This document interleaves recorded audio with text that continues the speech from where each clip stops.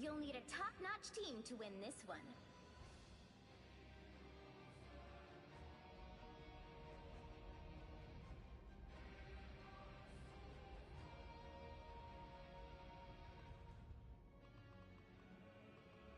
I am Loki, god of mischief and the king of Asgard.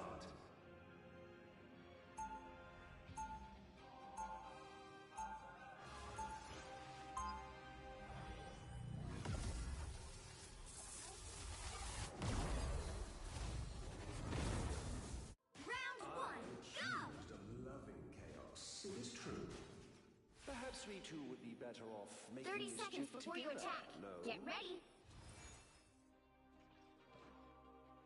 The actual Magneto. Wow.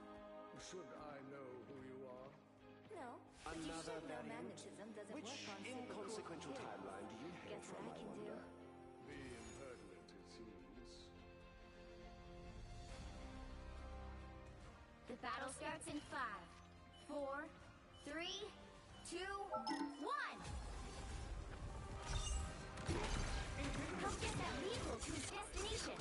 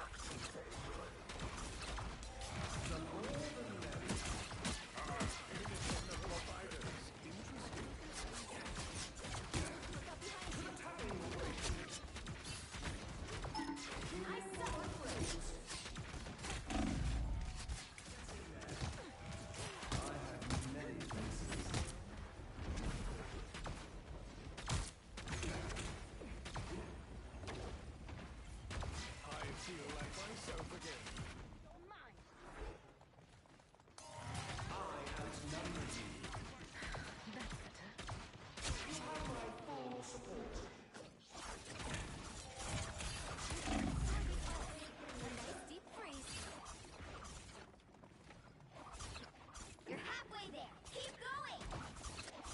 You know what to do, fighters?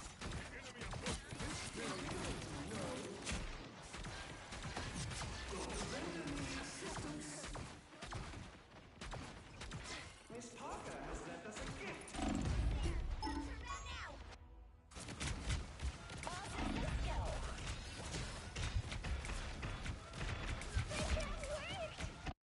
That was nothing for a god.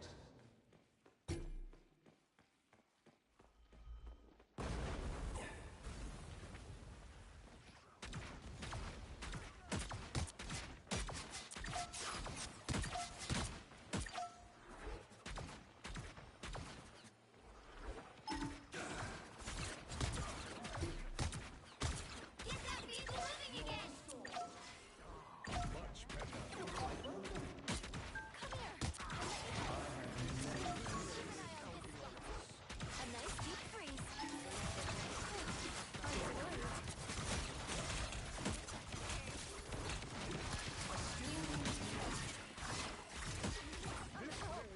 Your powers are mine! I am ready to put on a show.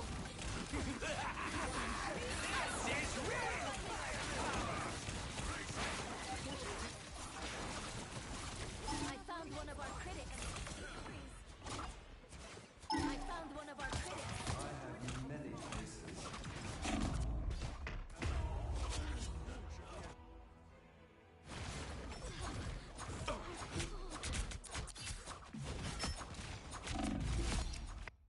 And here we go again. Only 60 seconds left.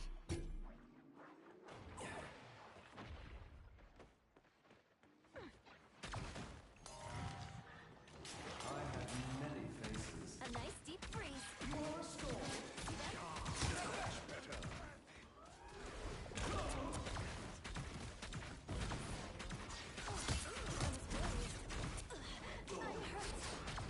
Tremble before fast!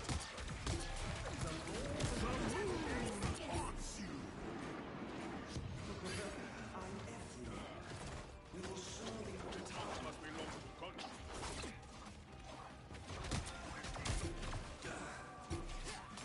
I have many faces.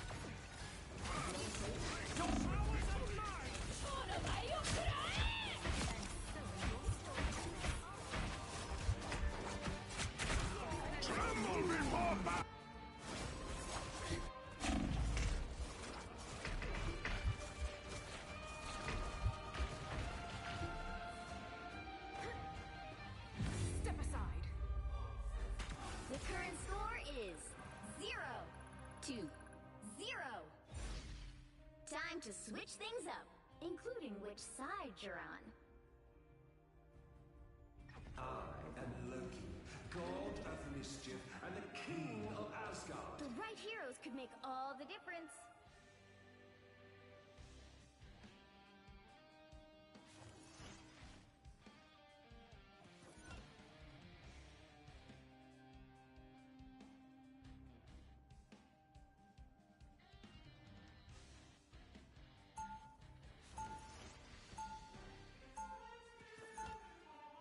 Round 2, go! Unreliable, vindictive, and yet oddly compelling, don't you think?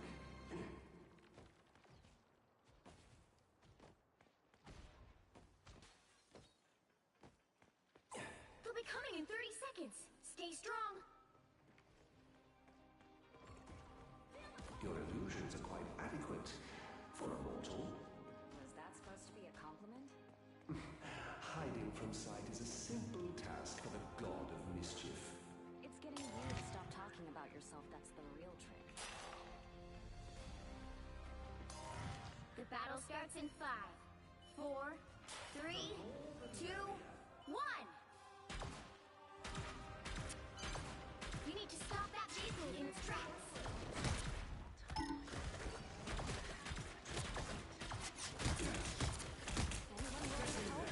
I am strengthened for battle. Your god is suffering. Turn around if I were you. The more the merrier. As graceful and lethal as always, T'Challa. I feel like myself again.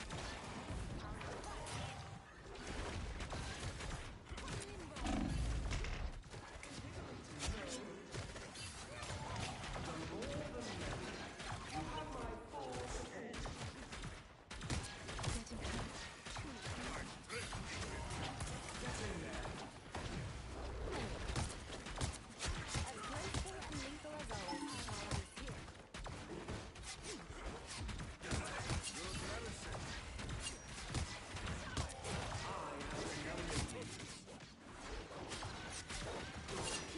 Tremble before fast! Shields up! A little help, please.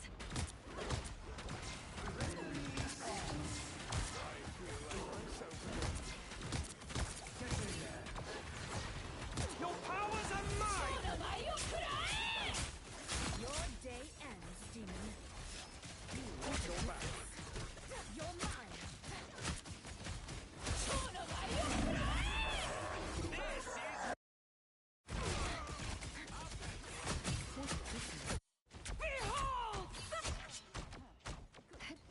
Greetings. What did I miss? I'm opening a portal. Better stop that vehicle.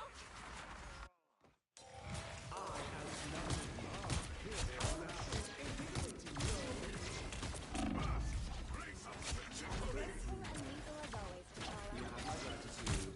I feel like myself again. A little help, please. The more the merrier. Much better. You have my full support. Cheap tricks, wizard. Oh, I'm fine. I outnumber you. Invigorating world.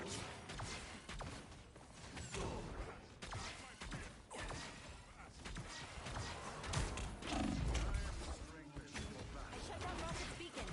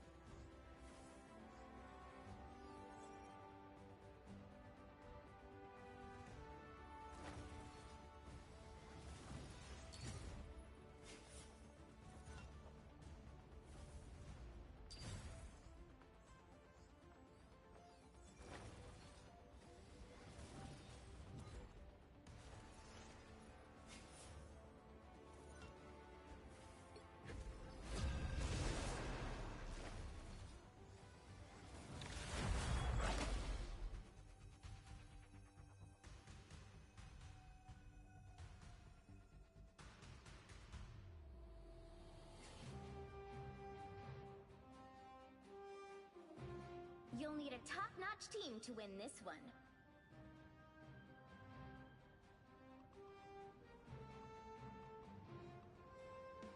I am Loki, god of mischief and the king of Asgard.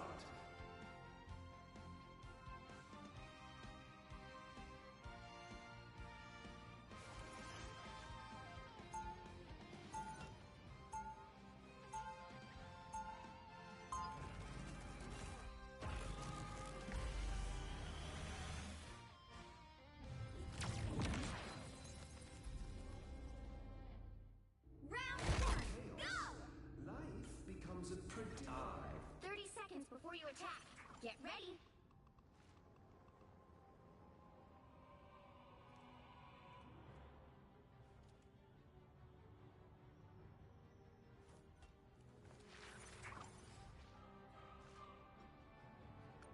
Let my enemies tremble. The battle starts in 5, 4, 3, 2, 1. Help get that vehicle to its destination.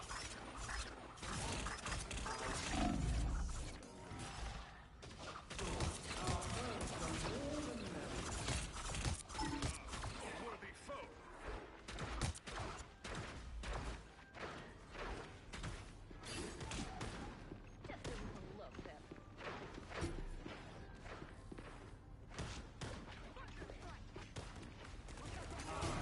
Unleash mighty havoc.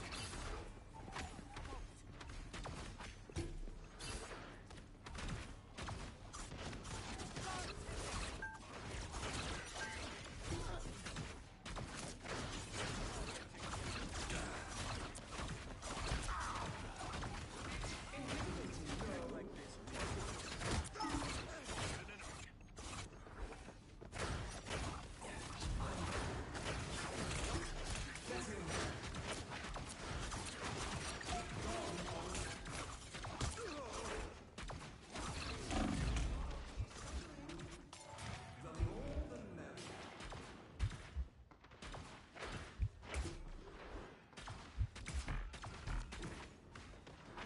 Range of battle.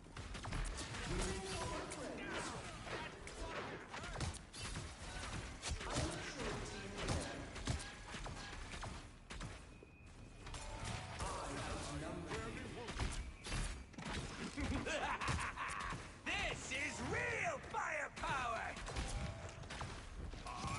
Asgard might grace us with victory. Born again.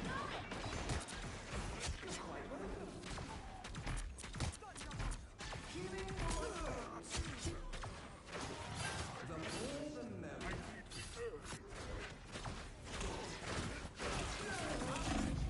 Just like my brother to leave when you leave. Armed and dangerous!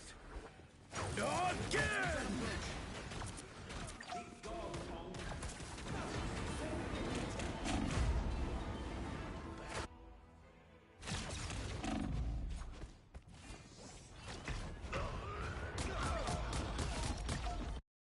That was nothing for a god. Almost there. Don't turn back now. Pulse charge, fire! I awaken. Enemies fall. The more the merrier.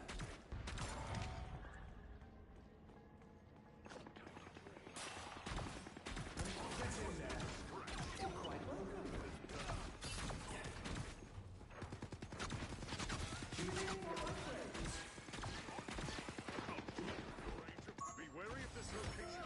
The vehicle reached a checkpoint. Keep up the momentum. The more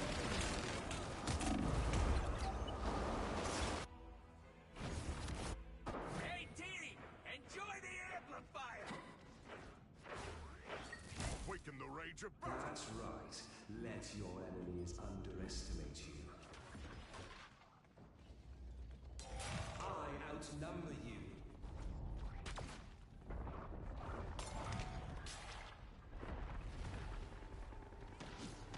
Your god is suffering. Bless the healing arts. Needed that, thanks.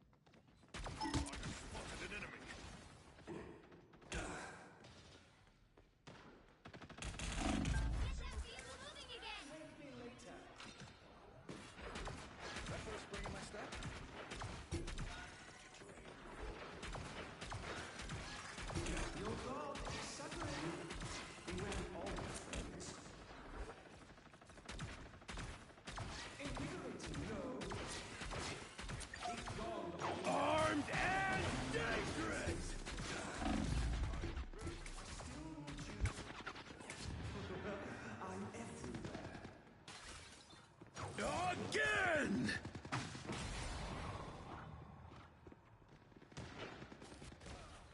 They are in front of us.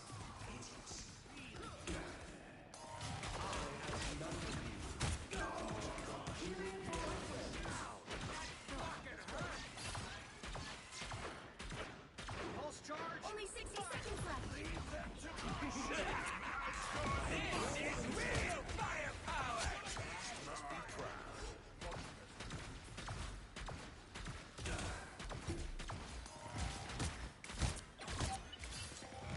I outnumber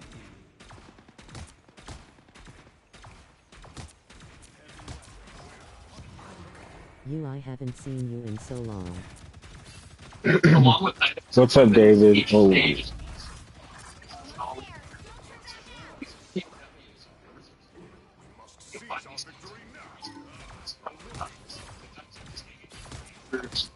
filling in a bonfire, or just tied to a post. So they Do you remember me? see these guys. yeah, I do. The iconic.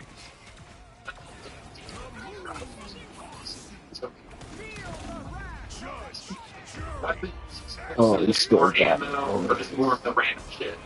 On rare occasions, you save one of them, and they'll fight Oh, alongside you, shooting out balls of fucking energy at you. The objective with these guys is to save as many as you can, reach the end of the level without dying. Upon dying, you'll lose all the POWs you've saved. You can see this reflected in the bottom left-hand corner of the screen. If you do manage to secure prisoners without dying, you'll be rewarded with a hefty 10,000 points per POW, as well as their names and ranks, which is pretty cool. Some of these names are fun. Working your way through the level and saving these guys is a lot of fun, and it's pretty addictive. Oh, It's important that you save yeah. If I lean too far away from my PlayStation with this headset, it starts bugging out. But yeah, I remember you. That's the perhaps most important thing you'll find in each level are slugs. No, not actual slugs, idiot. Metal slugs. Yes, the iconic tanks are called metal slugs. I don't know about you, but I can't think of a more perfect name. Each level basically has a metal slug section where you basically get access to one of these vehicles. Let me tell you, as the series progresses, these get more and more elaborate. All right, it was nice seeing you, David. Thank you for checking in with my Slugs are team. machine gun Okay, and some guys. form of secondary cannon or special. The biggest benefit with these is that you now get to take 3 hits before dying. And even if you're losing all health on the slug, you have the option to jump out and keep fighting up. The normal slugs are usually the exception, as you can just get shot off the back of them, but they can't be destroyed like on top of the extra firepower and health, slugs are just fucking fun to use. Vehicle sections are the highlight of each stage. Usually. It's also worth mentioning that either on a slug, one bunch for that as well. But good luck. It's hard. Alright, one more thing, then we'll get into the games. Every level is also filled with a decent amount of secrets. Metal Slug secrets aren't your typical secrets in games. These can be pretty well. So much so that I played on these games for years, and I didn't even realize secrets were hidden. Some of them are actually advertised like a physical alternate route, branching path, but most of them require shooting certain elements in the background of the level from spots on the ground or in the air. Some of these are, and I still find new ones every time I play them. When you do find a secret, usually you're rewarded with extra points in the form of item drops, but sometimes you'll actually find hidden POWs, and they can give you certain weapons or point rewards. Secrets are worth mentioning because it's just one more thing you have to do in each level. It just gives the game that much more character. Some of these secrets are really clever and fun and so fucking satisfying to find. So we got some context for what these games are all about. Let's fucking get into it.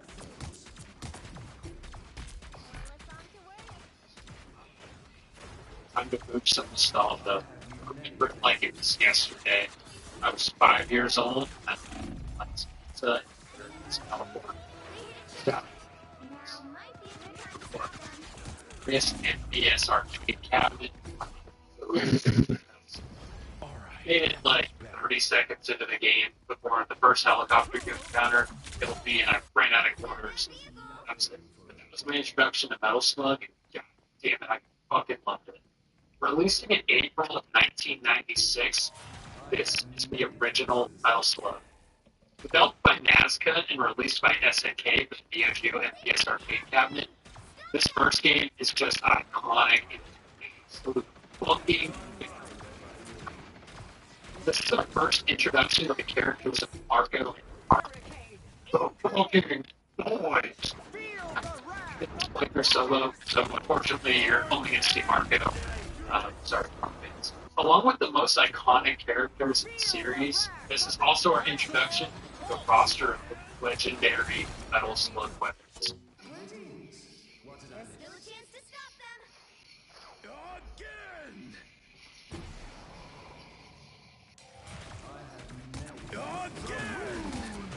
Even at that supple bright age of 5, this game's art style and animation is absolutely fascinating.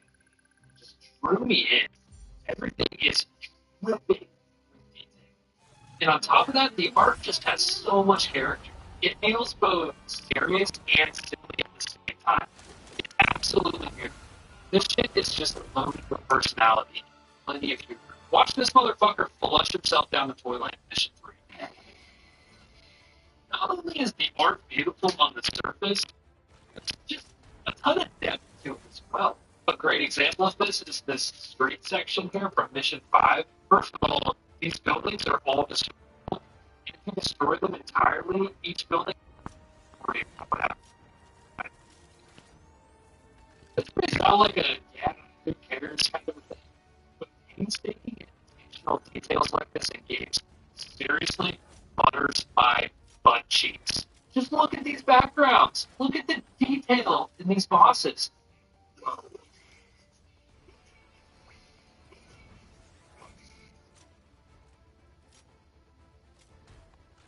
From the first story of wonder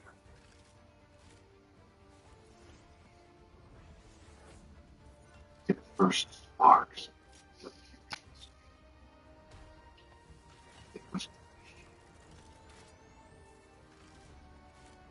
old deeper in the language and all the weapons are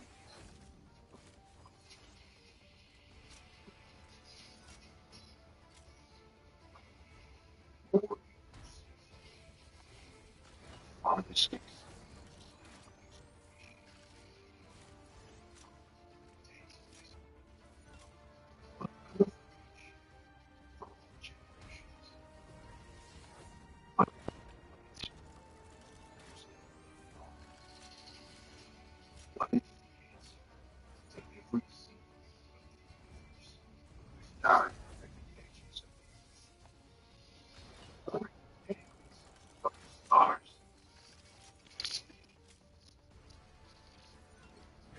So although the Springfield Mountain is still some road rage video game, you take the camera all the way past this barrier here that's at the very start of the level, you find a whole bunch of stuff that goes completely unused. Most notable of which is a sign that's not used anywhere else in the game. The top shoulder line curve, deep grade, big trucks, which is really neat, but it lends itself to an even cooler fact. The reason why these barriers even exist in the first place is apparently because all the maps in Simpsons Road Rage are supposed to connect together into one large map, like at a strap at some point during development. So that's why there's all these ridiculous barriers, as well as some stuff that you might be able to find out of bounds as a result of it. The only texture that goes unused in Simpsons Road Rage is you can find out of bounds. Like, for example, inside the power plant, if you go inside the walls here, you can see Sector 7G written out on this texture here, which obviously is the sector that Clover works in. But, like, what have you seen? This is all part of a texture sheet that just wraps around a piece of a model that the player's not supposed to see anyway. So, it's a piece of unused content. Look at textures, look at models, all sorts of crazy stuff out of bounds in an ongoing series where we'll take the camera and watch an secrets and new discoveries to some of our favorite games. Like I said, today we're looking at the Simpsons Road Rage, a game that uses two completely separate models of its drivers. Why is that? Because one of these models has a lot more bonus. You go to select have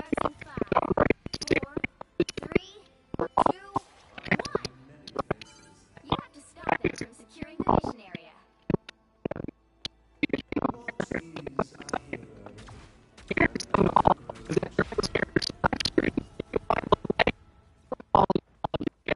Combined with a higher quality model, two sets of legs that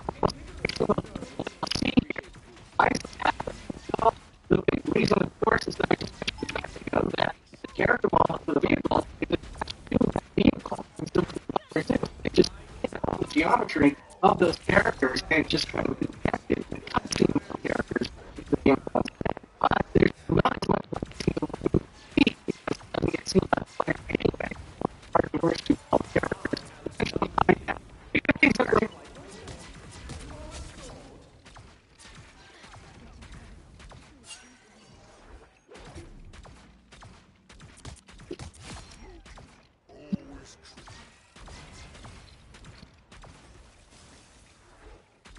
That put a spring in my step? Fine. I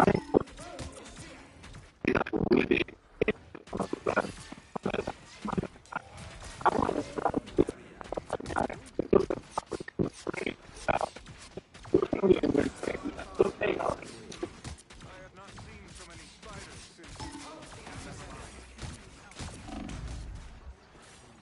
How about most panda? Which, that wasn't something I was expecting to say in 2025. Yeah, there was a model of a panda that just briefly has a cameo. One thing in this character's flat screen, I think the big question is, where does it come from and where does it go? And how much of this panda is modeling? You can see that it kind of just pops into existence, pops out as well. But the model of the panda is complete. Also very interestingly, the trunk door for most car is made into a separate model that's placed on top of the car. The outline for the trunk door on most car is still there. It's not affected because it's not actually a trunk door that is remotely functional. But the default carry position, if you're trying to get the average team on boundary, and they handle this in a very strange way. So the shadows work just fine on the purpose of whatever the vehicle is casting with. But below the environment itself, there seems to be a 3D model of the vehicle you're using, but shadowed by. This has to be one of the most unusual developer techniques I've ever seen. And on top of this, too, if you look very, very closely, you can see the shadow connecting to the vehicle itself, almost looking like marionette strings.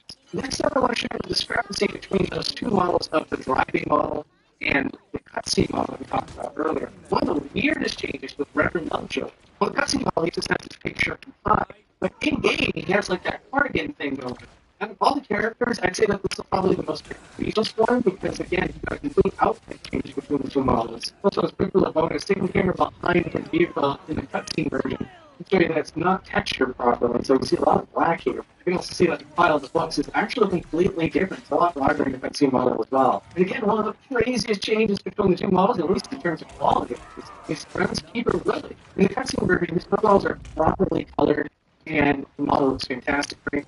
But in-game, it is just a completely different story. His overalls are not only just one shade completely different from the show, but two shades different. So the upper torso has this dark blue, and his pants have a light, clearly one of the most rushed models in the whole game. Then here's two very interesting differences for Chief Wiggum. Taking the camera behind Chief Wiggum during the character select screen, you can see that one of the tries on his face gets dragged and shoved down below, but it's out of the player's view, so it's okay. It's not all that distracting when you go with the camera. But here's the real kicker. I want to show you the big difference between his custom model and his in-game model. The piece inside of his holster is black, and his nose just has no nostrils whatsoever for the cutscene model. But in-game, his piece is gray, and his nose has a very, very high-res texture for some reason for the nostrils. And then for this power plant console, I saw that it had writing on it for some reason, so I wanted to take the camera out and see what it said. And someone was just mashing on the keyboard. You want me to read it out for you? That's fine, I will.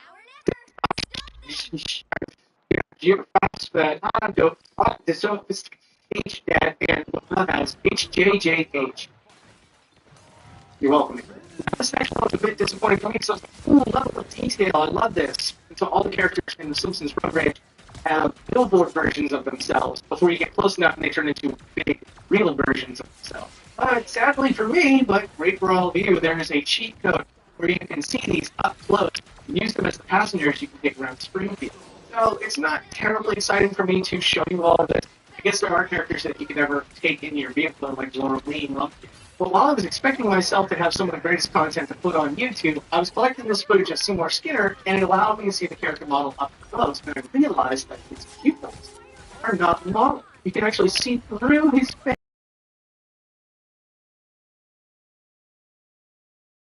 That modeling doesn't exist. Why doesn't it exist? There's several instances, like Reverend Lovejoy's character select screen model. In fact, you can see that his eyeballs is semi-transparent. No surprise. And the same exact thing could be said for most characters.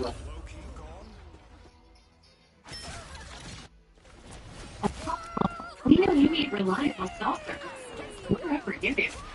When we run on the network, we're still up. Carrier from anywhere. Only 60 seconds left. Talk about it.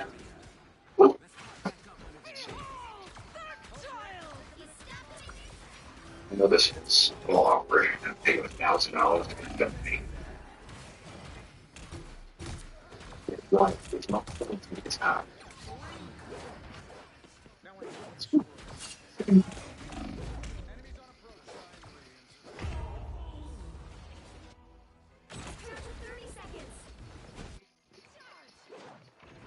But then there's characters that just sort of defy all the logic quality of characters here. And we're up to his passenger model, which show you that has no people's mnemonic here, which I guess is appropriate for episodes of the show. Then coming up on the loading screen, you can manipulate the animation that Bart has. If you do, you can place it over the Simpsons Road Rage logo, and you can see exactly where these collection of images are actually supposed to camouflage with the dark blue.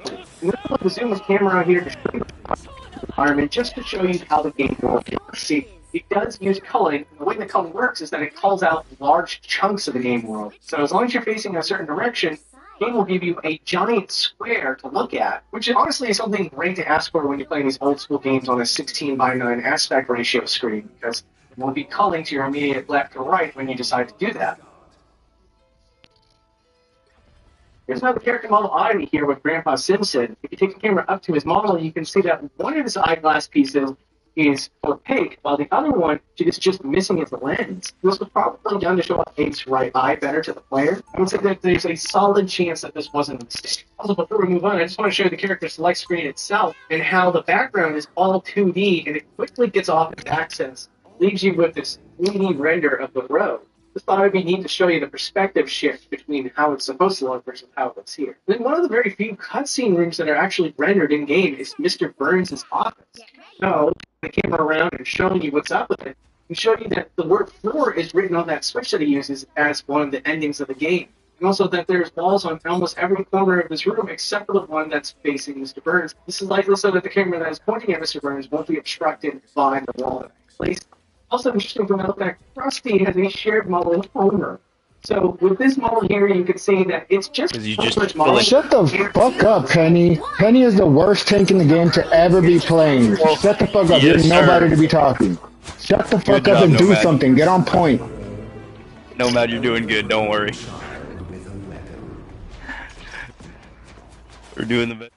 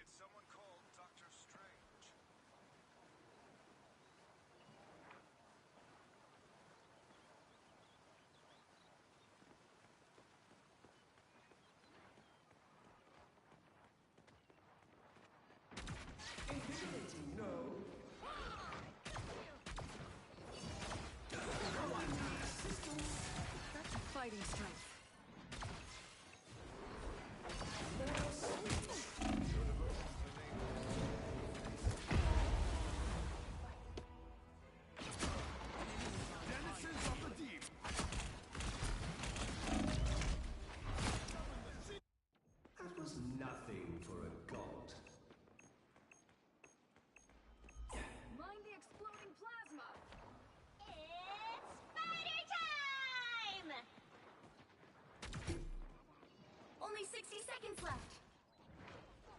Assemble! Enemies on approach. Behold, the child!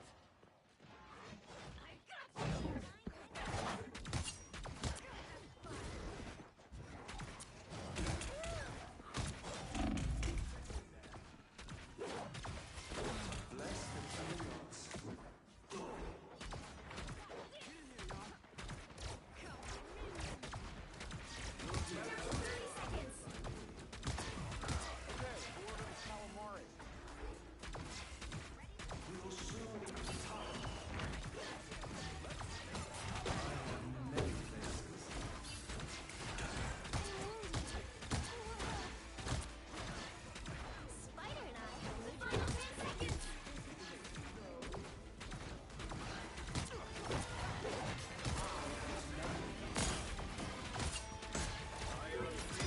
Ashanti's power! Final score 0-3.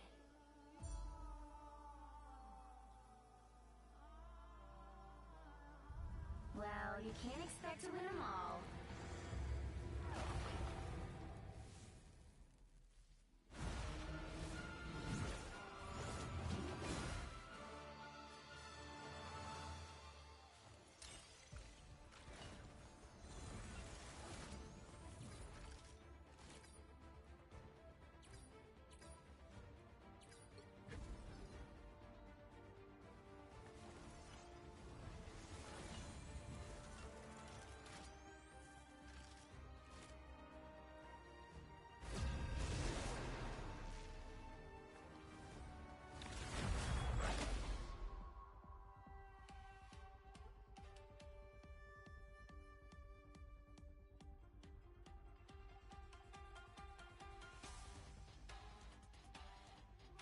The right heroes could make all the difference.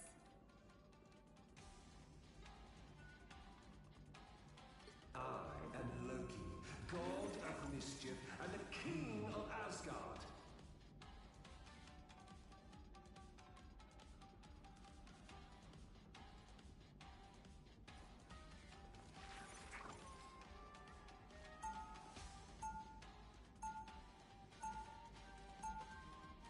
Round 1, go! We are cloak and... There's always a spark of light in darkness. They'll be coming in 30 seconds. Stay strong.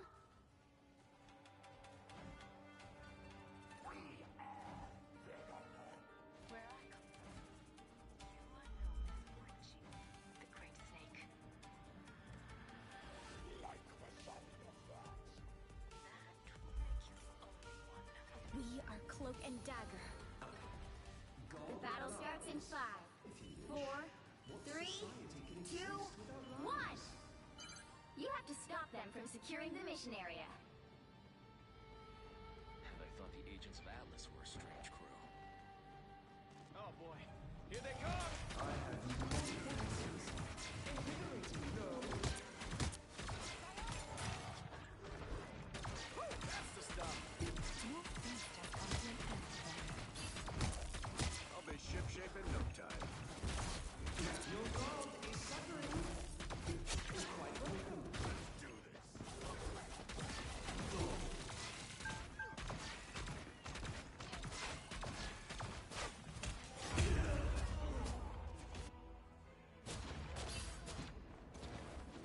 Am I invisible? They will attack until we defeat them once and for What all. did I miss?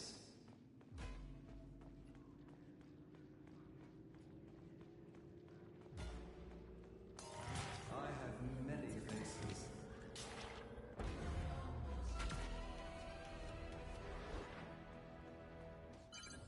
You need to stop that vehicle in its tracks.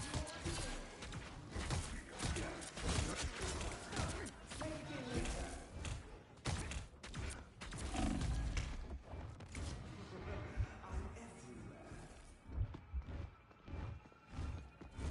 Halt the adversary!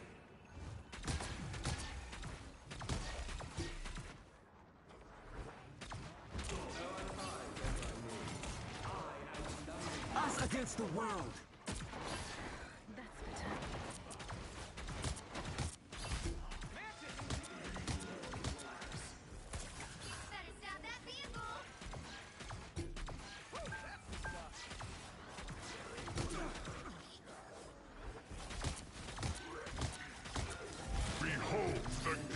thunder!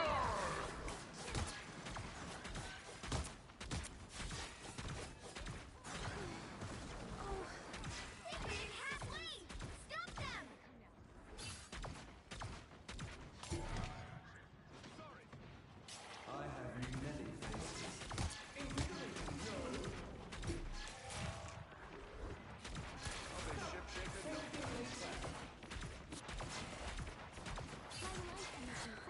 There's still a chance to stop them.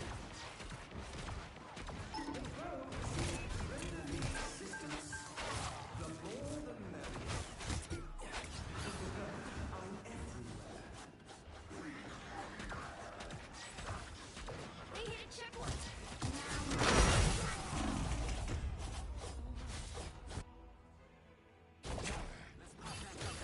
Coming at you.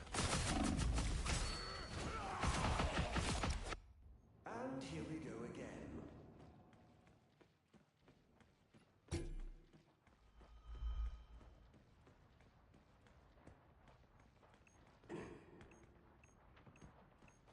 I require help. I have many faces. Intimidating, no.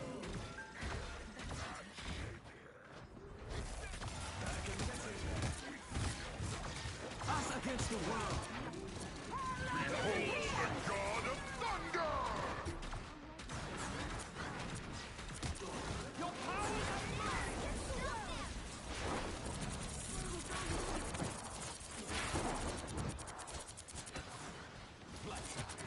Careful, Ty. My time to shine. I have many faces. To victory! I am sure being there. Hello there, little spiders. Here they come. All right! My apologies. I'll be ship-shape in no time.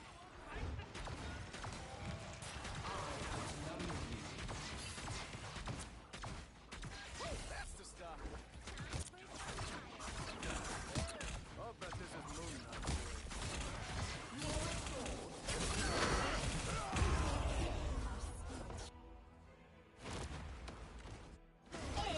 It's spider time!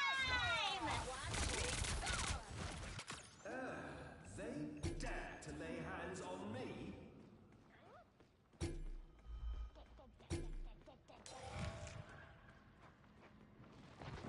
The more the merrier. Don't give them another inch, or else. us against the world.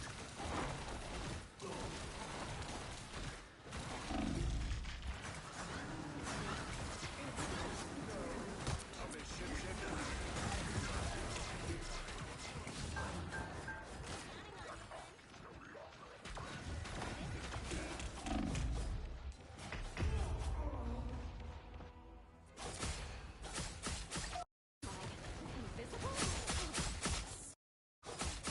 Yeah, they're coming. Keeps me down for long. Show me to get.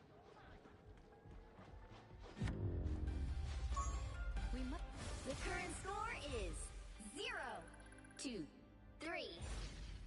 Time to switch things up, including which side you're on. You'll need a top-notch team to win this one. I am Loki, god of mischief and the king of Asgard.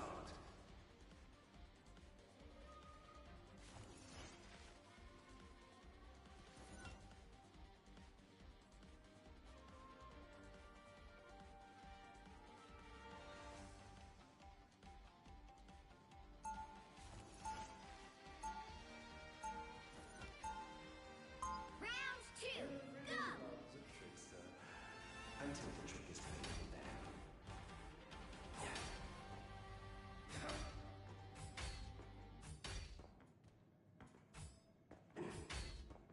30 seconds before you attack. Get ready. We escape the collector together, little one. We shall face this new threat side by side as well. If only all your kind were still at peace.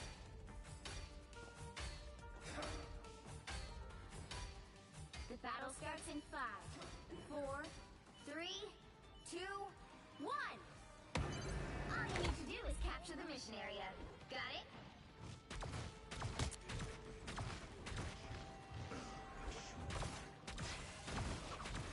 Hostile forces incoming. I'll be ship shy of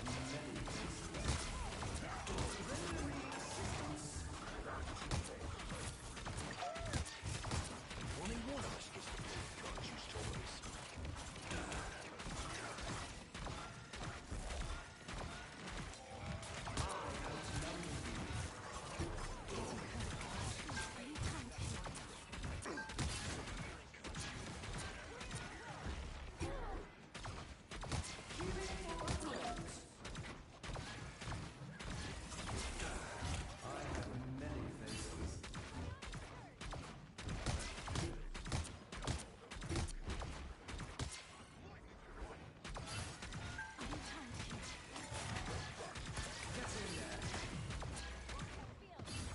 That's the boost I needed. I have many faces. Disappear! Keep your courage to yourself.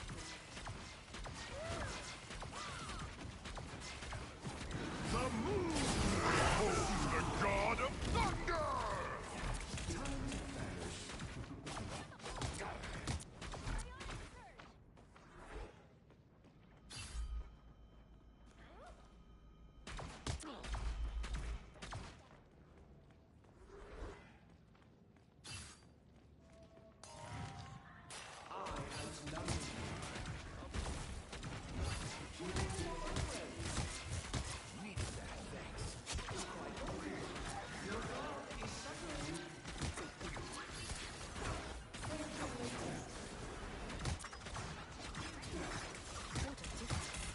Your powers are mine! Disappear!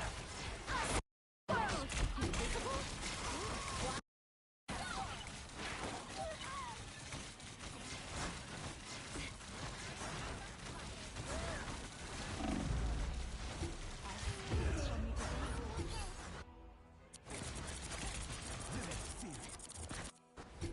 Welcome to the Dark Force dimension. Greetings. I still need you. Needed that, thanks.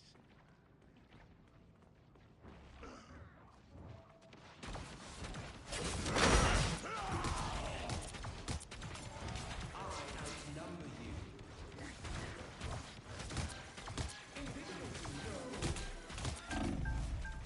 Only 60 seconds left.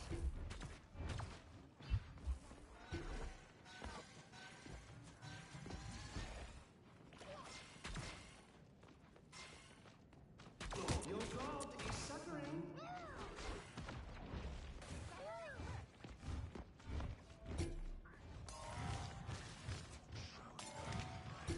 The more the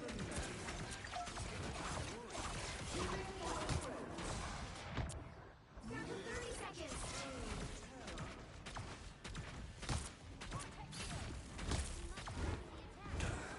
Behold the god of thunder!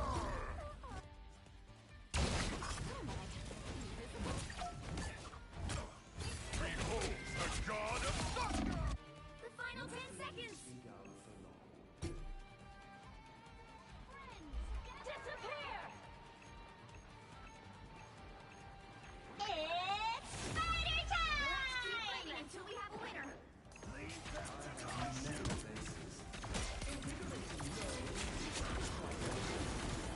Us against the world!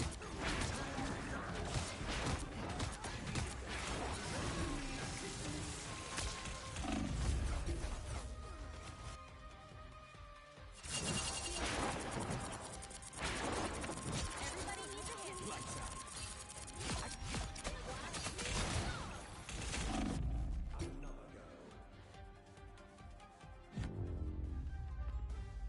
Final score 0-3.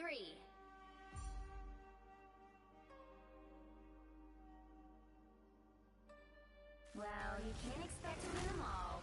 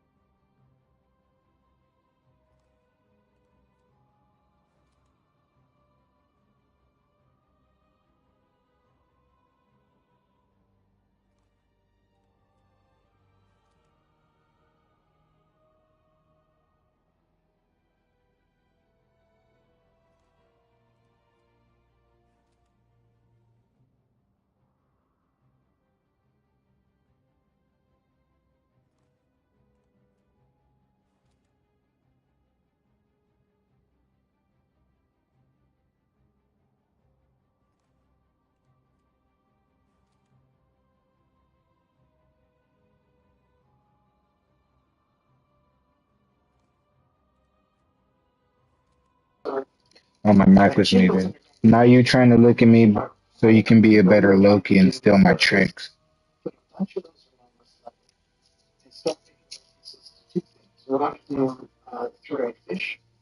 Shut up. Okay.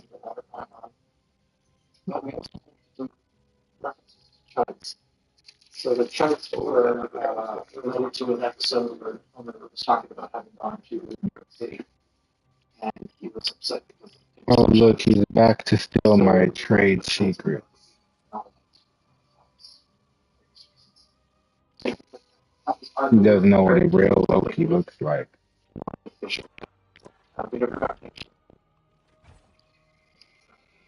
Let's see, what does this say? This says Lord Loki, a max rank Loki. That's crazy.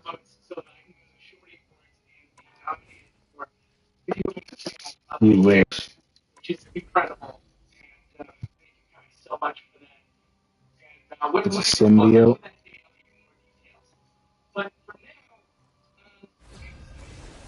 This Loki beat Null.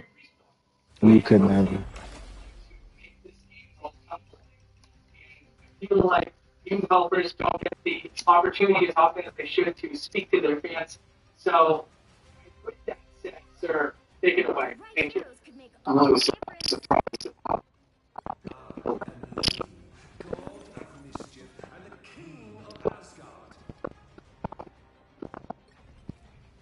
You are like a little monkey. The ones that they dress up and put sunglasses on. That are in the Arab videos.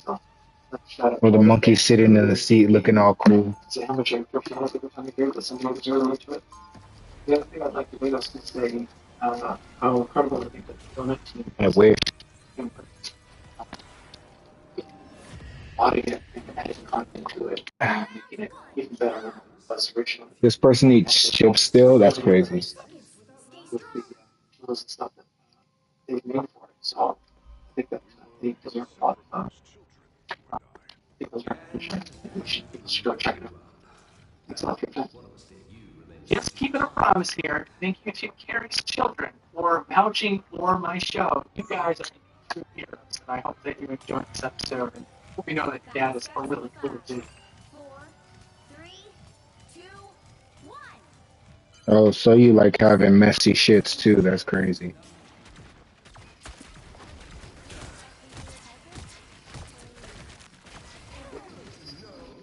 The fuck you running to?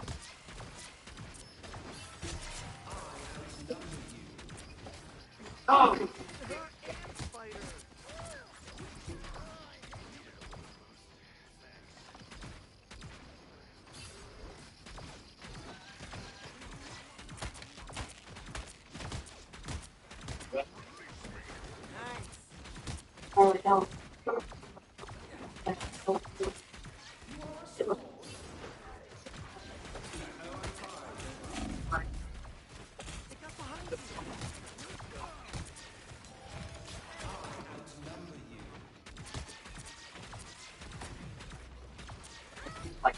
Oh, you died right when I needed you. Damn.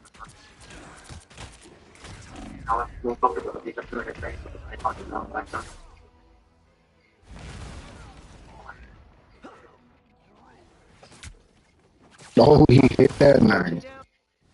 He lined it up.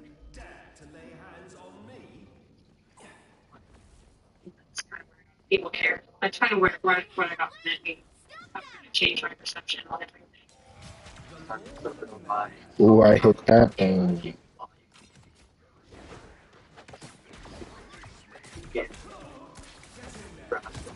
Can we get this Spider-Man off my ass?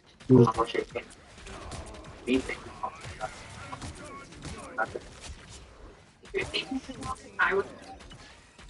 think that's the only advice I could give it.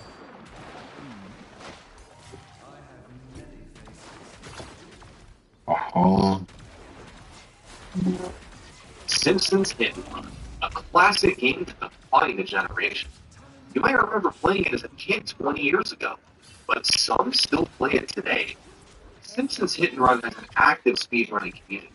a group of gamers who push the game to its limit, trying to beat it as fast as humanly possible.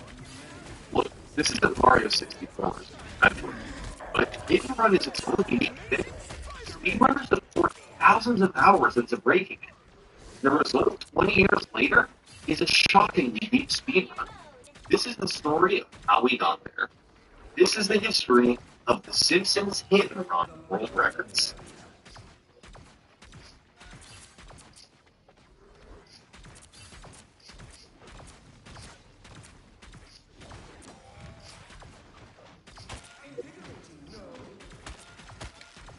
And now, a word from this video's sponsor, Displate. Displates are metal boosters that are super easy to hang on your wall. I personally own about a dozen. There are over 2 million artworks available, including many from your favorite gaming franchises. But the best part is how easy they are. If you're worried about having to drill holes, Displate solves that problem. They use a magnet mounting system that leaves no traces.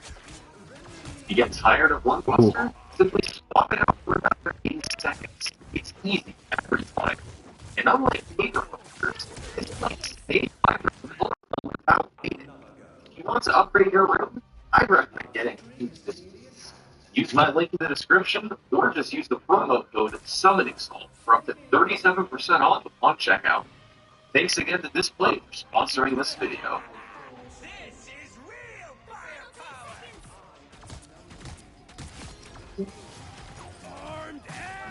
Here is 2005. Main hub for speedrunning is a website called Speed Devil's Archive. Over on the forums, a group of site members are discussing how to speedrun a relatively new game, The Simpsons Hit and Run. However, the conversation ultimately goes nowhere. And this begins a trend. Every few years, a new runner comes along and brings up speedrunning the game. Every time, there simply wouldn't be a good game to speedrun. So, why? Well, forum-goers in the mid-2000s identified 3 main problems. The first problem, they actually thought the game was too hard. Now, that's not totally unfounded. Simpsons Hit and Run has 7 levels, and each level has 7 missions to complete. Missions in the first few levels are pretty easy, but the last few levels do have some very tough missions. If you've played Simpsons Hit and Run, you probably remember the infamous missions Never Trust a Snake and Set to Kill. You also need to complete objectives under a time limit. Any slowdowns if you run out of time. You also need to avoid hit and runs. If you run into too many objects or pedestrians, the police come after you, potentially slowing you down and taking some of your coins. Speaking of, that was the second main problem. Coins. You must collect 3,625 of them to unlock everything needed to beat the game. They're scattered all across the levels in boxes, machines, wasps, and other places. You have to go out of your way to collect enough of them, severely slowing down the speedrun. So, reasons The Simpsons Hit and Run is a bad speed game. There are too many coins, the game is too hard, and the game is too easy. Yeah. If you fail a mission 7 times, Hit and Run gives you the option to skip it and move on to the next one. So, for 3/4 of the game's missions, it's faster to just restart over and over and skip the mission, rather than actually playing it. That would make an 80% speedrun quite easy, and exceedingly boring. Because of all this, speedrunners ignored Simpsons Hit and Run for years. New forum threads would pop up and fizzle out without much attention. But speedrunning kept growing. More people got into the hobby, and those runners looked for new games to run. And finally, in 2012, nearly a decade after its initial release, the first speedruns of The Simpsons Hit and Run were performed. A few runners played straight up 80%, where you were allowed to restart and skip missions. This led to some fairly boring runs, but there were still very talented players. Duke Bilgewater and Decade for President completed the first 80% runs of Hit and Run. But then, another more popular category began. The rule set for this category was that you had to complete all 49 story missions without skipping it. To this day, it remains the most popular category of The Simpsons Hit and Run, and it's called all story missions. Early runs were performed by runners Ninja29 and Cookie. No videos of their world records survived, but they got times clocking in around 2 hours. The early hit and run community kept track of their times on a Google spreadsheet. Runners would simply post their fastest times to the board. It was a small and tight-knit community. And it was from this early community that we get our first world record with surviving video. Simpsons Hit and Run in 1 hour and 54 minutes by Pessimistic Mango. One thing about right.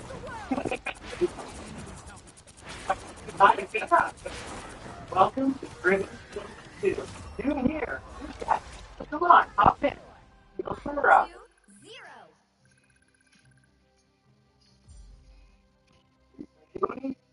There's a person. No, well, just me.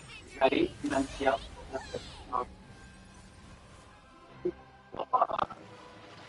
Okay, now the other don't come out.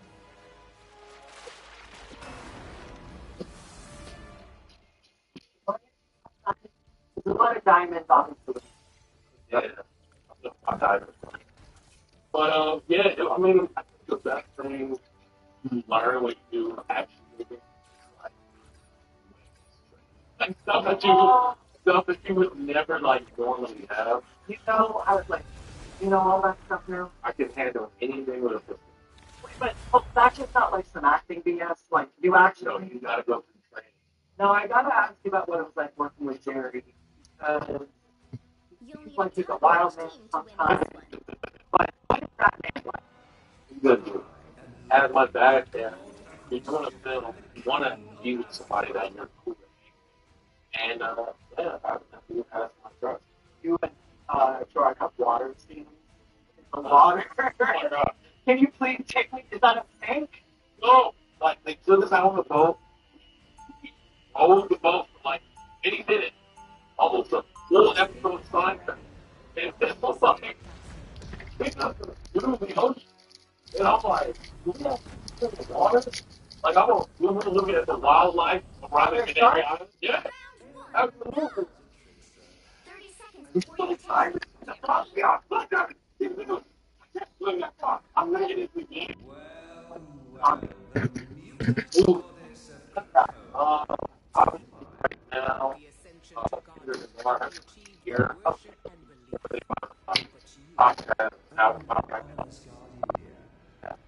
My dad always made my workout. Something about carrying your dad who's angry that makes you work out. I told him, like, not every day, I'm really always kind of guy, you know, anything from like, Beatles, Williams, just like any, just stylistic, engagement. who was like around your house girl?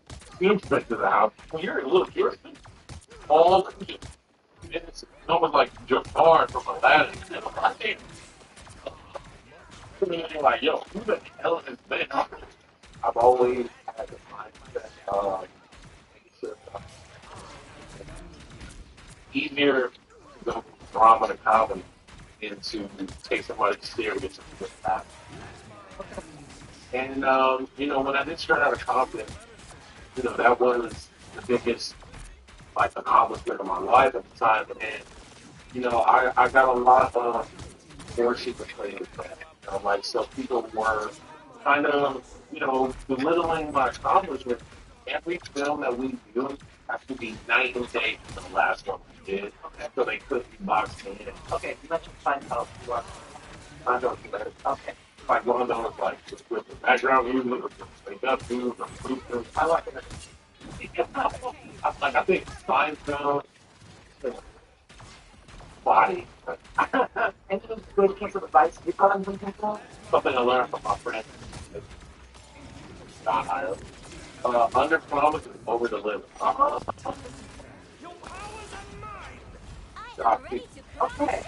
I'm gonna use that. Promise over deliver.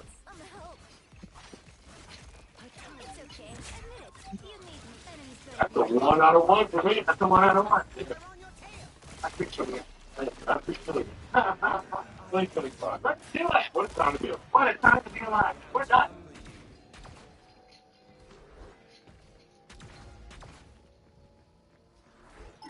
Well, thanks. Done your challenge.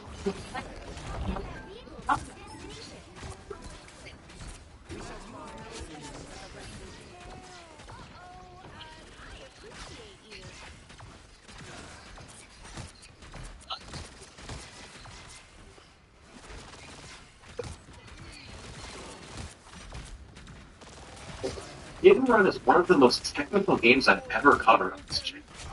It all started with the coin round. Mango had to find the best way to collect over 3,600 coins without wasting too much time. Certain missions had downtime built into them. For example, if he just had to follow a car around the map, he could drive around and collect coins himself, while making sure he stayed close enough to the car. But even on the other missions, Mango had to collect coins, and tried to do it whenever he happened to be near someone. It was a balancing act, but he mapped his coin route out across the entire game. Then there's the tricks. Hidden Run has a lot of them. Some are played based on mission rules. After finishing a mission, the game usually tells you to drive somewhere to get the next one. But instead, by going to the menu after mission complete appears on the screen, you can select the next mission and work there straight away. Another basic piece of tech is car resets. You can reset your car at any time and it'll work to the nearest main road. This can move you ahead a bit on the map, or just get you back on track quicker. That's the easy stuff. There's second nature to hidden speedrunners. Mango's Run also has some sophisticated tricks, like car skips. In the 7th mission of Level 1, or 1-7, you're supposed to race Smithers to Mr. Burns' mansion. The intended route is to drive all the way around the map, but if you instead push Carl with your car past the power plant door, and then talk him to initiate the race, the power plant door closes with you already past it. So, you can just quickly drive through the power plant to the mansion and save about a minute on the speed run. Other important parts of Mango's Run are the destruction missions. There's several of these throughout the game.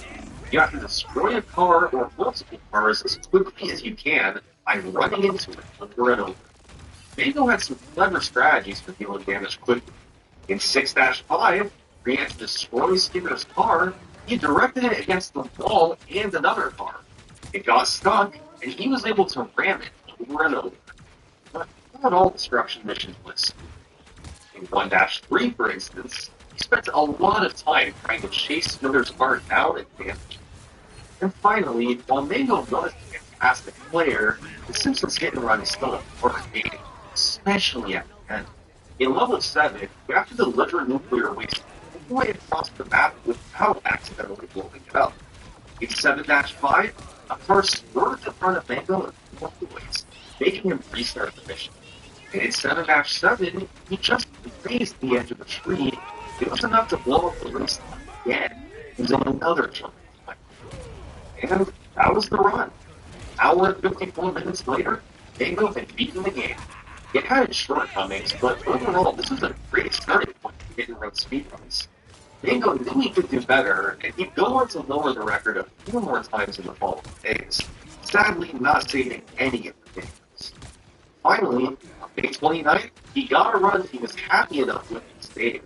1 hour and 50 minutes. It was a greatly cleaned up version of his hour 54 run. Nearly every level was faster. He got better at destroying vehicles quickly. Once again, he had some brilliant strategies here. For instance, in 3-7, why destroy the vehicle yourself when you can get it stuck so it destroyed itself while you picked up points? Mango's level 7 was too, filling up the waste only once. But you have one notable time loss. He missed a big trick that we haven't talked about yet. The cutscene skip.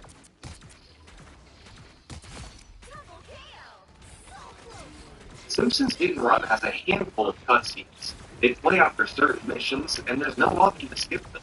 You have to watch them. Except, there's a trick you can do on 3 of the cutscenes. The ones after level 2, level 5, and level 6. After mission complete fades out, if you pause the game in a small window just before the cutscene starts, you can select the next mission and skip the cutscene entirely. You have a 9-frame window to skip the level 2 cutscene and a 16-frame window for levels 5 and 6. That's between a 20th of a second and a quarter of a second, depending on your frame rate. You can also repeatedly pause to give yourself a better chance of hitting it. So all in all, cutscene skip doesn't seem that bad. But the problem is that it's super punishing to miss. The level 6 cutscene lasts 45 seconds, the level 2 cutscene lasts 55 seconds, and the level 5 cutscene lasts a whopping 2 minutes and 20 seconds. So there's added pressure of knowing that if you miss one, it's a huge blow to your speed run. Sure enough, this run, Mango missed the level 6 cutscene skip. It was a 45-second time loss. Had he gotten it, it would have been a sub 150. Mango made that his only time going through. A run in 140s. But it wasn't going to be easy. Because Mango wasn't the only player to get that time. In mid-2014, he got a competitor.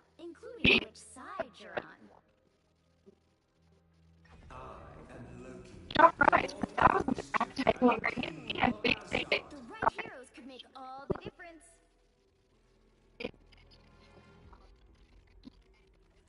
With infrared light technology for up to 14% faster drying, 11% less energy used, and hydration locked in. Dry with the speed of light without damage, shortness. Mango had a reason to take a break, and not just because of Juana's deep Mangos, but because on June 14th, Juana got a run of 150.08, a new record in just 9 seconds from the sub 150. In true hit-and-run fashion, Juana didn't highlight his run since he wasn't happy with it. But Mango and Juana were neck and neck. They both wanted the sub 150, were both just seconds away. Who would get there first? On July 4th, 2014, Mango got a good chance. His run started with the fastest level 1 he'd ever performed. The next few levels were up and down, but crucially, he got all 3 cutscene skips, meaning he saved an additional 45 seconds. Mango entered level 7 on pace for a 149.58. It seemed like it was going to be close. But instead, Mango played his fastest ever level 7. It was a blowout. 148.16. Nearly a 147. The middle had its slowdowns, but Mango had started and finished the run incredibly strong. The ball was in Juana's court. He competed with a 148. For a few months, he did struggle to beat Mango's run. But by that November, tides had turned and he felt he had a great chance to pull it off. How come? Well, it all came down to destroying vehicles, where Juana had some new strategies. The armored truck in 5-6 is one of the longest destruction missions in the game. It takes forever to be destroyed, especially with Snake's car, which isn't adept at damage. It took Mango 2.5 minutes to destroy it in 148, but here's what Juana did. He guided it off the road so it got stuck against the pillar. It then damaged itself over time as it tried to escape, and if Juana destroyed it in under a minute. The armored truck strat would become one of the most pivotal strategies in the entire run. Miss it, and you have a big time loss. Another fast destruction strategy was in 1-3. Juana steered Smithers' car into a house, then repeatedly hit it while stuck to destroy it quickly. A solid time save over Mango chasing the car down. But perhaps my favorite new strategy was in 4-7. Here, you have to escape Chief Wiggum by getting far enough away from him. But instead of driving far, Juana just ran inside the Simpsons house. The mission ended, saving him 10+ seconds. This works because the inside of the house is located very far away from the rest of the map, so the game detects that you've escaped Wiggum and just ends the mission. Thanks to these new strategies, on November 17th, Juana was able to go 2 minutes ahead of the record going into level 7. He wasn't out of the woods yet. Remember, he was up against Mango's point split here, and he was 100 points shy, meaning he'd have to pick up extra points before buying Zombie Card. Despite a big lead, this was going to be close. And most importantly, Iguana had to avoid pulling up the waist. Oh shit. I thought that we up. What's more, both Jack and his roommates were happy. Well, we have no idea. I could not even be close to Lauren.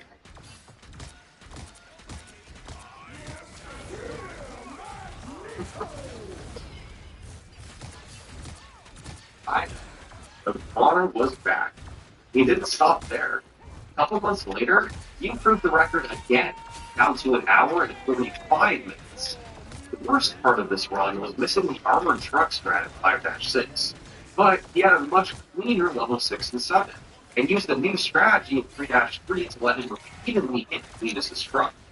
So yeah, the Iguana and Mango were just trading this record back and forth. The game's two best competitors, rivals that flash for years to come. And maybe they would have, if someone else didn't come along.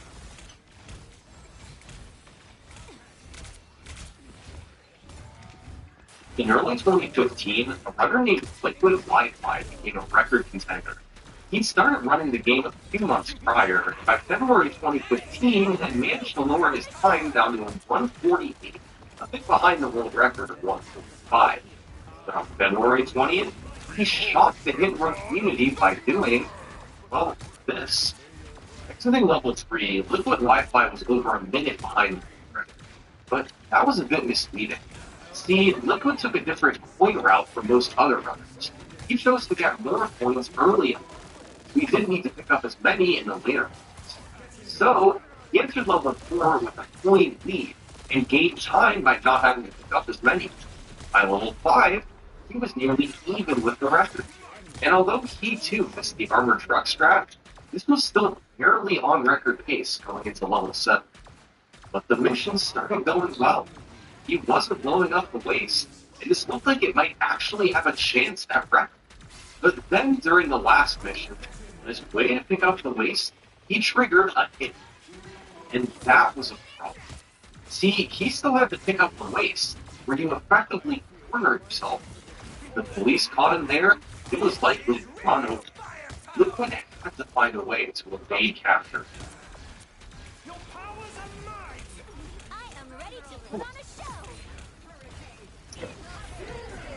This is going to wait.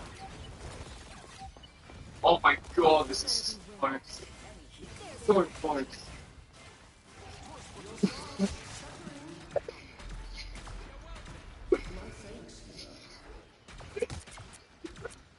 Liquid Wi-Fi was the new hit-and-run record. It wasn't a huge improvement, but a very strong last couple levels was enough to get it done. On the other hand, the Iguana had just lost his record. He wasn't going to stand for that. So, an hour after he saw his record had been beaten, the Iguana booted up the game, started playing, and...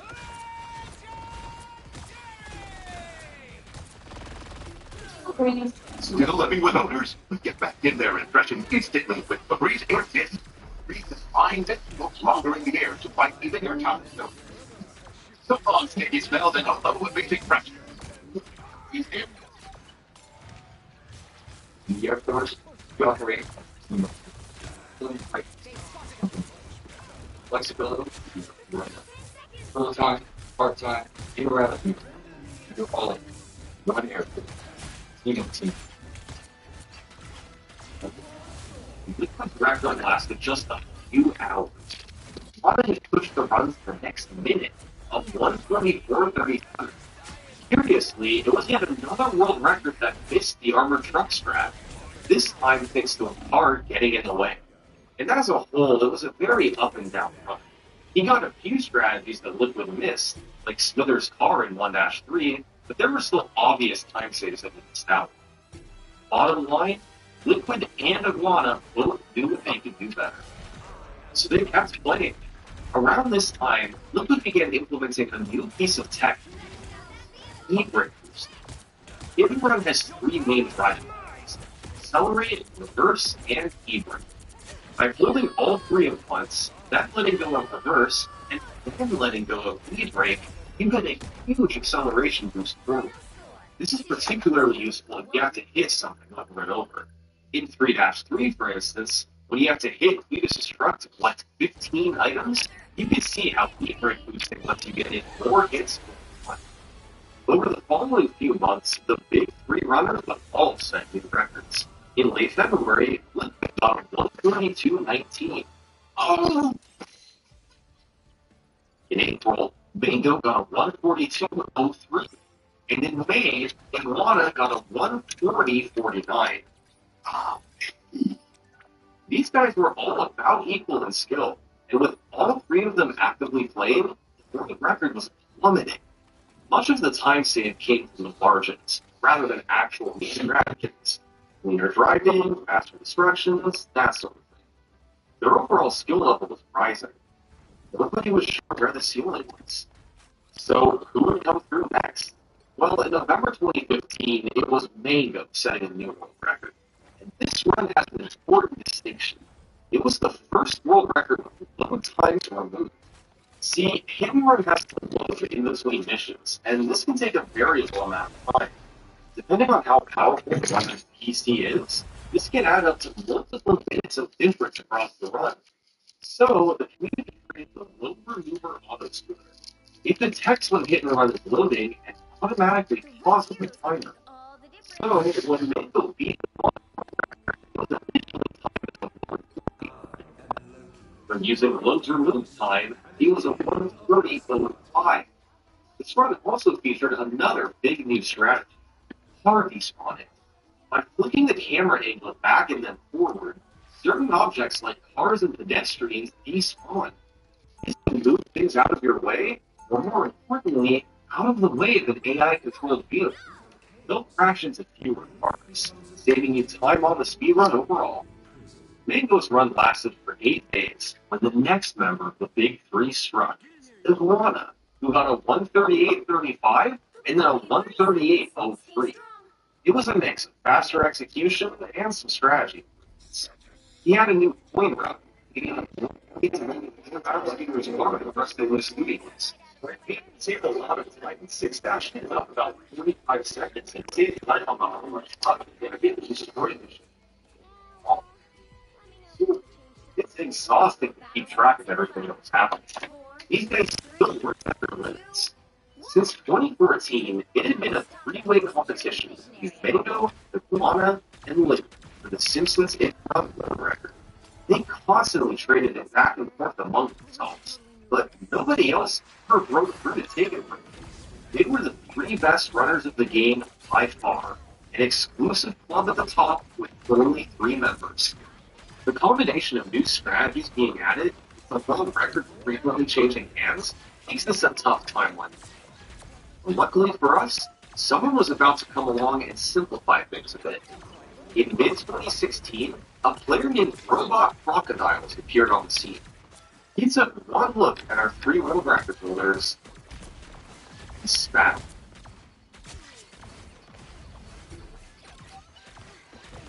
Over the course of several months, Croc single-handedly took 5 minutes off the Hidden Run world record. Unfortunately, all of his videos were free. We can't watch any of them today, but we do have an idea of what Croc more or less revolutionized the game. Were there new strategies? Well, of course there were, and he used them to his full. In 1-7, Croc used Carl's skip skin. Instead of running over Carl, he simply reversed the door and reset his car. The game's default reset point here is right at the door entry. So you respawn halfway past the door. You can then continue reversing and make it all the way through. Faster and more consistent than Carl's. Croc also switched vehicles for a couple of weeks. In 1-3, instead of using Homer Sedan, he used a traction car to dealt more damage. Similarly, in 3-4, he switched out Mr. Plow for the school bus. Another big one was in 4-1, a strat called Donut Fire. You're supposed to hit the donut truck 10 times to collect items. And the strategy here used to be letting it hit you 10 times. But instead, Croc began guiding it into a corner and then hitting it over. This was both faster and much safer than the full strat, as you get rid of RNG when traffic gets in the way. But Brock's dominance was for more than just the strats. It's also because he raised the bar for his execution. See, Brock began by grinding individual levels instead of full game rates. He got good, achieving every IL record in the game. This gave him a mastery of each individual mission that nobody else had. He was able to pick up minutes across the run just from better driving. He slowed down less overall and took cleaner lines. Brock lowered the record a lot in a short period of time. He pulled away from the runners behind him, and he was undoubtedly the best player the game had ever seen. Sadly, a few months after these runs, Brock disappeared, taking his channel and videos with him. Today, it's impossible to watch any of his records. It's really too bad, because if he'd stuck around, he might have been able to prevent happening next.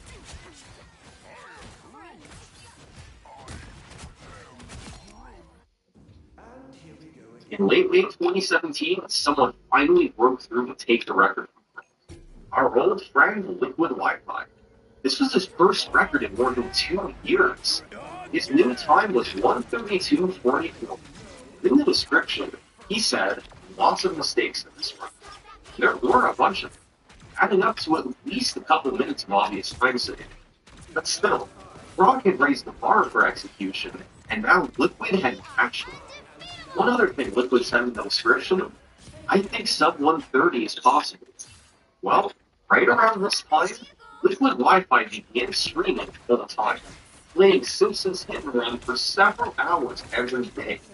And he got so good that he took over our story.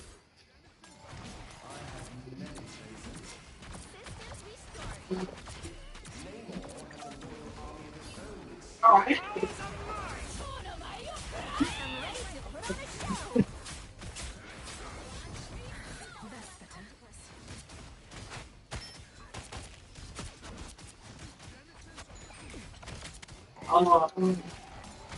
Okay.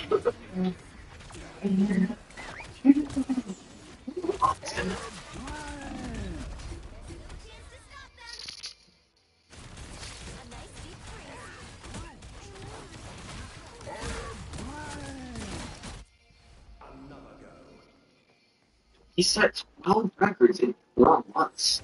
He took the record from 132 to a 129.44. How did Liquid do this? Well, lots of tiny optimizations added up. He went for a lot more parties than previous records, helping his AI vehicles not hit well. He also had a new point that collected his rusty new points in the middle of the 3-2 mission to skip points later. Most importantly, Liquid had just gotten good. The leaderboard was pretty stagnant. Liquid had a 129, Brock had a 132, and nobody else had below a 135. How long did this go on?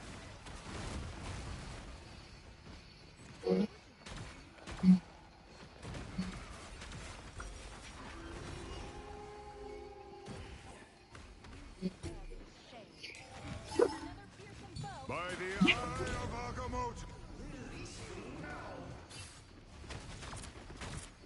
I'm dead again.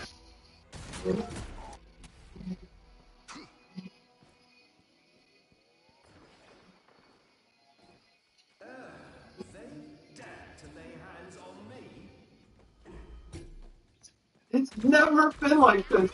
That's the final boss. You're not used to losing. Maybe not.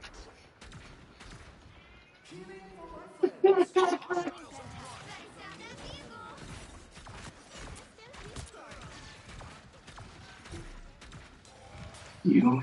I am ready to put on a show. Don't give them another inch, or else.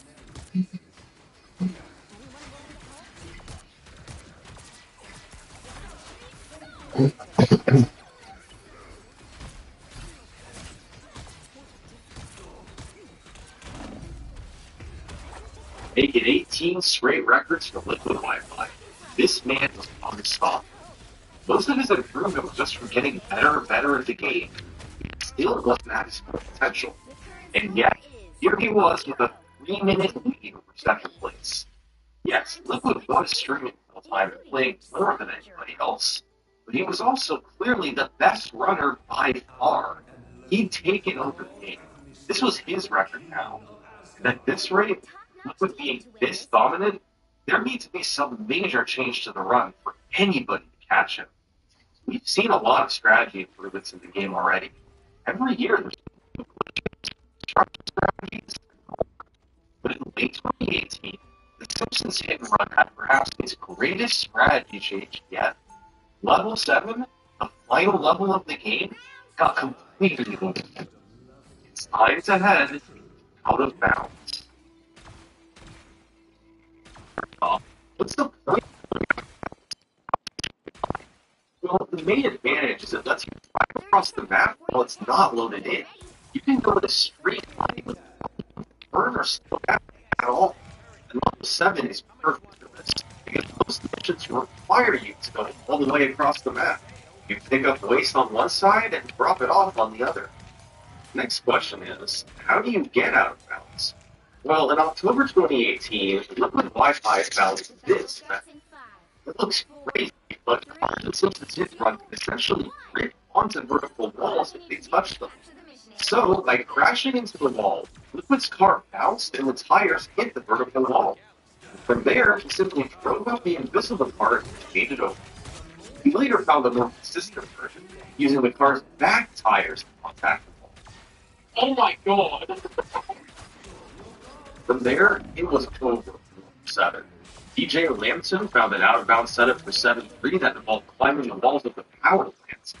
Baybo found a similar setup for 7-5. Then Liquid found another in 7-7. And before they knew it, more than half of Level 7's missions happened out of bounds. Combined, they saved more than a minute. They weren't easy to pull off, especially given that they're at the very end of an hour and a half long run. If you mess these up, there goes your most people. But Liquid felt he was up to the task. He began chipping away at his world record again. Every few weeks he got a new improvement, first getting a 127 and eventually a 126. Ironically, even though new tricks often open the door to new competition, Level 7 out of bounds actually had the opposite effect. Liquid was the only runner with good consistency at them. He was able to better implement them, and his world record lead only increased. It was now up to a whopping 4.5 minutes. His run of 126.23 was the first to hit all 4 out of bounds, and that was enough to satisfy Liquid. He got all the big tricks and had an enormous lead over second place. What else did he ask for? I mean, maybe he'd come back and further out of bounds were discovered, like a second wave or something. There was no way that could happen. Liquid couldn't stop now. In mid-2019, he helped find another set of out of bounds in Level 7. This time, he was going to be out of bounds for nearly the entire level.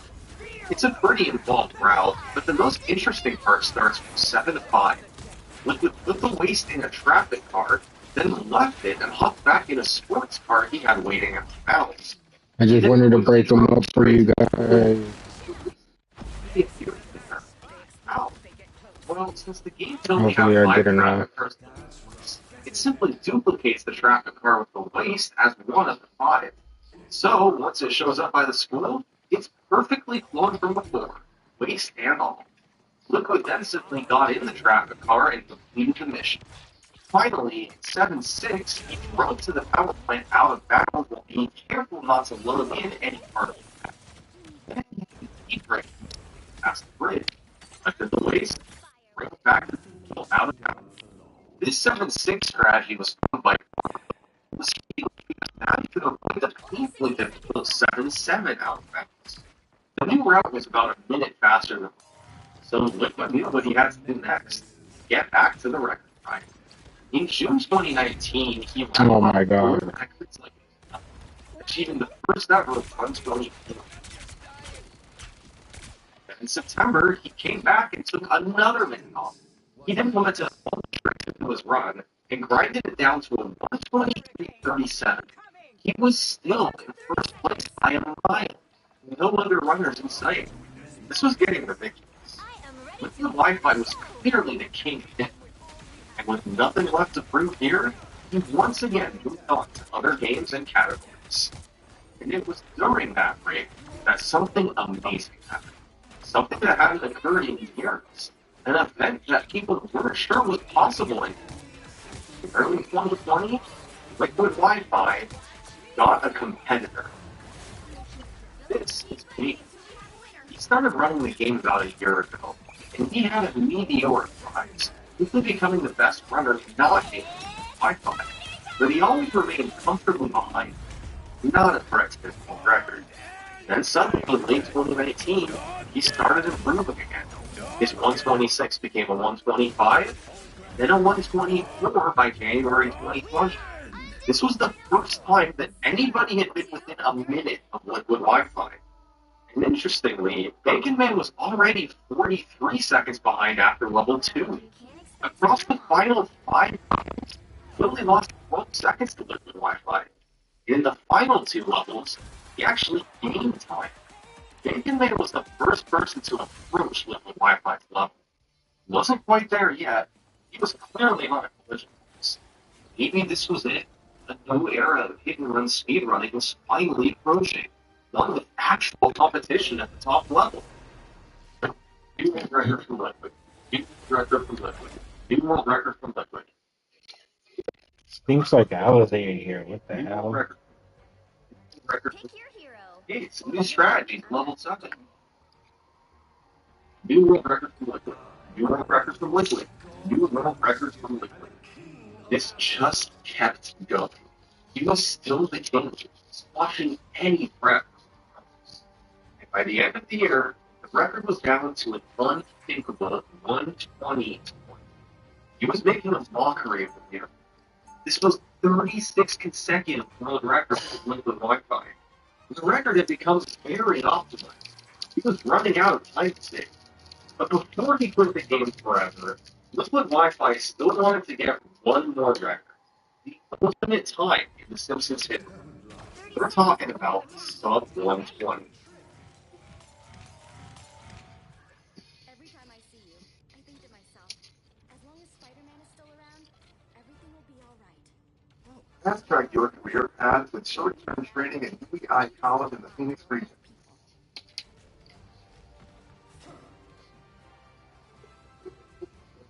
The battle starts in 5, 4, 3. All of Liquid's world records, all of his domination, it all led up to this.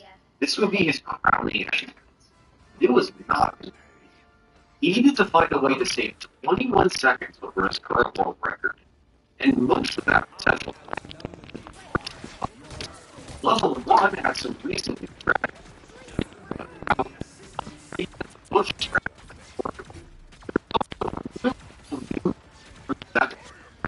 level to a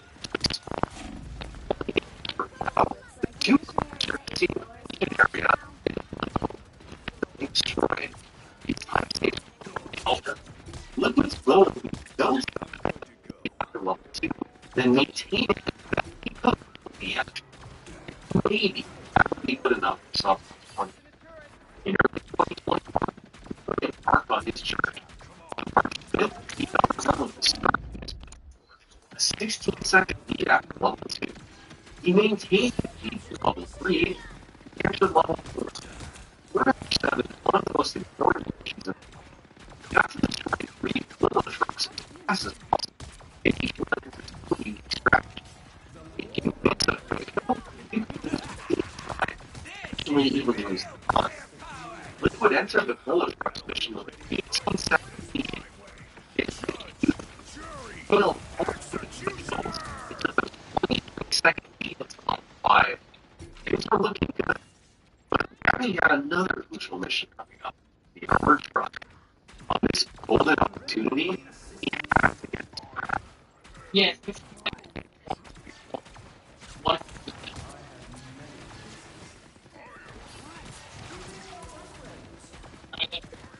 Nailed it again. Liquid now had a 27-second lead. This was sub 120 pace with 2 levels to go. Level 6 had a clean start, but then in 6-6, the stakes began. That's so possible. Well, that's it. Very nice. I would like to still losing finally. His lead fell to 14 seconds. This still had sub 120 potential, but now there was no more. With the pressure fully on, he had to hit all of level 7's out of balance. 7-2 went well, as did 7-4. This was a lie. Liquid was on sub 120 pace. 3 more missions. Whatever he did now, just don't blow up the waves. Sub 120 thing. This was such a tricky spot. You have to get enough speed to get the front of the car to bounce up, but too much speed and the way it explodes. This is exactly what happened. It was just enough time to cost him to 120. The ground condition is on 120.05. The grind continued for weeks. He kept getting runs to level 7, but he messed up and out of bounds mission every time. It's so tough when the hardest part of the speed run is right at the end. Liquid pushed on for him, and a few weeks later, he got another shot. This one again had a good start, with some minor slowdowns. Bullet drops went well. Now, perhaps the most important mission, the armor truck.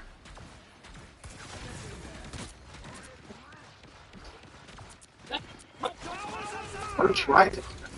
It was still advantage to trap the truck. He had a 3-second lead, no time to save the level 7. Once again, this had sub 120 potential. First step, get 72 out of bounds.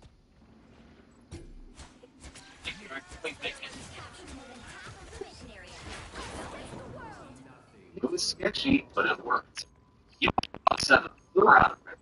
His lead was only 4 seconds. Not enough for sub 120. He had time to save at 7-5. He could avoid blowing up the waste.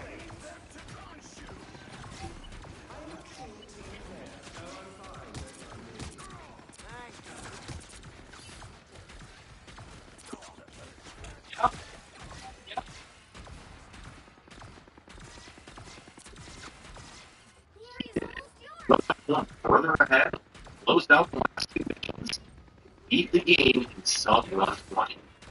It was pure elation for a man who devoted his past 4 years to this game. This was the run he'd been dreaming of. All 38 world records built up to this, and Liquid Wi-Fi had finally made it. He'd done everything he wanted for missions, and this was the end. For the first time in many years, Liquid stopped playing the category. He moved on to other ones, with his sub 120 as his crowning achievement. Meanwhile, Liquid's top competitors were still well behind. Bacon Man was the closest to the low 121, and nobody else had the low 120. These guys weren't really considered world record contenders, so there wasn't much hope of beating Liquid. But maybe, given enough time, somebody could rise up to compete. Well, let's jump a year later. Nearly anything had changed. Bacon Man had lowered his time by 12 seconds. That was about it. No world record threats in sight. It was now the longest standing world record in modern hit run history. Liquid was one of a kind. Others simply couldn't do what he did. If he wasn't running the category, the world record was staying put. By mid-2022, he hadn't played all story missions in a year and a half. Unprecedented. It had been part of his identity for years, and now he had given it up. Liquid took a step back and evaluated what he wanted to do. He already had the 119, the ultimate hit-and-run world record. Yet, he missed playing it. Liquid evaluated his options. He looked at his world record of 119 and said, "Alright, fine, 1 more minute."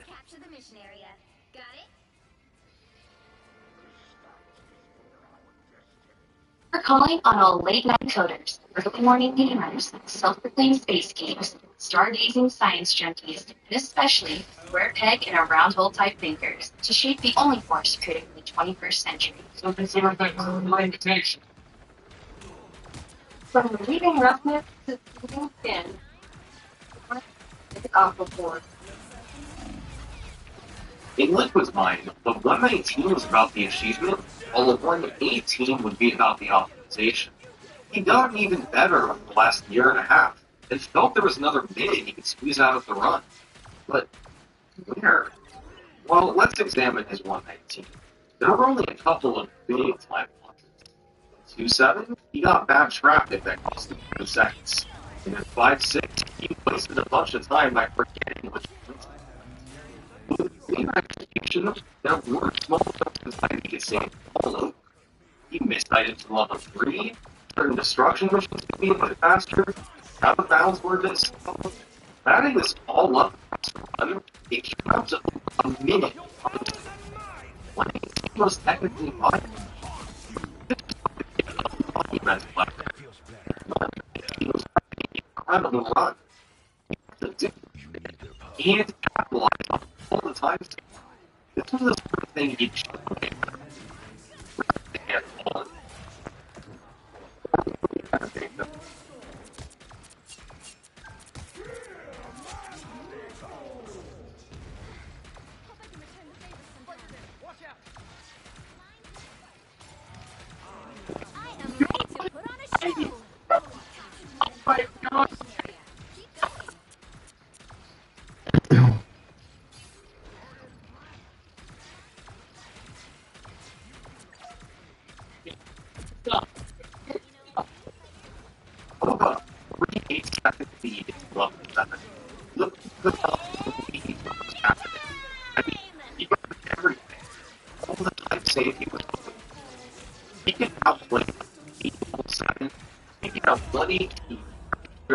Right now, this was the highest record level of his life.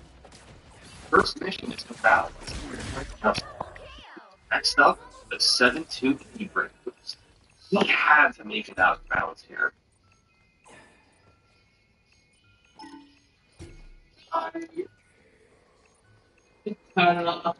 He hit the corner of the Krusty Burger roof. It was enough to kill 118. He had to go out of bounds and set 3 instead, costing him serious time. Liquid went on to hit the rest of the out of bounds and got a small world record, 119.45. But most importantly, he got a small taste of what he needed. He hit the 2 out of bounds. This run of very well could have been 118. Perhaps getting it all in one shot just much faster. Instead, he's going to have to grind this out for tradition. On September 15th, he had a run even with the record after level 4. A great spot to be in. But in level 5, the time losses began. He had a slow 5-4, and at 5-5, a car got in the way of the truck so it couldn't turn on the expressway. Level 7 mostly went well, but he initially messed up the 7-5 out of bounds. It ended as a world record by 10 seconds, 119.35. Weeks later, he had another solid start. A gold split in level 3 pushed him even with the record. He was able to capitalize on a level 5 time save. 7-2 went well, 7-5 went well, and then he messed up 7. Another 30 seconds before your time. Get ready. On December 20th, he made it there again. This time he was faster through level 4, but got on level 5. Level 7 started beautifully. And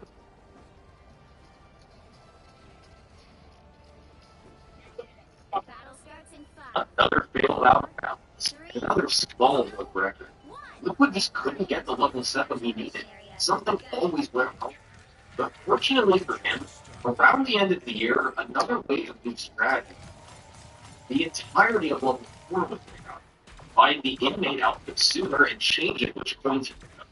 And running into bench got a time save of 4 to collect the last ketchup pack quicker. But the biggest new strategy came in the final mission of the game, 7-7 Jump Zone, found by an annoying hamster. By parking your car in a precise spot, then exiting and re-entering it, the car gains Jump Zone properties. This gives it unlimited top speeds and bouncy physics. It allows you to quickly climb the power plant wall after collecting the race, then fly out of bounds to the end. A 20 to 25 second time. So now Liquid had a bit more time for it, but level 7 didn't matter. On January 8th, he had another record of 119.19. It had a good level 7, but a slower level 7. Even at level 7 on a faster pace. On January 30th, you get that faster pace. Liquid had a 16-second lead. He had another shot. He could get a second now. This was 118. And things were looking good. He got 7-2. He got 7-4. He got 7-5. And he got 7-6. One more green split, and Liquid would have a 118. But Liquid didn't get it with 7-7. He got a gold split. His fastest 7-7 ever.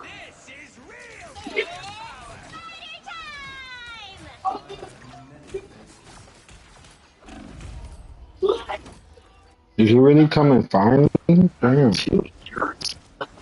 Another minute to squeeze out of Simpson's hit. Above and beyond what anyone thought was possible. His hours of being stuck in level 1 it all finally paid off. Liquid Wi-Fi had the 118, making more than 40 world records in a row. And his leaderboard dominance had only grown. Now he could celebrate and move on to the game's other categories once again, with the comfort that he was truly done on the story missions. But his comfort didn't last long, because while he was still celebrating, just hours after his 118, something happened. Something to make Liquid just a little unsure of himself. Later that same day as Liquid 118, a player named Homer of Steel became the second ever person to get a sub 120. Right from the start, we knew we wanted to use track with deck. We designed the deck ourselves, but decided to hire some help. Inspired by this homeowner story, connect with a track pro builder and start your own journey with beautiful, low-maintenance outdoor living. All our clients want is genetically equal monetary with fire pots.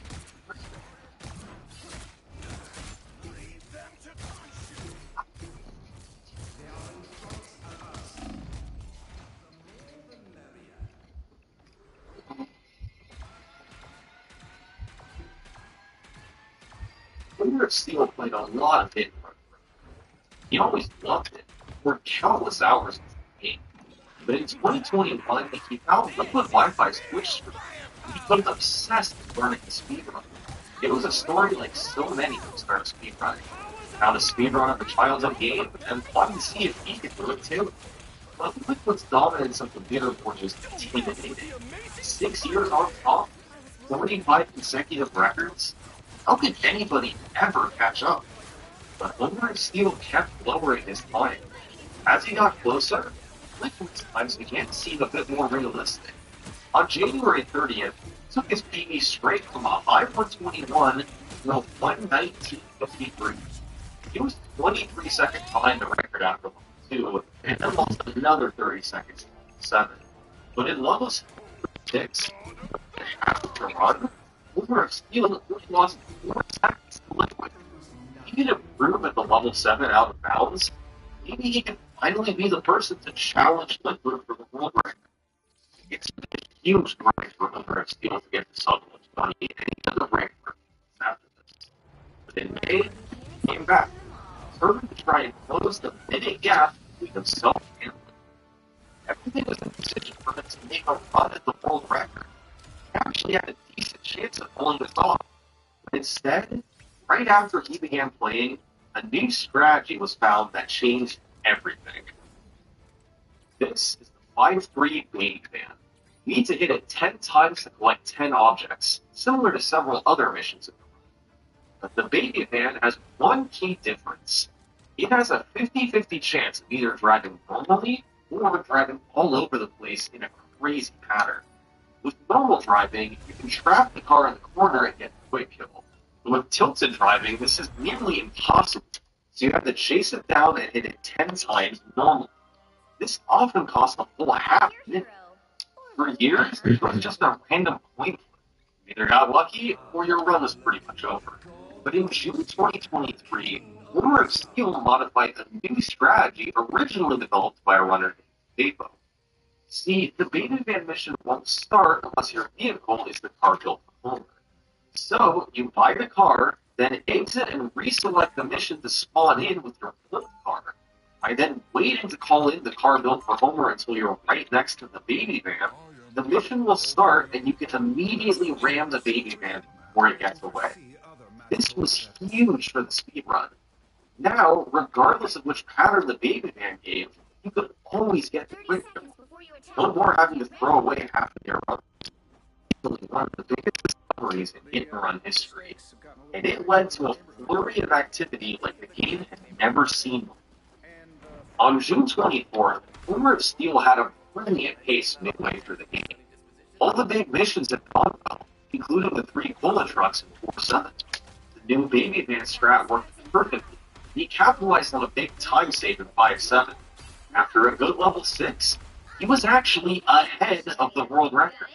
It was about to happen so soon. If he could hold it together for one more level, he was about to dethrone Liquid Wi-Fi. And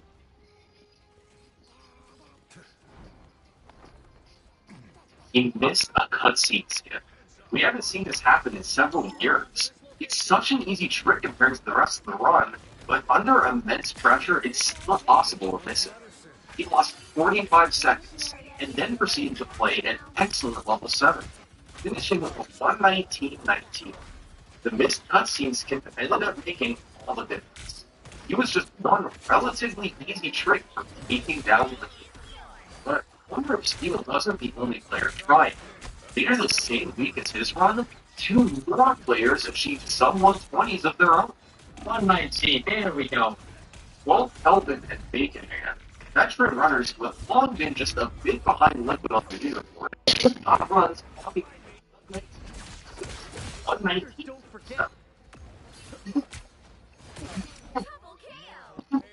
The new Baby Man strat revolutionized the run, coinciding with runners making a big push to lower their PBs.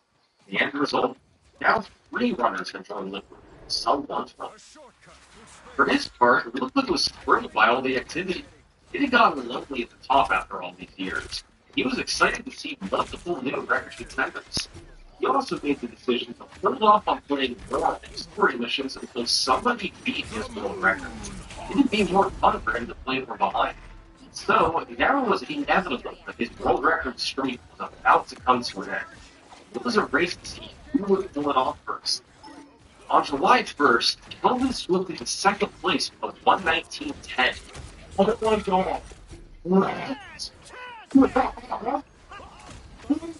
This run fell 20 seconds behind the record after level 3, but from there he matched it all the way to the end. A few days later, Homer of Steel fired back with a 6-second PB of his own. At this point, these guys were saving substantial time at level 7 compared to Liquid's world record. Both Kelvin and Homer of Steel have been grinding it as an IL to try and get a sub 8, so their execution at each out of bounds got really fast. Later in August, Homer of Steel had a run that pulled ahead at level 3 thanks to a very fast destruction mission.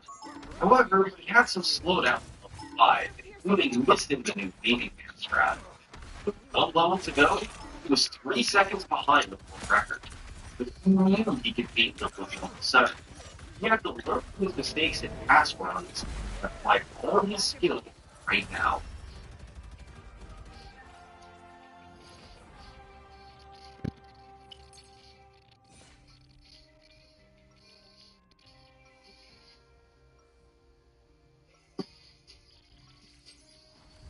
Magic is not to be owned, but to be felt. Experienced. Lived.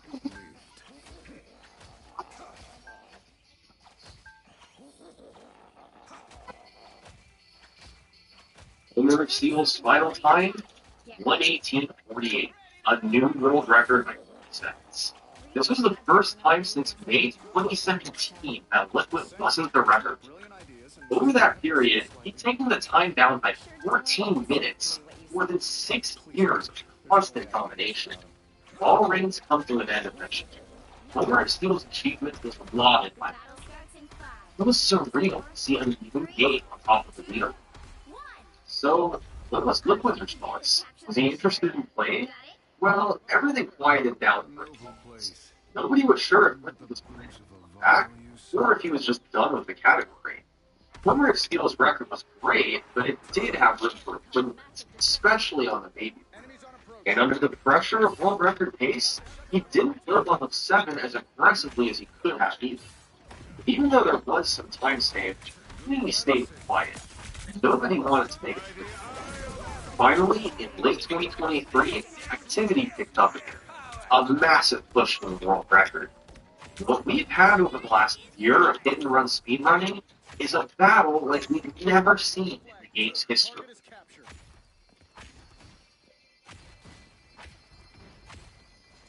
Three contenders began playing for the world record, each one formidable in their own way. The first contender was the record, Homer of Steel. Even though he held the record, he wanted to hang on to it and begin his own long-lasting reign. The second contender was Liquid Wi-Fi. He knew the record left time on the table and felt that with his experience, he'd be the one to save it. The third contender was Kelvin. He contended for the record right alongside Homer of Steel, and although he was narrowly beaten out, Kelvin felt he had what it took to get it. That's three contenders: record holder, the past champion, and the up-and-up. It seemed like Liquid and Homer of Steel were the two favorites, even if they'd actually held the record.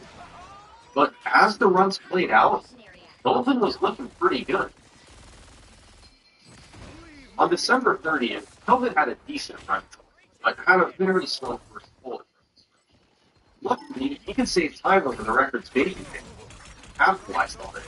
His pace was very close with the record. By the time he reached level 7, he was just a few seconds behind. He could play a bit more aggressively than the record here. He could save some time and take the top spot. Level 7 began, and Kelvin was hitting everything. Good driving, good out-of-bounds setups. He was in position to pull ahead of the record. And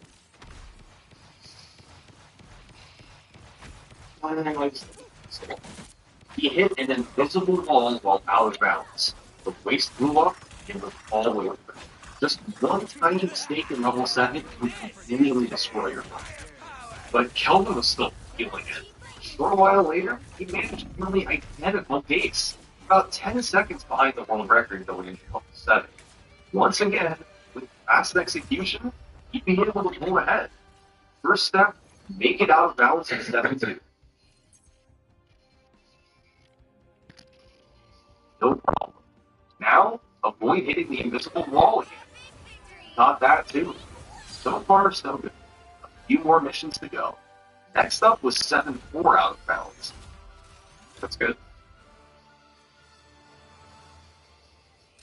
He made it. Pressure was mounting. Then 7-5 out of bounds.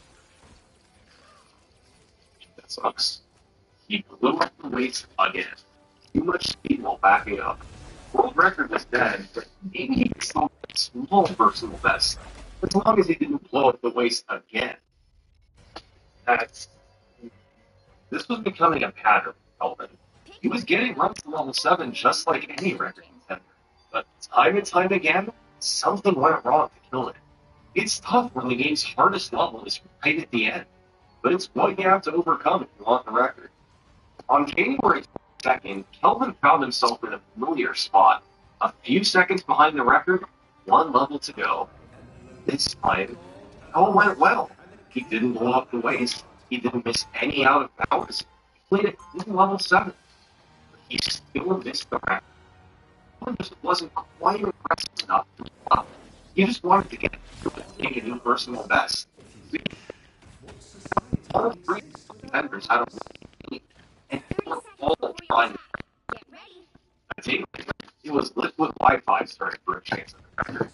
He exited level 4 with a 15-second deficit, but as we know, there's time stable to the record's level 5. Liquid capitalized on it, nailing the baby man strap, the armored truck strap, and everything else. Now, instead of being behind, he had a 20-second lead over the record. Once again, now 7. First up, 7-2.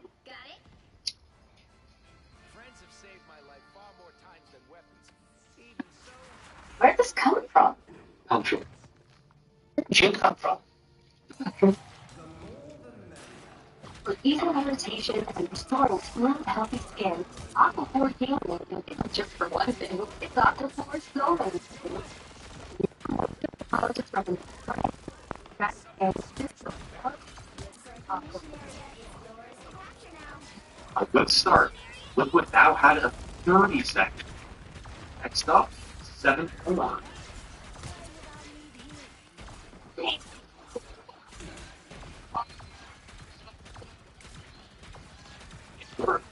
Liquid was still 30 seconds ahead of the record. Now he had to get 7-5.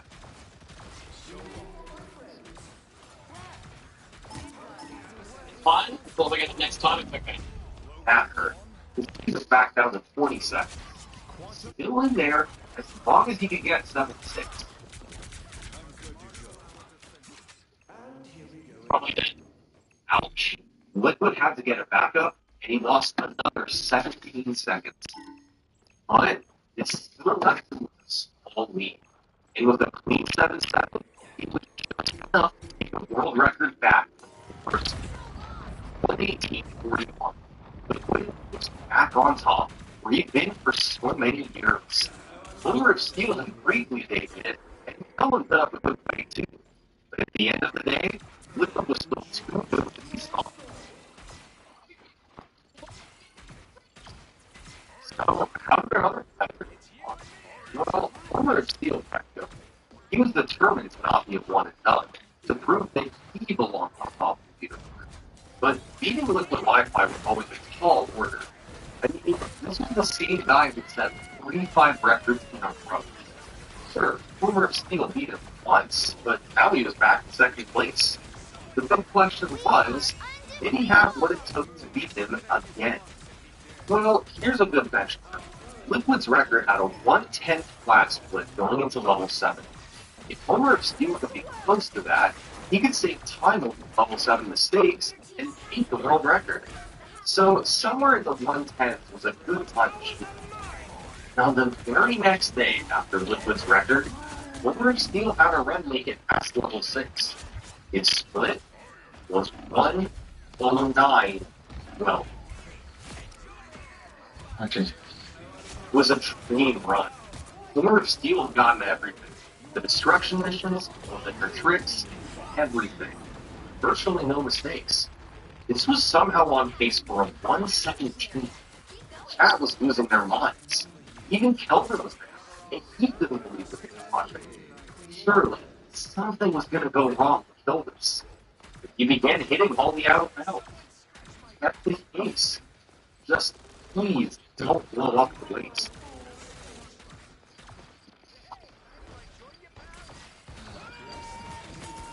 Right, I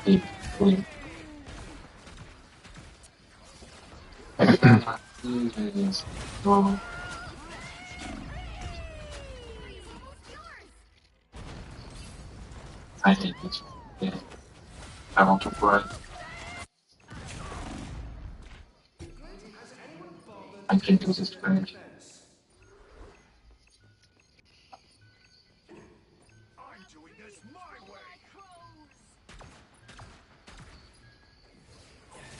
That's 8 times he blew up the waist. He just couldn't do it. And the best pace the game had ever seen was the 117 dream like that. But in speedrunning, you can't dwell on your mistakes. You have to pick yourself up and keep trying. That's exactly what Owner of Steel did. And a few days later, he had a lead over the record going into level 5, and it hit the baby man strap. Things were looking good. But then, a complete debacle happened in 5-5. He managed to get his car stuck on a slant midway into the mission. The car wasn't budging, he wasn't able to get back inside. So to wedge it free, he had to go get another car and repeatedly hit it to try and dislodge it. It eventually worked and he was able to proceed with the mission, but not before losing a full 30 seconds. This was a bizarre time loss. But here's the crazy. Owner of Steel made it to level 7, hit all the out of bounds, and still set a massive new world record. 118.11, beating Liquid by half a minute. If he hadn't done it by 5 minutes, This Homer of Steel had turned into a monster. His competitors weren't able to get cases like this. He'd pulled away from both of them. And now, with its possibility being firmly established, Homer of Steel set his eyes on a new one. He wanted the first 117 in hit-and-run history. The blueprint was simple. Just duplicate the last record, but with a meter 5-5. And 6 days later, that's exactly what Homer of Steel did. He had a small lead to level 5, got the big time save at 5-5, and maintained there to the end. 117-41. The first 117 ever, and a full minute ahead of second place. Homer of Steel hadn't just won the world record. He completely run away with it. These were times that his competitors weren't even approaching. How had he gotten so good? Well, it was a lot of little things after all. He was just a little bit faster at executing the hard tricks. His driving was just a little bit cleaner. Perhaps he saved 1 second on average per mission. Well, across 50 missions, that starts to add up. And that's why he was able to save so much more time. Even though Liquid had several years of head start, Homer of Steel had come along and surpassed him. So now, things were settled. And instead of playing all story missions, the top competitors moved to play the game's other categories, like 100%, where Liquid Wi-Fi had been able to hold off Homer of Steel. All story missions had little activity. Liquid just seemed unable to catch the 117. But once again, there's someone we're forgetting. Kelvin had still never gotten the world record. It wasn't for lack of trying. He'd had more than his share of runs into level 7, but they hadn't panned out, and now that the record was down to a 117, he remained in a fairly distant third place. But maybe now that his two competitors were distracted, this was his chance to make a move. On June 16th, Kelvin got a 118.38, just beating out Liquid for second place. And the very next day, he got on another one. Kelvin was deadlocked with the record into level 3. He lost some time in 3-5 when Snake Star jumped the bridge before dropping. He also lost a bit on the second bullet run before 7. Kelvin was now half a minute behind the record. But from there, he kept it remarkably close. He got the baby van, the armored truck, Skinner's car destruction, all just like the record. Finally, he made it to level 7, and he nailed all the out of bounds, with even quicker setups than the world record. The run finished as a 118.07.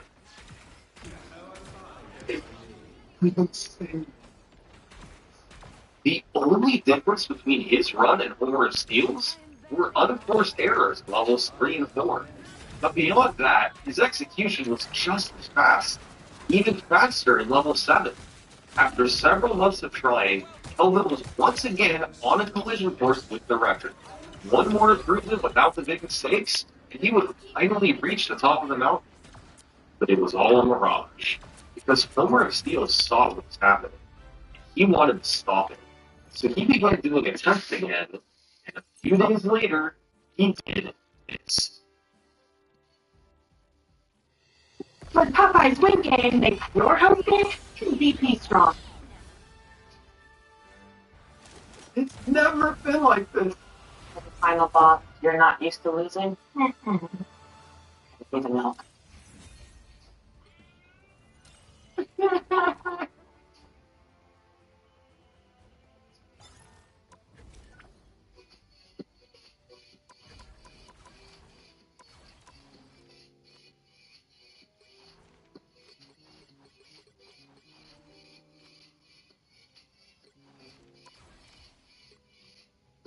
Homer of Steel had somehow squeezed another minute out of the run.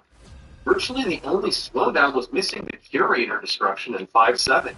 He got a quick backup and lost 10 seconds. Other than that, it's a familiar story. He simply nailed everything. He did trick after trick throughout the game. He now had a 116 when no one else in the world had a 117. What Homer of Steel has done to the hit-and-run speedrun is nothing short of remarkable. Compared to where the run was just a year ago, he's elevated nearly everything. He's brought the record down by 12 minutes with essentially nothing new. He's just pulling time out of thin air, finding tiny optimizations to play better and better. This is well illustrated in the sum of best gap. A player's sum of best is adding up all their gold splits, their 50 fastest individual splits. During the 118 era, the gap between the record and his sum of best segments was 4 minutes. But now, Homer of Steel has shaved a full minute off that gap. His execution of the runs has just gotten good. Can other runners catch up to him? Well, in the months since, both Liquid Wi-Fi and Kelvin have set new personal bests, but they both remain more than a minute off the record. They're more competitive with Homer of Steel in categories like 100%, but he seems to have a stranglehold on story missions. That being said, we've seen this before. Someone seems so far ahead, surely there's no way anyone would catch up. But it never lasts forever. Someday, someone will be the Homer of Steel. As it so often does, history will. Thanks for watching. For a behind-the-scenes look at how I made this video with storylines that I couldn't include, join my Patreon page. I only charge when I upload a video. Thanks.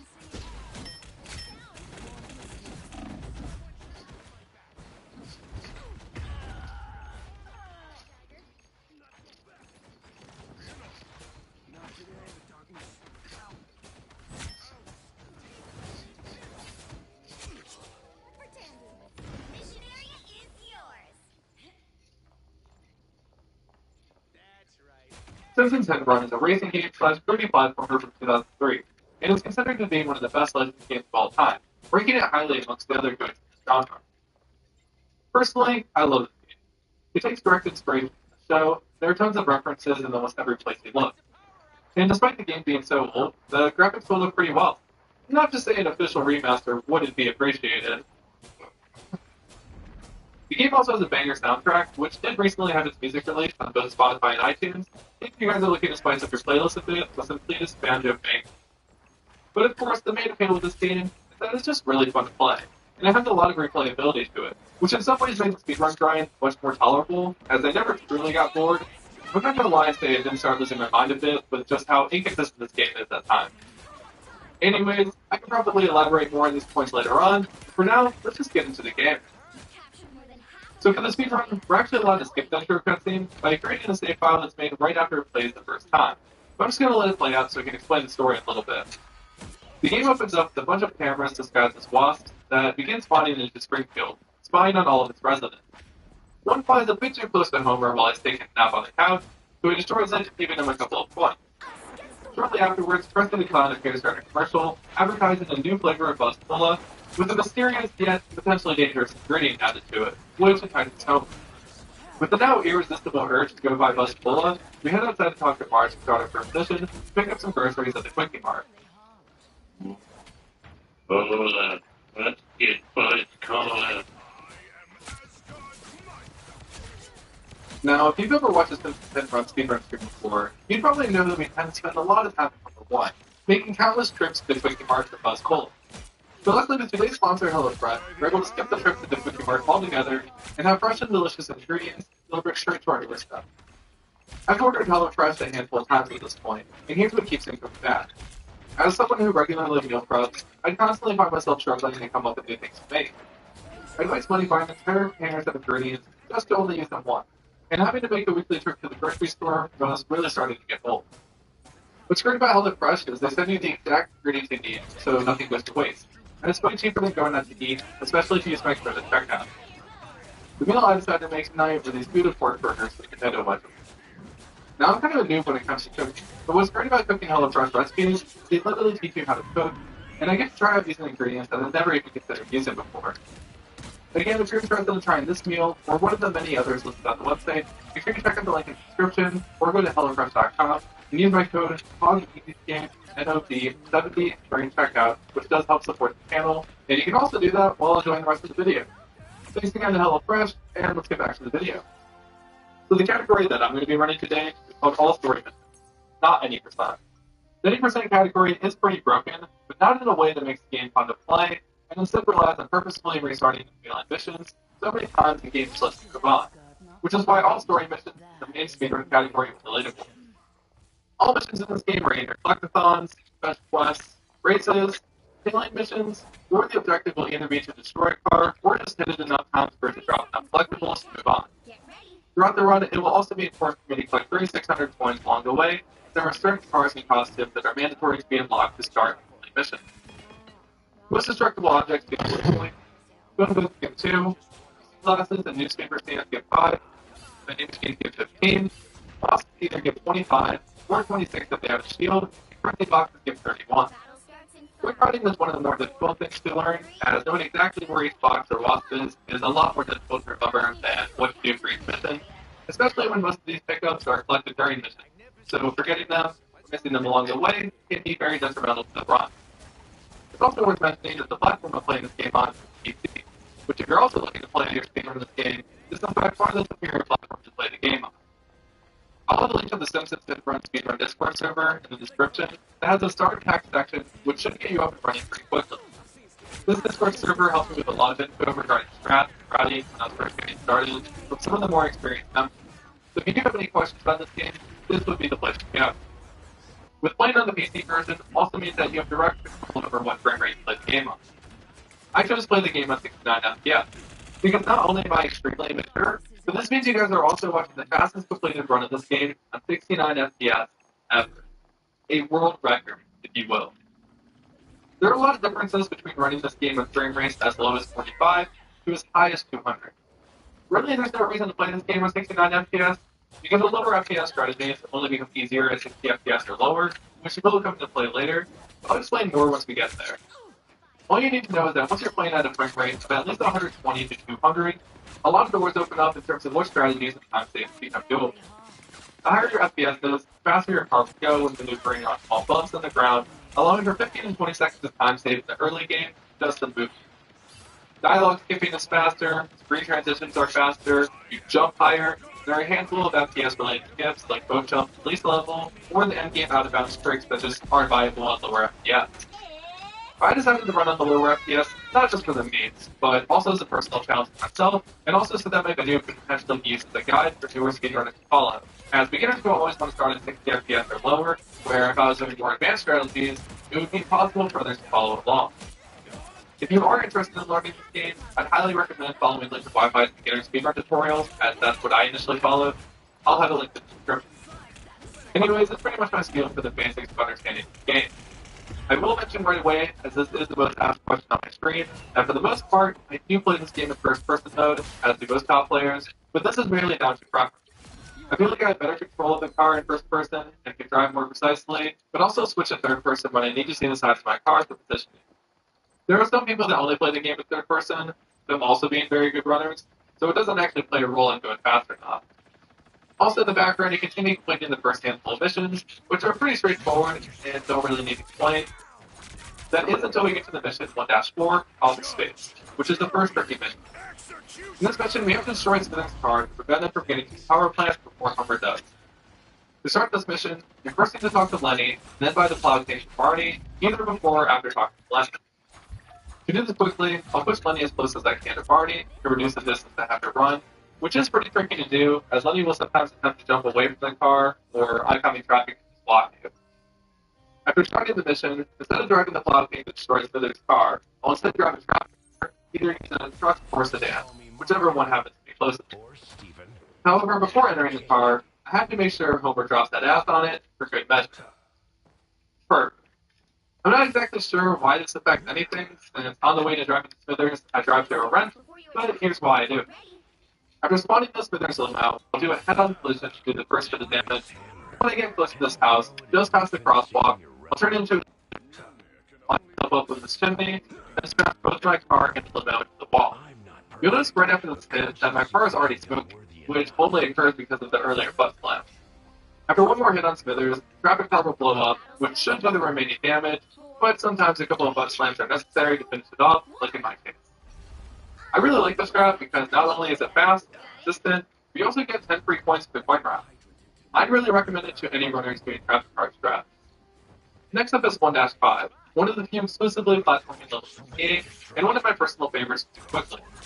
The goal here is to destroy all these power counters. I do a pretty advanced strategy here, which starts on the far side of the area where most people would finish, doing it in reverse. Need to maintain good speed and make sure I can make it to the moving bridge in time to cross it. In this run, I was slightly off cycle, so I had to take risky movement running along the railing, but luckily for me, I crossed it with no issue. After hitting the next machine, you'll notice my camera zoom in super hard, and what I'm doing here is holding both camera zoom buttons at the same time, and for some reason, you run while these are held down, allows the character to airwalk.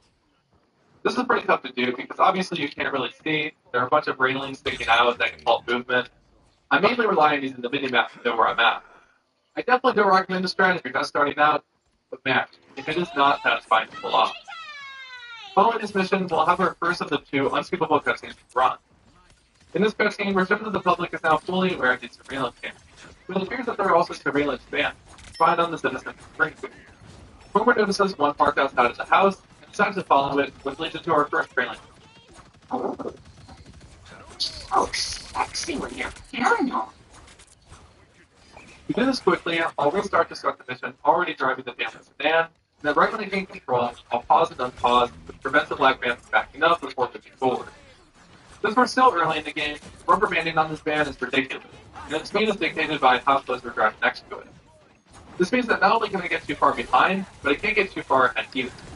But still, this is a basic trailing mission, so while following it around, I'll make sure to pick up as many boxes and other pickups that I can along the way. Upon entering the power plant, I want to make sure to slow down my car so that the black van reduces its speed, because if it's driving too fast, it will crash into this wall, losing a lot of time. After reaching Stonecutters, I'll do a jump and attempt to hit two wasps flying around, which is much easier to do in a traffic car compared to the family sedan, but somehow I still messed it up and didn't hit either of the wasps.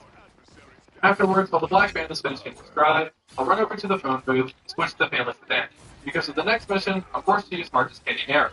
But since I haven't properly unlocked that car yet, following that mission, the game would force me to use the most recently driven unlocked car that I own, which if you remember, is actually the Pop game, which we definitely don't want it to drive.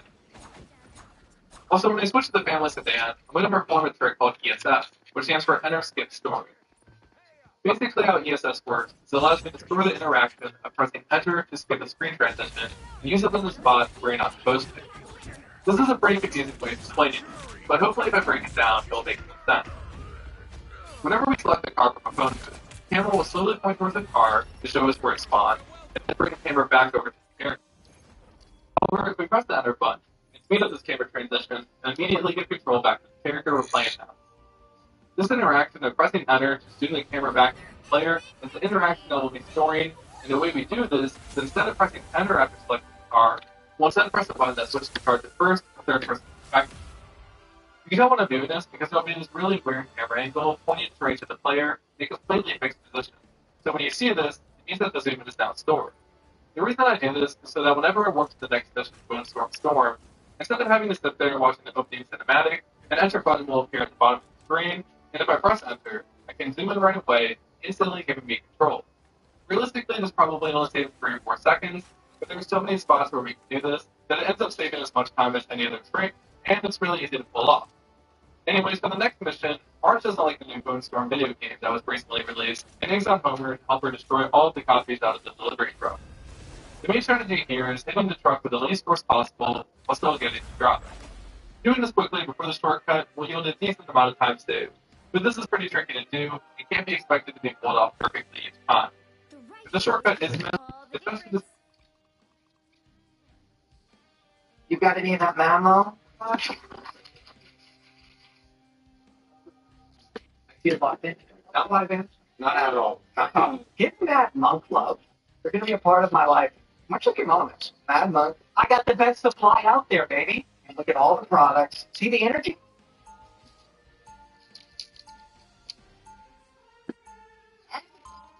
Texas. Will you donate to Life? The state of Arizona will slash your tax bill dollar for dollar. Your credit. They'll be coming in 30 gone over in Chicago. I was literally going door to door. A lot have no criminal background. The only good thing is community here have been teaching them not to open a door without a warrant. Yeah, they're very mad about that. They've been getting really, really upset about that. The fact that, like, people have taught undocumented immigrants their rights. Yeah, nothing scarier than an informed public that forces these Gestapo members to at least abide by existing laws for the time being, as those laws continue to exist. Here's another story that I wanted to cover as well. Man falsely poses as immigration agent and traps Latino men in their car. Where are you from? Mexico? From Mexico? Going back. The South Carolina man has been charged with kidnapping, impersonating a police officer after officials say he detained a Of course he's been arrested. You can't impersonate a federal law enforcement officer. Chatters, are you kidding me? I'm sure they'll deputize people soon. There's like a bounty system some of these states want to implement. But even in that structure, you cannot portray yourself as a cornered law enforcement, federal law enforcement officer. A group of Latino men in Charleston County, South Carolina. 33-year-old Sean Michael Johnson is accused of willfully and unlawfully presenting himself as an ICE agent, aiming a vehicle of individuals for moving. Oh, no. No, you cannot drive.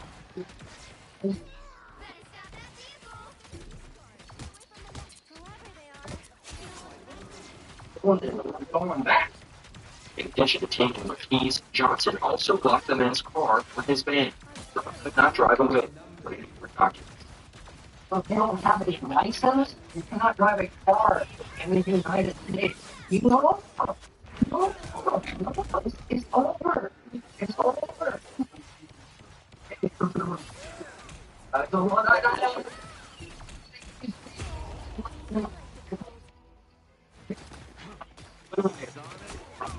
Top of everything else, like, what are we doing here?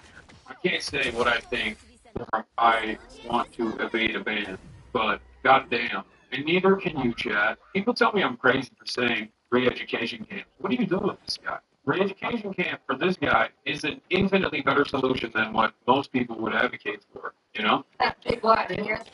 Johnson was charged with 3 counts of kidnapping and 1 count each of impersonating a law enforcement officer, larceny, assault, and battery. Jail members. The men in vehicle are not facing charges according to local police. Of course. Johnson posted a bond of over $230,000 and was released from jail during the online programs. In a court appearance, his family pleaded with the judge.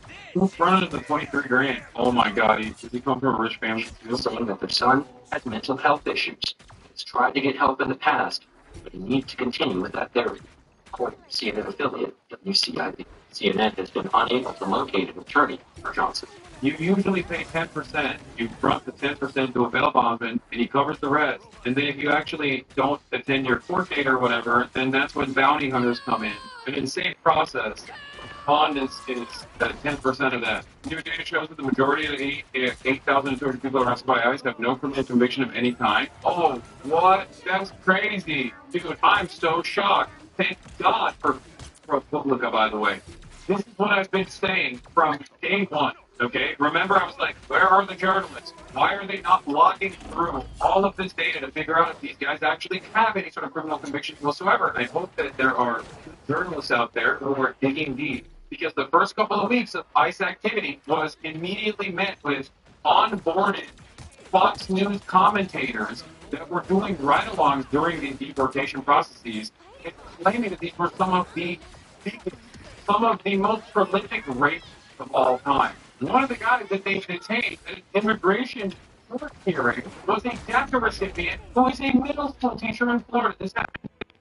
Yeah, I told you, the notion that they're like going after criminals aggressively is ridiculous. And by the way, 50% of them have no criminal convictions whatsoever, and I believe that the remainder, okay, the overwhelming majority of those who have any sort of criminal acts in their past are probably for minor things, like the guy we saw in Guatemala, who literally was in the country for 15 years, and they got him on trespass. Like, he was deported for trespassing. So how many years altogether did you live in the U.S.? Almost 19 years. 19 years. I have a lot of kids. I'm scared. Now the problem they have the criminal, well, we're not a criminal, you know. But you have a trespassing conviction? Yes. But it's not allowed.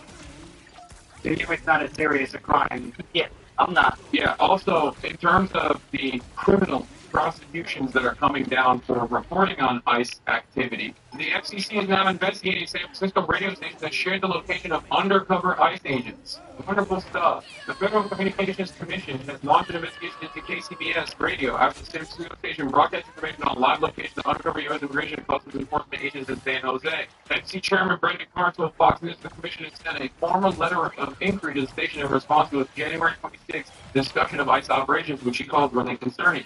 He said it's a matter of days left to explain how this could possibly be consistent with their public interest obligations under the FCC license. U.S. ICE agents undercover doing operations in East San Jose as part of the town known for violent gang activity.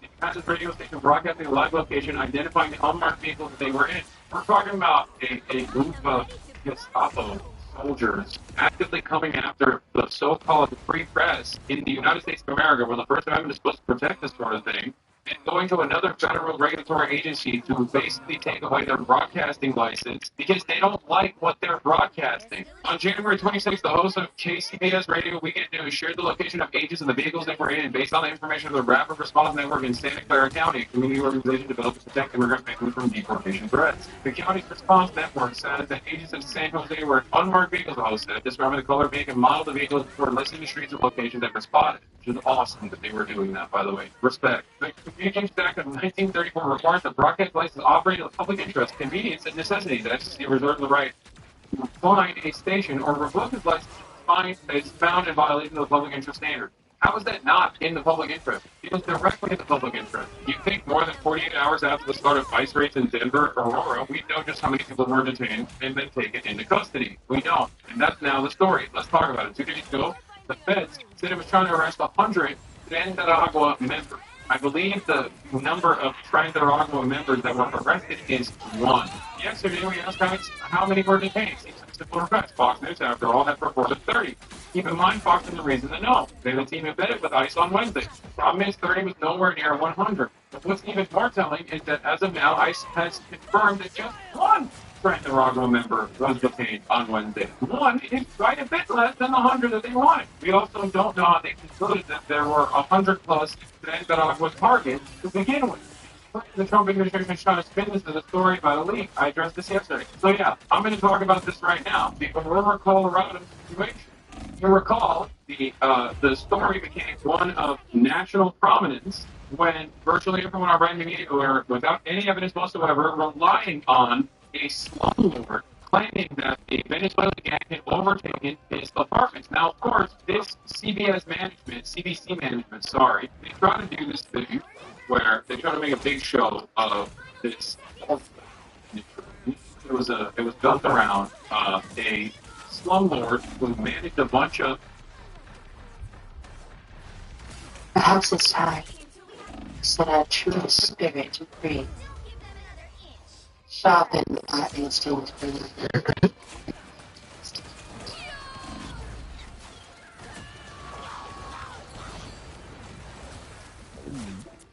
Mortal pain is no match for the Sorcerer Supreme. This is real firepower! I am ready to put on a show! Perfect.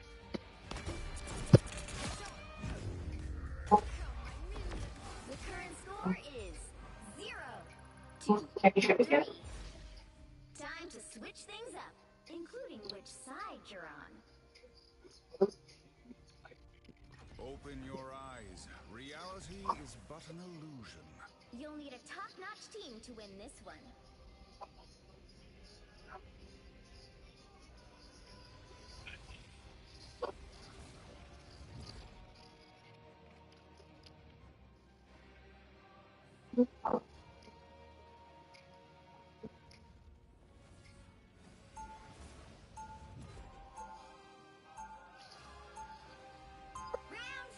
Of slum properties, low-income housing, that were in a dire state, so much so that the local government there had sued the slums and actually declared it unsafe to live inside of these slums because of how awful the situation was. The management company had gotten thousands of complaints across numerous properties that they managed, not simply the one in Aurora, Colorado. But it did not matter. They still kept going with this narrative that, like, oh, well, despite the fact that another one of the properties was actually investigated and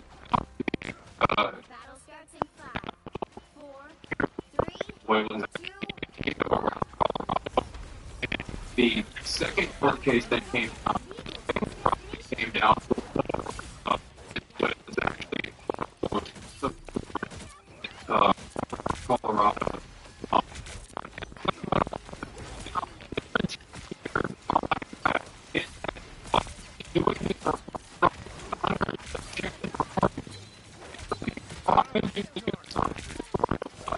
But now they're doing reporting. On the objective news reporting side, their objective news reporting side is also doing egregious propaganda. It's ridiculous. All that has been tasked with at least figuring out what the truth is. Homeland Security Investigations Denver office framed raids across the metro area in simple terms.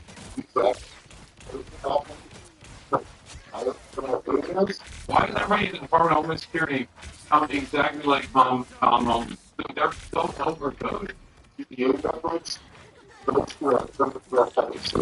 he would not say was how many people they arrested, how many were wanted for serious crime, how many were members of that Venezuelan gang.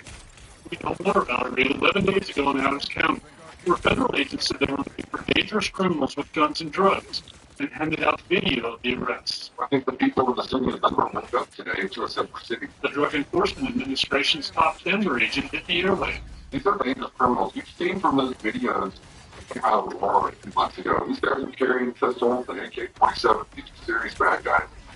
Now, 9 News Investigates has confirmed that no criminal charges have been filed against anyone. Done by the U.S. Attorney, dangerous criminals with AK-47. And all they did, basically, was go door to door, harass and try to detain random people that they suspect of committing the crime of being around while living on U.S. soil. Done by the Adams County District Attorney. It should surprise everyone. Using government resources like the DEA to go around at people who have no case. Lorelyn is an attorney working on immigrant advocacy now, and she says there's a very big difference between facing a criminal charge and being held for an immigration violation. Immigration detention is civil. Civil detention, where people seemingly disappear without a name. There's no way to find out who's being held or what they're accused of. I think it's very intentional that people in immigration proceedings are detained so that folks don't have access to them to gain information about what their experience is. There were raids yesterday in my apartment complex. I live in Aurora, Colorado. Also, I'll be picking a solidarity member from King Super this week in the Kroger union strike. Yeah, they're going door to door. They're doing door-to-door operations. It's basically trying to snag as many people as they possibly can. This is all in the News Channel. ICE agents said they were going after 100 members of the Venezuelan gang Tren de Aragua in Denver and Aurora yesterday. Now, while the Fed refused to tell journalists just how many arrests they made and how many of them were TDA members, the Fox News reporter embedded with agents said they only made 30 arrests, and just one was a TDA member. Fox News and the Trump administration are now blaming local media outlets for the lack of success. Yeah, this is what I was going to say. This is the other angle of this that I wanted to cover. They're claiming that the reason why they can't actually apprehend these like crazy criminals is not because they're not really interested in apprehending these, really violent crazy criminals or whatever. It's simply trying to do a racist dragnet, despite the fact that they're claiming that they're going after these super violent criminals. It's because the media is reporting on it. It's leaking. Everybody gets to run away. It certainly felt like everybody knew this was coming. Targets and the local media. There was links from local media that tipped off the local activists on the ground, and it made your jobs difficult. And we've already verified how this operation. I'll deal with that today. Immigrant communities in Denver and Aurora have been expecting yesterday's raids ever since Donald Trump campaigned on a promise that he would start his mass deportation here. Many of the properties involved in the raids were also no-breakers. They're linked to CBD management, the land that made national headlines by taking search by the Venezuelan gang. And as the played out publicly for hours yesterday, community members and activists gathered agents from afar, shouting legal advice to the people inside apartments as agents went door to door asking people for their papers. Interesting. I can't seem to put my finger on what this reminds me of, you know? Straight Nazi shit. That's what. Today, Trump supporters are Tom Homan threatens federal prosecutions for people he says are. What happens if you don't open the door? Nothing. And you shouldn't. It is illegal for them to break in unless they have a search warrant. The fact that they're just like trying to go to every single person door to door with the hope that they can nab someone who is not aware of their rights, their constitutionally protected rights, is ridiculous. They need a search warrant signed by a judge to be able to go into your home. Now, Feds say they were targeting violent criminals. We continue to ask just how many of the people arrested in Colorado yesterday were violent criminals, as opposed to people who had civil immigration violations and were picked up because they couldn't show papers. Why are you adding Zach Rohr in my chat? Zach Rohr, why are you saying that like it's not literally what MAGA believes? I think you're in the wrong chat, chatter. Suggested today, a lack of success in this week's raids means more non-criminals will be arrested in the future.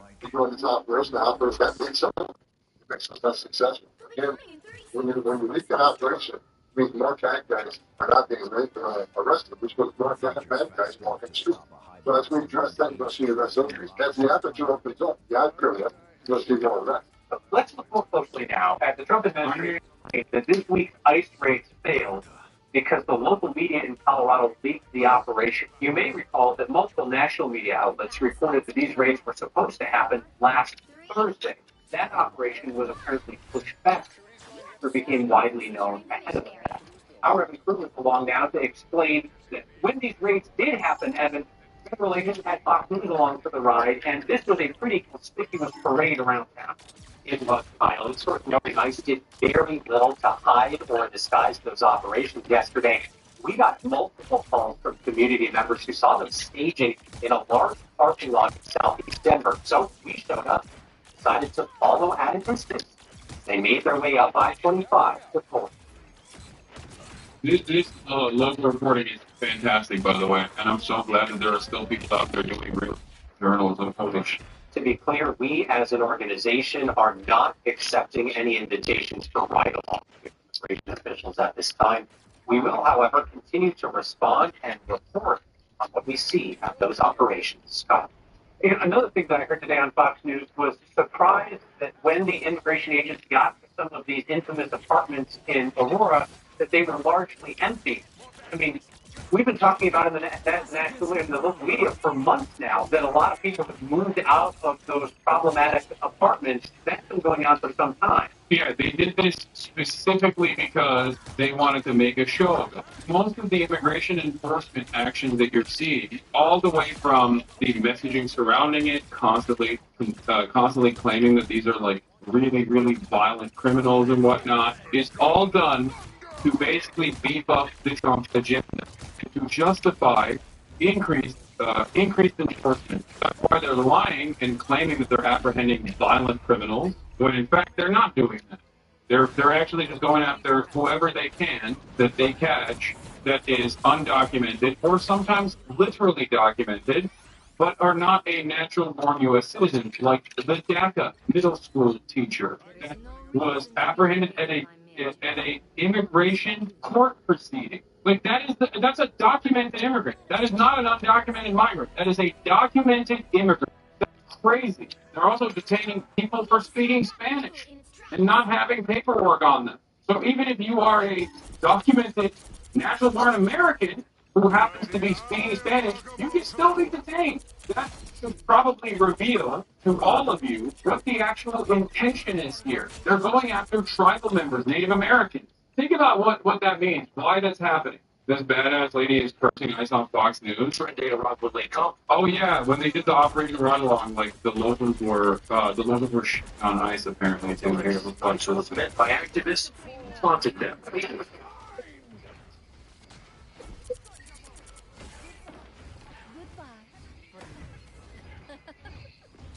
agents who use megaphones to coach those living inside.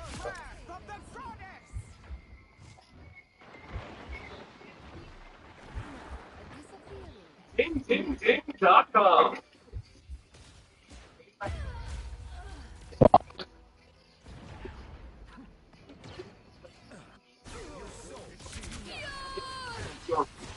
About it. I won't make the same mistakes again.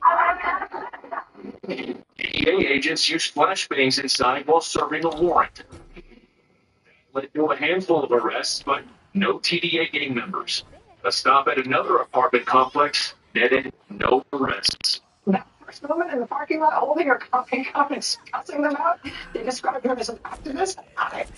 Maybe she is. It looked to me like a super annoyed neighbor who was angry to see a bunch of ICE dressed up like the 82nd Air Corps in her apartment building's parking lot. The day after that footage was released, Trump's border czar Tom Lemon announced that these media ride-alongs might be coming to an end because of operational security.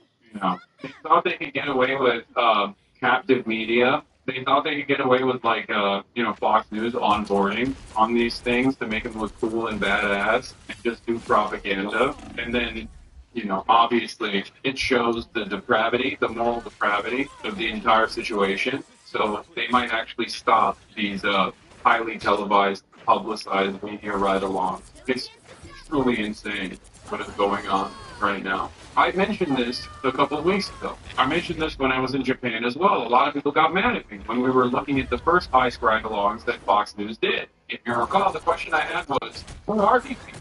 If they are truly violent criminals that went through the court system and were convicted of doing crimes, why were they walking free? I don't want violent rape, no matter what their background is, whether they are of Venezuelan origin or homegrown white rape, to walk freely on the streets after they have been charged, and especially after they've been convicted. So what happened here? Because if the Republican administration's propaganda on this matter was correct, they would have a tremendous opportunity to propagandize by saying, this guy is a convicted rapist. Joe Biden's activist courts and Joe Biden's activist judges allowed him to roam freely because he was undocumented. If that was the truth and not simply a lie that they present, then, oh my God, that would be a fantastic opportunity. You can't even find one? You can't find one guy? That would be massive. So why is there no evidence to show that? Why is the only thing that we have to rely on Fox News onboarding and doing ride-alongs with ICE, where they basically put the camera on someone and claim that they're a rape? Why is there no paperwork that we can look at? That's why I think the ProPublica reporting on this is very important. They actually dove into the data and found that with the increased ICE immigrant raids, they've actually detained 8,200 people so far for deportation, and more than half of them had no criminal records whatsoever. That directly contradicts the argument that the Trump administration was making, that they're only going after violent criminals, except 4,000 plus were not criminals at all. On the campaign trail, I've been with him at the rallies. I know you've been there covering them too, Peter. He is focused on launching the largest mass deportation operation in American history of illegal criminals. And if you are an individual, a foreign national, who illegally enters the United States of America, you are by definition a criminal. And so therefore you are subject to deportation. The Trump agenda is exactly the same as the first go-around.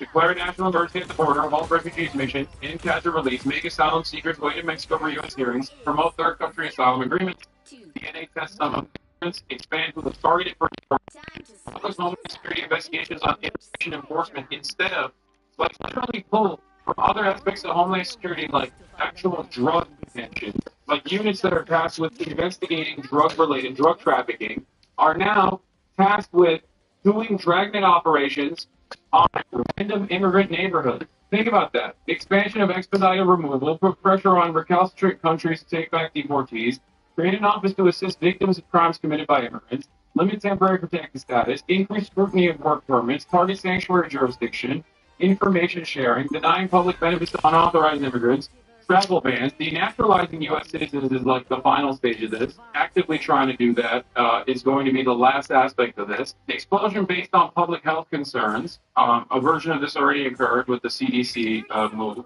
Donald Trump kept saying COVID is fake, it's not real, whatever. But it was simply used to deny immigrants access into the country. Title 42, if you recall, was the only COVID prevention measure that the administration actually utilized. Deploy military troops to the border, build border barriers, land acquisition for border barriers, ramping up criminal prosecution of people crossing the border illegally, expanding detention, local cooperation for immigration enforcement, increase immigration agent hiring, and enhance vetting. Policies he hasn't tried before that he wants to are ending birthright citizenship, making the border a military priority, seeking to end birthright citizenship, end Biden-era humanitarian programs at the border, immigrant registration, invokes the law requires all non-citizens to register and present their fingerprints to the U.S. government or be subject to criminal penalties, ending and clawing back funding from organizations that support migrants, designating international drug cartels and gangs as terrorists, so they can further deny habeas corpus,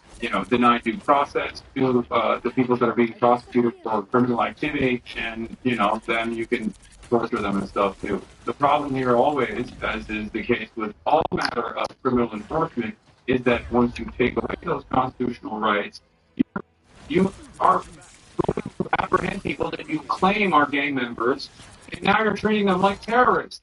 Terrorism already is a vague designation created specifically to deny people their human rights anyway. Us against the world. You're looking for a home that can save energy and money. Make sure it's an SRP Energy Star home.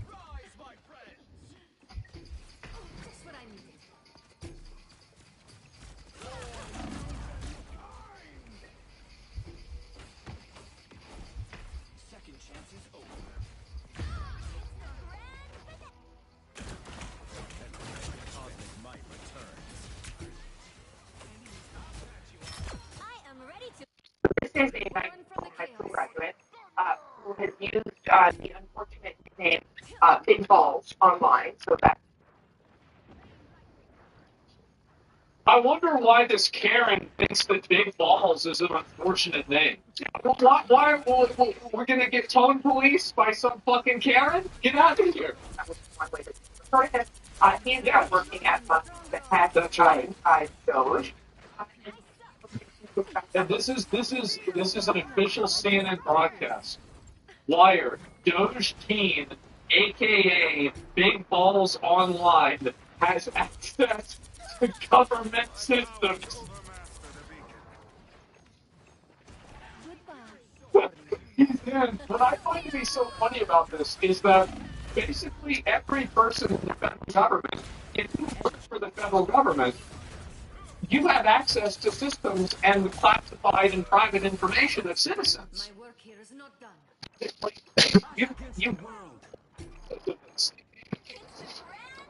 Secret or like some kind of crazy thing. Everybody has this. Even I got this. We found several notable things, Aaron. One of which is that this individual was found in multiple companies, including one with another unfortunate name, Tesla.Sexy LLC. Why is that unfortunate? Without chaos, life becomes a predictable. What's unfortunate about that? I think that's funny. We have tone policing middle-aged parents that are sitting around trying to fucking tone police everybody's jokes. This isn't enforcement, it's fucking funny. Which he established in 2021. He would have been around 16 years old. Now, this fucking whole stuff is a domain. So, Kara, you hear this, and you have to know... Great. So now we have 3 Karens. So this is the Council of Karens to complain about Big Balls is now a government expert. Great. Just what we need. Sounds like a smart kid. Yeah, no, I totally support him. I don't know what he said. I support him. You stand with Big Balls? I do. I stand with Big Balls. Absolutely. Long by 4 years. Now you look at these young men who are now the data and the private information about maybe hundreds. And you know what's really funny is that all the memes about how 4chan is auditing the government, it turns out that pretty much all of them are true. Because I heard that Big Balls also made a bunch of racist posts too. Millions of Americans, young as 19, the Yeah. big balls here that he was talking about. And most of them are I have no idea. He acquired an astonishing job here. I would make a joke. It's probably why it was nonsense and other things. But there's an expressions in technology. It's a feature, not a bug. That's true. So this is a 19-year-old. That's exactly it. Uh-oh, this is going to be fucking funny. Oh, God, this is going to be good. Are you guys ready? Oh, shit. You might not be happy about it, but Big Balls is what peak performance looks like. Well, here's the funny thing about it. So, basically what happened is that this guy, and I can go back and I'll watch the video in a minute, but so this guy ends up getting... No one elected Big Balls. Personally, I voted for Big Balls. And so Elon Musk did a poll on Twitter about should he bring Big Balls back to Doge or not. 78% of people want Big Balls back. And even the best part about this is even JD Vance. I'll show you. Here's my view. I obviously disagree with some of his posts, but I don't think some stupid social media activity should ruin a kid's life. We shouldn't reward journalists who try to destroy people ever. So I say bring him back. Now, if he's a bad dude or a member of the team, fire him for that. Yeah. So Big Balls is making a comeback in a big way. And then that's why they asked Trump. And so Trump was like, yeah, I'll just go with whatever JD went with. That's fine. Actually, yes. All right, here we go. Let's watch it. Shock and awe strategy, which is starting to do a lot like more shock and a little less awe. He's been making blizzard moves in his first 18 days of his second administration meant to inspire fear and outrage, fixing problems and then pretending to solve them so they can look like a figure keeping his promises right through his face. And while it's all really bad and destructive, I think it's important to sort out the actual fires from the smoke and mirrors. Because let's face it, we can't react to everything effectively all at the same time. But that's what autocrats and leaders want, right? While we're running from fire to fire, Trump and Elon's little Doge gang are dismantling our federal government from within. That's what people voted for. Yeah, that's not a bug, that's a feature. Yeah, just like what they said before. Yeah, that was the goal. What do you think they voted for? That's the entire plan. And she's calling it a coup? Yeah, a coup is when you lose an election. Yeah, it's when it's basically a coup is when the people that you don't like get more votes than you do. It's pretty bad. So just for a moment, let's just take a step back and look at what he's been saying versus what he's been doing. Trump announced 25% tariff on Mexico and Canada, which sent the market into a frenzy. Yeah. All for him to pull a reverse at the last minute, claiming he got major concessions, when in reality, Mexico and Canada basically reiterated the same border security measures they had already agreed to under Joe Biden. Trump backed down and got nothing. Well, he did for 30 days. But yes. Administration is also good for the area of terrifying pictures of what they claim is the largest deportation operation in American history. Terrifying. I think that's not... I mean, I don't know, like, because if I look at the pictures, I think there's a lot of people that are really happy about that. Yeah, good? Yeah, exactly. Like, what is this? There's more criminals. I have to say, yes, exactly. You're also white?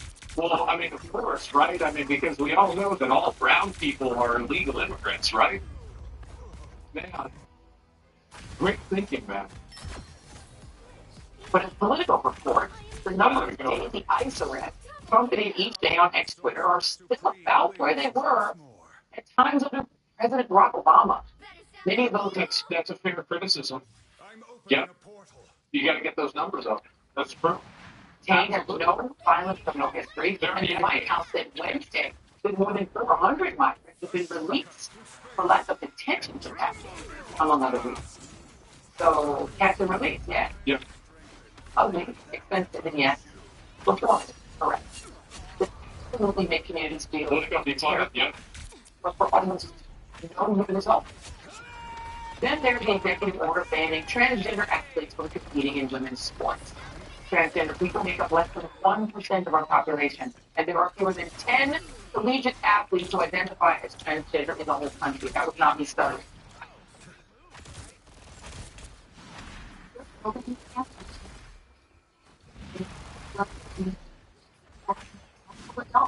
Children will thrive for a better community and stronger Arizona. It all starts with a child. Learn more at firstthingfirst.org /kids. 1,000 years of obedience training. We are powerfully majestic and became a family parents.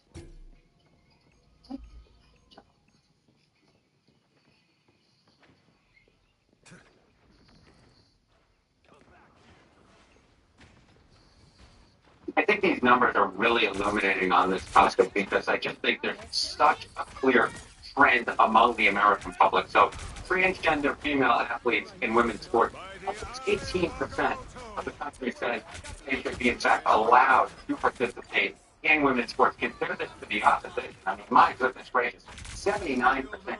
You rarely get 79% of the country to agree on anything. But they do, in fact, agree on the idea of opposing transgender female athletes in women's sports. But it's not just the here and now, Lord. It's not just the here and now. What we're actually seeing is a trend on this particular issue going in the direction of opposition. So take a look here. Okay, transgender female athlete. So, just want to put that into perspective. Just so we understand that this is what's being defended here. Yeah. The federal government is 10 Americans, it's bizarre and cool. But so their argument is that we should wait until it becomes more of a problem down the road. Well, this is the way that I think a lot of people view like the transgender athlete thing. They view it the same way that they view something like flat Earth. Where like, if somebody believes that the Earth is flat, I will assume that everything else they think is probably also retarded, and their decision-making capabilities are compromised, let's say. They're compromised. So if somebody believes in this and they think that it's okay, it's not necessarily the thing itself. It's that the belief in it is a mining canary for a logical level of inconsistency that's unprecedented. That's the difference. As I explained yesterday, the federal government does not mandate multi-ethnic in school boards. If local school boards decide to mimic that ugly EO, it is awful, yes, but local voters will be able to hold them accountable. As for America taking over Gaza to turn it into the Riviera of the Middle East, the administration has already walked that one back, especially his shambolic talk about sending in U.S. troops. Sure. He posted on his social media today that no troops will be needed since Israel will just hand over Gaza to the U.S. once the war is over. Okay, so Israel will somehow physically expel 2 million Palestinians, which, by the way, is definitional ethnic cleansing, and then hand over Gaza to us to colonize with no military protection. Yeah, that should go with great. Speaking of countries that Trump is threatening to go to war with, the State Department claimed that U.S. government vessels can now transit the Panama Canal for free, which would save the government millions of dollars a year. The president of Panama came out and said, nope, no, you can't. Our claim of a deal with U.S. warships to diverse Panama Canal for free. We'll see. Yeah, we'll see about that. Trump called for CBS to lose its FCC license and for its news show 60 Minutes to be immediately fucking face. If you want to be a news station, then you have to act like a news station. See, a lot of news stations have like other external privileges that extend beyond just like the free speech of a citizen. So if you want those privileges come with accountability and responsibility. So if you're not exercising that responsibility or that accountability, then maybe you shouldn't have the privilege of God. Terminated after the network changed and released a full unedited interview with former Vice President Kamala Harris from October, which shows nothing. Nothing at almost in that interview. Well, I don't know about that. It sure seems like that's all what people thought. I haven't seen it myself yet, but it seems like that's not the consensus online. And also, if it didn't show anything, then why didn't they show the third part? Wouldn't it have been better, like if the entire interview, if it was a 1 hour interview with the president, the vice president, like, I mean, logically, that's not right. I mean, you would want to make it the biggest bit of content possible. And so if you're cutting this much stuff out of it, why is that? This is the part where I tell you that CBS as the network does not have an FCC license. So why all the smoke? Forgetting what they've said. Here we go. This is the big balls situation. Here we go. We know what the Trump Musk gang have actually done.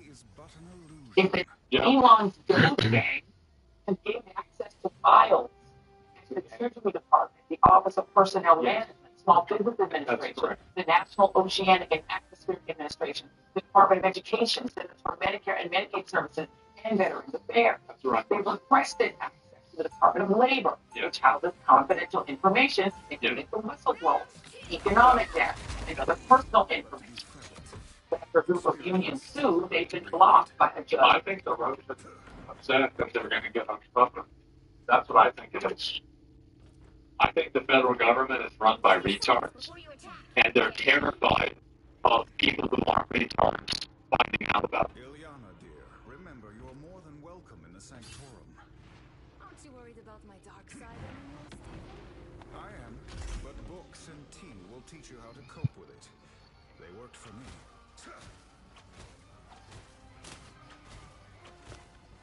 The battle starts in 5, 4, 3, 2, 1. We've got trouble. They're scared of the audit. That's what I think is going on. I think it's just the tip of the iceberg. Like, I think this USAID thing, I don't even know if it's the tip of the iceberg. It's like a little rock next to the iceberg. Nobody cares about that. Wait till they get to the military. Then you're going to be looking like, like people are saying, oh, it's only $76 million, there's $76,000. I think when they audit the military, you're probably going to see levels of corruption that have 2 more zeros behind them for every single line. That's what I think is happening. And yeah, I bet they're really. And they should be. So tomorrow, the naturally was triggered panic. They won't do that. The guy, one of the guys today already committed to doing it. He already said he's going to do it. Look. The Marines out there, it's all got to figure it out. And we appreciate that. We are going to focus heavily. Ensure that at bare minimum by the end of 4 years, and not past it, what? Yeah. Let me finish the video, please. Workforce in cross country because unvetted and unqualified sycophants are rummaging through highly sensitive data. Unqualified. I do not agree with this appeal to authority that these people have. I think that after watching how, like, I worked at the federal government, and there's a lot of people there that were retarded. And my dad also worked at the federal government, and in his department there were also people who were retarded or didn't do their job very well.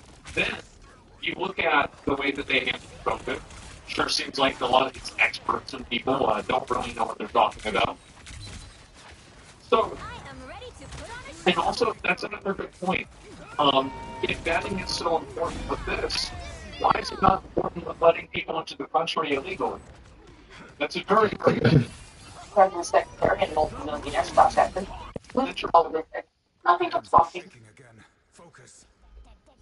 When you hear this squawking, it's status quo interest. He's not happy. Yes, I will tell you. Our payment system is not being cut. The payment being stopped. Upstream.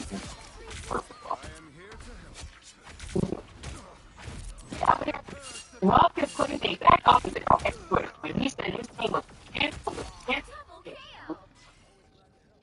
And Wire reports that he's Right? Isn't that a good thing? Like the Lutheran faith using religion as money laundering? Yeah, I don't want to have the government giving money to churches. How is this even? I've got your back.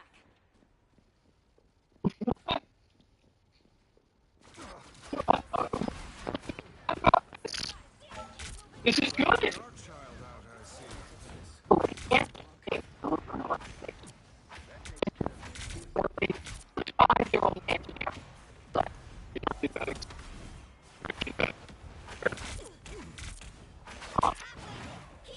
They just go to the next party.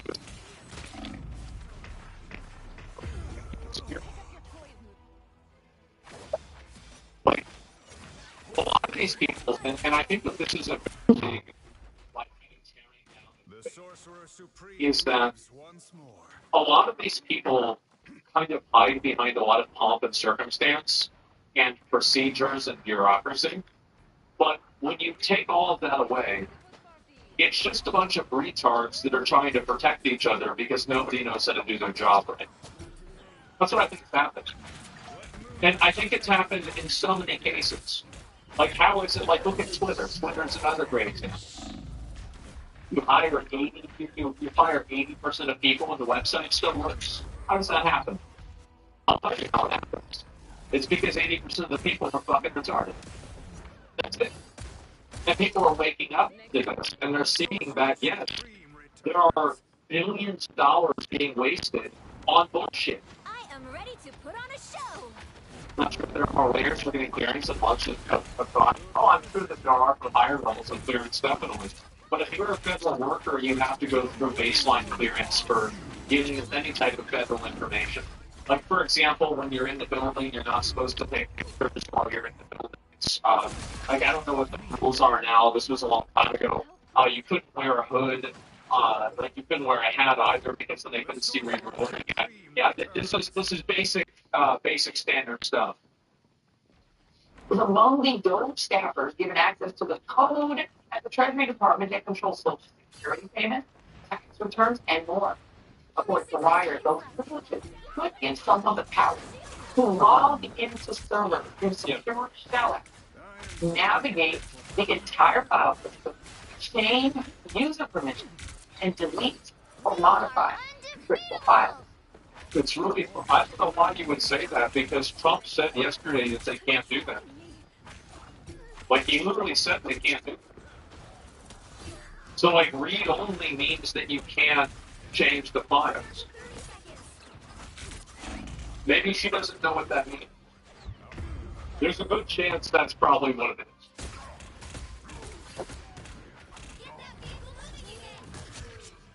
Early this morning, that federal judge got the Treasury Department to limit Doge's access to your sensitive data to just 2 Doge people who supposedly would have to read on the app. According to the language agreed to by Oh my god, where she cancels and does that. the chief executive officer at Cloud Software. The other is Marco Ellis. Treasury Department officials were asked by the judge if those Musk allies had distributed the fiscal data to anybody else.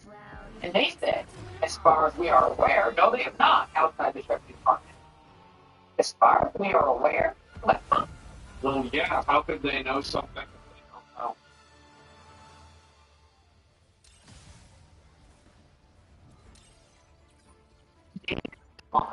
Life is a question. At Southern Utah University, these moments have been called this by your challenge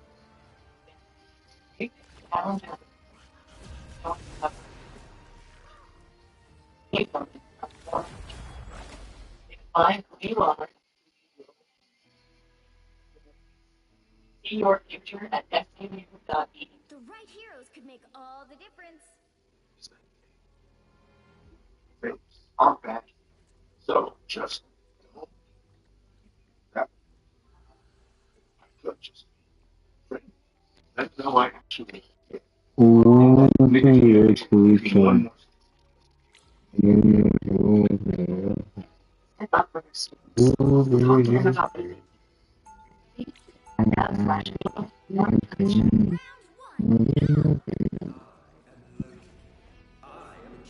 as far as we're aware, yes, obviously. So then the answer is no. It's conspiracy. Yes, it's conspiracies not good. First, there's no fucking idea how software works, since you're talking about it. There's literally 100 layers of redundancy, even in a private company. You think treasury data isn't protected? I think that it's like, these are the people that, like, whenever they watch a movie and it's like a hacker, it's like a guy that's wearing like a ski mask and he's like typing on like a laptop and like the screen is like black with green letters. You know, like that's basically like, this is their understanding of like using databases or using systems like this. Yeah, alright, I'm in the mainframe, let's go. Exactly comforting. We just download all the money.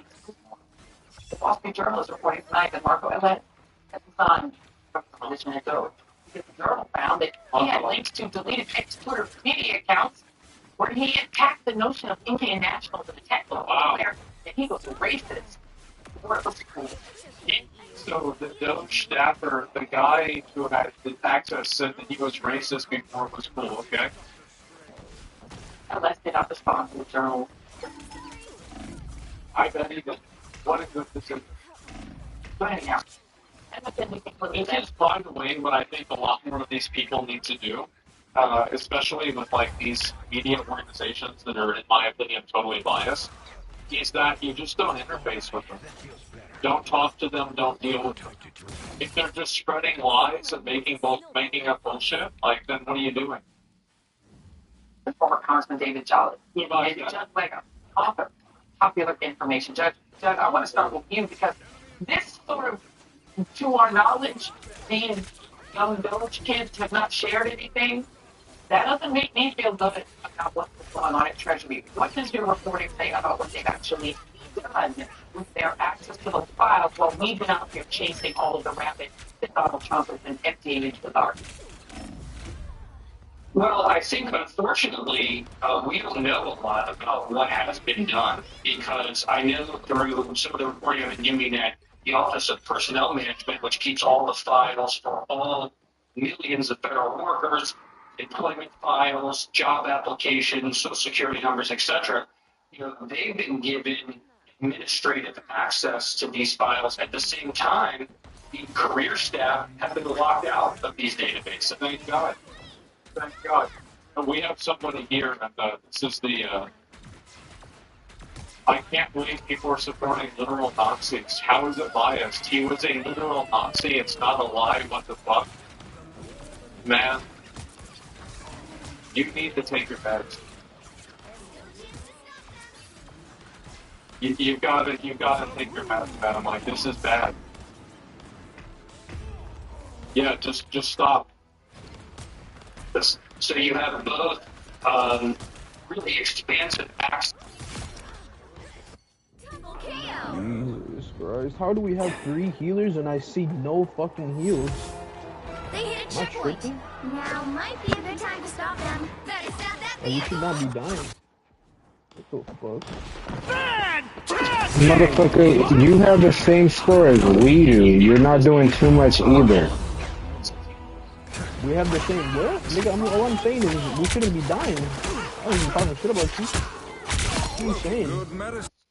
I get so mad in the face.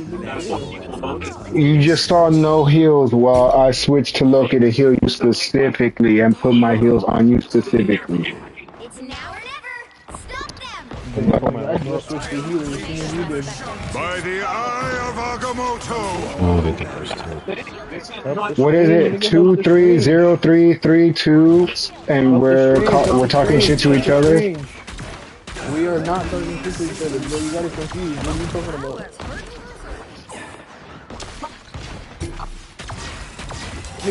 Nigga.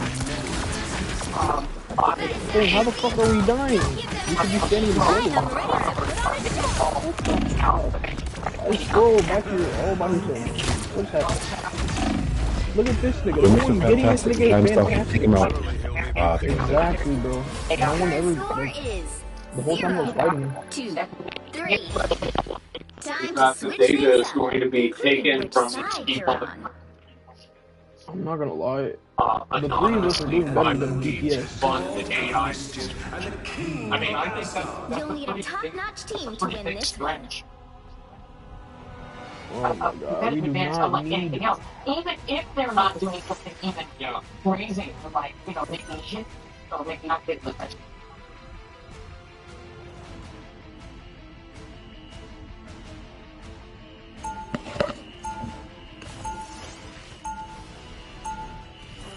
Round 2, go! Unreliable, vindictive, and yet all very compelling, don't you think? Yeah, I'm gonna pop my portal once the door opens. Alright, I'm gonna put the portal somewhere like behind where the deer checkpoint is. Yeah, I'm gonna just be on you the whole time. I'm trying to help you. Wait, you want to eat a symbiote? No, I don't think that's a good idea. Bro, Moon Knight's so butt. He has no aim. The battle starts in 5, 4, 3, 2, 1. All you need to do is capture the mission area. Got it? I'm opening a portal like you, for now. Look at that nigga all the way deep. Why is our DPS, bro? Oh my god. I'm back here, bro. He just said he was making a portal. What the fuck?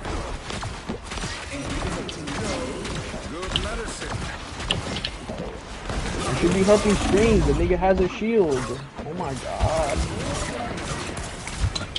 Look at that. Just push. We have enough healers. Just the three of us and Strange. That's enough.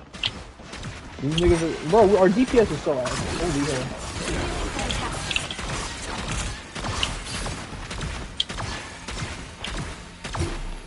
Help Strange. Stay on Strange.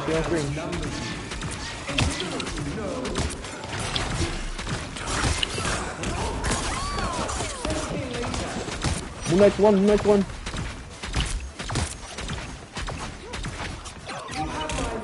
Dead. Good shit. Get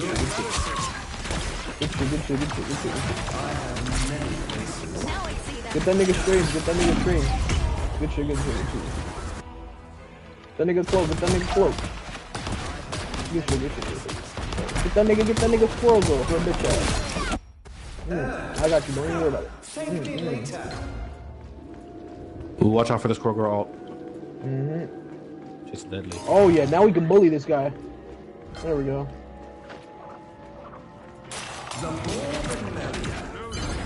Help get that vehicle to its Nice, good job, guys. Yes, sir. No king shall ascend to the throne this day. How is that Moon even getting away? What the hell? What an asshole. He ulted on himself. Ooh, nice ult with invisible woman. Nice. Get the Strange.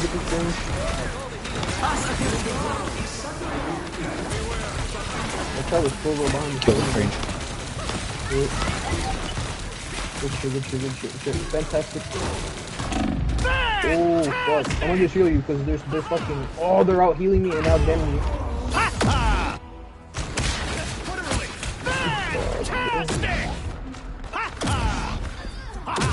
Double KO. Another go.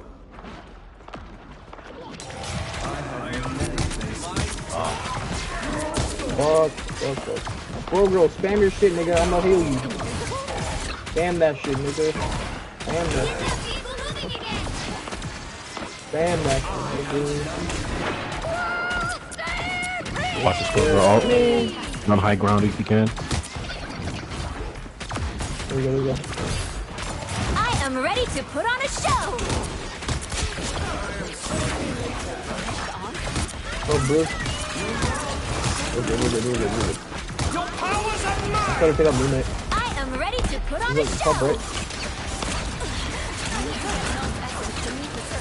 Yeah, whenever you get an open opportunity, try and get the candle. Oh no!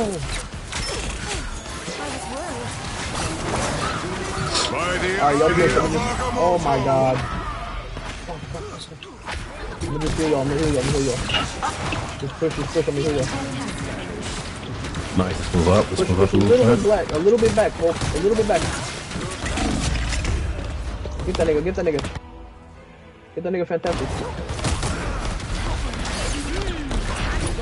No! I'm gonna put my ult. You're halfway there. Keep going. Bro, I'm sorry, Strange. Nice heal, Loki.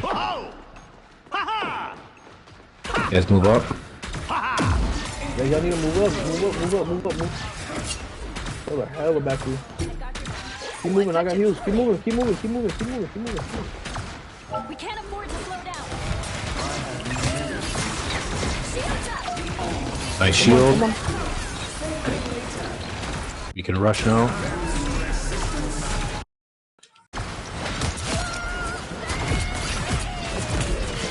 Stronger ult, one out.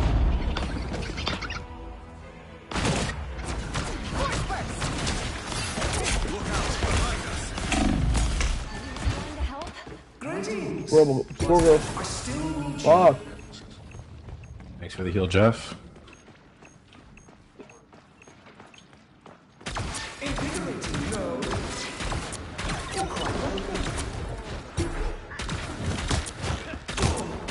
Oh my god. Why are we back here still? Why are we back here? What are we doing? Yeah, you guys, yeah, try to stay with the tank. Ah. Oh my god. Alright, where's Hope? Where's Hope though? What the hell? The nigga disappeared when we reappeared. Push up. We got you, my boy. Us against the world! Oh, push back. Go ahead, push back. They open on me.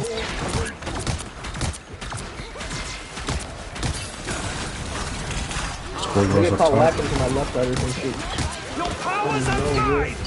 I'm trying to heal them. I am ready to put on a show! Fantastic right here. 30 seconds! No! Fucking fantastic. Okay. After the Luna ult, I'm gonna drop my iron up. I'm ulting.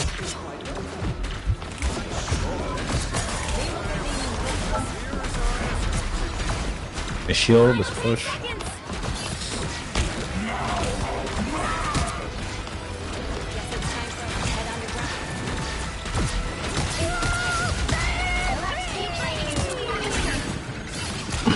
No! Fucking Scorgo ult.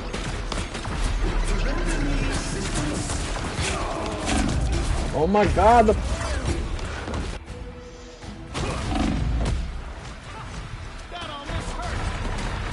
Looks like we lost it. Good job, guys.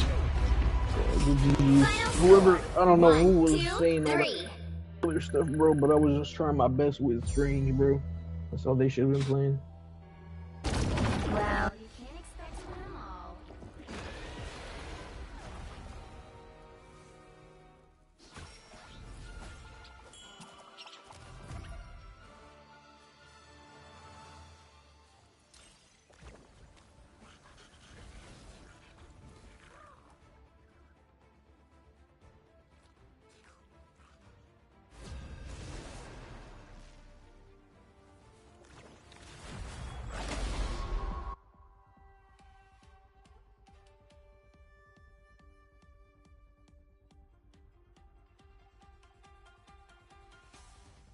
The right heroes could make all the difference.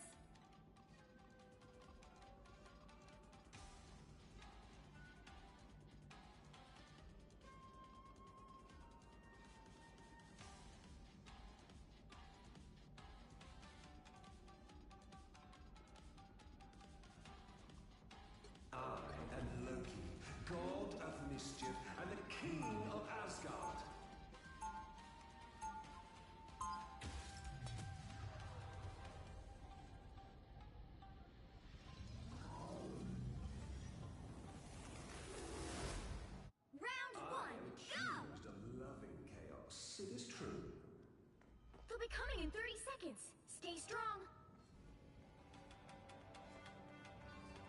You must teach me some of your chaos magic, Wanda. Not even a tiny bit. Come now. I think you know quite enough about chaos as it is.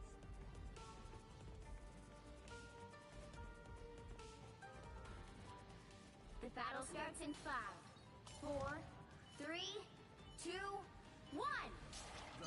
You have to stop them from securing the mission area. I wear white for a reason. I want the bad guys to see me coming. Cheap tricks, wizard.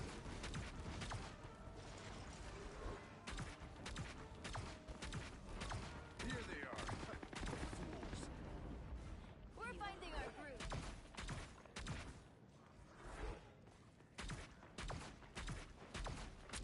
Wild creatures have risen from the realm below. Healing for my friends. I am strengthened for battle.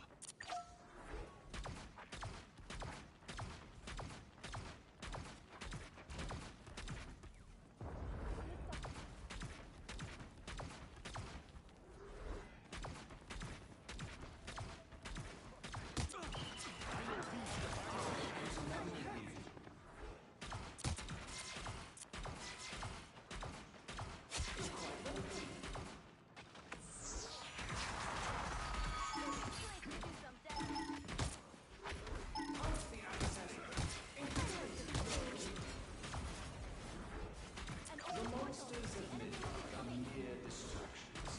See them? Right there. I'm a true team player. I have many faces. Love battlefield medicine.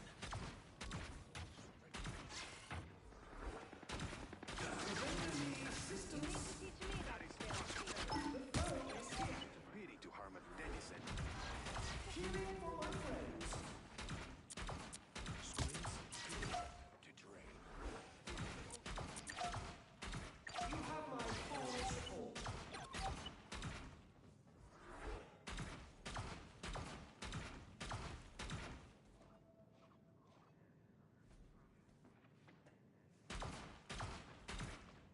Time to drain.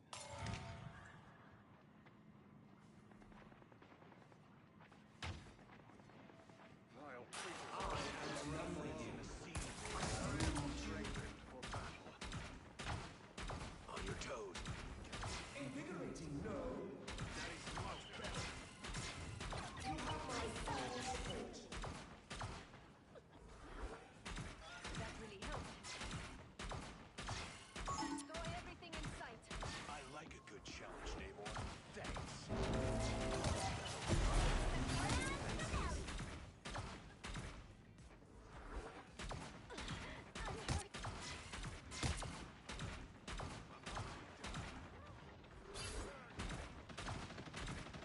I suck.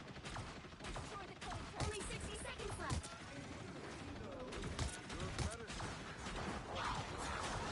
Judge! Jury! I am ready to demolish against the world!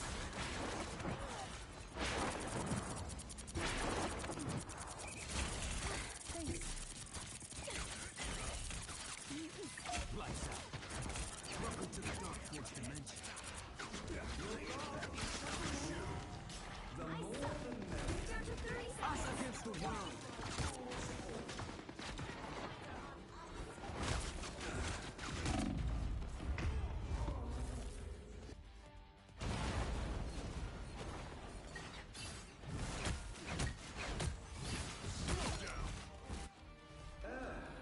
Final 10 seconds! Hands on me.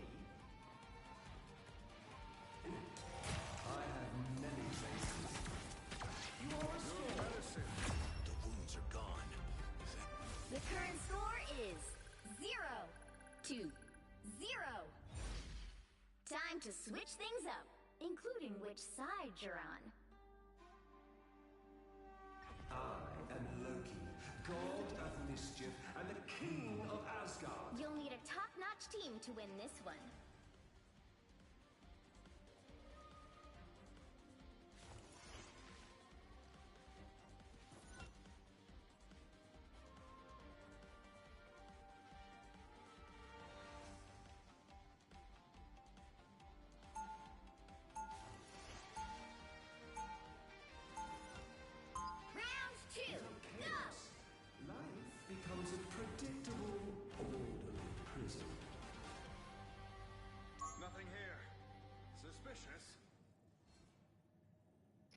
my mic was muted. I just took 2 blinkers. Oh my god. I just took 2 blinkers from my strong battery. Oh.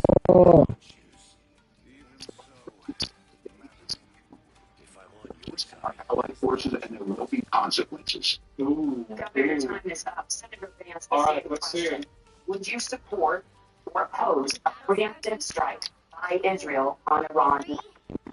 So, Maria, I want to answer the question first of all. Thanks to TBS for watching the TV, hearing enough about this country to pay attention to this. You're welcome. To give an introduction to myself a little bit. That's right. I was raised in a class family. My mother required food assistance for life. My grandmother required Social Security to raise me. And she raised me in part because my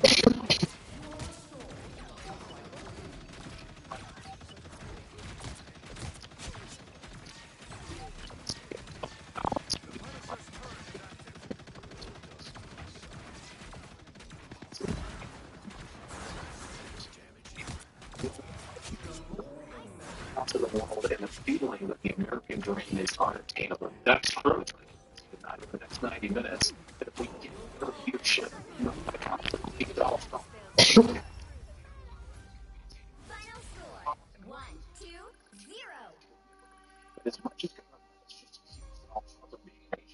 as Donald Trump actually delivered stability in the world, and he did it by establishing effective deterrence.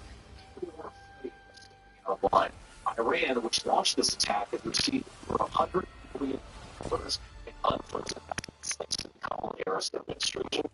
Use money, use it to buy weapons that they're now launching against our allies. God forbid, eventually launching against the United States as well. Donald Trump recognized that for people to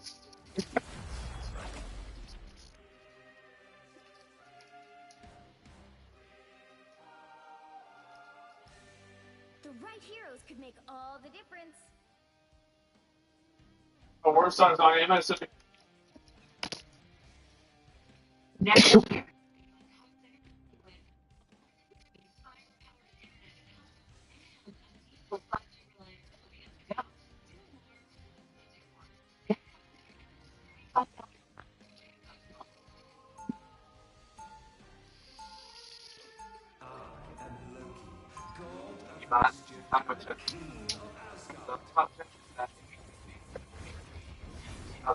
Every week.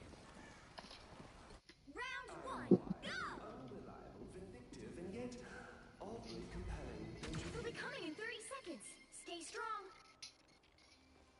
Somehow, everything evil in the entirety of the planet always comes back to my favorite website, Twitter.com, or as you might now know it, as X the Everything app. And I know I've made this point hundreds of thousands of times, but it's really funny.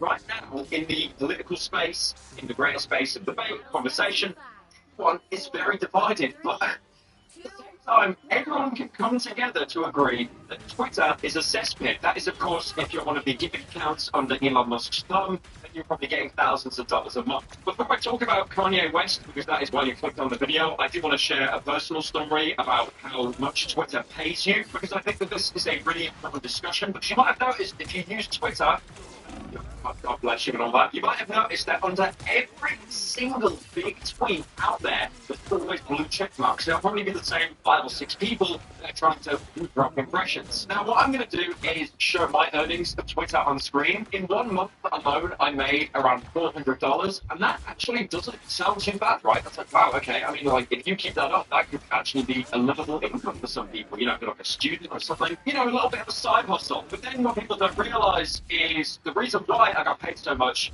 is because I quote tweeted someone with this. The tweet got over 500,000 likes. I cannot regularly get 500,000 likes on Twitter, so afterwards, my earnings absolutely tanked. So please don't get it twisted. If you've got a blue check mark, it does not mean you're being paid a lot of money. That is unless you're one of those chronically online people that is just always replying to every single tweet imaginable. I've even noticed a little bit of a Twitter uprising at the minute. If someone replies, they have a blue check mark, they instantly go to replies, they can't go for any more revenue. Now, enough about the millionaire complaining he's not making enough money. I want to talk about Kanye West. Now, just in the introduction, No, I've made videos on him in the past. He's one of the biggest names in hip hop. Now, this is not the first Kanye crash out I'm documenting, and it is nowhere near the last. So much so that if you go to TikTok right now, you'll see people copying that Kanye made graduation all the way back in 2022 after his most recent crash out. Kanye is still knowing, all powerful. He's a billionaire, which he will tell you time and time again. People, you know, people that multi-million.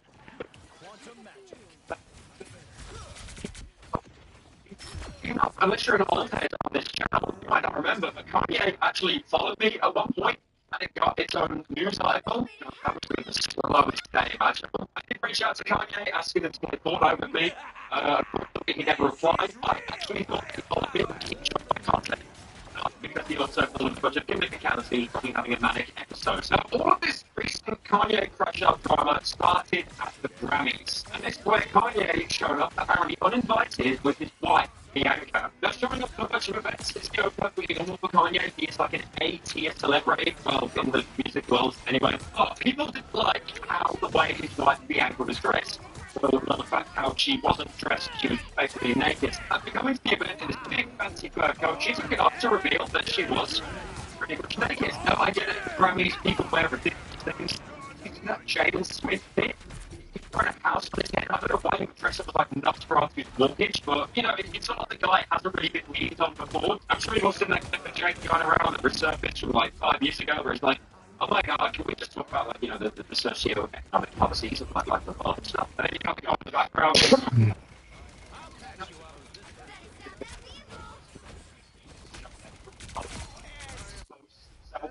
We were like incredibly shallow, but then, like I said earlier, there were rumors floating from the first story.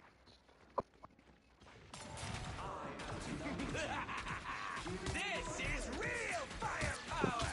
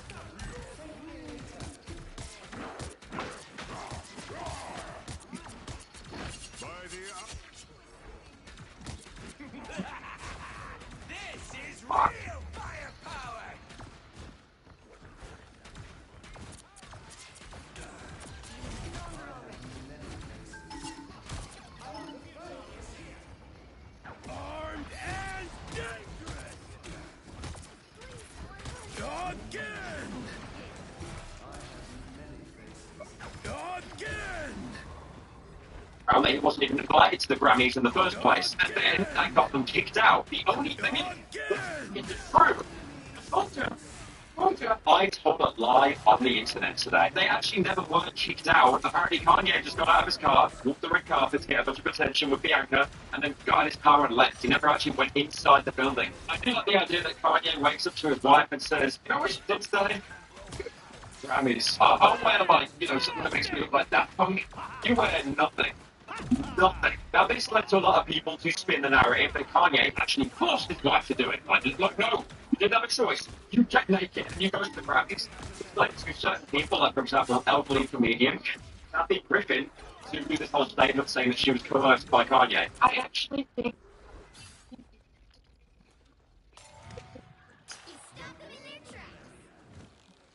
There were also other tweets put out there as well. Kanye West is a narcissistic, abusive piece of hiding behind mental illness. He stripped his wife of all clothes and self-respect. She's nothing but a puppet. Meanwhile, he's of course always fully clothed.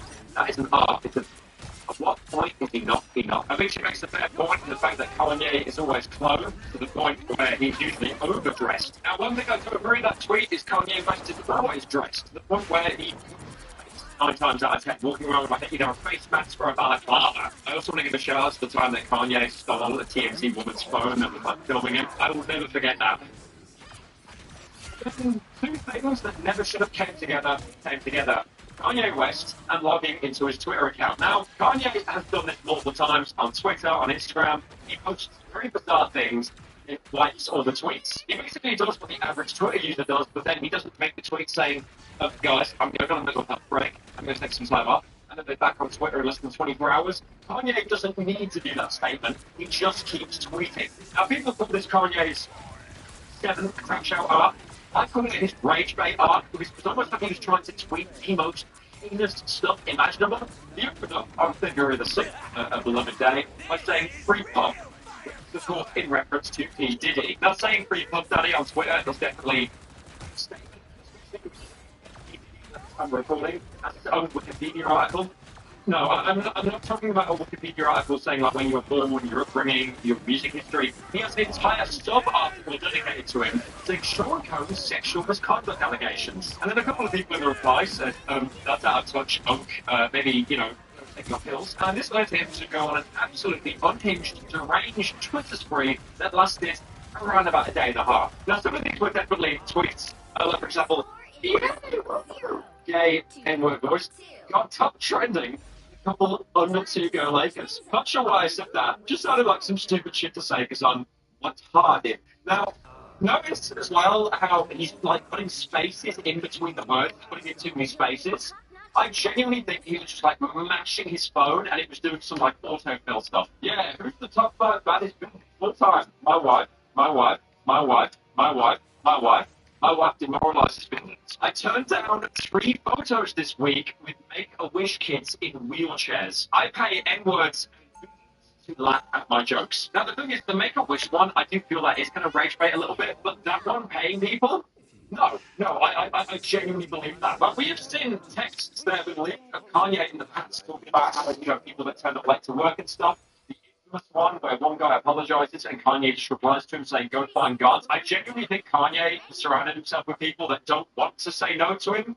It might actually get fired. And then this led him to become even more unhinged as the day went on. He obviously needed a nap. He missed it. I don't know what the anti-Semitic means. It's just some bullshit Jewish people made up to protect their bullshit. Was that they're right here? It's really and also this tweet as well saying a certain Austrian painter was so fresh. God. And then there's one where he just straight up says he's you know what? I'm just going to leave the first letter in there. You can imagine what the other 3 letters are. And then he also tweeted as well saying slavery is a choice. And then he said, I'm racist. Stereotypes exist for a reason, and they all be true. Now again, the stuff he was saying was absolutely heinous, but I do think my game theory still stands that this was rage bait because he's almost trying to annoy many groups of people as possible and get as many people riled up. It's almost like he DM'd Elon Musk and he was like, hey, I'm just going to crash out on Twitter for 2 days. Can you not ban me? And Elon was really like, you're Now, going back to the original crash out tweet saying he wanted to free P. Diddy, he did add a little bit of context to that later saying, Puff got me too, so did I. Free Puff.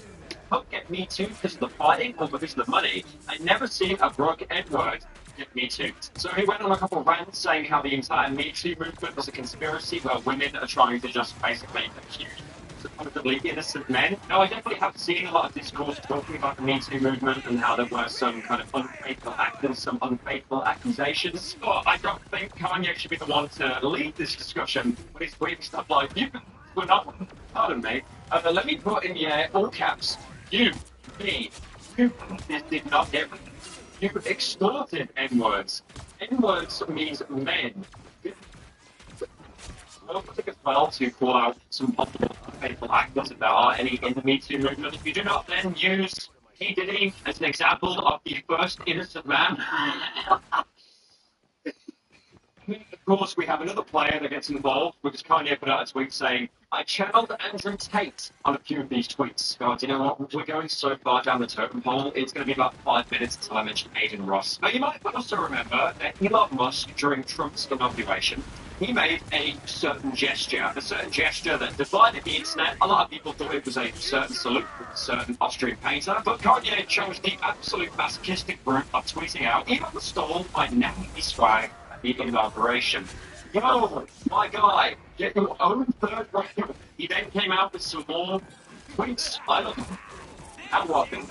Some of my best friends are Jewish, and I don't trust any of them. Crying emoji. Now keep in mind, this is not the first time that Kanye has talked about Jewish people. Back in 2022, he went on this DEFCON 3 tweet. I'm a bit sleepy tonight. When I wake up, I'm going DEFCON 3 on Jewish people. The funny thing is, I actually can't be anti-Semitic. Black people are actually Jew also. You guys have toyed with me and tried to blackball anyone who ever opposes your agenda. I mean, also, how can we forget as well his infamous appearance on InfoWars wearing a balaclava almost as if he said he could later deny afterwards, saying it was a paid actor. Every human being has something of value to the table. Kanye eventually came out and he said he's really, really sorry. And he won't do it again. Fast forward to 2025, he's doing it again. This then led to famous children's entertainer Kai Cenat to come out saying that the collab with him and Kanye is no longer happening. It's GG's. I think it's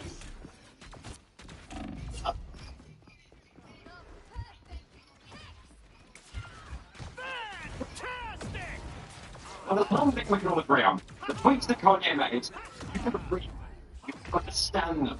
He says free P. Diddy, about Jews. You can read the tweets. But then, as the night went on, his tweets became borderline incomprehensible. It was like reading an Elder Scroll. I'm cold. When I feel and want of feelings, I stand still and hold my eyes open like a psychopath till that feeling of feeling anything goes away. I have no heartstrings. People pull at your heartstrings to control. People use your feelings against you. David Stromberg played bully for Trav without me knowing. I at least got him to cut that Jew bro. He did this scam with the merch Jew Charles to collect me for the slave rapper's emails that was known to raise the value of Charles Mangan's company, with I would assume David, but none of his clients do. Grab unfollow that, crying emoji. You N-words is dumb and broke. If no unity, I don't blame you. I'm out for myself, so only difference is on God. Anytime I hear the word on God, I just think that amazing song by Imogen Heap and how Little B took it and made it obviously even better. Now, what point during the crash out, Kanye might have felt the balls were closing in a little bit, the sponsor deals were being lost. He'd never be able to work with Ray Shadowless again, so let it tweet. Come and stop me, bitch. Come and my bank account again. You should have simply killed me when you had the chance. I am God. Jesus, yeah, like I told you. Now again, the big debate, was he having an actual mental breakdown or was this Ray fake? All the way back in 2016, Kanye was officially diagnosed with bipolar disorder, and as someone who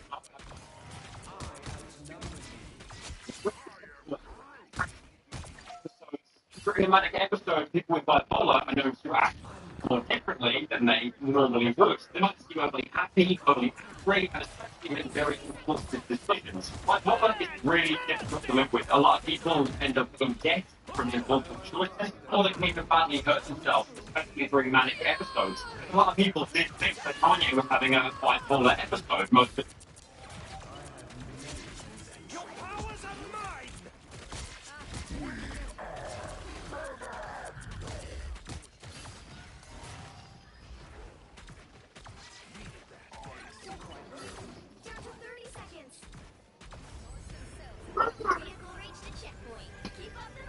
yours. Please, look at that. Much with no price guarantee. So I said, oh. It matched that mattress house? He look at the fact that he was tweeting at the time that he was God multiple times. I also don't want to get it twisted as well. Like people that have bipolar, they're not going to instantly go on Twitter and start tweeting anti-Semitic remarks. Obviously, like all mental conditions, it affects everyone differently. But I do also want to point out, 2 days earlier, Kanye did say that he's been officially diagnosed with autism. My wife took him to do what I think he said. something about your personality doesn't just feel like it's bipolar. I've seen bipolar. I've seen you educated, so I've seen bipolar before. And come to find out it's really a case of autism. I don't think having autism would then lead you to try and defend P. Diddy on Twitter. Now, this came from Justin LaVoy's podcast with the downloads, and apparently he talked about how he doesn't actually have bipolar disorder, but autism, which, according to him and his wife Bianca, was actually earlier misdiagnosed as bipolar. But also, on top of that as well, apparently because of this epiphany that he doesn't have bipolar anymore, he stopped taking his bipolar medication. To get out of your episode, a lot of people like medication. Do you take medication? Does it work for you? What gets you out of? I haven't taken the medication since I found out that it wasn't bipolar. That wasn't the right diagnosis. That I was like autism. So that's the first time things been working, or do you just take it just to make your wife happy? And she said you should take it. Like, do you believe in the medication? It's finding stuff that doesn't block the creativity. Obviously, that's what I bring to the world. No, I'm going to say like a Reddit armchair therapist. Oh, he has bipolar. He's showing all the symptoms. I have a friend on Discord that told me that they have bipolar, and they are very similar. But again, whether it's autism, whether it's bipolar, I just can't imagine a world where you're defending PDD like that. That's me absolutely crazy. Now, the weirdest way to end this Kanye crash out is I thought he'd do what he usually does and wipe all of his tweets. He didn't actually do that. He went down the Timmy Thick route. If you remember, Timmy Thick was this person on Twitter that would post pictures of themselves. The pictures were very, very, very questionable. And then eventually the Timmy Thick account came out. Good evening. 24 months. The theological study conducted by Harvard University. Thank you for your time. And that account, no meme, has never tweeted since. Now, this tweet is now deleted, but Kanye said, I won. I'm imagining he finished watching season 4 of Breaking Bad to make that assumption. I tweeted pretty much everything I felt for about 12 hours, and I still have my Twitter. And most importantly, my billions. Thank you everyone for participating in this social experiment. Now, I like the fact how he says he still has Twitter, like he didn't panic call to Elon Musk for the breakdown. Thanks to Elon Musk, and saying that he loves everyone, especially fat women. This is the point to a complete 180, and I'm a Kanye later. Now, of all the unhinged tweets of it fine, there was one good tweet. Get ready. Making it glowing. Thank God. If all of this was like a whole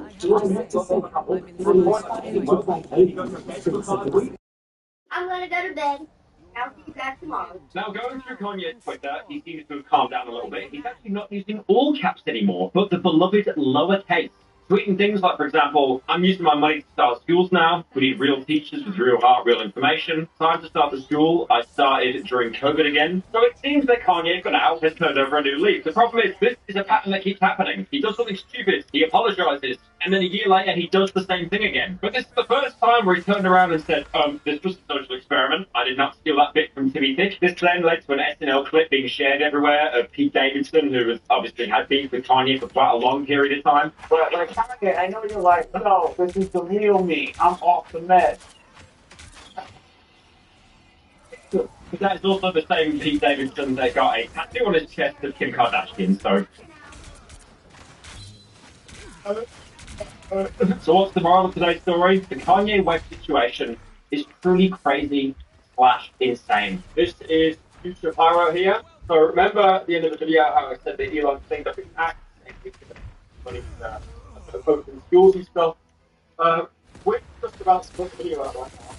Kanye's had to get another mental breakdown like this. And Elon. There is only so much we can blame. I am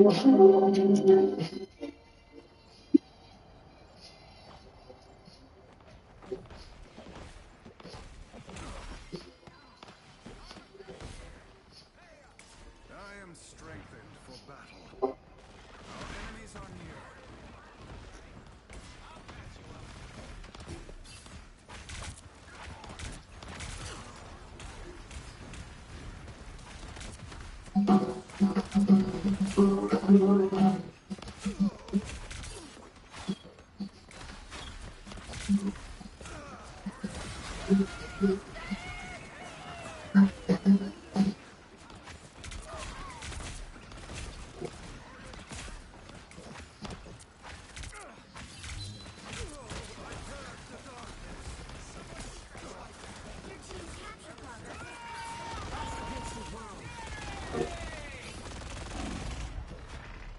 people hate Adobe.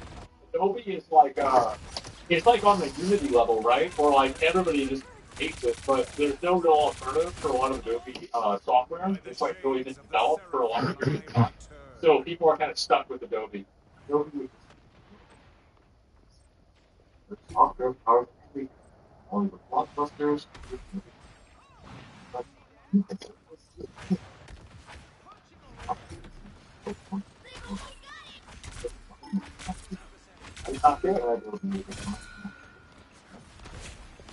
This video is brought to you by my product, Salary at 10.39% real performance.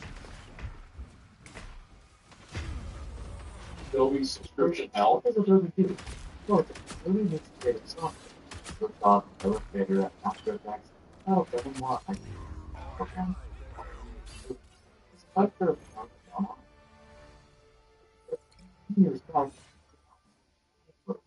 along with This is a really good example of what I was talking about how I don't think this should be when you buy something, I think that you're entitled to certain rights for what you are purchasing that transcend terms of service. And I don't like how a lot of programs and products have been transitioned to becoming licenses and services rather than products. And I think that if you're selling something, the person needs to actually get something out of that. You can't just take it away from them at some arbitrary period of time because you've decided this is a rule. Because at the end of the day, the reason why the company does this is because the government lets them do that. Like, somebody could just steal all the stuff from Adobe and give it out for free if there were no rules, right? So there are rules to protect companies like this. But what are the rules to protect people, companies that take advantage of it?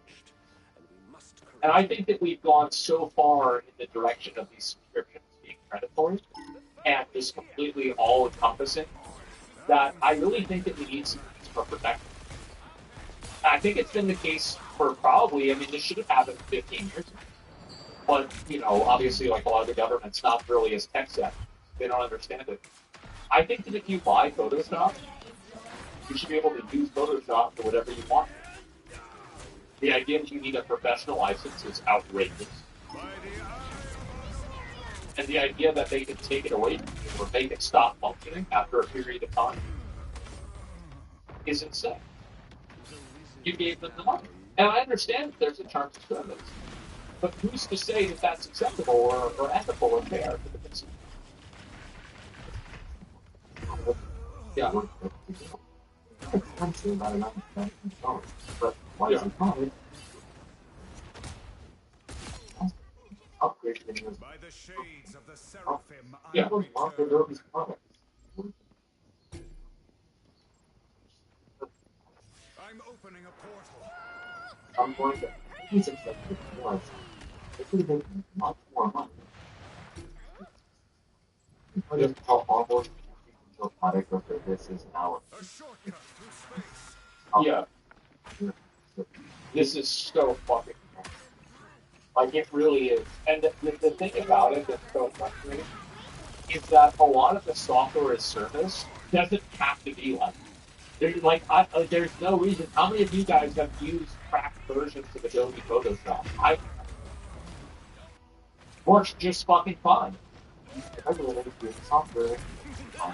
Right. Adobe was one of The Sorcerer Supreme lives once more. That's insane. This method has been massive. Even customers make such a massive purchase. 100% subscription company with people rarely factor in simple habit they could just not get them.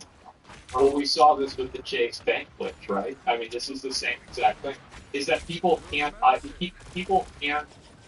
so it's like it's $70 a month, and is that better than $500? Well, it's only $70 a month, so yeah, you get it for a whole year. So it's like, wait a minute, and then you get people to spend $700 instead of $500. No, I'm telling you guys, people's math ability, however bad you think.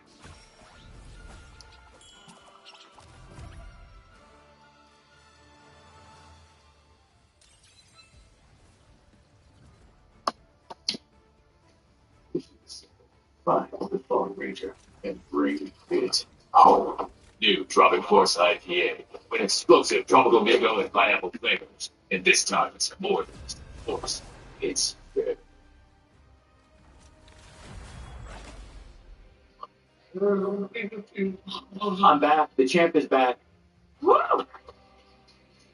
You'll need a top-notch team to win this one. 2025, the first champion of the year. Wow, I needed this, guys. I'm so happy. Thanks to everyone who tuned. Thank you. And first of all, I want to say some thanks. Thank you to God, obviously. Thank you to my good. Oh, thank you to XBlad. What even more important to God? Sit down, God.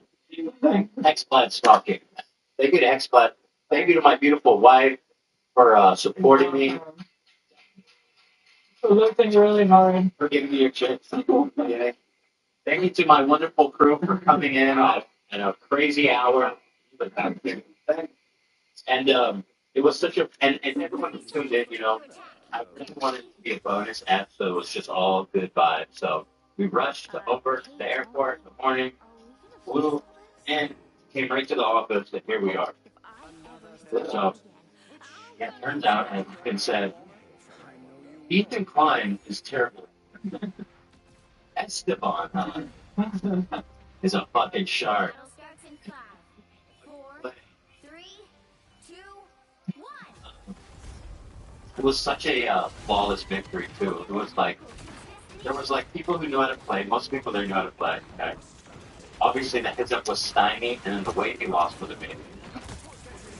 And then, like overall, I think I played like good the whole night. And I don't think I made any major mistakes. Maybe I don't know. What do you think, David? What do you think about that? Yeah, I guess the only mistake I'm wondering, but I don't think so. I guess I should. Well, we have the highlight. We need to go through it together. Oh, when I think I was on Stymie, and he had a tooth fairy. Yeah. I mean, I didn't see it as a bad player. Also, I mean, you know the player, like. What I was saying the whole night was he wasn't playing well. He was getting really lucky. So lucky. If you're lucky and bad, then at some point, let's see. Thank you for joining us as well, David. Renaissance Man. Mission.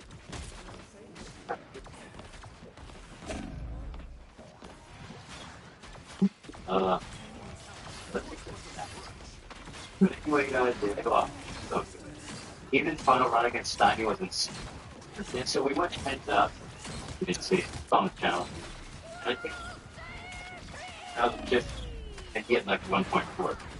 We didn't even double.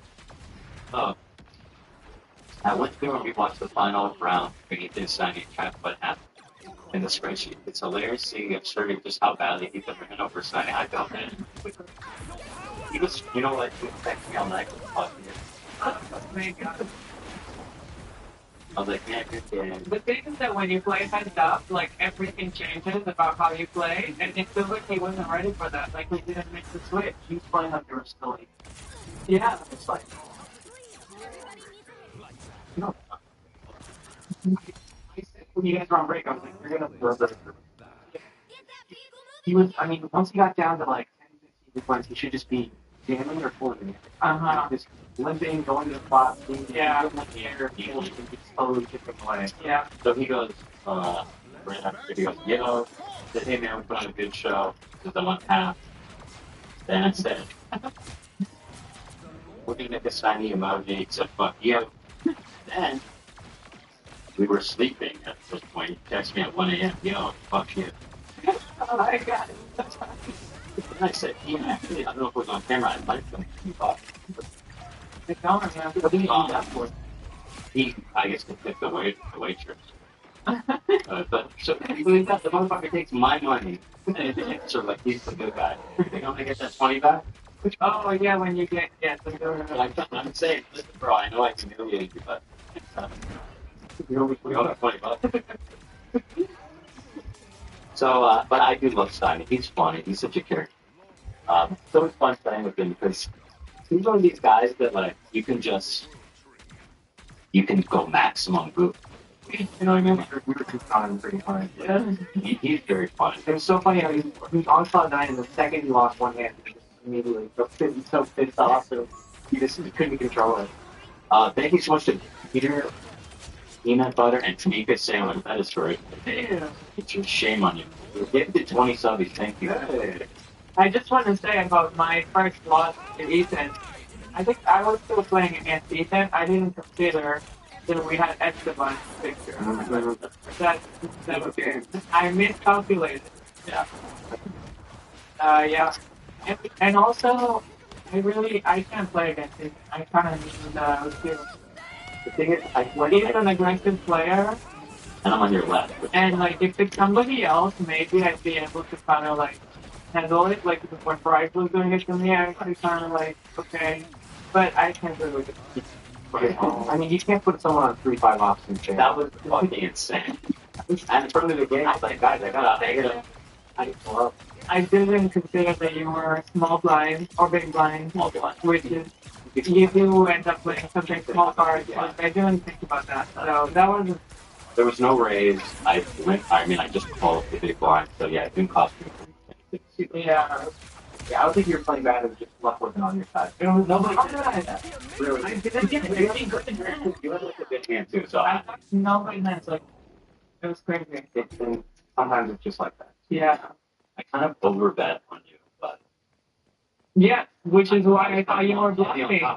That's what you would have done in the previous game. if it was someone else, I would have slow played. Because that was like the nuts and like yeah, maybe you're almost trying to think on it, but don't just get out of that. I think it was maybe, but I didn't get it. But I mean, also I was like, I'll take the tip. I know. I looked at it to you and not somebody else. Oh, what a game it was. So let's see. Ethan started out with less than half of Sonny's chip. Of the 18 hands in the final round, Ethan won 15 and Sonny won only 3. I think the 3 he won was just blind. So. Yeah, he raised. Yeah. You weren't doing the same thing he was. Of the 3 hands that made it all the way to the river card, the last of the 5, Ethan won all 3. In the 3 hands Ethan lost, he never had to give up more than big blind, right? Between hands 3 and 15, Ethan rattled off 11 straight hand 500,000 chips into 1.9 million chip. Oh, fuck. Into a 1.9 million chip game. Ethan lost Steiny into 3 bad folds. And on the one hand, Steiny kept after the turn card, where he held an odds lead.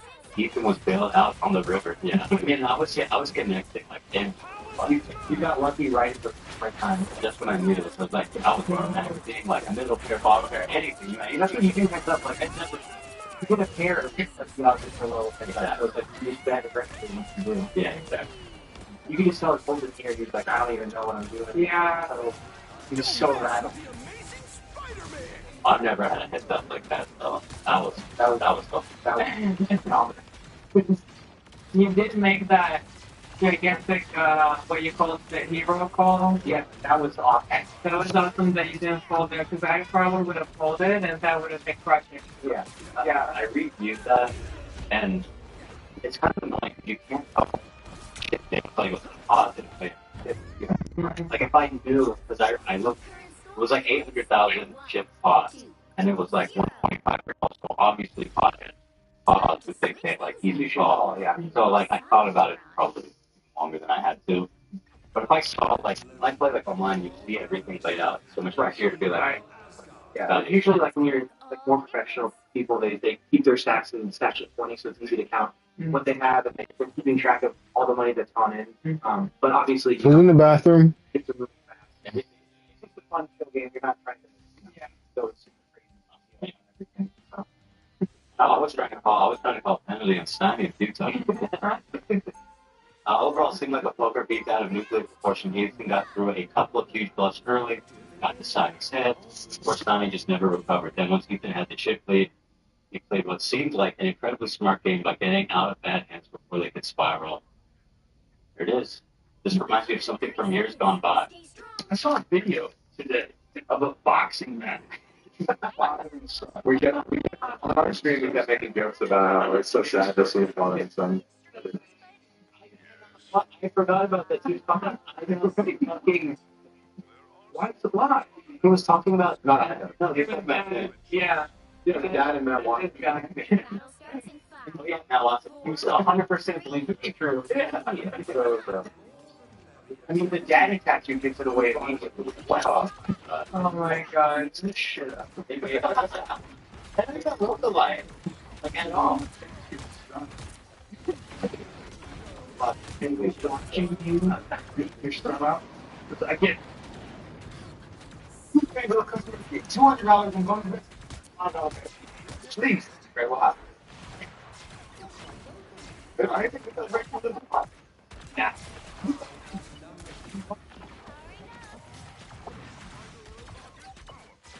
Your son probably got cocky with you, but and he celebrates after he knocks his son. He's so sad. Oh, you are a dumbass. My dad, he doesn't look that old. He's a mom. Like, tries that old, but he doesn't look that old. No. Even if, like, his dad.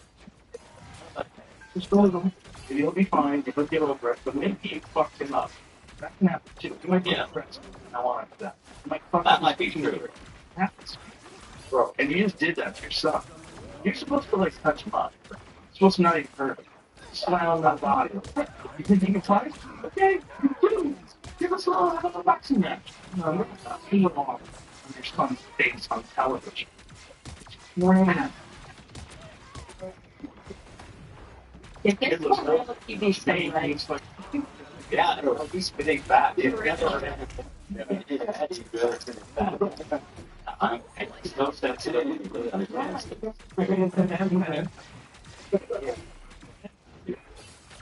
In the space, the NASA oil.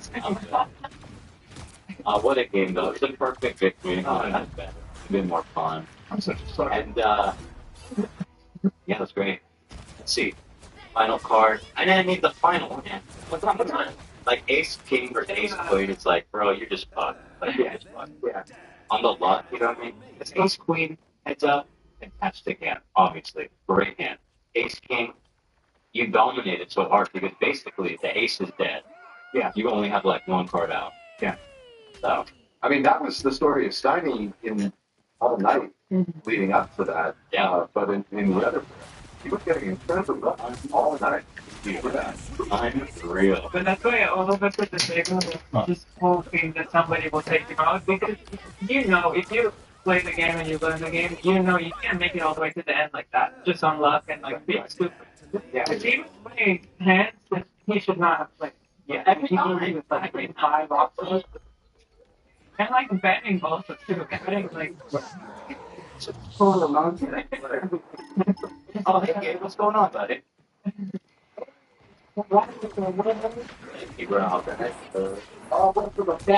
Thanks, buddy. Here. Everybody, thank you so much. It was a clean victory. I appreciate you being here. My boy Gabe always got my back, and you were watching live, I assume.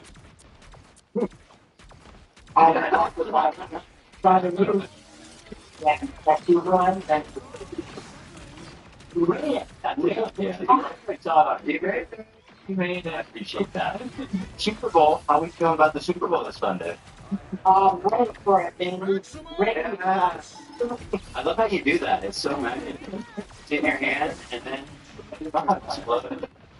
Let's see how the people are still up. You ready for what jersey's at? With Chiefs, my home. Baby. Nobody with the Chiefs. That would be the 3-peat, right? They win. If they win, yeah. That never happened. No. What's gonna happen? But okay, it's gonna be the first one to come. Go bird, yeah, go bird. Fuck. Jacket for the bird. Well, I put all my winnings on the bird. Me too. I don't know anything about football. Eagles, Philadelphia. Yeah. I was my favorite person. You know, When is that going to get accepted? that thing's for all the players' kids. Yeah. Well, game. You put money on it? You a gambler? Probably. Probably. What kind of money are you putting down? Make it 1,000. What's the odds? They probably have pretty good odds. Ooh, that would hurt. It's probably the funniest thing. Maybe just do like 100. Nah. Well, you gotta enjoy the game, girl. We're all on, bud. Oh, what's that? Right. Looks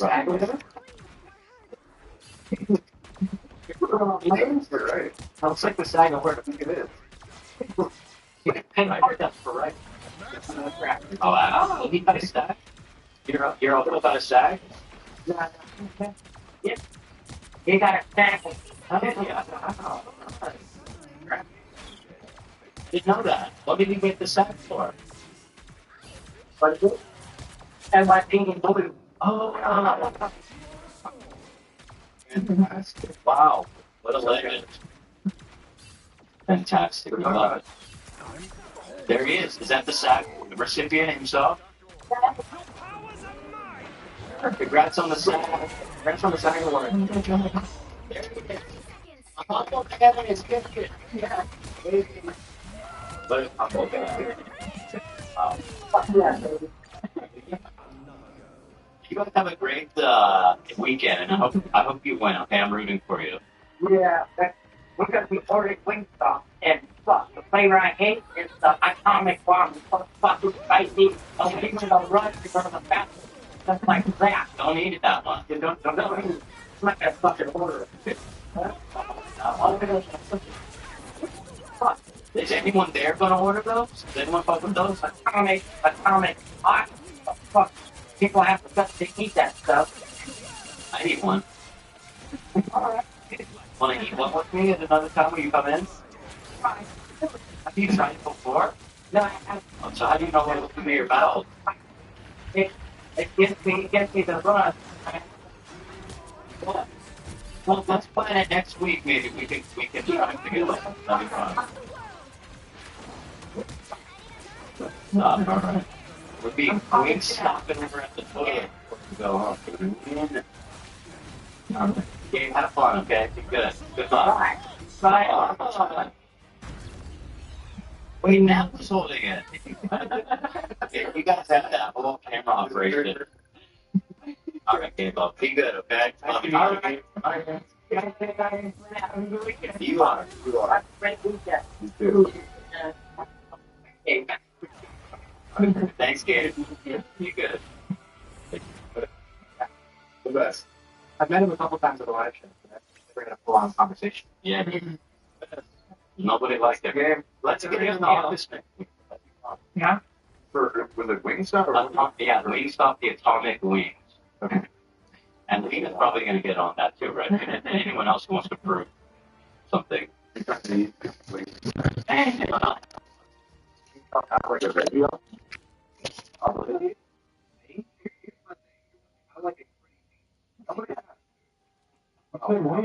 about wings. Like wings? Honestly, this I'm going to take wings. You think it's called wings stuff? Wings. Oh, no, people are like, you don't want to do that for me. Yeah. I'm on another level, bro. I think jokes are base level. I was right there waiting that. But anyway, the final hand was just another dominant. Lucky, but also dominant. I love that Blake rubbed it in his face. He's like, you have the biggest early lead of anyone ever. I thought, man, there's no fucking way he's gonna lose. How's he gonna lose? Yeah, he had 80% of all the chips. There was 5 of us at the table, and he had 80% of all the chips.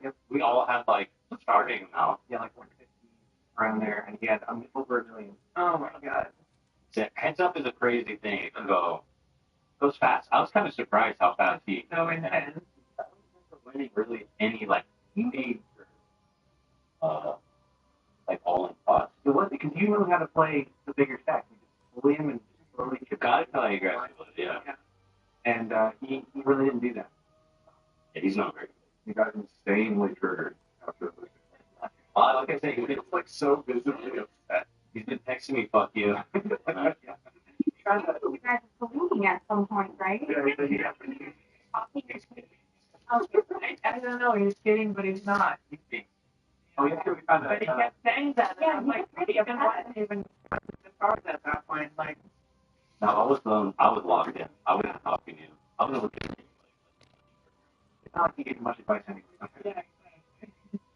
Yeah. We found a super niche YouTube video yesterday of a guy dissecting how tall he is compared into Elon Musk. Oh, yeah. Actually, this is probably worth seeing.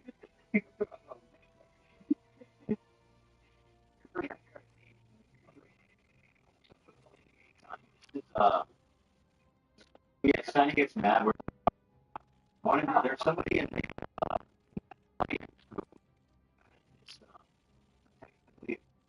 and it's called the Tiffany Blue. It's ultra rare, insanely beautiful. It's like costs like $1.5 million.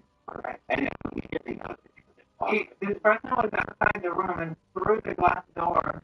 I noticed it, and I was like, oh my god.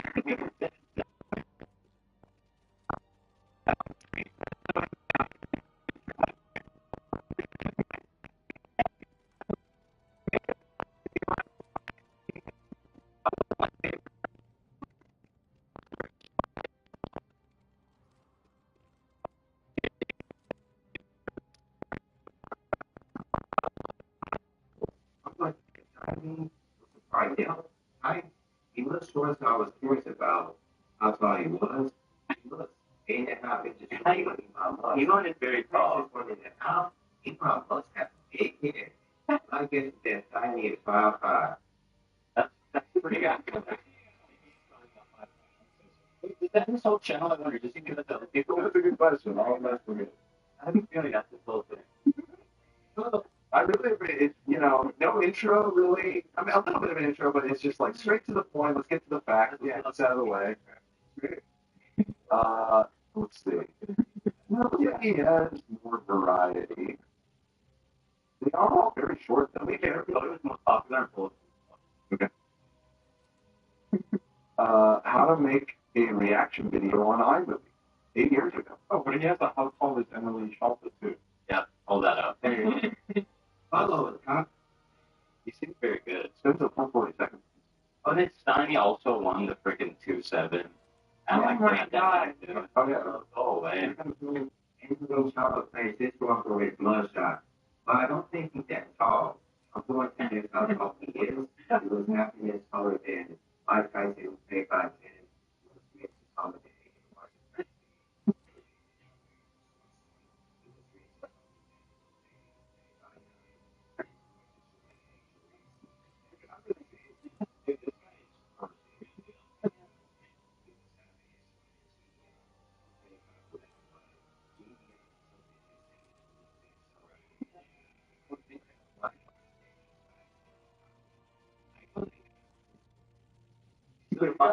How tall is he? 6'1". Oh, he called his ass. Yeah. I think he needs a big video. I think this guy, that guy needs to sleep with one eye open. He's going to be here. Can we contact him? I feel like he'd be good to call on because we have so many discussions about height. Right. Maybe he could become an official height. He's going to humble all of us. Very active. Today already. Oh my god. Can we reach out a little? Just feel fine trying to report hello.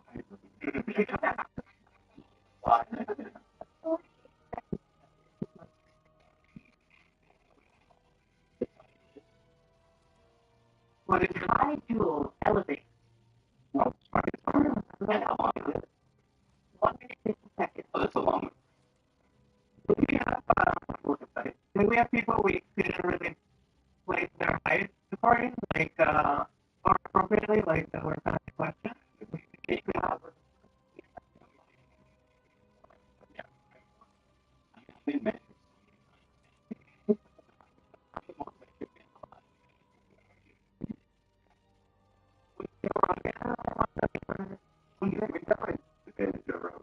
Does he have a video on Joe Rogan? I'd love to know what he thinks. I think Joe must be like, oh, really small. Yeah. It looks very astounding.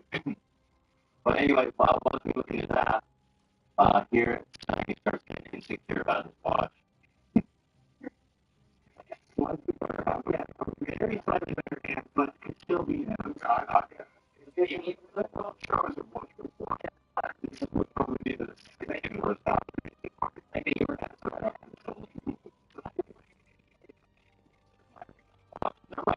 Oh, by the way, all night this guy was fucking. He died nice. Yeah. I was like, I know for sure my dad knows who he is. Like, everything's called the Flying Hawaiian. Yeah. He's a big ball player. Yeah.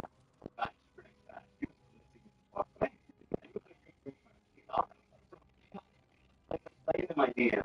What the fuck?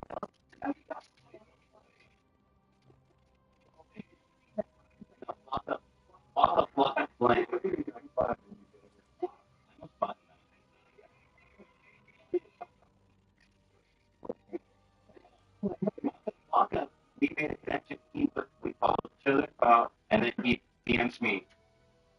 Flocka. He sent it just Flocka. You met that clip? What? Yeah, I did. Yeah. And he DMs me that. He's like, man, you're funny as fuck. I was like, oh, that's amazing. I didn't know what to expect. But he's a total sweetheart. Very funny, very chill, very nice guy. That's honestly always the case.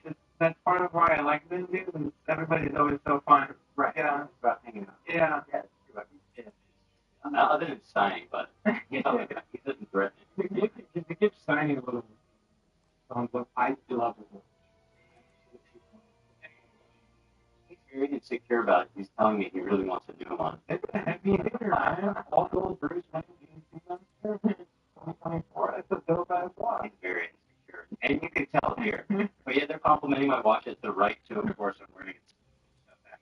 But this is, of course, like an 80s Rolex with the Onyx dial. They don't make these anymore. This is pure vintage. It's all yeah, never see it. It's all black. Black. This one's Yeah, And exactly. It's all I'll black. tell you, this thing is in such mint condition. I don't know if you've seen this act. It has the original sticker on it. Oh my god. Wow, the green sticker. That's cool. You know, You can't see the green sticker. Eat out like the face. Right. But it is a beautiful watch. Would you like to take a look at it? I would like to. Oh, he gets to hold it. Look at the sticker. How black it is. I mean, it's the Onyx. Its own really feels special. It is black. Eat out. But here's shiny anyway. This is making my own. Working out a lot. Let me see your watch. Wait, I like it. Why are you saying that? It looks a lot like a very expensive watch. It's not. It's like $100. It looks like a Cartier, but it's a fossil. $100. Wow. Legit. And I'm not insecure about it. It's about Let's go fossil. You know, there's so true. I don't know. The Seiko watches are. Seiko watches are more like beautiful. Yeah. They also have like their top tier stuff.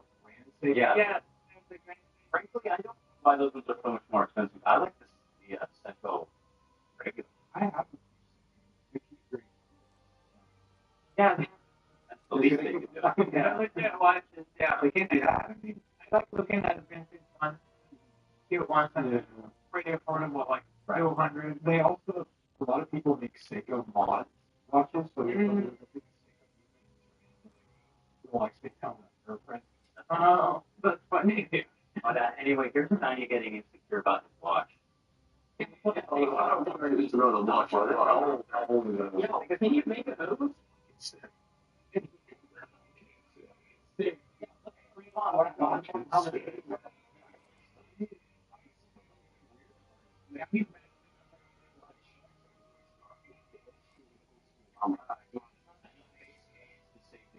But he was really nice too. I didn't know who he was. I don't know anything about that. Was so long We ago. kind of like rediscovered it last night. I didn't really remember, and then we were like, "Oh, he was in Spades. Oh, I guess he got kicked out of Spades. Oh, why did he get kicked out of Spades? Oh, I want good vibes at the poker table. Yeah, I feel it. Calling people up. It was very nice, and we got to chat afterwards when Ethan was still playing and I was out, and he was telling me how fun it was to play with us because he watches our stuff, and he used to watch our videos. People watch too. He's got an Aquanaut. The only dog. Don't ask how he paid for it. Yeah. I love the Aquaman too. I look at, I'm not a fan of rubber band. I've seen the Aquanaut with the steel band. Those are beautiful. Yeah. they just discontinued that one. I like the orange aqua. 2 hour. Yeah, it's not much fun. There's only one that I like. It's like a bluish color with gold. Yeah. Is anyone left watching, Dan? Or anyone left watching?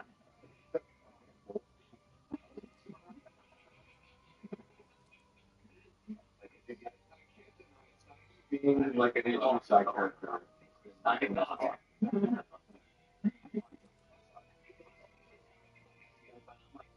Brought it up. Yeah. Yeah. Yeah, I don't think. I mean, it'd be funny if we have a good investigator. Yeah. There was another side character. I'm actually very curious if you guys picked up on this at all, because we were having a lot of fun with Book It with Rent or whatever. I was going to bring that up. Super serious. Yeah, he didn't say anything. He was so quiet. He wanted to come up and say hi. No. Well, I but then he stuck around afterwards. He just probably weren't aware that he was on one of the camera shots, and they kept accidentally cutting to him. I didn't even know he was there. And he was like, you didn't know anything. He was touching me. He was just like, he's trying too hard. He was trying really hard. Every time he plays the hand, because you can't play like that. That's like, yeah. He did that thing too. He gets a lot of money right now. He did that rent money.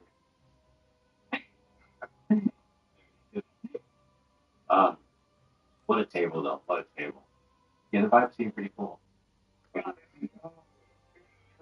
Look at the way Victorino laughs at Ethan's jokes. I wish I knew who he was. I feel bad, but my dad knows everything about him. I think I love him. Really, you should bring him in just to laugh at your jokes. Yeah, everything. Feel that. It's really funny. Oh, I knew. Yeah. You friend of the show.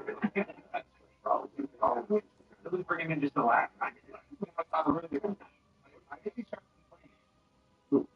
Was it? There's one where he's like, why are we all so obsessed with his watch? I think. Is it after or it's like? It was like right after. I think it was the action was on you.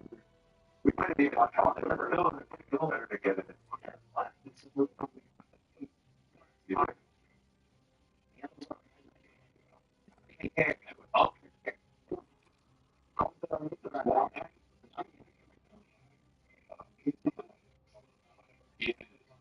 Out of my mind right now.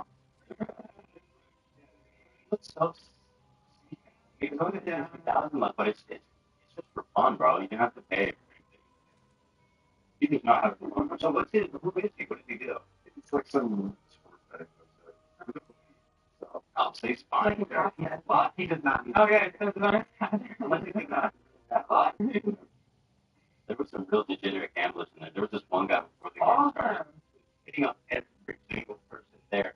Not the players, but everybody in the audience taking side bets.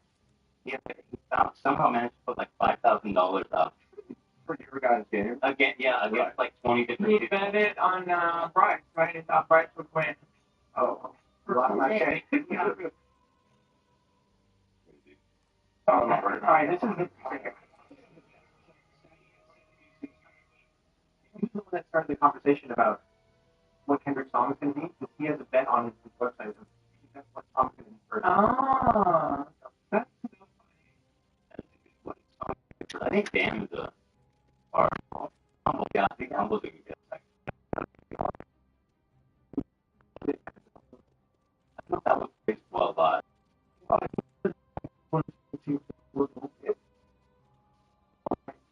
That's Super Bowl. He did the Super Bowl.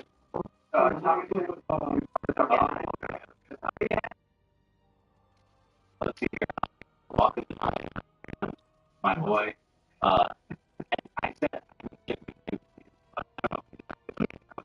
I was having a hard time wrapping my head around. He just messaged you the word Flocka? Yeah. So we followed each other, right? And then he sent me Flocka. So he had spoken about the fact. No. What? So we actually didn't bring it up at all. So the team regularly.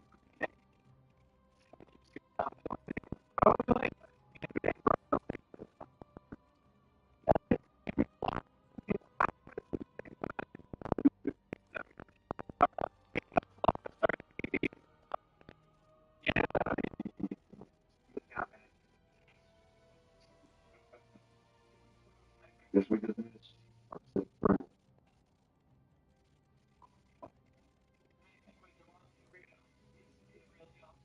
We came straight from the airport. I'm judging. I'm judging.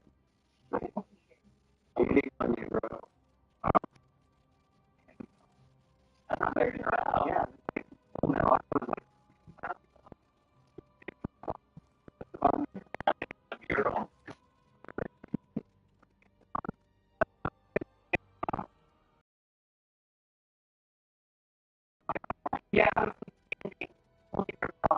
I think he liked it.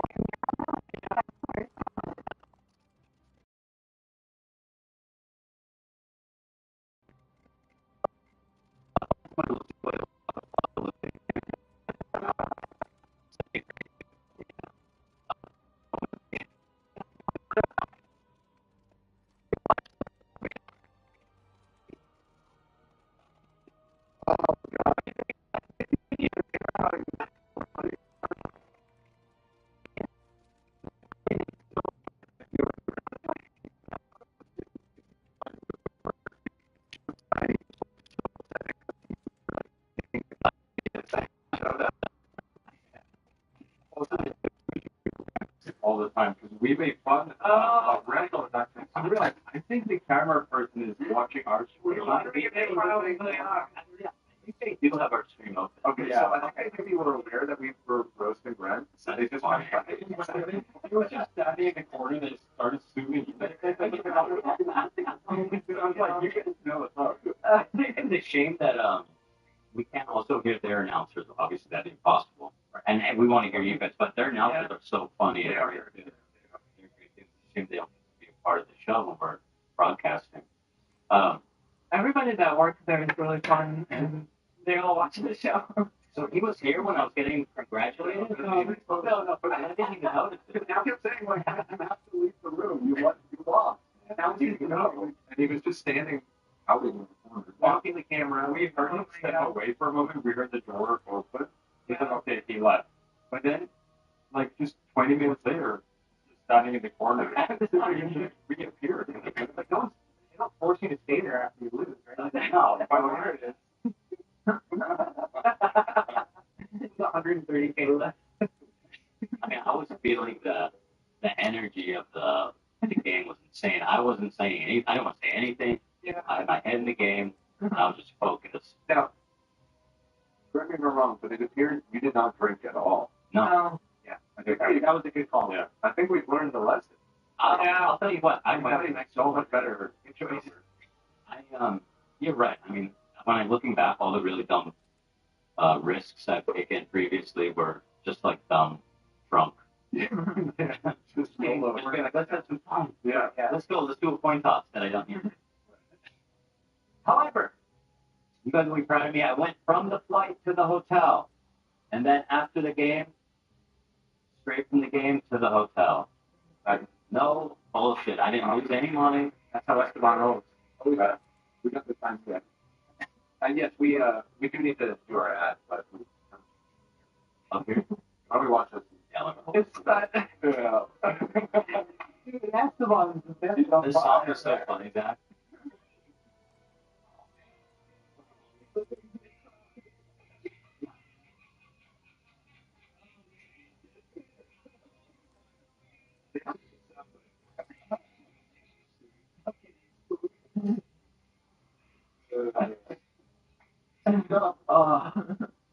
That was just a fucking great game. And I'm glad we finally got to put on a good show for the audience. I was ready to retire. I was like, this is it. I'm so over it. Yeah. But now I'm stuck back in. Oh, you were out. Yeah. You think our wonderful sponsors, let me see if there's anything else poker related on. Oh, well, there's a big thing. I made a promise last night. I wasn't. Did you see it? Did you watch it or something? Okay, so you know what I'm talking about. I think I saw you guys talking about it in the chat, and I was like, oh. So for those that didn't watch last night, I said because I didn't have. I'll admit, not an enormous amount of faith in. You bet against me. I bet against Ethan, and I lost. What I bet was that I would shave my facial hair in a salon. Wow. I was okay with that. I wanted to do it today. I genuinely, I'm not just making. I blinked this morning. I had even set aside my shaving stuff to bring it in, and I just totally forgot. Monday, great Monday. Monday. It is. Oh my god. I'm very excited. Dan still I will make good. I will make good. Are you gonna let Ethan do it? Dan still on, yeah. Actually, no, I'll let him. I'll hear him like shaving his face. And it requires a lot of precision. Yeah. I'll handle it. Yeah, I'll make good. I can't wait, bro. That's awesome. So, anyway, thank you, David, once again, for joining. When I listen back and you're like complimenting me, you know, that feels good. I never doubted that you weren't a good poker player. I think a lot of times you just weren't lucky, or, you know, like you said, you get bored, you start drinking, and that happens to everyone.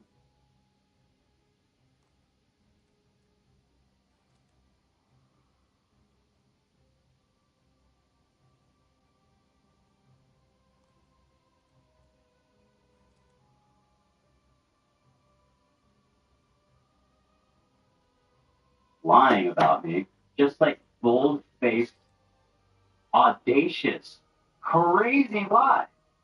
Right before the show, I saw Denims put out this video that I was like, oh my god, like, no, she did not. So, I mean, you know, what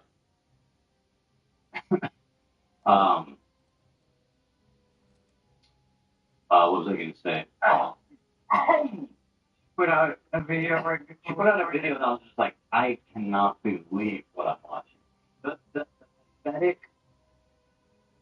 I've never in my entire career been against such a dishonest, like hateful, persistently, like they're dirty, they don't care if they'll outwardly lie. It's like it's impossible to drown out their voices. Like, this is what it is online. The Sonic community are the most psychotic people on the internet. They are sick, and they're so determined. And, you know, again, I hate to say it, but I do think it's related. I mean, it's kind of like, it's kind of Stalinist. The way that they'll just lie and say anything to frame anyone for anything. Kind of taking a play out of the book. They're just like in too deep on their whatever the certain narrative is that they're committed to. That there's no room to like allow they have to win anything that deviates a little bit from like, no, this is the bad guy, this is the good guy. There's nothing in between. There's a story. They have a story. They cannot deviate from. Yeah. No matter what. And if that's lying and making shit up, then so be it, right? So it's not even that heavy. It's honestly going to be mostly funny because it's just stupid. Did you see there was this tweet? I've had a bunch of stories. I don't know if you guys saved them. The people on Twitter, one guy said he wanted to, the song Strongest Soldier, he wanted to grab our children by the ankles and slam them into a tree. It's this link number 5 in the top of it.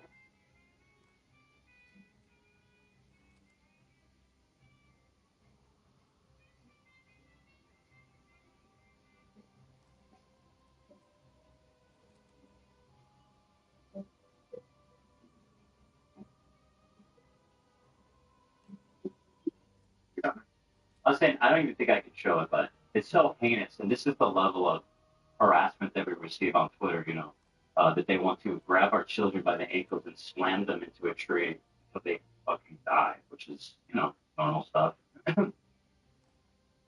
Why would you hate me that much? Why do you hate me that much? Like, I'm not like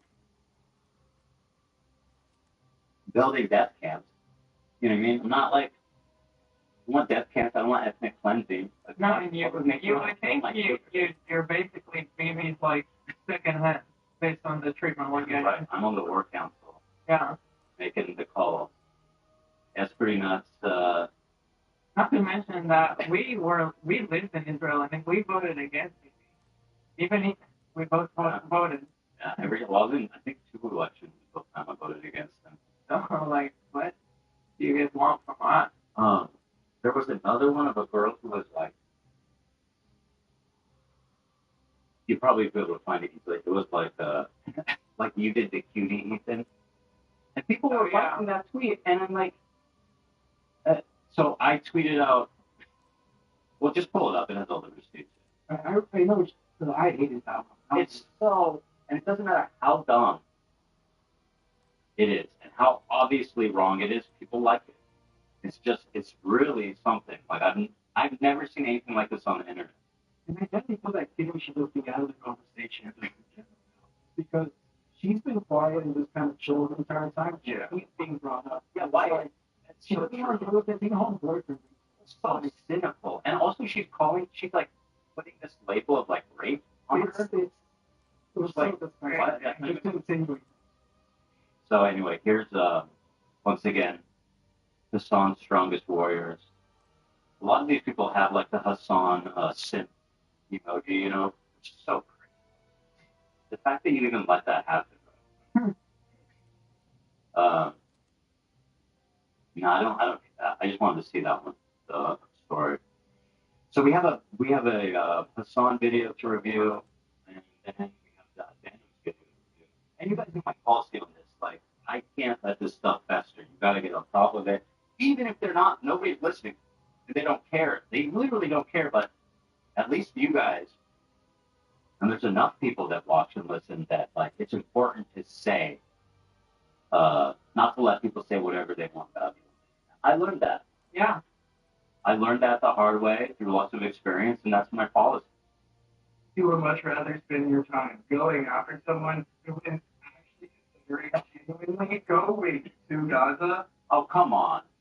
He's considering going to Gaza. Is that really a Purple Heart? Is that really? He's thinking about it? Come on, bro. I'm thinking of going to the Congo, saving. You hear what happened in the Congo recently? Yeah.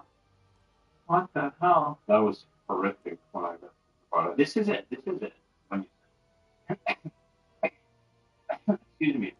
So this account Peach had a viral tweet that was like, that's me calling Denims a bitch, which is like an easy fodder. As a woman, it makes me incredibly uncomfortable how aggressively Ethan Klein is screaming the word fucking bitch at Denim's countless times. Meanwhile, he did this while claiming Hassan is the actual misogynist and is highly disturbed. Once again, these people are such pathetic liars. They don't care about the context of anything, the truth of anything. It's all about just getting dunks on Twitter, which unfortunately for them, I think they think that getting dunks on Twitter helps Palestinians somehow.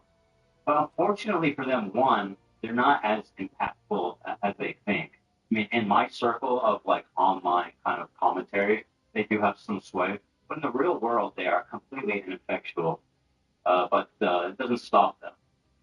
I said, I imagine a rape victim being called a liar is even more uncomfortable.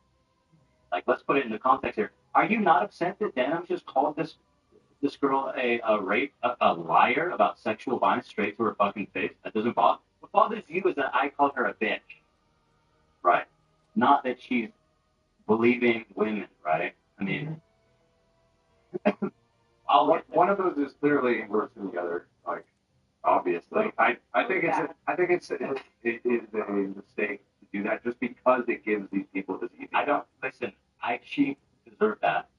What she was doing, I'm standing by every fucking syllable of that. Okay, what she did was abhorrent. And by the way,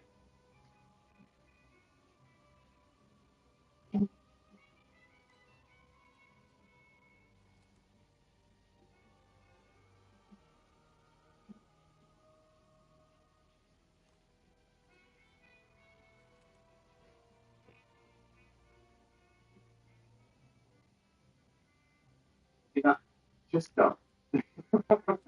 I don't know how much that. Go back. Listen, your critique of her is correct. It's just, people are sensitive about women being called that word, and so. And I'm sensitive. I intentionally don't do that. Your passion and frustration with her is very justified. I absolutely 1,000% stand on that. Zero apology for it. Zero. If anybody in the world deserves that label, she's going to fucking sit on it, stand on it, and own it. term, which is like people say, oh, it's disrespectful to women. She's disrespectful to women. Right? I get that. I hate women. She uses women. She lies about women. So like, and by the way, people were never going to listen to what I had to say anyway. These people, they don't care about. I know. It's just, it wasn't just to be something else. Like, it's not the thing. I could not care less because they're going to do it anyway.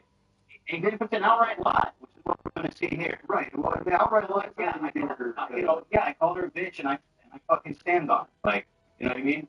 Like, I just don't care. You're gonna what they're gonna go on Twitter. Who gets as a woman on Twitter already wants to kill me and my children. As a woman, I'd like to say that what she did is way worse for us women.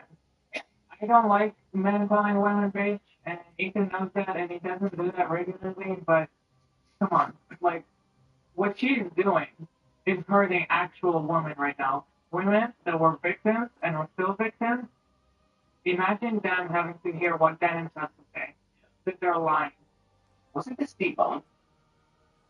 What? That's what she said. Oh, she goes, no, I only believe first-hand accounts. Wasn't this debunked? We'll get into all that, but yeah, I stand on it. I don't care.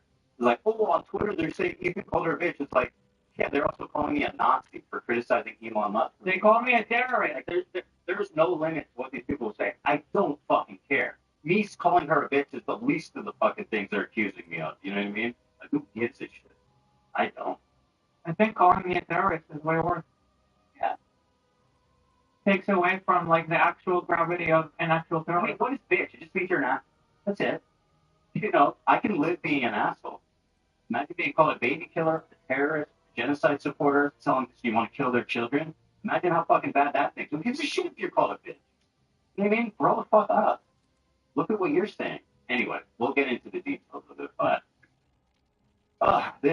so this girl, in response, I said, I imagine a rape victim feels being called a liar is even more uncomfortable. And then this person, which I'm kind of curious how much it was getting pretty good traction. Maybe you guys can look at how much it got in the end. Oh, anything against us gets like tens of thousands of likes. But listen to how dumb this is. She says, oh, like what you did to Cutie Cinderella, Ethan? What? No, like in no way. It is actually like that in zero way. I didn't question her, and also there was no rape was not part of that story. It has zero to do with this. But as you guys were pointing out, like they don't care about women; they care about getting home. Like, why would you even bring Cutie Cinderella into this story? Okay, as a to try to own me in a lie, and then being like, oh yeah, Cutie was raped. Like, who said that? You care about women? No, you don't. You're a fucking monster, dude. This is the dumbest tweet maybe ever made, and it has 13,000 likes on Twitter. I mean, just to give you an idea of a really, and she's like a total nobody. So this is like viral for her. Like, crazy. 500,000 views, 13,000 likes. Like, why exactly did you do to Cutie? What? None. There's zero similarity. But she's like, oh, you were me. Oh, you. So Dennis denied her, called a rape victim a liar. Remember that time you were mean to Cutie Cinderella? Awesome. Super cool, dude. And wow, surprise. Look at her description. Marxist, Leninist, Maoist. What she's doing with this Cutie is way worse than what you did. Yeah, actually. Because, like, she doesn't even want to be involved in it. Let's look at her description, guys. Marxist, Leninist, Maoist. And she's part of Hassan Twitter, okay? And Kaya Piker Sim. I mean, these are the people. This is his community. And of course, the Hamas. But there's a watermelon, so she's one of the good people. A watermelon's good, but she has a pink heart and a butterfly. Yeah, so. But she put, dude, you know what? She put a watermelon in her Twitter bio, which. If only I saw somebody say, and thank you for the people that are fighting for us, like in Insanity, I see you guys. This one person said, if only Ela and Ethan had like a watermelon and a little bit of like Instagram posts about pro-Palestine, they would let go of him. It's like it was perfectly said. They said if they never donated or spoke up about it ever, and only just put a watermelon in the description, these people would think I'm a hero. Yeah, that's the move. That's the level of activism that these people are partaking in. So anyway, nice one. Awesome job supporting women. Super cool. So that's just one thing I saw. Let's see. I guess, start with the Hassan clip. This guy cannot stop talking about the video he refuses to watch. He doesn't have time to watch it. People uploaded like a 3-hour reaction to the Destiny content. He does, however, have time to watch Gokanara about it. Gokanara, the most enlightened soul. The Middle Eastern historian Gokanara. So anyway, here, let's take a look. Hassan can't stop talking about the content news, but still refuses to watch it and provide any meaningful rebuttal. Oh, he changed his background. Maybe would love that. Right. Although, hey, Hassan, I hate your new background. Doesn't it? It looks ugly as fuck. Yeah, I'm gonna agree with you. I think his room looks better with it like makes Hamas. no sense. What does this happen anyway? I think his room looks better with like Hamas, and Hezbollah and Houthi shit, Yeah. like that, like from the video. Like in your video, yeah. It's more suiting. Anyway, let's see what he has to say. Making that kind of content, making that kind of, taking the initiative and making it. What is this frame, bro? Why are you just like in the corner? It's absolutely terrible. That kind of content. Oh, is it just so people can see Kaya? Is that like That's fair. I know, but it's like he's doing the. You remember the CS:GO thing? He apologized with his golden retriever. Yeah. Remember that? Oh god, that's like so niche now. Probably nobody knows what you're talking about. You know exactly what I'm talking about. During the CS:GO lobby controversy, that dude made the apology with his golden retriever. Yeah, T. Martin. Yeah. Yeah. That's what I'm saying. The song's doing here by sitting in the corner so that Kaya has the majority of the frame. Yeah. You know what I mean? Oh god. Not for someone who has any sort of kind. I think making that kind of taking the initiative and making that. What? We have a dedicated T1 line. Yeah. What is the buffering? Is it not T1? I was under the impression we were at T1. Kind of content. T1 is like this is a very cool thing. T1's old. T1 was like hyper fast internet in like 2002. It's even better than T1. What are we at? T9? It's just fiber. We have fiber. Fiverr? That sounds good. That doesn't sound that good. Oh, I got my computer in the basement hardwired. That's you. Yeah. I've been pushing for that for years. Oh, so You have Wi-Fi? Yeah. Oh, God. Wi-Fi. That's I've been bringing it for years. It wasn't easy to wire it. It was in a weird spot. I had to bring an electrician. Yeah. In my old apartment, I just pulled like a 50 feet cable from the office. If I was doing competitive gaming, I definitely would have. That's pretty sure we have like 100 feet Ethernet cable for emergency storage. Anyway, go ahead. You're killing it. Making that kind of taking the initiative and making that. Why are you doing Okay. I get. Oh my God. What is happening? Okay. My bad. Let's start it over, guys. Dropping out? Making that kind of taking the initiative. It's not for someone who has any sort of kindness in their heart. I'm unkind now. Wait, what is he I'm talking a about? meanie head. He said, you have to be a total meanie head to make that video you made about me, which I haven't watched. Did you just call me a meanie head? And even if you kill that kindness in your heart, you still won't be able to maintain it because it's so fucking toxic. What? We're talking about kindness? Are we doing? We're way past that, Hassan. We hate you. Yeah. Did you not get the memo? I mean, what's kind about telling rape survivors that they're lying? Like, if you want to talk about actual kindness, No, he's kind to me, to our children. Talking about kindness. Think about kindness. What is it? The lollipop? I don't know. The real world, man. The lollipop. And even They were nice, weren't they?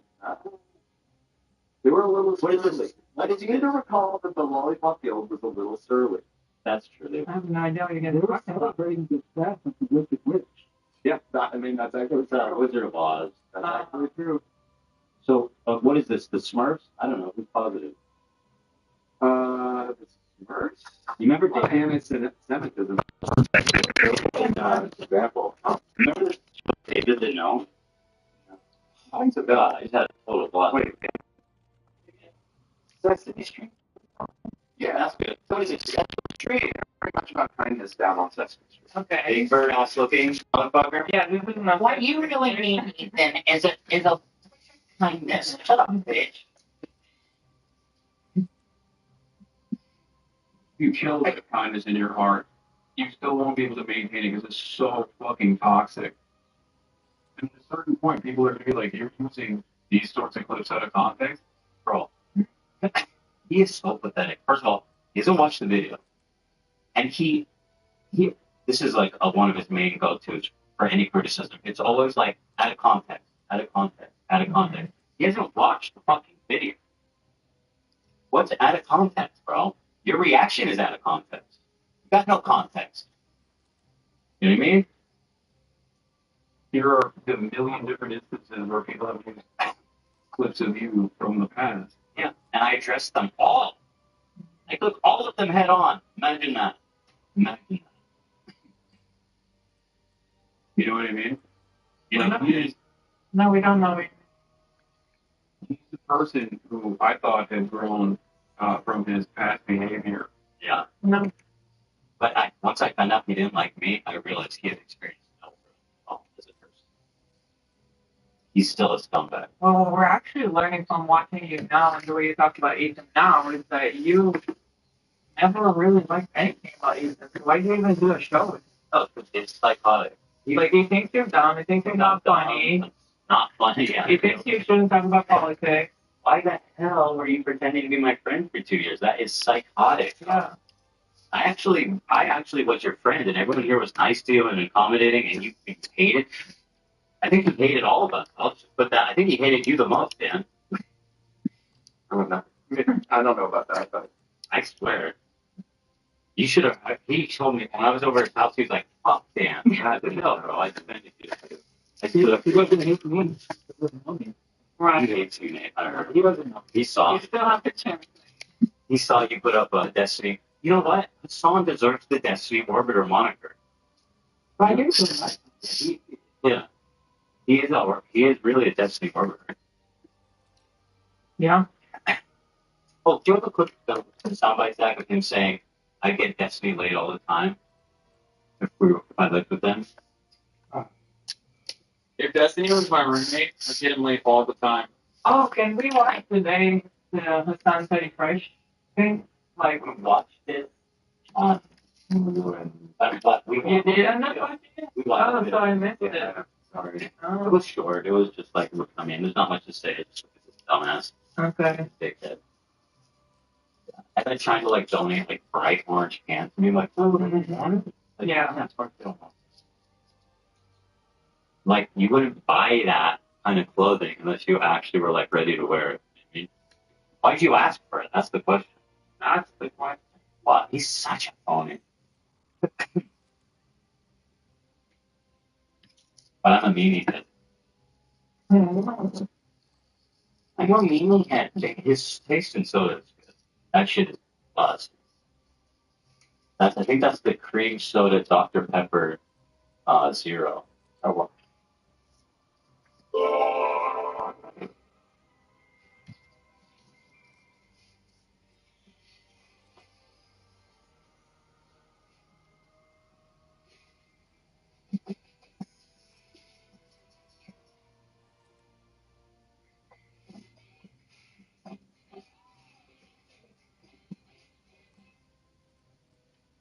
Now, you can save on Cox Internet when you add Cox Mobile, which means fiber-powered internet at home and unbeatable 5G reliability on the go. Feel more.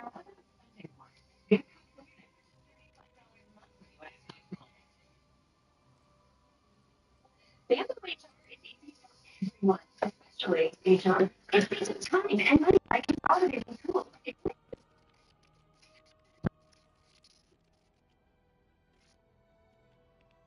Payroll. It's easy for all employees, like them. And Ben, that's an animated rabbit, but sure, surprisingly, yes. Yeah, all of them, easy. Presumably, Bamboo HR really is easy for everyone. Yes, even you. Choose easier HR today with Bamboo HR. We need to get more of those. Really supports Big Soda. Yeah, who's that owned by? I bet they're on the list. They have to be, right? They've got to be on the divestment list. Is Coke on the divestment list? I think Dr. Pepper's in some company. They're not on like Pepsi or... Yeah, no, I think Dr. Pepper's literally its own. So they passed the vibe check? The doc? Dr. Pepper.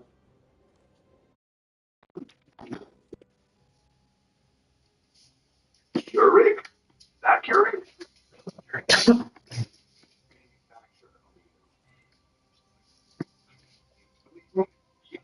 The intricacies of the Dr. Pepper.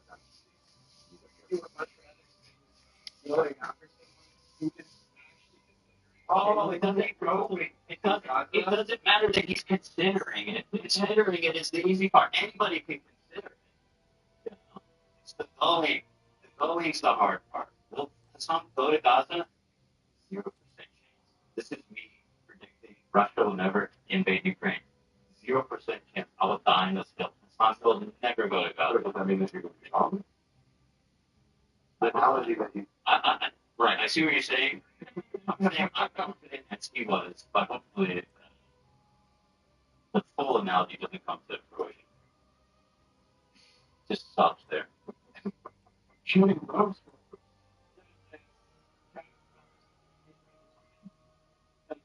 Really woman and sensitive to essay, not to someone calling a war. Is it in Hebrew or English? No, it's in English. I don't know why it's in English. Okay. Not to someone calling a war essay denier a bitch. It's really thinking because we're speaking of things. Listen. You're welcome. It is what it is. Doing it for everybody. It's the right thing to do. Unfortunately, a lot of people don't agree, but it is. No. All right, well, you are right, Dr. Pepper is. It's a Dr. Pepper, the line of Taylor science and combined state investment information to their Alfred Landwick. I don't even put his soda pop aside for Gaza. He's considering going to Gaza. He won't even consider not drinking a soda pop for Gaza. Like, how fucking fake is your activism? You're sitting there drinking a divested product, bro. Are you sure that it's Dr. I'm not sure that's Dr. Pepper. I didn't say that Dr. Pepper. Well, that is a Dr. Pepper. I know. Y'all. That's a Dr. Pepper. It's so good. It sounds like this shit's so good. I'm gonna fucking sell out my life. I've been hitting cherry. Oh yeah, those are awesome. Dude, all the zero sodas, it's like the greatest achievement in modern food science. Have you tried the strawberry cream one? Fuck yeah, I've tried it. It's okay. I like the cherry. I agree, it's not my favorite, but it's still good. The cherry Coke Zeros. Great. Oh, I do love cherry Coke. But let's get back to I root beer. Let's get back to active W0. Anyway, so this is actually a really good embodiment of how shallow his activism is. He can't even be fucked to drink a different brand of stuff. That's how pathetically fucking performative his activism is. Like, good on. And he's gonna go on Gaza. He's doing his Dr. Pepper side. Great. The H3 subreddit is insane now, and you can copy strike the snark Reddit for doing exactly what they're doing. And now he's like doing snark coffee points. The H3 subreddit is insane. I remember you specifically this time saying how much you love our community. I don't know if you guys remember when he was on Leftovers. He said it so many times. I love your subreddit. I love your community. I love the show. I love Pretty Fresh. What a fake loser. He's like fully aligned with Snark, which like even if you hate me, it's so psychotic. Like, bro, you should never admit that publicly. Like, seriously, man. Holy shit. Yeah. I saw Yeah. problems on my Reddit. It's Sometimes Snark pops up on your Reddit. No, they not Reddit. Oh, is that what you meant? Yeah. But, oh god, they don't like me. Can you imagine that Ethan actually still has fans and they didn't all come to my audience? I've been brainwashed and fucking stole 30% of his audience. Can you believe I didn't get all of them? shocking how much the community can turn in like a matter. Here comes the alt-right pipeline analogy. Did you guys know we're part of the alt-right now? What is you? Well, you guys are part of it. You guys are complicit. I mean, After you are I mean, complicit. You're the, dare I say, the king of the alt-right. No words of that one guy. He said that about you. It depends on any socially conservative. yeah. After 6 months. Like, it's pretty crazy. Yeah, man.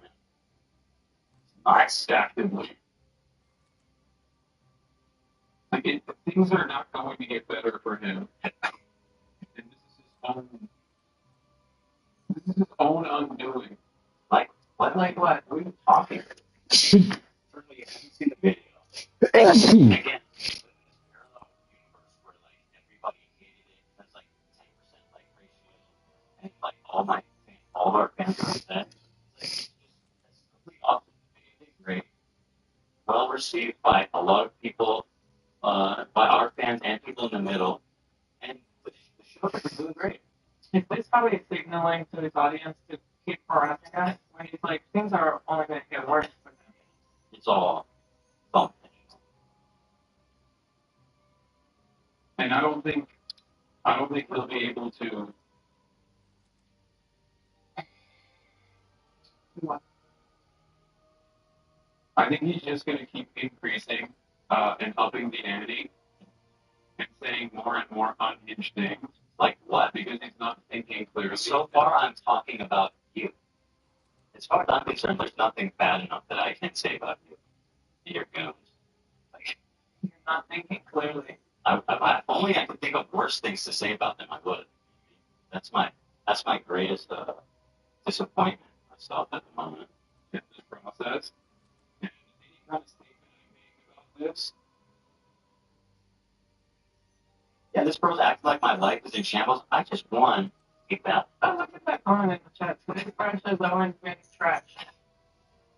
Yeah, that's on Hassan's. Yeah.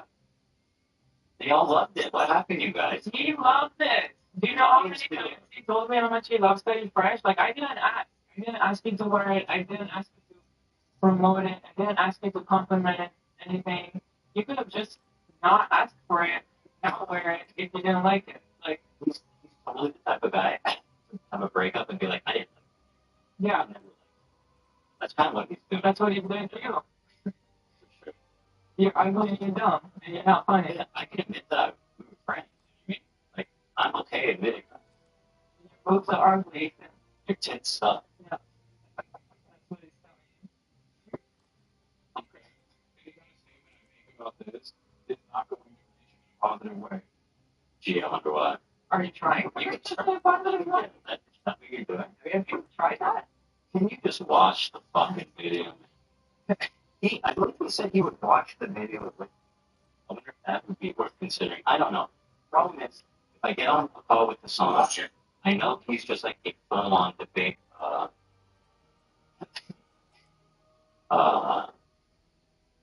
Murmur pedophile. I don't know what's debate pedophile. Debate necrophilia. That he's just going to shout over me. And, go on crazy tangents. Now, when he's saying I'm not going to be nice, what he means is he'll just insult you. Oh, you funny? Yeah. My gloves are all funny. You're a meathead. From what I understand, he's saying his next move that he's going to make another one That's right. is going to be spiteful. Oh, yeah, baby. you thought that first one was spiteful, you're wrong. Yeah, you should feel nervous because I'll tell you explicitly that this one is from spite with the purpose of making you and your audience feel bad. But it's all going to be true. You know what I mean? That's the thing. I wonder if I'll watch that one. Oh, I got it. This weekend I got to start writing. The thing is, I have most of it left over. So a lot of it I just need to organize. It's not going to be as colossal of a task as the first one was. It's probably a lot easier, actually. But listen, if the video sucks, you guys tell me. Strangely enough, I truly, and I mean truly, starting to decline in this venture. Even keep stuff. Yeah, thank you. We have that all on receipts, bro. Oh, fucking. That's not the one I know, but red-handed cod. Let me see. There's something else. Oh, some ordinary gamer in the chat. Did he call you? Did he say that about you, Munohar? Some ordinary gamers in chat, he says, bro, I disagree with him. I'm suddenly right-wing and the Uncle Tom of Muslims. Oh my god. You did hard. What? I'm curious what he actually said. I should have left when Muda showed up. We got to bail Muda. I should have left when you showed up. I didn't know Muda was going to come in there and build shit. Sorry, man. I got to get out of this.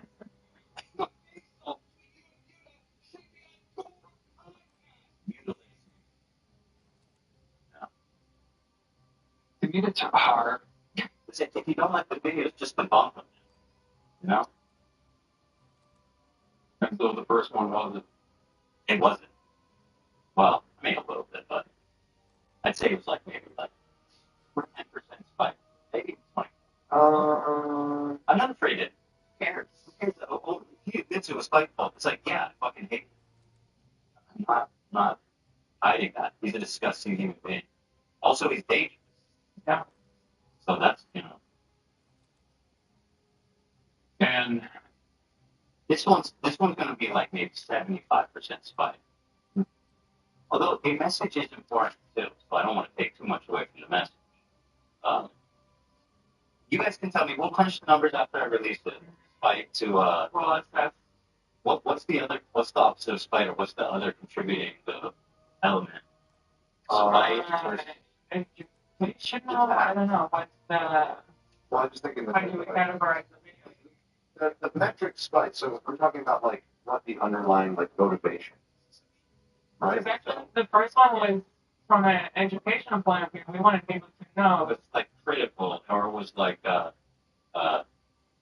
focused, or I don't know. Yeah, education. Easier.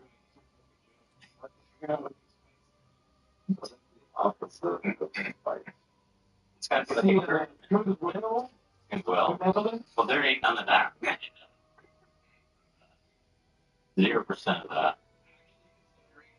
Well, I guess I'm trying to think of like what kind of motivations could you have We'll figure it out.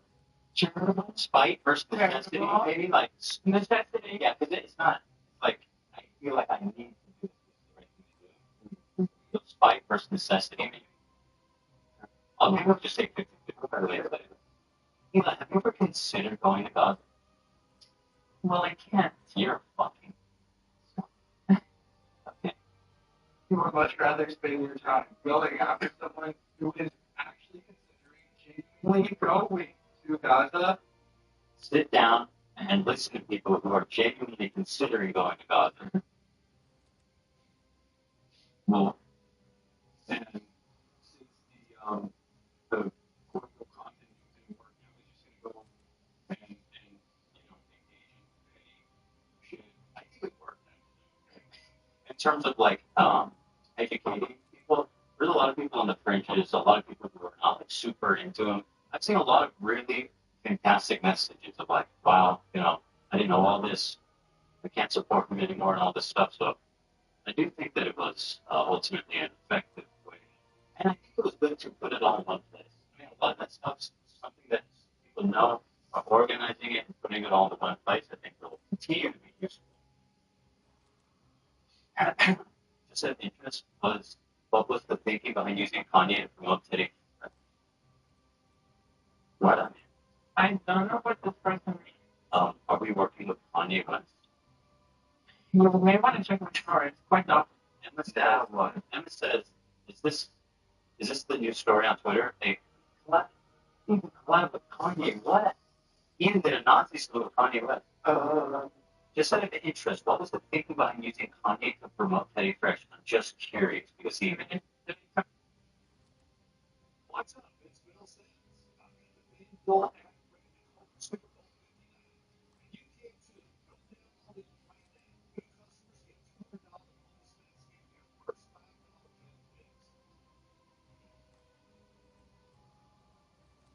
Talking about the meme edit that I posted in my stories, it was to make fun of you.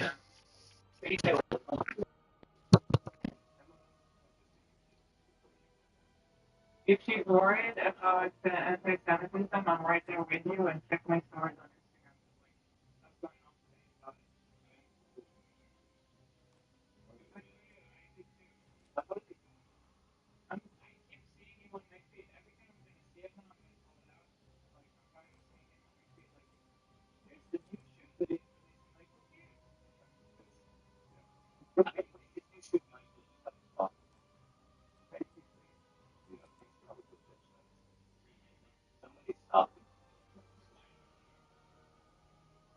How do you explain it to him?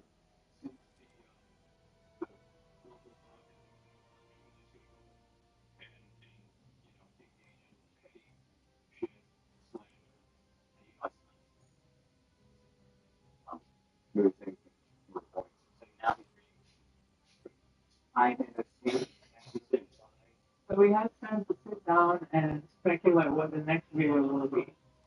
But not watch the first one.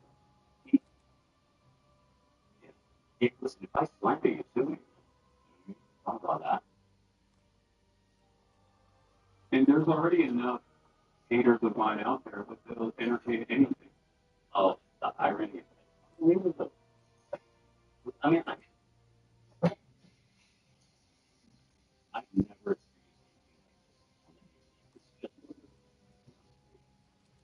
in the same vein as the way, Trump supporters will agree. irony, bro. Irony. Shooting a freaking shotgun blast in my chest. You are MAGA of the left. That's what you are doing. Whatever kind of idiotic thing that Ian Miles wrong. Now I'm retweeting Ian Miles song. What are you afraid of, Ian? I'm listening to the video. If you're saying his claim is you scared him, like you have any media literacy whatsoever, do you think I need media literacy to understand that you grow off of him? Yeah, watch it. Making it seem like this is a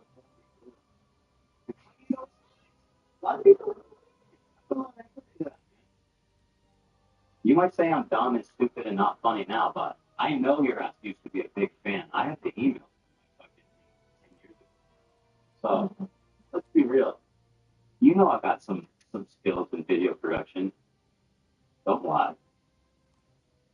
He tried to get in my orbit. He had to settle for destiny. He tried. He really tried. I don't like orbiters. I don't have orbiters. I don't like them. I'm a brutal black hole. Actually, well, an orbiter, you might say like Gabe, and like I was saying, Gabe is not like a social climber. I think it implies that they're like social climbers, that they're trying to like, yeah, I guess. To a degree. Yeah, I think I have that. Yeah. It's also like we call in every once in a while and pull out things like that. When you look at like how they refer to orbiters, Destiny, solar system, it's people that he collaborates. Yeah.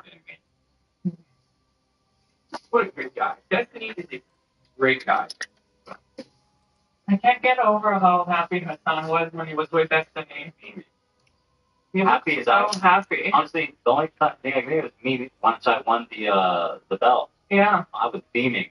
He even told me to smile less because I was freaking out. It's very clear what the intention of the video is. How do you know you haven't watched it? I would have watched it. Or we could watch like how do you know? This is the journalist guy. You're supposed to, get to the facts. Jack. Real quick, chat some Jimmy Lee viewing. Yeah. And Orbiter. Unfortunately, that is true. I'm Alderon, dude. Jimmy's Alderon, dude. An enormous meteorite slammed into the orbit. Yeah, Jimmy Lee would be an orbiter, I guess.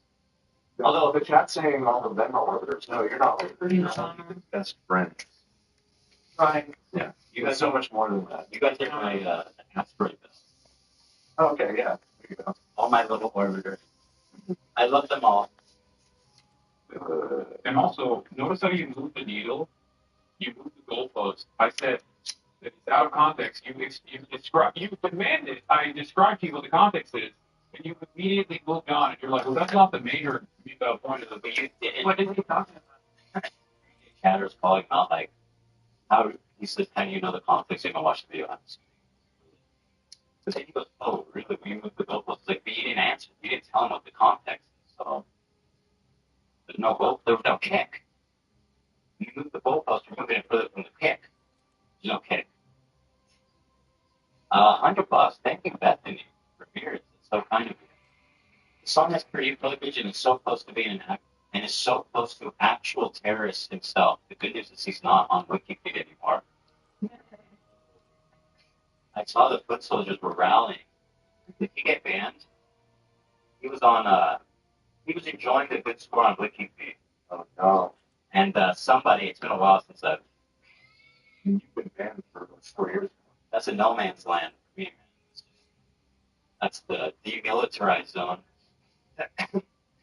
But he's still up here. Right, well, here's the thing, guys. Hassan Piker is on Wikipedia. No, shooting the roads.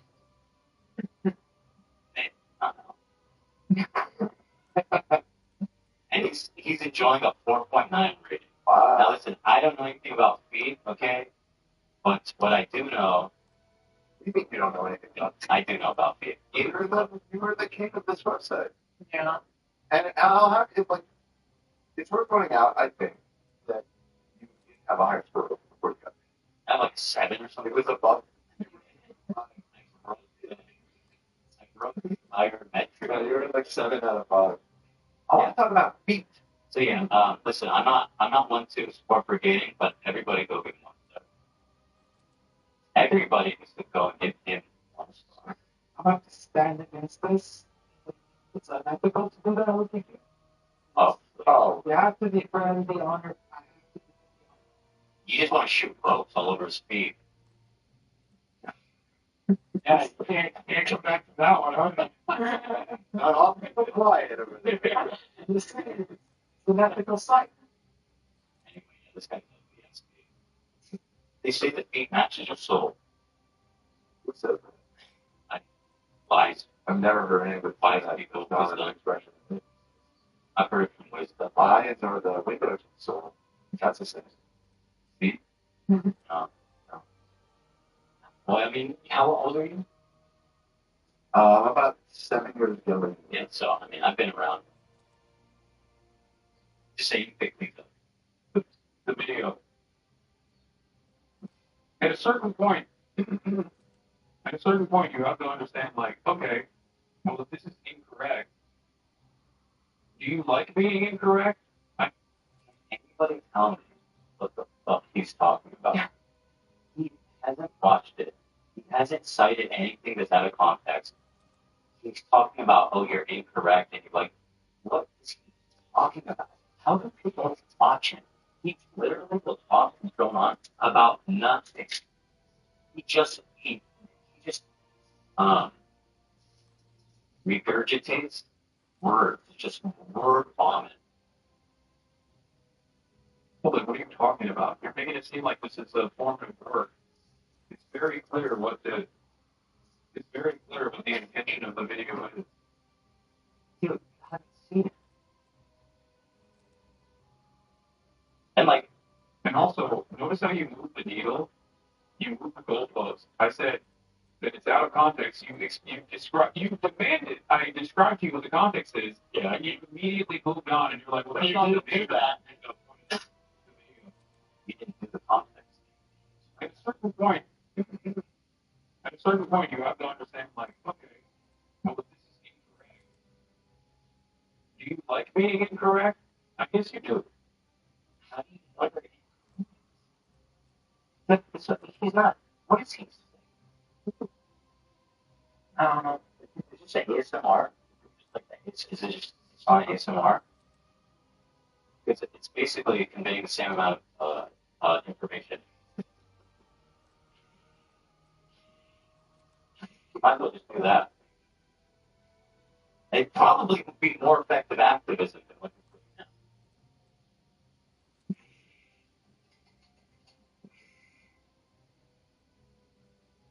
The people of Gaza rejoice. The sun is no longer using us as fucking as defensive shields against criticism. I guess you don't care. I myself, I don't like being incorrect. It was pretty crazy, but Destiny. About Destiny.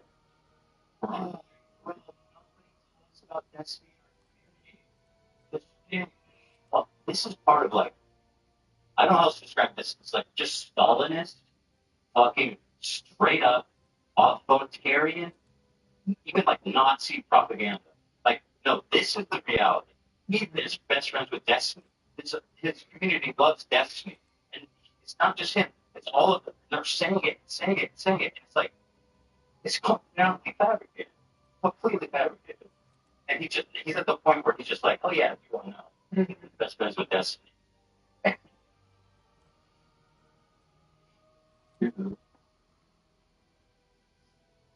And they used to regularly. I don't think our community's opinion has changed about that. I don't think it's changed about that at all. I think it's the same as it was then. Maybe even worse, considering what happened recently. Probably. I know that Destiny's commentators, Destiny's community is like actively brigading it. And yours isn't. And now they love it.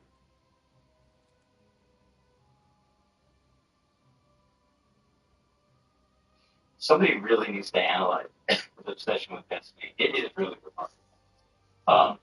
I want to tell you guys a story.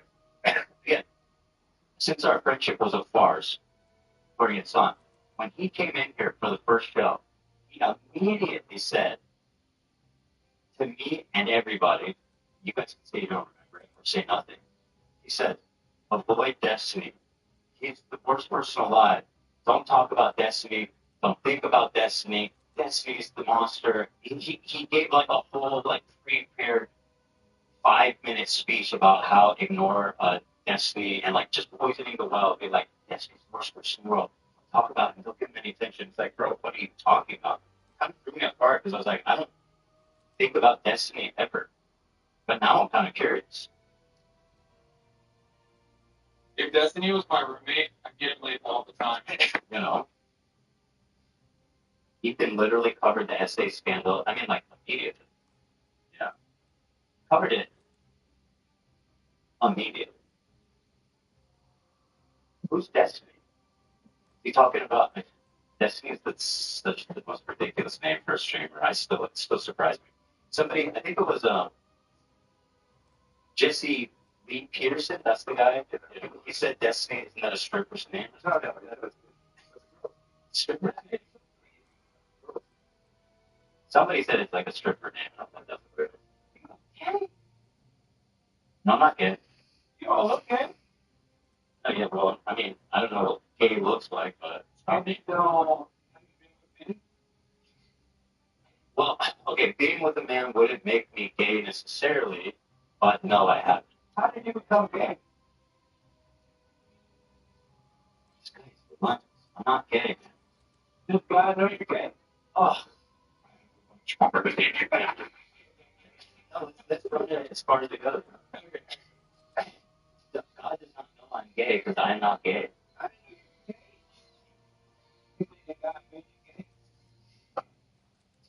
What? Can we talk about something else? Right. Something gay and being black is different. Yeah, I mean, that makes it totally different things. Why would they be the same? No, I'm just trying to gay. I didn't know that's what it is. Bro, this guy is obsessed with gay people like Hassan is with Destiny. Well, you know, we like gay all your life. My God, bro, give it up. Move on, Jesse. Lesbians. Lesbians.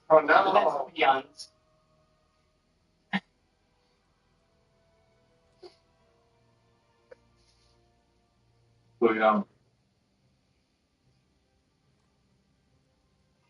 it truly has turned into something different,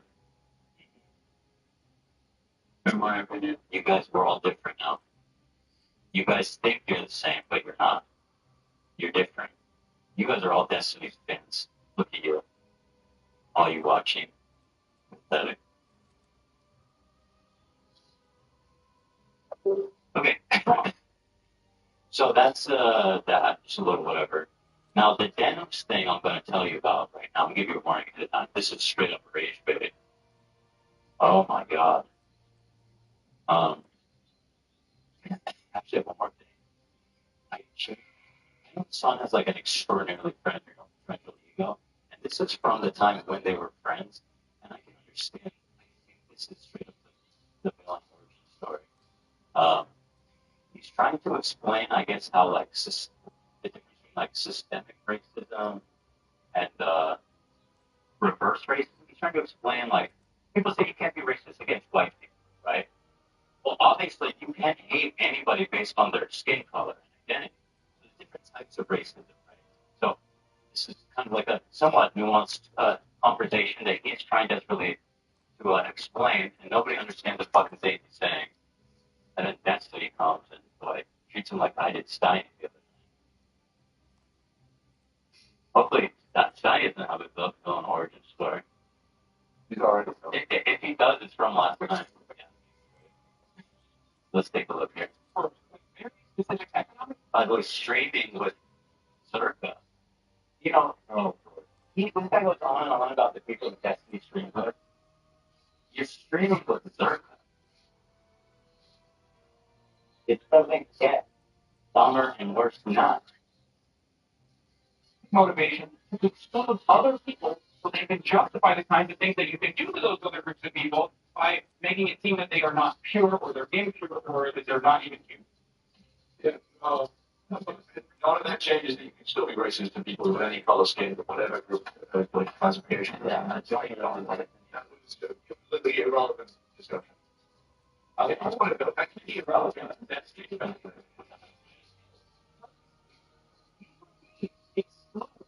of color. People of color by virtue of just being black or by virtue of just being Latino, brown. There's no way you will be the son that you can be racist. You change the words. I mean, you change the words. Yeah, just answer the question. Racist white people or not? You do really want to know if there was a majority of non-white that dominated. Bro, just answer the fucking question. Oh, it's annoying me. Oh, okay, well, yeah, but it's like, you know, this is like when I was like, isn't this fucked up? This guy was like floating about Hamas killing Tom guards. He's like, well, you have to understand, you know, if you go back to, this is sharp 1948, so actually, you know, I can't judge anybody for killing civilians if it's Hamas. All right. More obviously convoluted than that. Hypothetical scenario, I would consider that racist. Okay, but so you can't be racist towards the majority? You can still be racist towards the majority. There are plenty of, I mean, maybe not racist, you can still be discriminatory. Racist is actually displacing white people because they care about whiteness.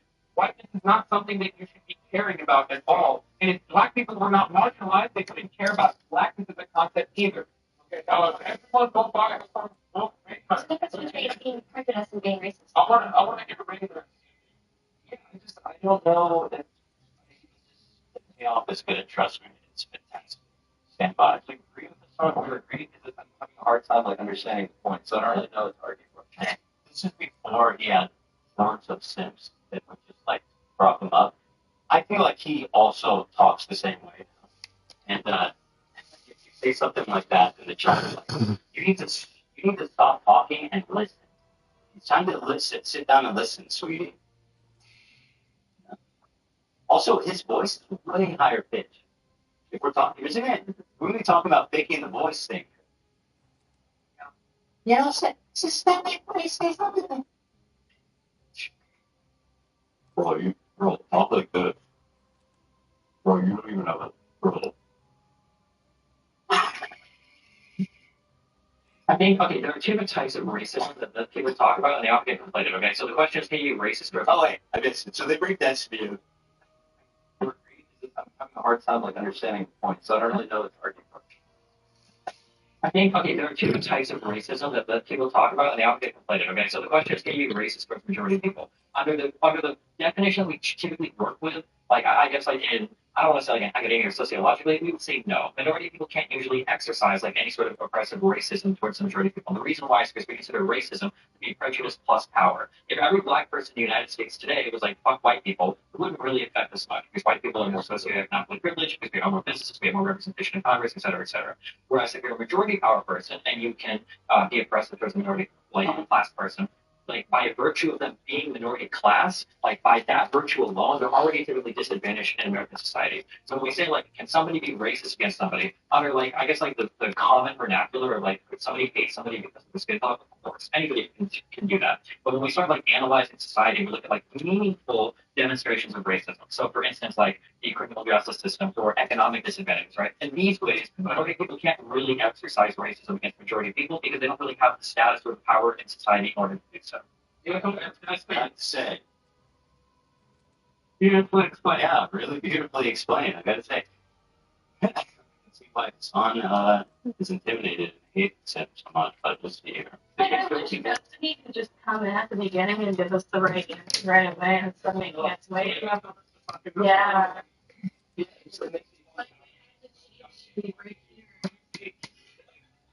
It's funny because like the only fucking retarded thing to say, like, I'm sorry, ableist, you can't comprehend. Consistently ableist. That's what I'm saying. It's not the hard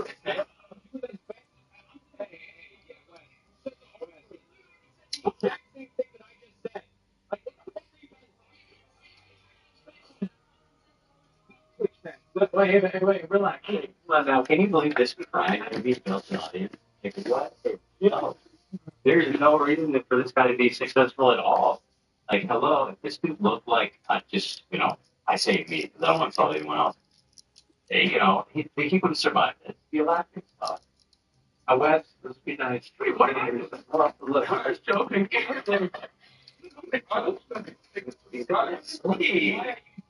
Their discrimination over racism is because, again, like Destiny mentioned, is that I padded up with legislative background. And some people might have he can't handle the fact that Destiny explains better to him. He literally just said, I loosened the jar for you. That's it. He loosened the jar top before Destiny opened it. Like, that's how insecure he is. He had fucking power. I was sure. When I do that for Allie and then she did open it, that is actually true, though, that I did listen it up a little bit. When you do it, sure. It's hard. Is that I want to categorically dismiss the loosening it up narrative. Okay, I can't tell if you're coping or not. Okay. Allie's opening pickle jars in your house, Dan? Sometimes I can't get the jar open and she opens it up. Do you have technique? What's the deal? I think the thing is that I loosen it up. Yeah. No, that's true. Thank you. Somebody gets it. Yeah, okay. Not really how the jars work. No, it's like an amount of force that has to be asserted. Yeah, for it to move. No, like total over time. I don't know about that.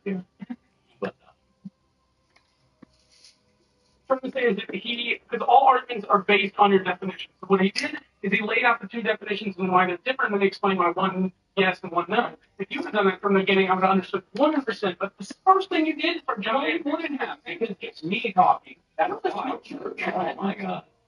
I swear to God, I don't. Now he's playing victim like it's me. You guys just hate me. It's like, bro, I listen. You were explaining it like dog shit. Super confusing. Very inarticulate. It's like I don't just ignore everything you say because I think you're communist or whatever. I agree with you on a lot of points. I think due to the minority less power, it's ridiculous. Can you something? What's up? Yeah, what do you want? So like, for example, if we just talk to the individual, right? Talk to the community, just the individual, can we be racist to the Dumbass here, he said yes. ruling party? Yeah, of course. Okay, thank you. Here, go ahead and vote, Jack, who you want to keep, not kick. Put Destiny in the poll. Go ahead. Who you want to keep, not kick. Keep, not kick. Oh no. Don't ask me to be honest. This is the shit that you're gonna. What did I roll? What? What did I roll? Oh, I put Destiny in the chat. Fucking have Destiny on it. I didn't put Destiny on the poll. I'm not in the poll. I was joking. It's not in the poll. I know it's not a fucking poll, bitch shit. I'm saying that because you're balancing my perspective. We're how embarrassed about that.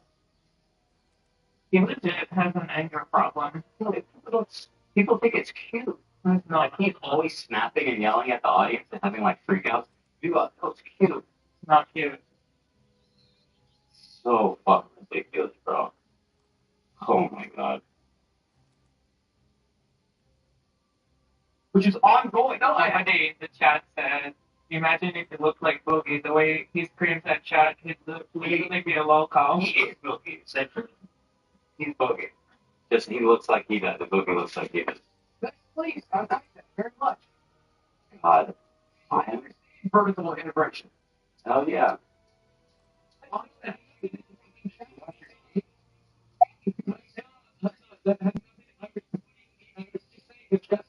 Into the show late after I tried to get him to job.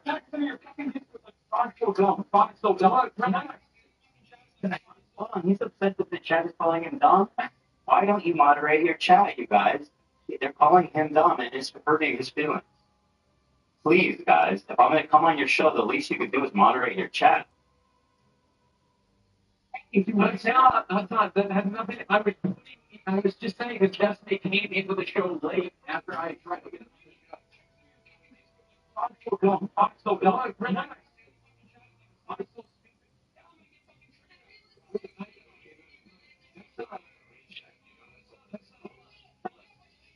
The show.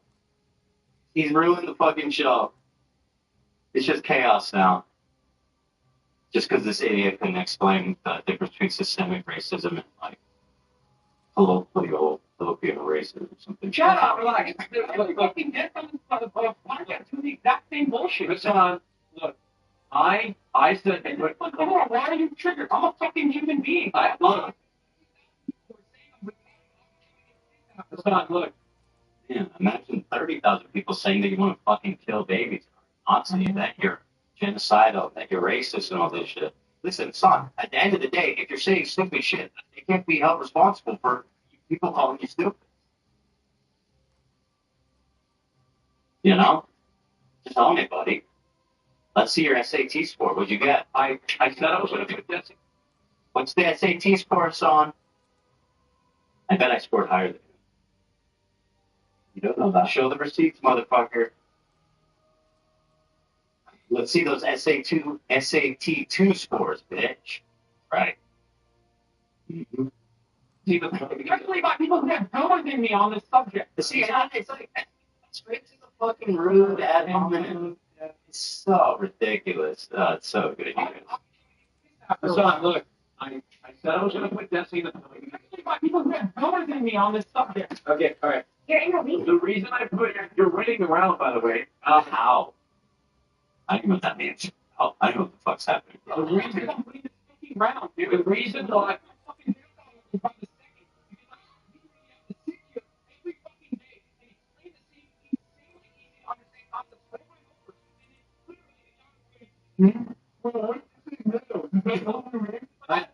Have you guys ever read class where the professor blames the students for not understanding? You fucking idiot!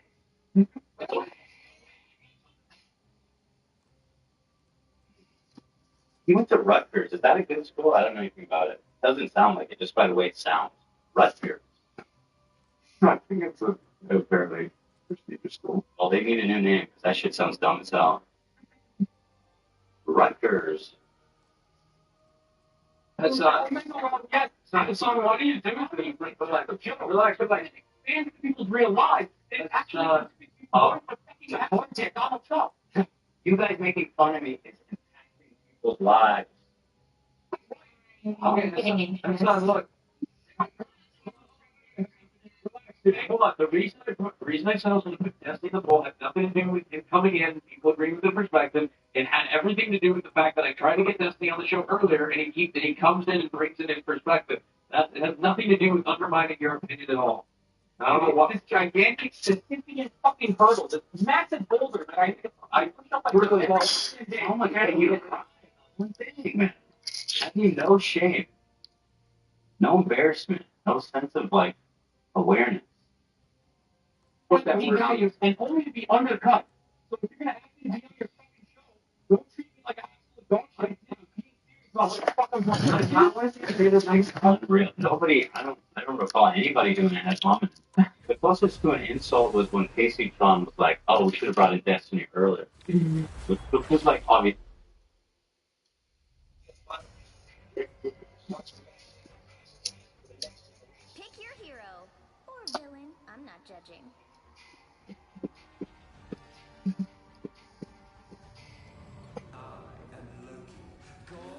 There you are, looking all over for you. That's like the last open section. Hey, Meta, translate that. Which one of you is real? Your audio, man. Kind of ruins it. They rude, right? But like, so what? Grow the fuck up. But this, so people say this is the origin, the Destiny origin story.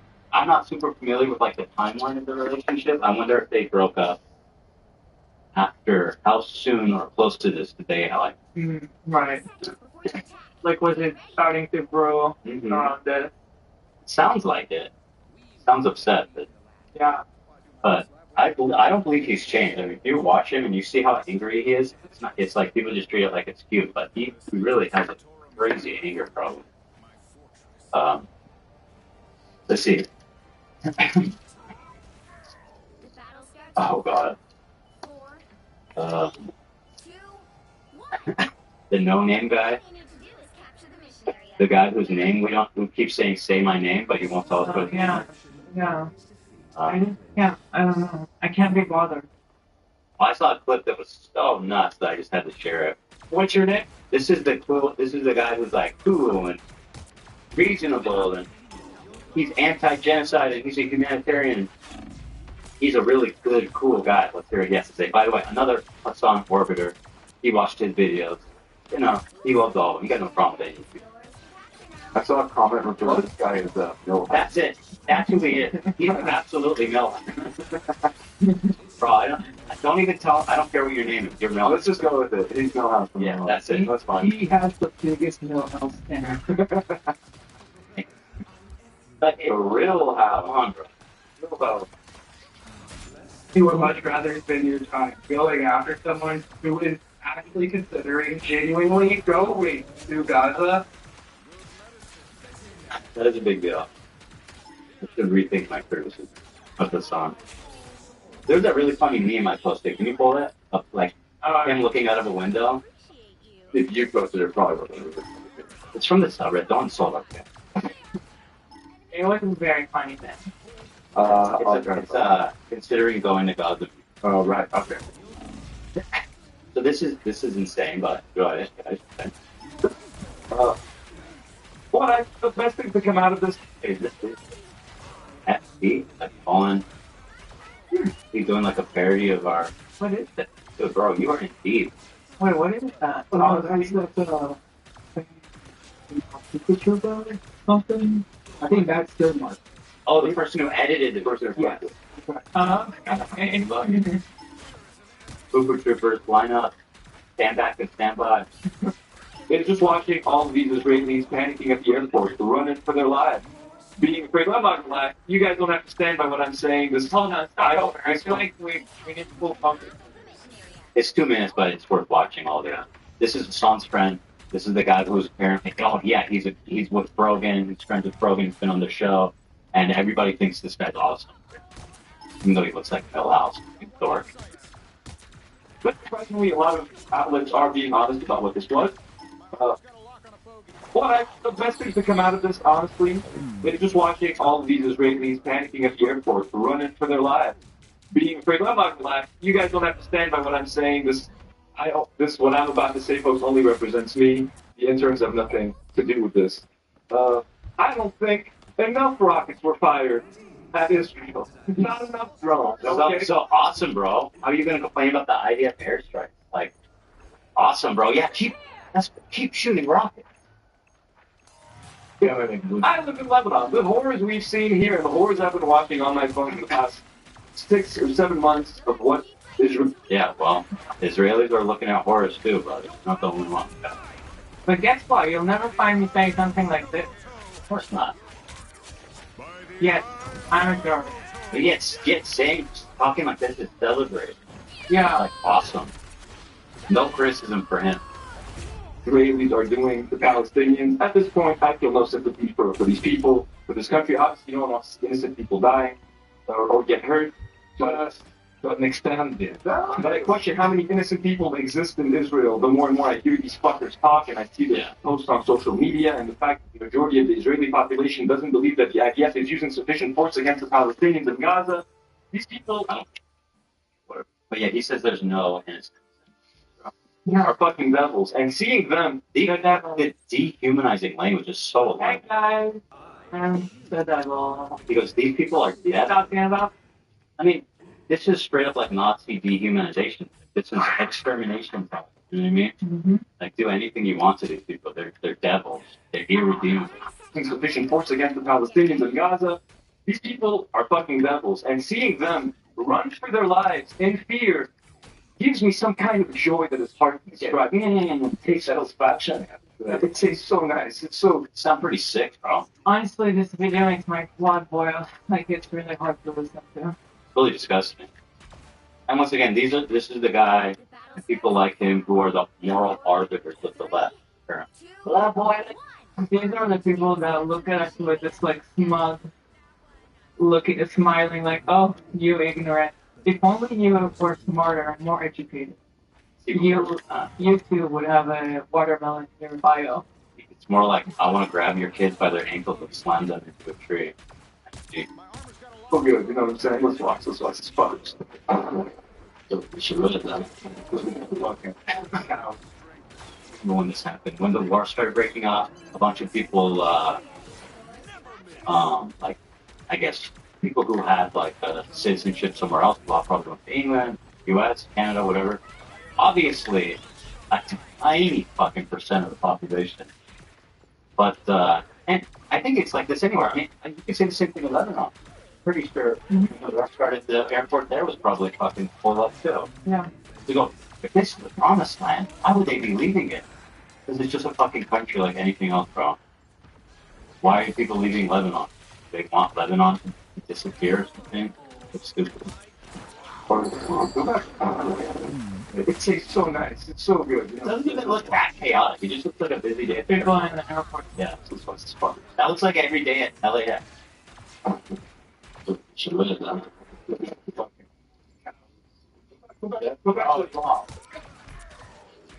Go back to New Jersey, motherfuckers.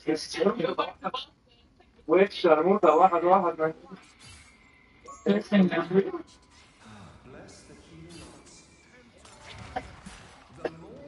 music to my ears. Honestly, I can't listen to this. I can't listen to it. It's crazy. Did you guys ever find the link to this? I feel like it's reportable. Man, this is just like terrorism. It's called Do Not Worry. It's actually like anxiety file. You ever find the URL? Worry. But here's, yeah, let's lighten up the military first. Well, he should get his shit together and consider going to Gaza. Courage is not the absence of fear; it is the triumph over considering it. Genuinely going to Gaza. So funny.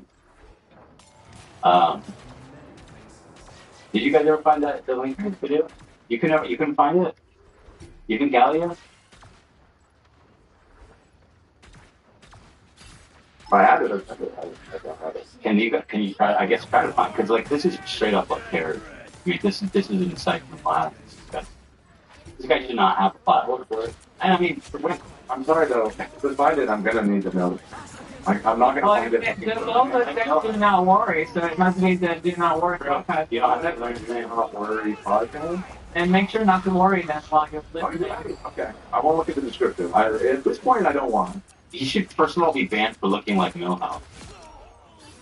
That's not copyright. Copyright. Watching out the story is Ethan's trying to get air freighter banned, like they don't. Yeah. Meanwhile, they're like, oh yeah, no, I'm licking my lips at civilians running for their life. Oh, it's music's my name. Ethan's a crazy person. You look at what he said, and, you know, guaranteed that's what's going to be. What? That song from the race car. Oh. I think the son actually pulled that on me when he's like, you're a 40-year-old man. Or no, 50-year-old man. 50. You graduated to 50 with 3 kids. And you ran away from Twitter. Like, being on Twitter is not a red flag. Gallia came up with it. There you go. And Gallia's fun. She's so quick. She's really good. Yeah, let me see the link. I'm just going to report it. I'm going to report this for supporting terrorism. I haven't actually reacted yet, but this was done. Well, let me see. I'll play it. Just should restore it then. Yeah, it's there. You can bring up my blood. yeah, this is I apologize to Bertilicious Do Not Worry number 130 on YouTube. I am proudly reporting this guy for, let's see, promotes terror. Does it promote terrorism? Kind of. I don't know if that's the most accurate. It does promote terrorism. Citing hate. Violent, hateful, or abusive? Yeah. I feel like it's even worse than that. I guess I'll do that. Can you choose all of the Promotes hate or violence. Oh, that's perfect. Yeah. I'm helping clean YouTube up. Enjoy. Right here. Exactly. Should I write something?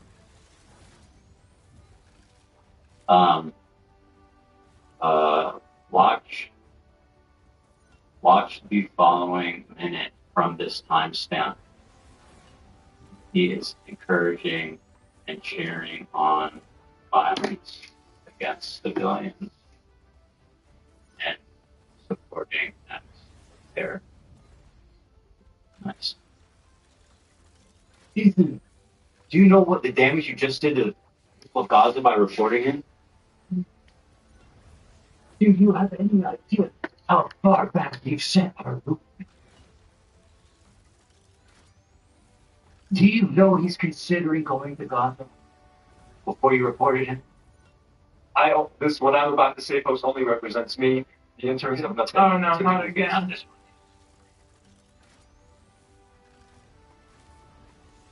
I'm not sure what's the context. Why I think it's from what happened in that one country where there was this soccer game, maybe? Why are they cheering? They're not. Yeah. She was literally just cheering, and he's like, music playing. Yeah, they're cheering. Yeah, they were cheering Israeli people screaming. Yeah. But I'm just confused about I don't know what caused it. Sharmuta. I mean, I know there's terrorist attacks in Israel. Sharmuta is the first one. We say it too many. Don't appropriate his language.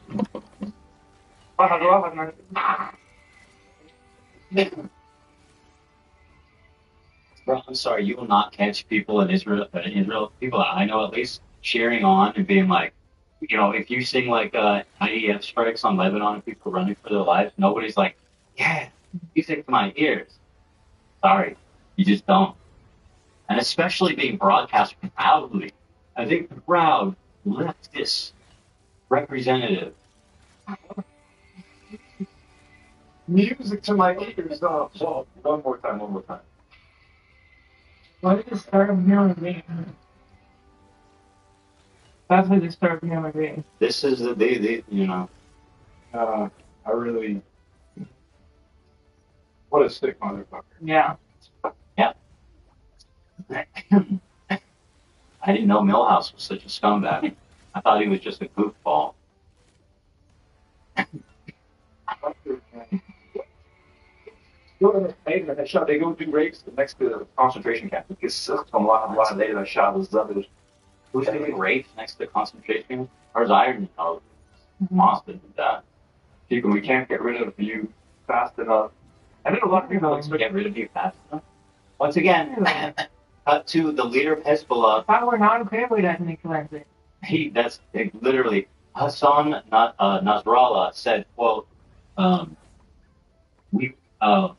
it's good all the Jews gather in Israel so we don't have to hunt them down around the world.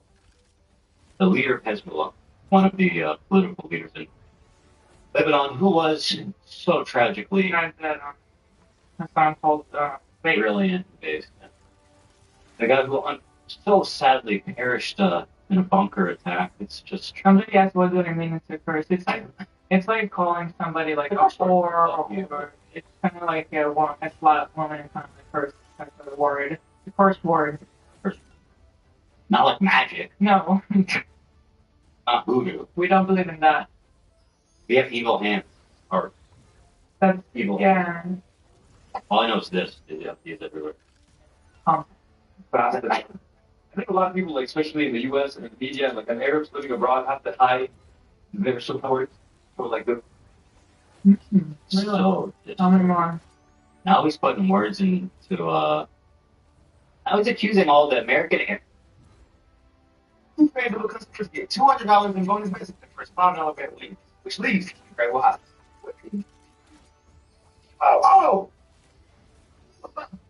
you can get $200 in bonus message for $5 bet leagues only. Arabs are supporting terrorism, but having to keep it. Is he talking about like his friends, like Rogan? Are those the people he's talking about? I don't know. I mean, it's just painting a pretty broad brush. Yeah, like, an Arabs living abroad have to hide their support for, like, the resistance or, like, run up. Like, no, we Israel. We want the hostages to be safe. All the hostages to be safe. You know what I mean? But something like, we want our Palestinian brothers and sisters to be safe. I love freedom of being able to say, fuck Israel. I wish they got hit with more bombs, with more drones. Fuck that country. I hope it gets nuked. I love being able to say that. Why would you want to get nuked? Don't you want to live there? How much do you care about Palestinians? You want to nuke Israel? Where are they going to live, dipshit? Like, this is just the epitome. He's led by hate. Does this seem like a dude who wants peace? Doesn't to me. It sounds like a person that wants the Holocaust to happen. There's pretty much 0% chance this dude isn't fucking a fan of the Holocaust based on what he just said.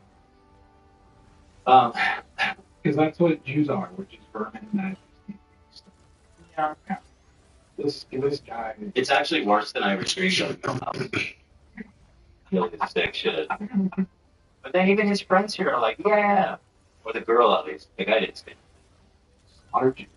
Real fun. Real fun.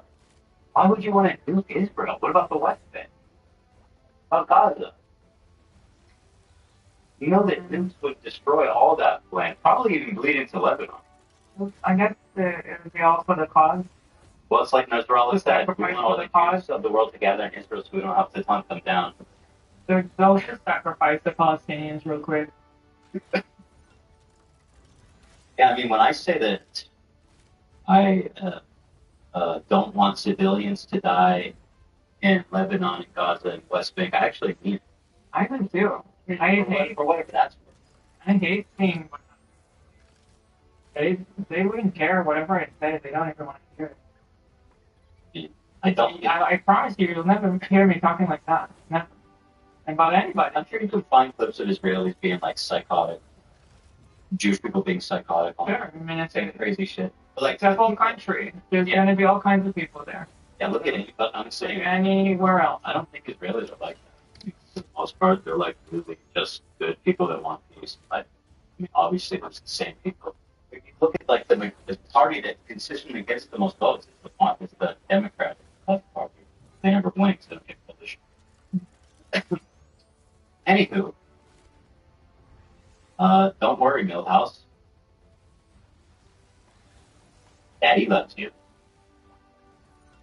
I would love to see this. Like this one. Do you recall what he just said? Listen. No, he's just a kid in Lebanon. Listen. You can understand how he grew up. You don't have to read my anti-Semitic. Let's see. All right, now we're moving on to them. Let's see here. So we did a pretty thorough reaction to her, saying that the rape victims were lying. So here she is hitting back, bringing it back to me. Now let's take it back. Does she ever acknowledge the fact that she lied about a rape victim, or is it just like ad hominem? All right, so we're getting there. All right, Dana, lock in your answer now. Let's see. Me as the next Destiny orbiter. He's doing this to distract from the fact that he's currently orbiting Destiny. First of all, I'm bigger than Destiny. That's not how gravity works. Take a fucking class in science. I've been bigger than Destiny. Okay? That's just not how it works.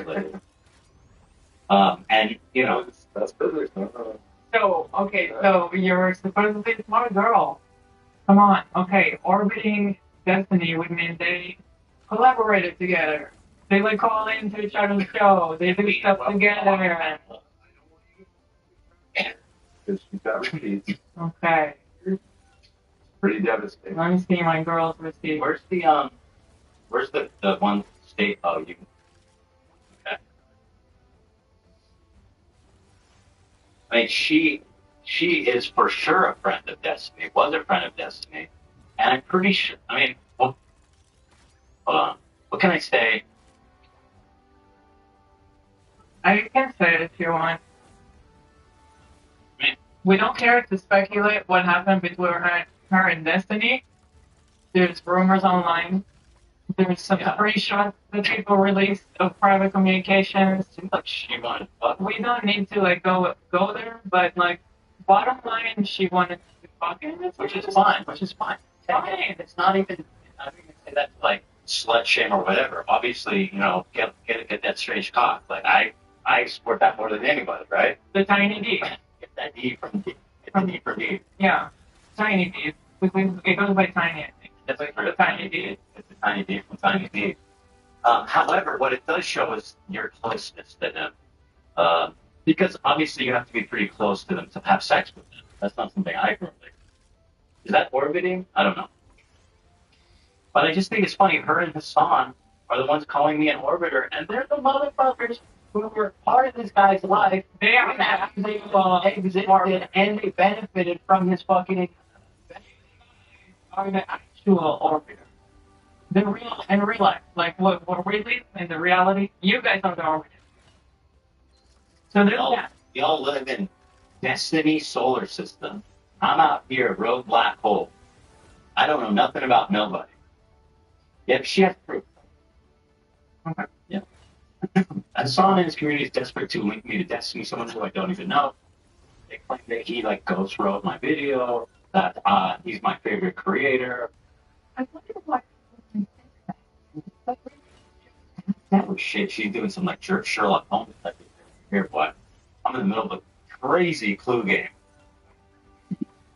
Here's what he had to say on October 22nd, the day after Ethan Klein got caught browsing his subreddit. I don't know what got caught browsing his subreddit. Can you show me what that means? What the fuck are you talking about? That I picked, I showed an image that also appeared on his subreddit or something Do they know that if you open a subreddit, that still doesn't make you an orbiter of Destiny? No, yeah. They're just to bring her back to reality for a second. I mean, if you open the Destiny subreddit, it does not make you an orbiter of Destiny. They disagree. Ironically, being friends with him and wanting to sleep with him, streaming with him, hanging out, having a good time, having sex in his bed. I think that happened. The Reddit algorithm will sometimes give me all kinds of subreddits. I ended up clicking Ludwig. I don't even care. I don't follow him. I don't never watch him. It doesn't matter. Like, I couldn't even explain it. You don't. You click on all kinds of subreddits. Maybe Destiny said something crazy and it was all over the homepage. Yeah. Yeah. You didn't even show evidence that it's all like circumstantial and ridiculous. Yeah. You find got caught browsing a subreddit. I know I wasn't looking for Ethan to publicly do anything with you, but if you reach out on private at all, well, privately reach out. Why do you think I've been off shirts once a week? I'm not scripting these fucking videos. But publicly, I mean, it's difficult to associate with him because someone's just going to accuse me of like mind fucking up, basically, right?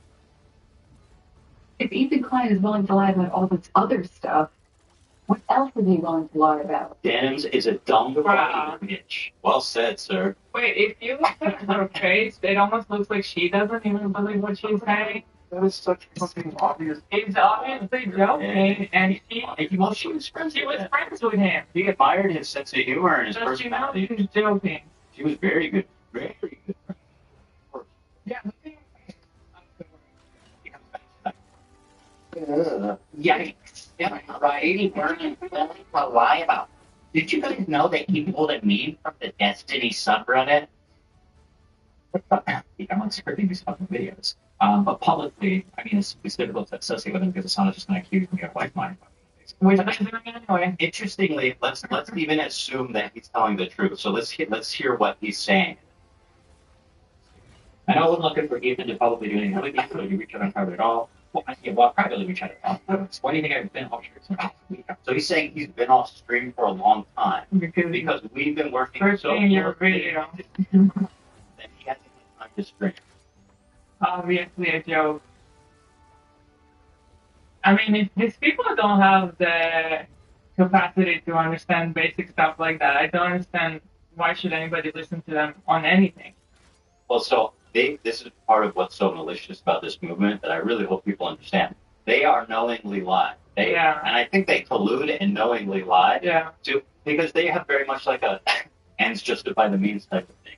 And you can see it in the way a lot of them look at society. Like they want authoritarianism. They want like a strong central government to take control of people. They don't believe in like personal liberties, and they're very much all about like the end. Very much the ends justify the means. Yeah. So I do believe these people collude to like spread specific, talking points. The problem is that she's so fucking dumb that this one is actually so dumb and bad. It's not really believable, even probably to her dumbest audience members. Although who knows? Hey. I might be surprised. Wait, I want to see her reaction again before you close it. Sure, yeah. But publicly, I mean, it's difficult to associate with him because someone's just going to accuse me of like mind fucking up, basically, right?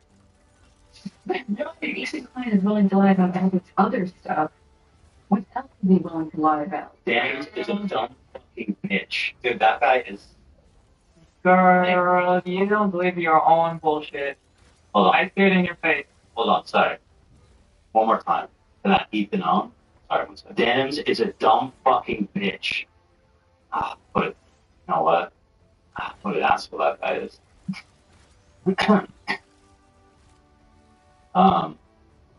She knows that this is the top comment, which I think we all know. She knows he's joking, but she knows her and San's audience either stupid enough to believe it or just willing enough. Yeah, they're just willing to their list of things they knowingly lie about. It's really crazy, the total detachment. That's what I'm learning is that they're not like dumb enough, they're willing enough. Yeah. Some are dumb enough, but more for willing enough. Might be a mix. Hey, look, she's funny. She's like, what else are they willing to lie about? Like, work on your acting. I don't know. What are you willing to lie about? Look at your dumbass fucking liar. Look at this. That's like a rage comic. Somebody say animate that into a rage comic. Yikes! All while then is actual Destiny Orbiter. My son, actual Destiny Orbiter. Wait. Someone saying you want to get Destiny late? If Destiny was my roommate, I get him late all the time. Strange. I'll tell you what, I've never said that in my life. Like, hey bro, I'm gonna get you late. This is not something that I've ever occurred to me, I've never thought about, and I don't even know, like, I don't know what that means. I mean, I know you can be, like, nice and, like, hype up your friends and stuff, but like that's not getting them laid. You know what I mean? That's just like being a nice guy. What a great guy. So, pretty compelling evidence here, guys. Let's see. I'm kind of curious. Can you send me the original link? I'm kind of curious of what's the reception of this amongst our audience. Actually, we noticed. Obviously, she's in the video talking, so obviously it's her video. But it was posted on a new channel called Denims. Ethan, did you want to mention this?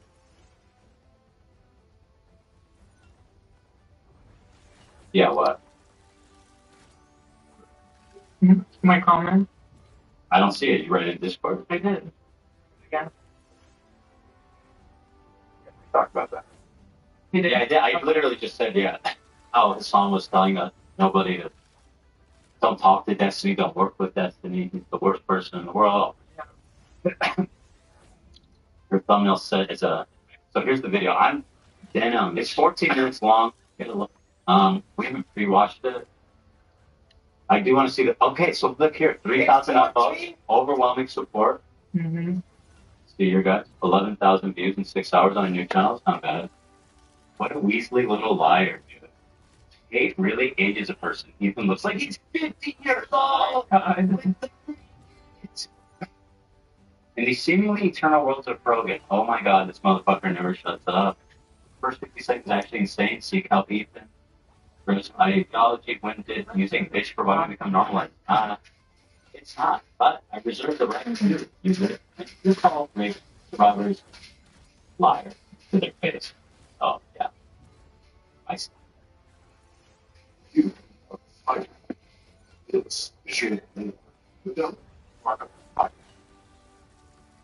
Stand on that all day long. I sound that beat. Stand that. Give me an I. Give me a T. Give me a C. Give me an H. What does it spell? Bitch.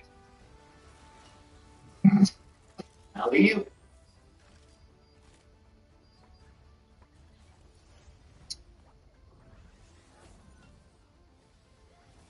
Slam dunk. Straight up, me and Keemstar.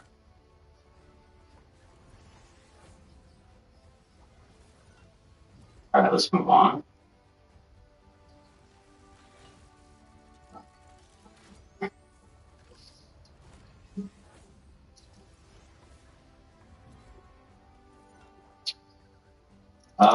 Here is, yeah, okay, this is another clip, I guess, from her video. Let's see, another obliterating me. In front of her, and she was kidnapped for 50 days and continually raped while being in captivity. Nothing to say? Nothing? You're not going to fucking acknowledge what just happened? I will acknowledge what just happened. Oh, good. It's the first time I've ever seen one of these people. Okay. This is exciting. Okay. This woman who you claimed was continually raped in captivity did not claim to have been raped. Oh my god. The narrator literally says this. So this narrator is saying that she met people in captivity that it happened to them. She witnessed that telling her about it. Let me play this and then let's save her. At least most people said that they have suffered sexual and physical abuse. About half of them. In that interview, she did. Remember, the narrator says that people suffer against it. Says that at least half the hostages she spoke to said they were sexually assaulted. Mm-hmm. At no point did she claim that anything had happened to her. And to my knowledge so far, no hostages have given first-hand accounts of being sexually assaulted in captivity. What? Hold on. Seconds later, in that same documentary. But wait, before you move on, she just said, to my knowledge so far, no hostages. Well, you're gonna like this. Is wrong. Well, you're gonna like this part because just seconds later, in the same documentary. Mira. Here's another one. Now, I remember thinking. So you don't even have to read Denims, which I think is probably challenging for you, considering your brain power. now is the moment. Something, what you thought about is going to happen. And then I remember I turned around. He was standing with his gun, and the gun was pointing out at me, and he was huffing and breathing heavily, and he had a face like a monster, like a beast. So I stood up and held a blanket, a small blanket, to cover myself, and he came towards me and just pointed the gun really hard at my forehead, screaming at me, you know, punching me until I could not hold the towel anymore. And he started touching me, and I resisted. And then he dragged me to the bedroom. And then he forced me to commit a sexual act on him. No hostages have given first-hand accounts of being sexually assaulted in captivity. Imagine being so fucking careless with like absolutely heinous accusation that you wouldn't even like. It breaks my heart to imagine these women that have to go through that. To hear somebody like that, like I can't even imagine. They suffered so much. They went through it. They managed somehow to survive. They're released against all odds, and then they get to hear some B word on Twitch saying that didn't happen.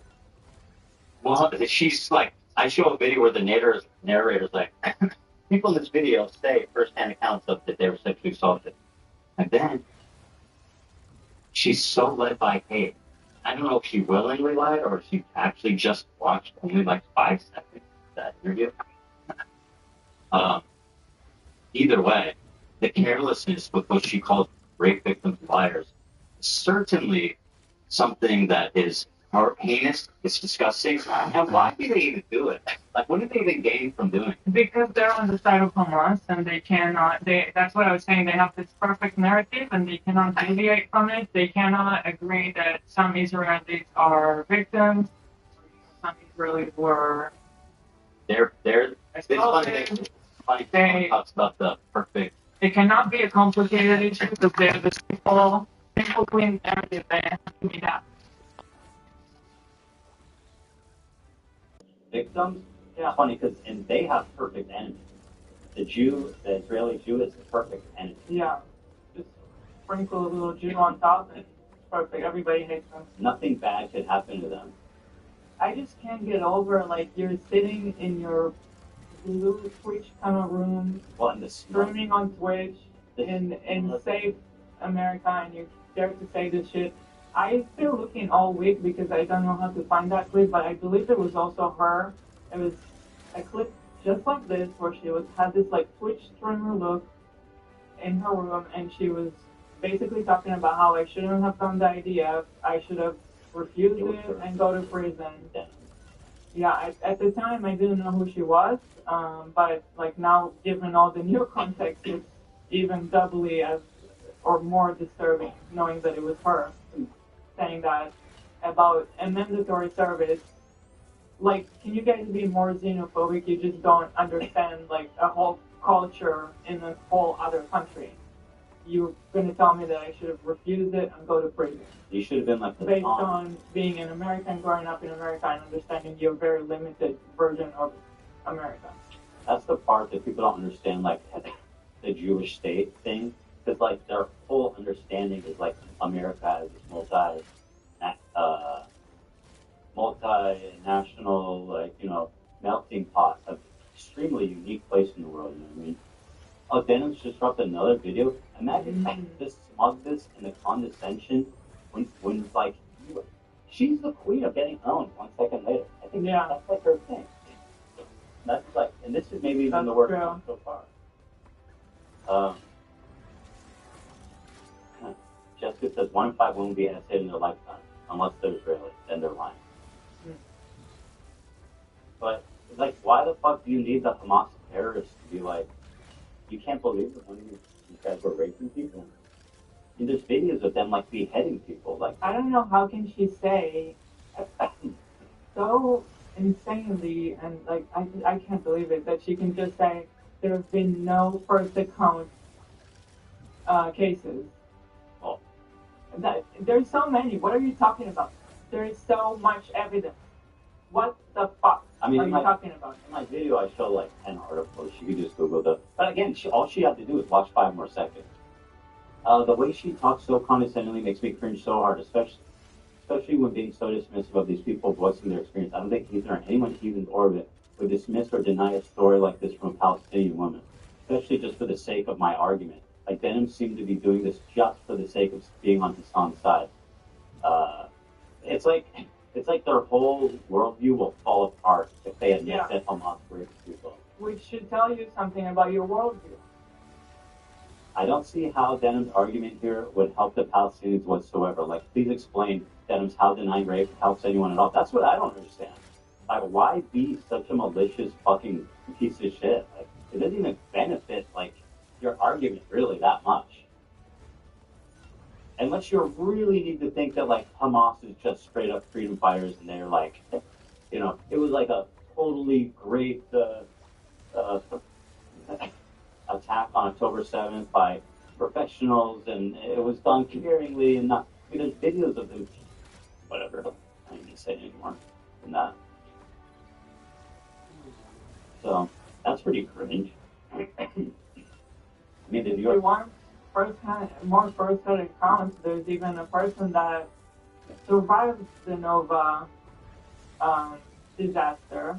They managed to survive it, and then I think maybe a year later or a few months later, they ended up committing suicide because they couldn't bear to live having seen what they saw on that day. More than one person that committed suicide? It might be more. That for some reason I don't know the exact number. I know there's for sure one that I know for sure, but there might be more. And I mean, the kind of stuff that they saw was like rape, gang rape, mutilation. Yeah.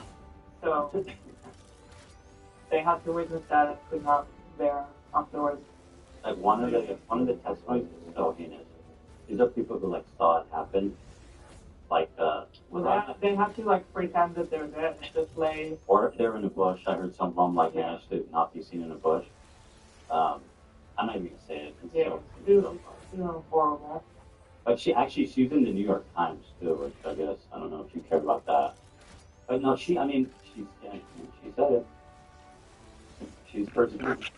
Said, hey, it's me. Happened to me. I guess, can we count on a correction from Denims, do you guys think? This is also an interesting point. How many times have we seen Denims and Hassan and the like? They are constantly citing this international court warrant for Netanyahu's arrest. Always, right? They're under investigation. Netanyahu got an arrest warrant. They love that. However, there is part of this report that they conveniently ignore. There's Hamas leaders also has a search warrant. And what was that search warrant for? Control F. On Hamas leader Daif, judges of the ICC issued a warrant of arrest for Mr. Mohammed Daif Ibrahim El Masri, also known as Daif, for alleged crimes against humanity and war crimes committed on the territory of the State of Israel from at least 7th of October. Chamber found reasonable grounds to believe that Daif, the highest commander of the military wing of Hamas, at the time of the alleged conduct, is responsible for the crimes against humanity of murder, extermination, torture, rape, and other forms of sexual violence, as well as the war crimes of murder, cruel treatment, torture, taking hostages, outrages upon personal dignity, and rape, and other forms of sexual violence. That's what he's been charged for. So, like, if you want to take this warrant on Netanyahu seriously, you can't just be like, this part is good and this part we ignore. I mean, it says right here.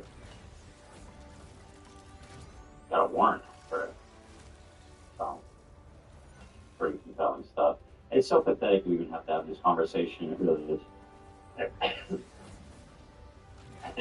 Here's another one, by the way. A Denim self-owning moment. Let's see. Israel sucks. She really is something, man. And, you know, she has fans. She has people that are watching and cheering her on. Like, and supposed feminists, supposed leftist feminists. Yeah, right. Who are, like, half dancing on this suffering of rape victims, just like, you know, doing a Congo line, like, hey, ta ta ta ta ta ta ta. What the fuck is going on? I hate this. Israel sucks. I'm leaving Israel. That's the goal. I find it disturbing that Hassan thinks that a slowdown of imports is going to cause Jews to flee Israel. 80% of Israelis were born there and do not have citizens. No, the goal is not to make people. Oh my god.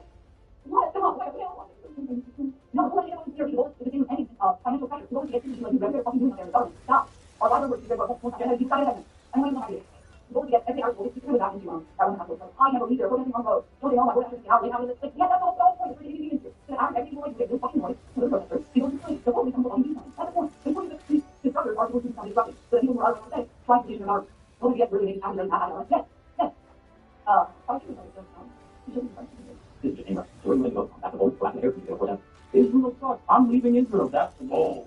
By telling the Jews of Israel to go back where they came from, Hassan attempts to deny how do you self-own yourself so many times and still have fans?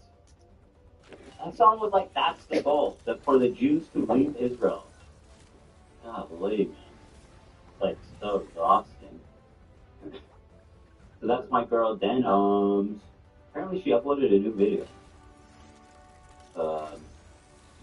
I don't know what they're talking about. Oh, maybe it's... They're probably talking about the YouTube video we just reacted. Oh, okay.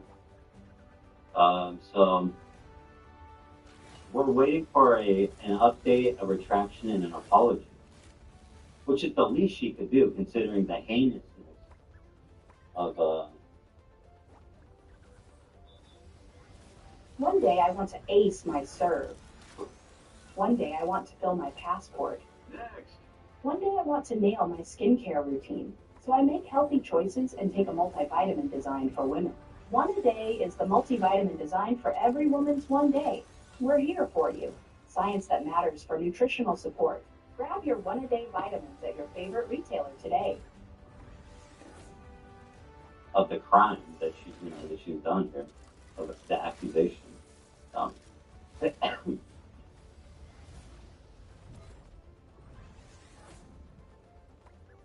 I'm just reading it down now.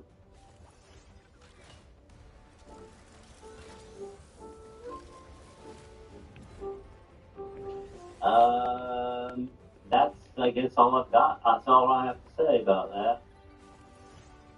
We got this Carla Sophia story, which seems nuts, but we'll save that for Monday. You hear about this? No. I have not. So, she won, or no, she was nominated for Best Actress. She's trans. Okay. First trans woman to be nominated for Best Actress at the Academy Awards. Okay.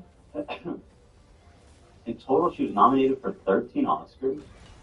Or, no, that's the movie. That's the movie. Amelia Perez. That's a big deal, including Best Picture, most of any film this year. So apparently, people started digging up like the craziest tweets. And they were still up on her account, right? Yeah, all of. This is part of this story is me just wondering who managed to drop the ball this hard. Like, this movie was made, like, this movie, you could charitably be called Oscar bait. So, like, they know it's going to be, like, a big deal and everything. Oh, it's in Spanish. She Twitter of the dumb American star of it. They didn't bother to translate? Well, so this one, and they're not even that old. That's the crazy part. This is from 2019. Yeah. And she's got to be like, she's about like 40 maybe, like 30s or something. Age, let's see. So anyway, I'll read this. 52. So she was like a grown ass woman. Yep. Yeah. With 3 kids. This is the same old story. Black slaves and women in the kitchen. But it is, in my opinion, and it must be respected. I do not understand so much World War against Hitler. He simply has opinion of the Jews. Well, that's how the world goes. It's a little weird the translation. Yeah. I get the idea. Well, Hitler, love. She came after BTS, which Why did you pick one of all the things you could have clicked on? This is a section of ones that are Oh, for real? Yeah, because they. Okay, here's the real ones I got you. Yeah. These ones are confirmed real. That one was speculated. It might be real, but I was realizing that was you have this subsection of it might be real, but we're not sure. You know what we're doing. Is this about the what was it called? The I think the French newspaper. yeah, what was it called? The Oh, Was that a cartoon? yeah. Yeah. That was a massive terror. Yeah. A new attack in France, beheading in night. I know it's not nice.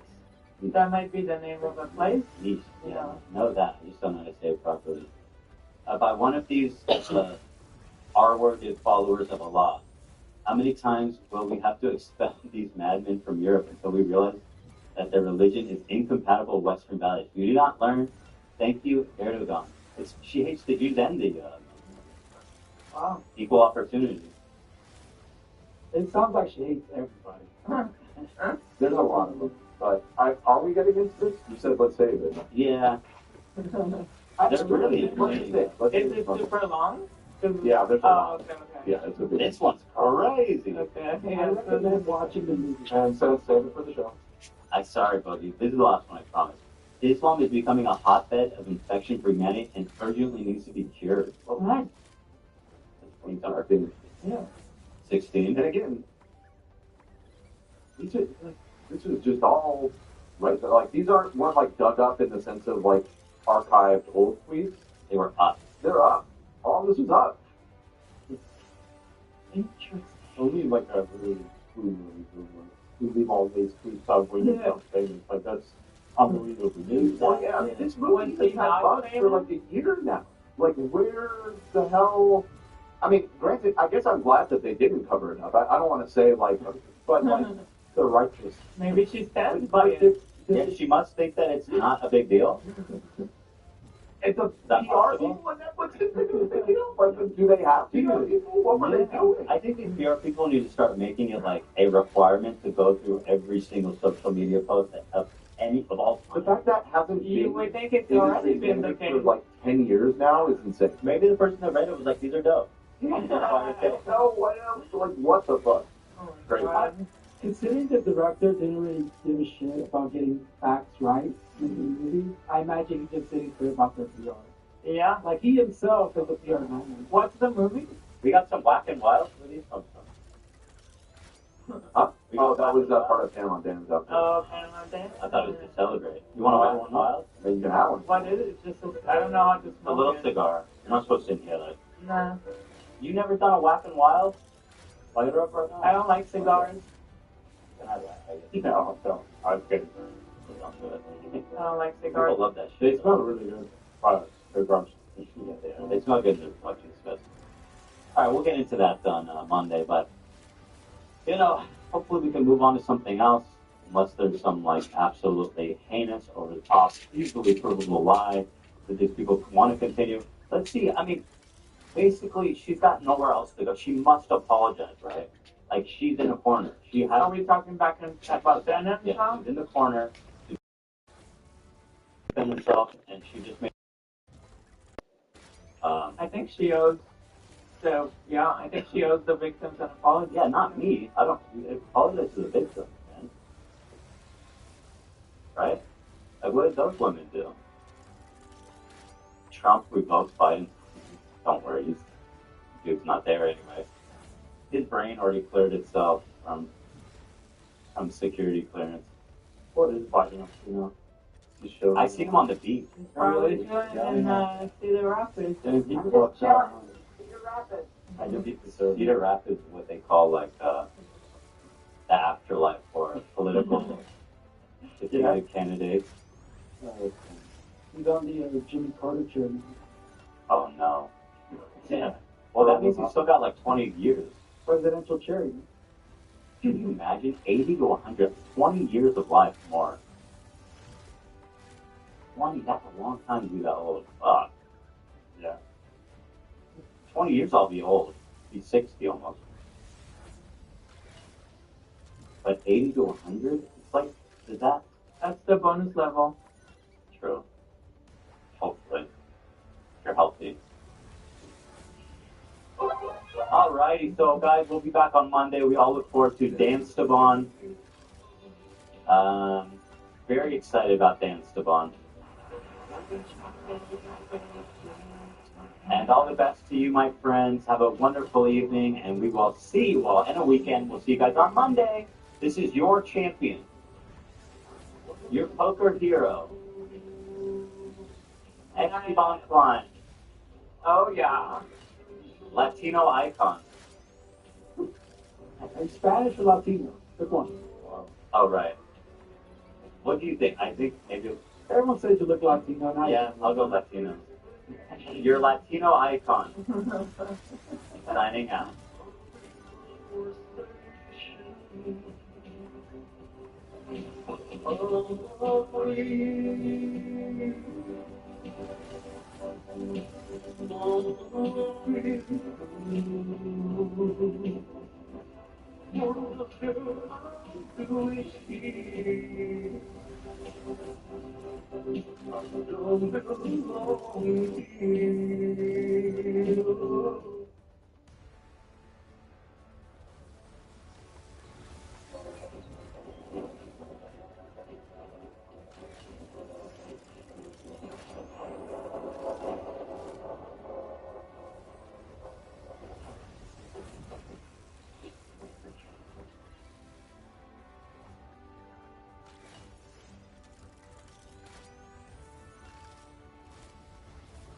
Welcome back to the Papa Beat channel. How you doing? How you doing? Come on and settle down because today we're talking about internet scams, baby. Roll the Patreon plug.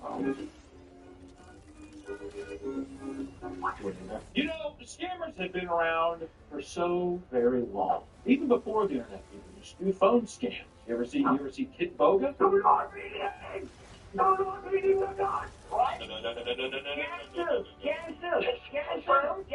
I wish I was an Indian dude who was just calling old women and getting Google Play gift cards. You know, they're racist, really saying. Enjoy the Indian guys. Like, more time backtracking, like, oh my God, wait, I just, hold on. People have been trying to scam their way into getting money since probably the beginning of time. So probably scam Jesus. Judas. Whether it was the snake oil salesman in the 20th century or the counterfeit cash dealers in the 19th century, there have always been people willing to take advantage of gullible people for their hard-earned cash.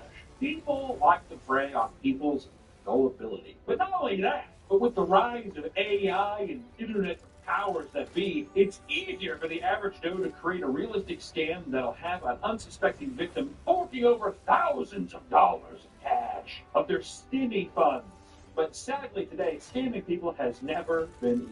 Really letting people know that you can scam people and get away with it. That's not what this video is trying to be. You used to have to leave your home and risk getting your ass kicked for conning someone maybe in the streets, right? But now it can be done from the safety of your home with a stable internet connection. So we're really promoting this, I don't know, hard times. Maybe there's stimmy funds. Can we get the stimmy funds round two?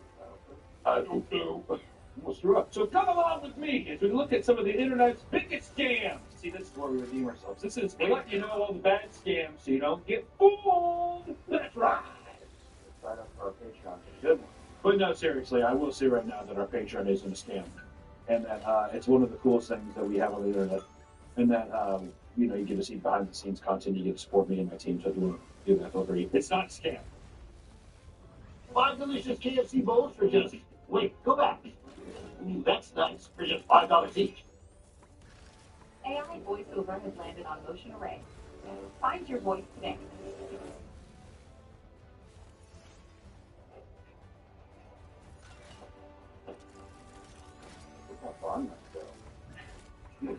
Let's talk about some of the old school internet scams from back in the day, right? These are some of the Hall of Famers from the early days of the internet where people, they didn't know what the hell was going on, right? I mean, I still feel like in a way we're still kind of in the Wild West age of the internet. I think that we have more of an idea of what's going on, but way back in the day, the internet, you have to realize, was a barren landscape. It was like the Book of Eli. I'm going to fit in the Book of Eli, I think somehow. It was like a dystopian landscape where people didn't know where to run and hide, and people were kind of just journeying around. And thus, the perfect place for internet scammers to come in and attack unsuspecting victims. So first, We have to go back to the classic internet scam that everyone's probably heard of, which is a classic, the Nigerian prince scam.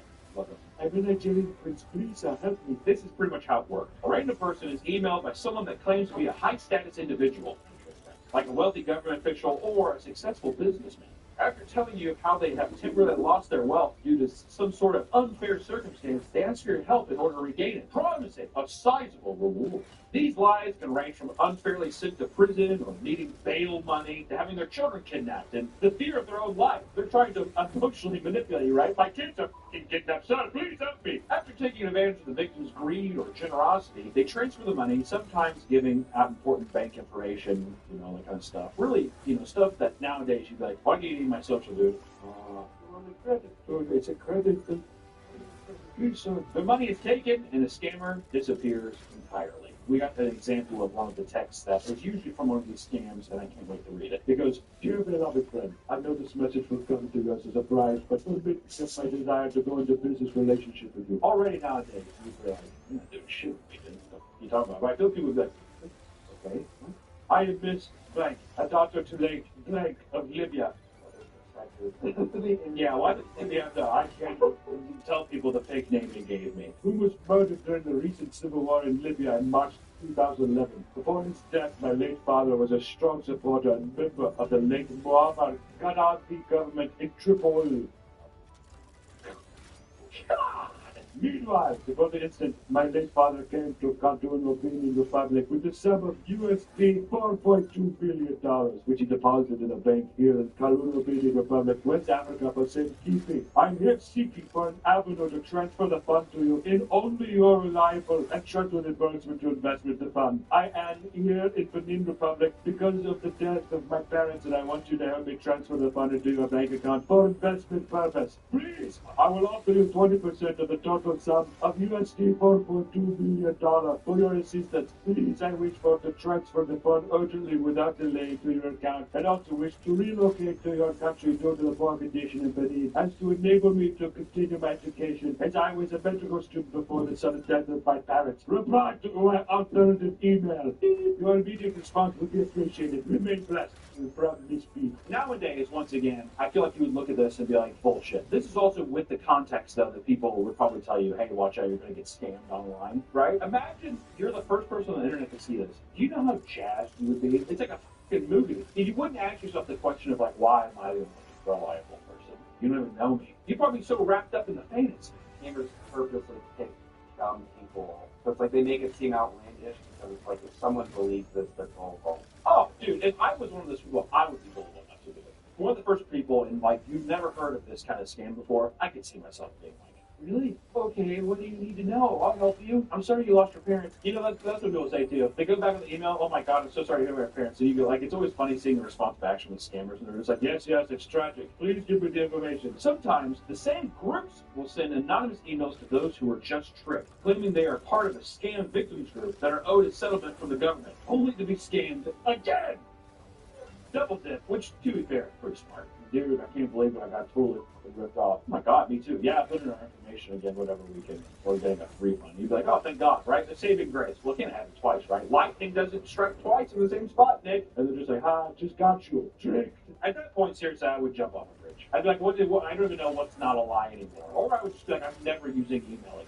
One man received a strange spin on the classic scam. This time, a Nigerian astronaut named Dr. Bakar Tunda claimed to be stranded in space after being left behind on a Soviet space station.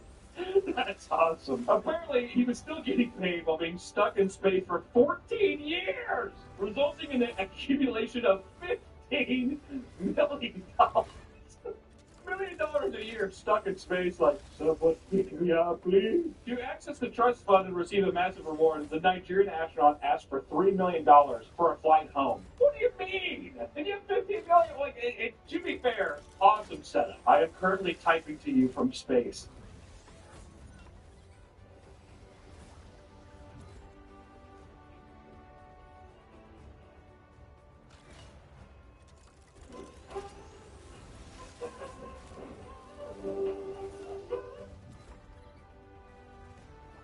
You're like, oh, a Nigerian guy. You're like, I mean, where the, you can't even see this guy. But if the guy's like, I'm up, moon. Every night you're gonna be like, I guess you're just kind of fishy. He's probably mass sending these out to where he's just like, you're gonna find one guy who just has $3 million. You never know. But move on from those kind of scams. Those are, that's an old classic. We've all heard those before. Let me give you something that is near and dear to my heart, and I'll fill you in here in a bit. But these are romance scams. Sometimes, in order to cloud the innocent person's judgment, scammers enter a full online relationship with people that gain their trust and take their money. It's a big freaking joke. Yeah. And the first example we have are the Yahoo Boys. In Nigeria, Nigerians, man. In Nigeria, there is an infamous group of scammers known as the Yahoo Boys, a group of cyber criminals that have successfully scammed thousands of people through elaborate schemes, namely the romance scams. That one of my parts got silver tongues, dude. They're sitting there, they're sweet talking us and all that kind of stuff. They operate out of what they refer to as the Hustle Kingdom. In reality, it's a dark, compact room filled with members using piles of computers and phones to enact scams. It's pretty much just, like a regular room, and everybody has like a gateway computer turned on, and it would look like a LAN party, a fun LAN party, but instead they're like sexting old women. Stuff like that for money. I do like this picture here, though. Their face mask on. Maybe one of us is definitely sick. They extort people through dating sites and social media by impersonating attractive women and men. And after chatting and flirting for a while, they're able to convince women and men to send them money through various means, right? Which the men part will probably be easier. Here's some like big-titted woman. Some guy's like, "Oh, little princess. Good morning, darling." The person's just like, "Hello, did you go to the bank today?" "I'm on my way." That guy feels like he's on top of the world, too. Prove that these women are scammers. They message hello first. Always fake. They're desperate. What are you talking about, dude? Are you talking about women never text you hello first? Is that how you like better? Yeah. Never. I've never had a real person text me hello. There's going to be a lot of women being like, I have definitely said hello first. They're just like, nah. Unless you're on Bumble, and even then they don't. Because they had to change it that men can have message first, and now that CEO left. Because the company's failed. I'm glad we don't put a camera on you because he is ranting and raving, moving his arms around. What's going to keep your stuffing and huffing and puffing? According to one of the romance scammer kingpins tracked down by CBS, Americans are by far the easiest in the world to scam like this. You're a perfect guy. Have you ever been on the dating website? You talk to Chinese guys all the time. Wow, they're Asian women. Well, but they're Chinese guys. Well, they're guys. It's a picture of women, obviously, because you always say there's like a breaking point where it's like, no. Well, they ask the pictures. They send normal pictures. They're like, no pictures of your thing down there. Oh, do you think they're trying to extort you? So they're asking nudes for you or blackmailing you or something? I don't think it's blackmail. It's literally just, I think it's gay men probably just like want nudes. So they're like... Oh, so you don't think this is a financial scam? You're saying that this is like people who are like, I just want to see your cock and jack off to it. I did get scammed out of it. What? It was only like $4, but that's a lot of money. So how did that happen? Was that from a dating website? No, it was on Reddit. I was being stupid. I was trying to buy like a chemical of a company. You have to have.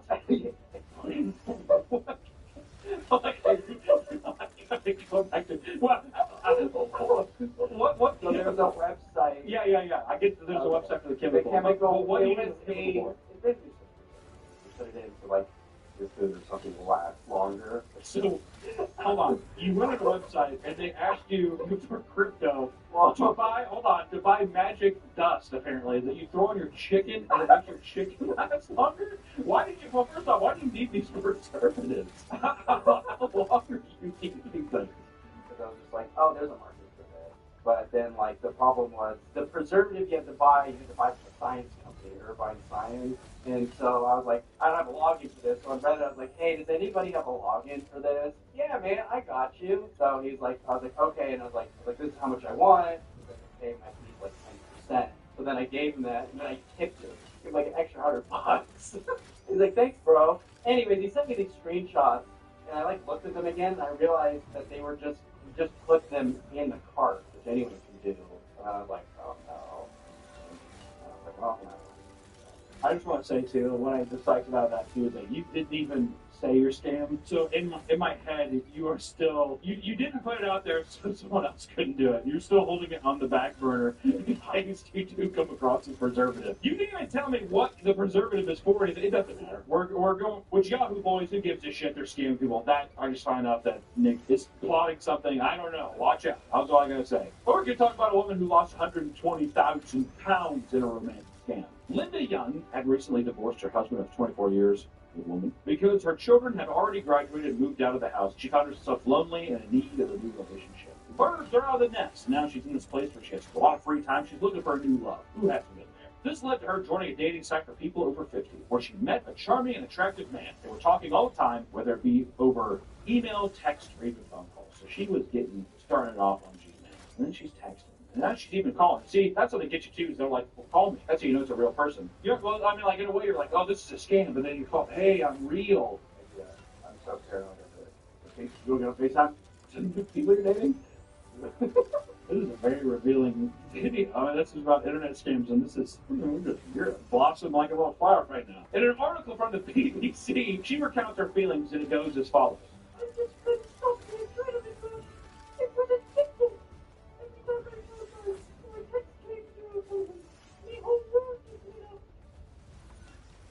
Spicy, creamy, Nashville. Nashville Hot is back on KFC bowls, just $5 each. Hey, she sounds beautiful. After 6 months, she was completely obsessed with this man. This ended up clouding her judgment when he eventually asked for a large sum of money to invest for both of them. She was promised that this money would come back to her since they were going to undoubtedly have a future together. See, this is the long con. 6 months too. That's not a fucking, little weekend thing. This guy's been putting the time in. People are doing that too. They have to be doing it for like 20 different, I said that. Well, to be fair, you never got online scammed. You just asked for like a mystery chemical to put onto something to scam people. Let's see something. Hello, Mother. How's it going? Hey, I'm doing a video on internet scams right now, and I was wondering, can you talk to me about that guy at all? Yes. Well, it was on the first free dating website, but it just started out as a friendly thing, just somebody like online to talk to, and they suck in. When you're looking back, it was kind of like a romance novel kind of talk, like women like, it's not a normal conversation per se, but just all of these nice little innuendos and things, and then just goes into what he does for a living, and then it was always some kind of like looking into it, some kind of oil rig. You're in another country, you're working for the military, it's secret kind of vibe, How serious? They're making tons of money, probably tons of money, but it's very secretive. It's very, and he's always with an unfortunate mishap of the spouse. How long did this go on for? The girl who was scammed out of 120,000 was 6 months. No, this probably was like 9. Maybe. Wow. So maybe. Was it pretty serious? Like, did you like? Well, for a long time it wasn't, and then it just seemed like for like 6 months it was just talking all the time. Of course, because but when you start talking about meeting and stuff like that, there would always be something going on. And I remember showing you a picture. Well, that's not real. And I was like, you were nice about it. You were like, look at this picture. And I had no idea. I'm like, what? And you were like, just check it out. Be honest, Mother, did he get some pictures out of you? Oh yeah, sure. Unfortunate. Well, do you have any advice for people that are online dating? Yes, I do. Immediately get offline and try to meet people while you're out and about. Well, it's easier. Like, old girl got some pussy and titty pics to the guy. What's up too is like the ultimate goal is money, whatever, but that's just like a cherry on top for him. It's like a power trip thing too. Anyways, let's talk about Stranger Things fan thinks she's dating one of the actors from the show. I guess with AI and stuff, you can count some of these things, but also Ben Wolfhard's dating you. You know what I mean? Really? Anyways, in 2023, a mother.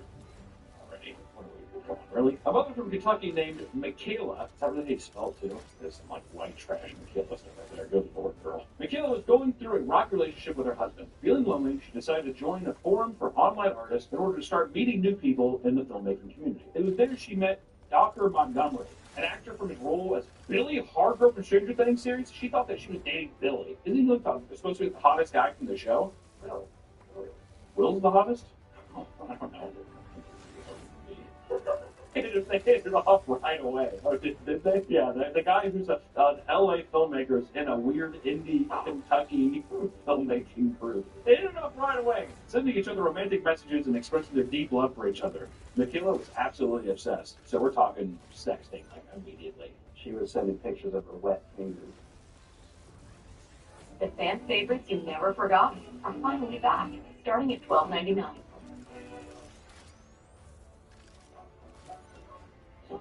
More about Celebrity Cruises' latest podcast. For the ones ensuring the job always gets done, and the ones wearing many hats, Grainger offers professional-grade industrial supplies and real-time product availability. Call quickgrainger.com or just stop by. Grainger, for the ones who get it done. God damn, dude. Rough episode for you so far. The actor told her to decide between her husband or him. Whoa! Michaela divorced her husband without hesitation to show that she was serious. Oh, Michaela, you stupid person. It was a right relationship, sure, but it's also just like, she had to have told the guy that it's like, yeah, Billy from Stranger Things is dating me. The husband's just like, what the f are you even on about? What's coming out of your gob? She recalls Montgomery expressing frustrations about his relationship with Liv Pollock, who was supposedly giving him money problems by taking control of his banking information. Yeah, so he's saying that Billy, the actor is playing Billy, it's like, my girlfriend screwed up my bank, I can't even get to my bank account. Michaela, who was also dealing with a controlling ex-husband, could relate. This wasn't even... The actor would slowly start asking for money through gift card exchanges and cryptocurrency, which Michaela recklessly indulged in. Over time, she has sent to him over $10,000 of Google Play gift cards and Doge. She eventually began to realize that this was too good to be true, ending things with her supposed lover after spending a fortune on him. I'm not saying that people can't find love. You're a person, you find out, you start dating an actor because they like your TikToks or something. I don't know. Anything's possible. If you start dating John Goodman, and John Goodman's asking, 87-year-old John Goodman is asking you for cryptocurrency and gift cards, Google Play gift cards, I would assume that's a scam. Be careful out there. But we get to move into the world of AI scams. AI, the crazy new thing, very, very scary. What's real, what's not real anymore? I don't know. We're all going to burn in hell. People are able to take voice recordings of you or other people and implement scams themselves. That AI learning technology, it's very believable. It's pretty scary. But here's a little post. So yesterday, I got a call from my grandparents. Asked me if I was okay. Yeah, what do you want? Confused, I said, of course I was. After some confusion, it turns out they got a call from an AI that used my voice to say I was in a car accident and needed money for the hospital, and also not to tell my parents. I ain't got time for that shit. That's so fucked. That's so creepy, too. It's so invasive. You know how they do that? If you ever get a phone call, and it's a lot of times if it's like silent, I start blocking those. Yeah, because if you're like, well, or you get weird calls and they're asking specific things. What they're trying to do is train your voice off the phone call. I mean, I feel like everybody gets like toll-free bullshit, like, oh, have you done this, blah, blah, blah, and fuck off and hang up. Next, we're going to talk about AI Brad Pitt scamming a poor French woman. Read. This year, a French woman named Anne lost 830,000 euros by a scammer pretending to be Brad Pitt. In response, she endured a giant wave of harassment and mockery. It's sad. It's dumb, but it's sad. Anne, who was married at the time, was contacted via Instagram by someone posing as Brad Pitt. Because Anne was new to social media, she was gullible, and ended up chatting with him. With old people, I feel like all you have to do it once you definitely know this kind of shit. But I feel like all you have to do with old people is just like, you see the name, you see the picture, you're like, that's them! How else would someone say that they're Brad Pitt? They have a picture of them. They have his name on an account. Nowadays, there's even apps that will project your video live. So you could be like, hey, do a video call. Voice modulate and face modulate. Hey, I'm Brad Pitt. All right, all right, all right. He's like, that was Matthew McConaughey. He's like, yeah.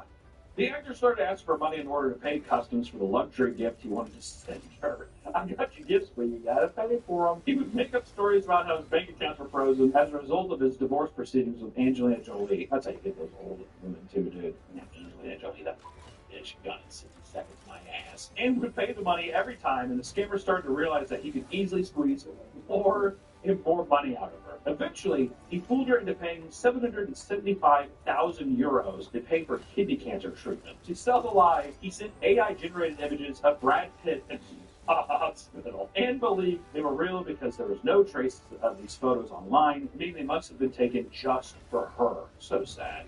She herself was in cancer remission. Oh my god. So she felt sympathy for the poor actor. I feel like the floor for anything just dropped. You know what I mean? Like that gut feeling. Well, during this time, Anne got a divorce with her husband. Which I wonder if this too. I'm just speculating because now I'm too sympathetic towards Anne. Going through cancer remission and kind of living your life, you're sitting there and you're just like, I don't even know if I'm happy in this marriage. You know, like it's just you're willing to take these risks now and you're easy to be swayed in these different directions. It's one of those things where it's like finally a piece of good luck comes that way. Brad Pitt with Billy from Stranger Things, which you would think, what the but her daughter at the time had spent an entire year trying to convince her that this was all a hoax, but to no avail. She even had somebody being like, Mom, it's not Brad Pitt, I'm telling you that right now. To keep up the lie, the scammers crafted an AI-generated news report discussing the exclusive relationship Brad Pitt had with a woman named Anne. This eased her suspicions until she saw the news that Brad and NSD Ramon entered a public relationship in 2024. You said you loved me. She ended things with the supposed actor and stated that the whole ordeal put her in a very dark place. She attempted to take her own life 3 times.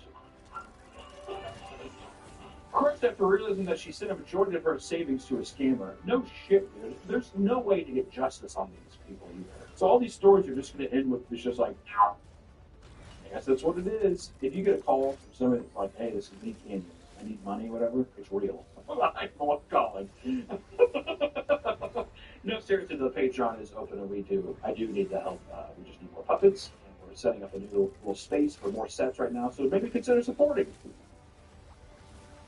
UPU has a ton of resources. That really allowed for flexibility for me. I had a bunch of credits and they transferred over, and because we can accelerate, I finished very quickly.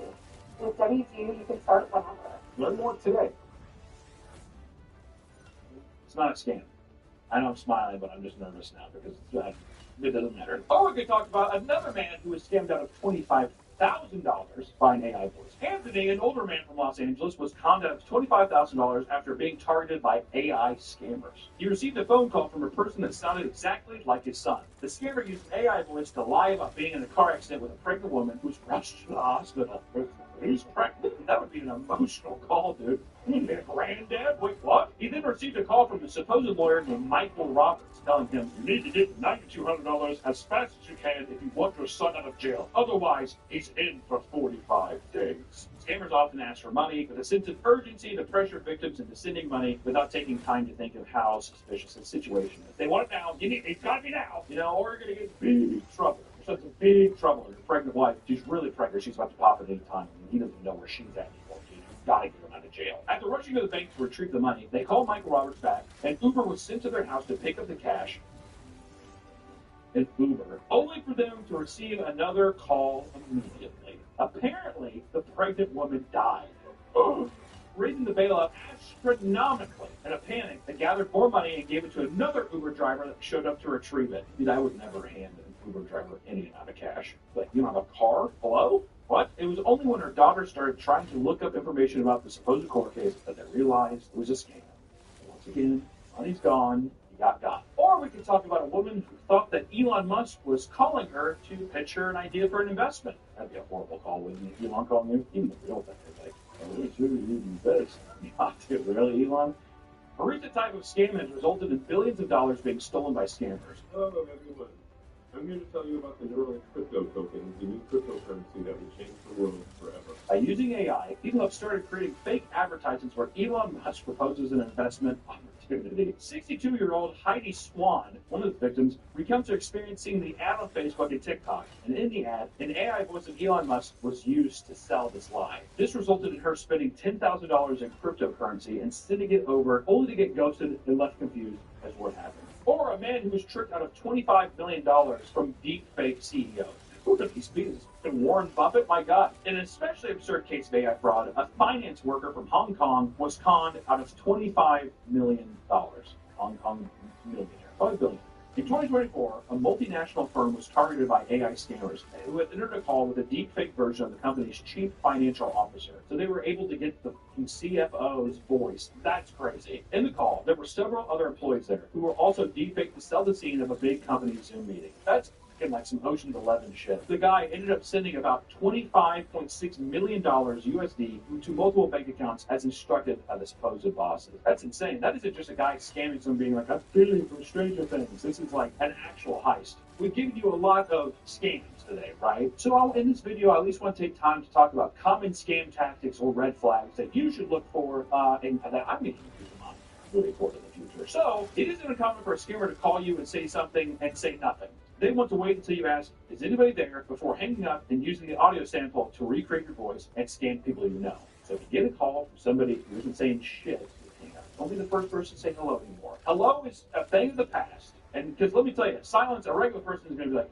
hello? Then you can have your conversation, all right? A clear sign that you're being scammed is if a person over the phone is trying to get payments through gift cards or cryptocurrency, because these type of payments are harder to trace by law enforcement. If anyone's asking you to pay a debt through Google Play gift cards or Ethereum, hang up the phone immediately. You'll be fine. Scammers play with your sense of urgency, but there's no reason why people need to rush to pay an officer over the phone. Often, it's safer to just hang up and call a local police station if anything feels suspicious. Let's say a scammer, you did a hit and run. Which don't do that. I don't know where I'm going out with this. There's no reason you should pay a police officer on the phone, right? I'm saying it's for some reason somebody knows of a crime that you did. Like a hit, that's what I'm saying, a hit and run, or like you stole a pair from the store and they're just like, we know you stole something. Call the local station, dude. Turn yourself in, you're a criminal. Actually, you know what? You deserve to be scammed for stealing that figure. Get rich quick situations are always too good to be true. Why would a Nigerian prince need your help? Don't be a fucking moron, right? There's no such thing as a get rich quick scheme. The only way I've ever heard that to ever work, honestly, is joining the King and Patreon, where there you get behind the scenes footage and kind of like tools for success and like just kind of an automatic money generator. So I don't know. But all in all, those are some of the internet scams. It was fun going back through and looking at some of these again. AI is just scary. AI is in this place where I feel like before too long you're going to start seeing videos of yourself. People are going to fabricate videos of you taking a bat and beating a dog to death and using that as blackmail against you. That's not even a year away, probably. Okay? It's already happening right now. And to think that it's one of those things, it's like kind of like cancer in a scary way, where it's like, that could never happen to me until one day you get the bad call. So all I gotta say is be careful out there. People will do anything to get ahead. The world is a rat race, and people are just like crawling on top of each other to see who can get ahead and who can, scam as much money as they can out of people. So be careful with yourself. Just look out for some of these red flags, and for the love of God, Nigerian princes don't need your help. Take care, everyone. We will see you in the next one. Bye-bye. My daughter come to my house today, and she come on my property, and then she kicked my dog, and now my dog needs operation. And he said to her, she kicked my dog, and he said to her, daughter, who is the daughter? The one who just answered the phone.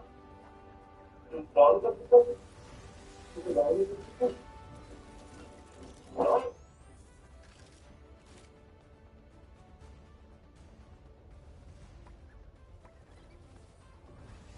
Today, we're going into true crime. Serious, real cases. And it's messed up because the internet it's a place for silly memes and jokes and funny stories, and sometimes these stories are called creepypastas. And what are creepypastas? Well, they're like scary stories that usually edgy 12-year-olds write to kind of shock each other. That was kind of a big thing in the 2010s, and it was harmless fun. It really is. It's harmless fun. It's stupid stories.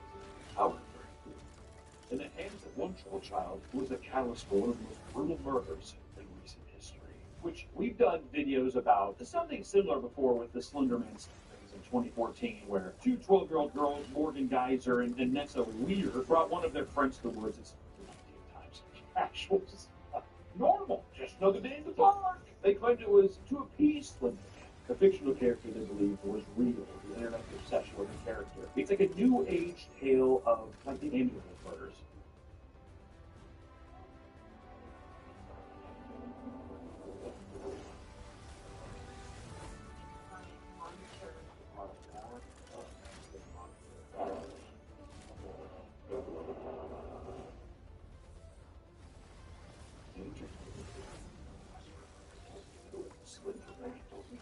Kind of interesting footage So today we're going to talk about the horrible case of Donovan Nicholas, who was inspired by the infamous creepypasta Jeff the Killer.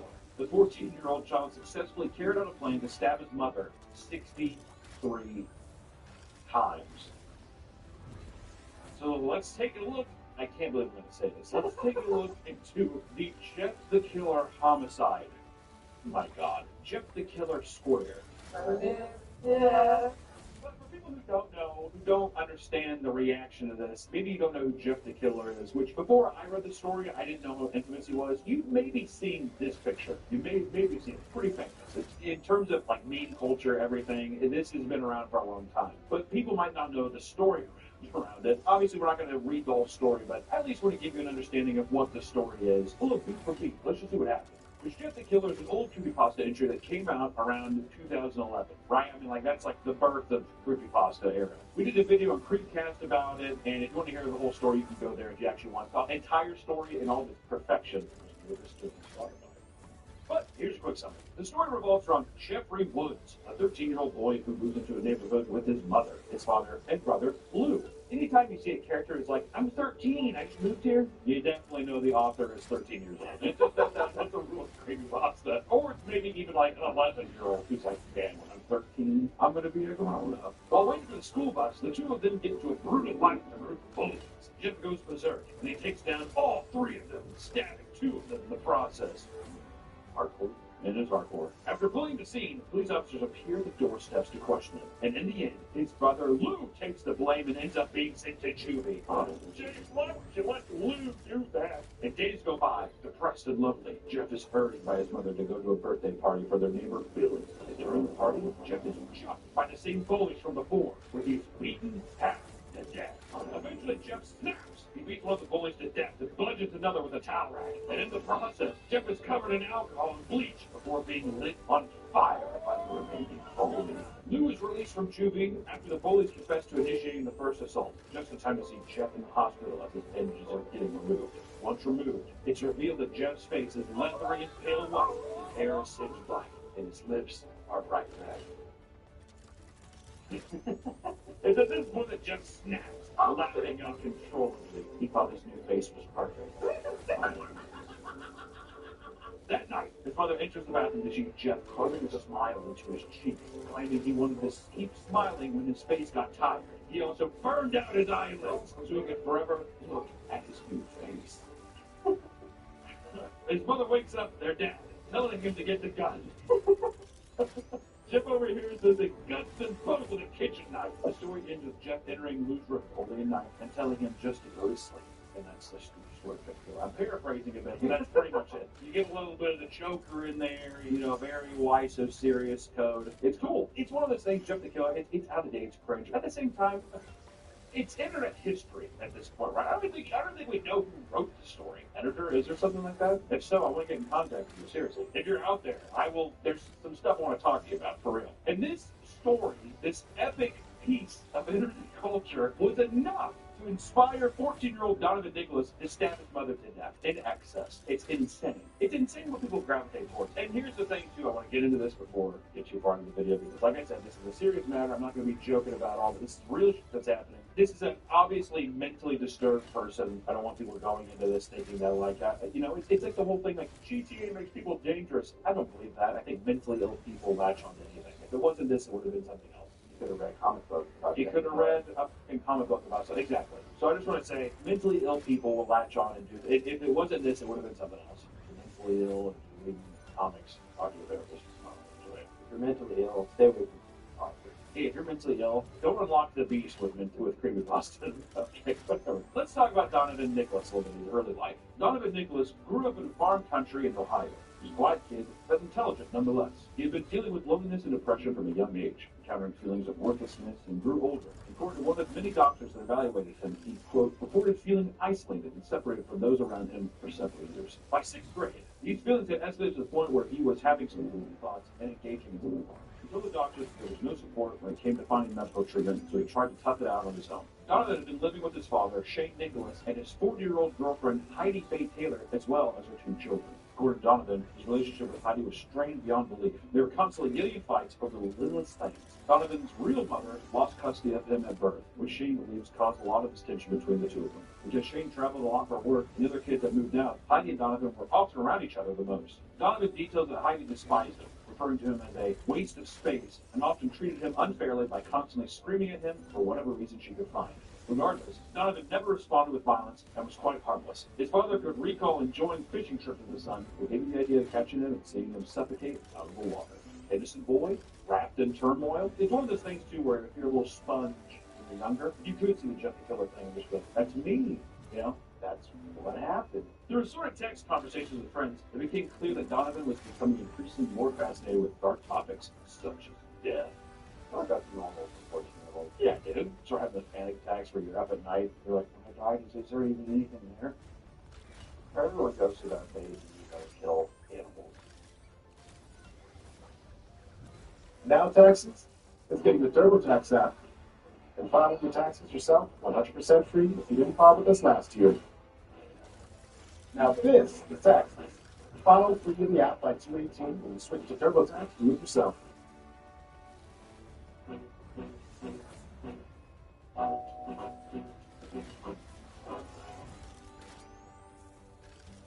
In these conversations, he started bringing up his idolization for a character, Jeff the Killer. That's the first time I understand. If my friend was like, I just think Jeff the Killer's cool, I'd keep an eye on that guy.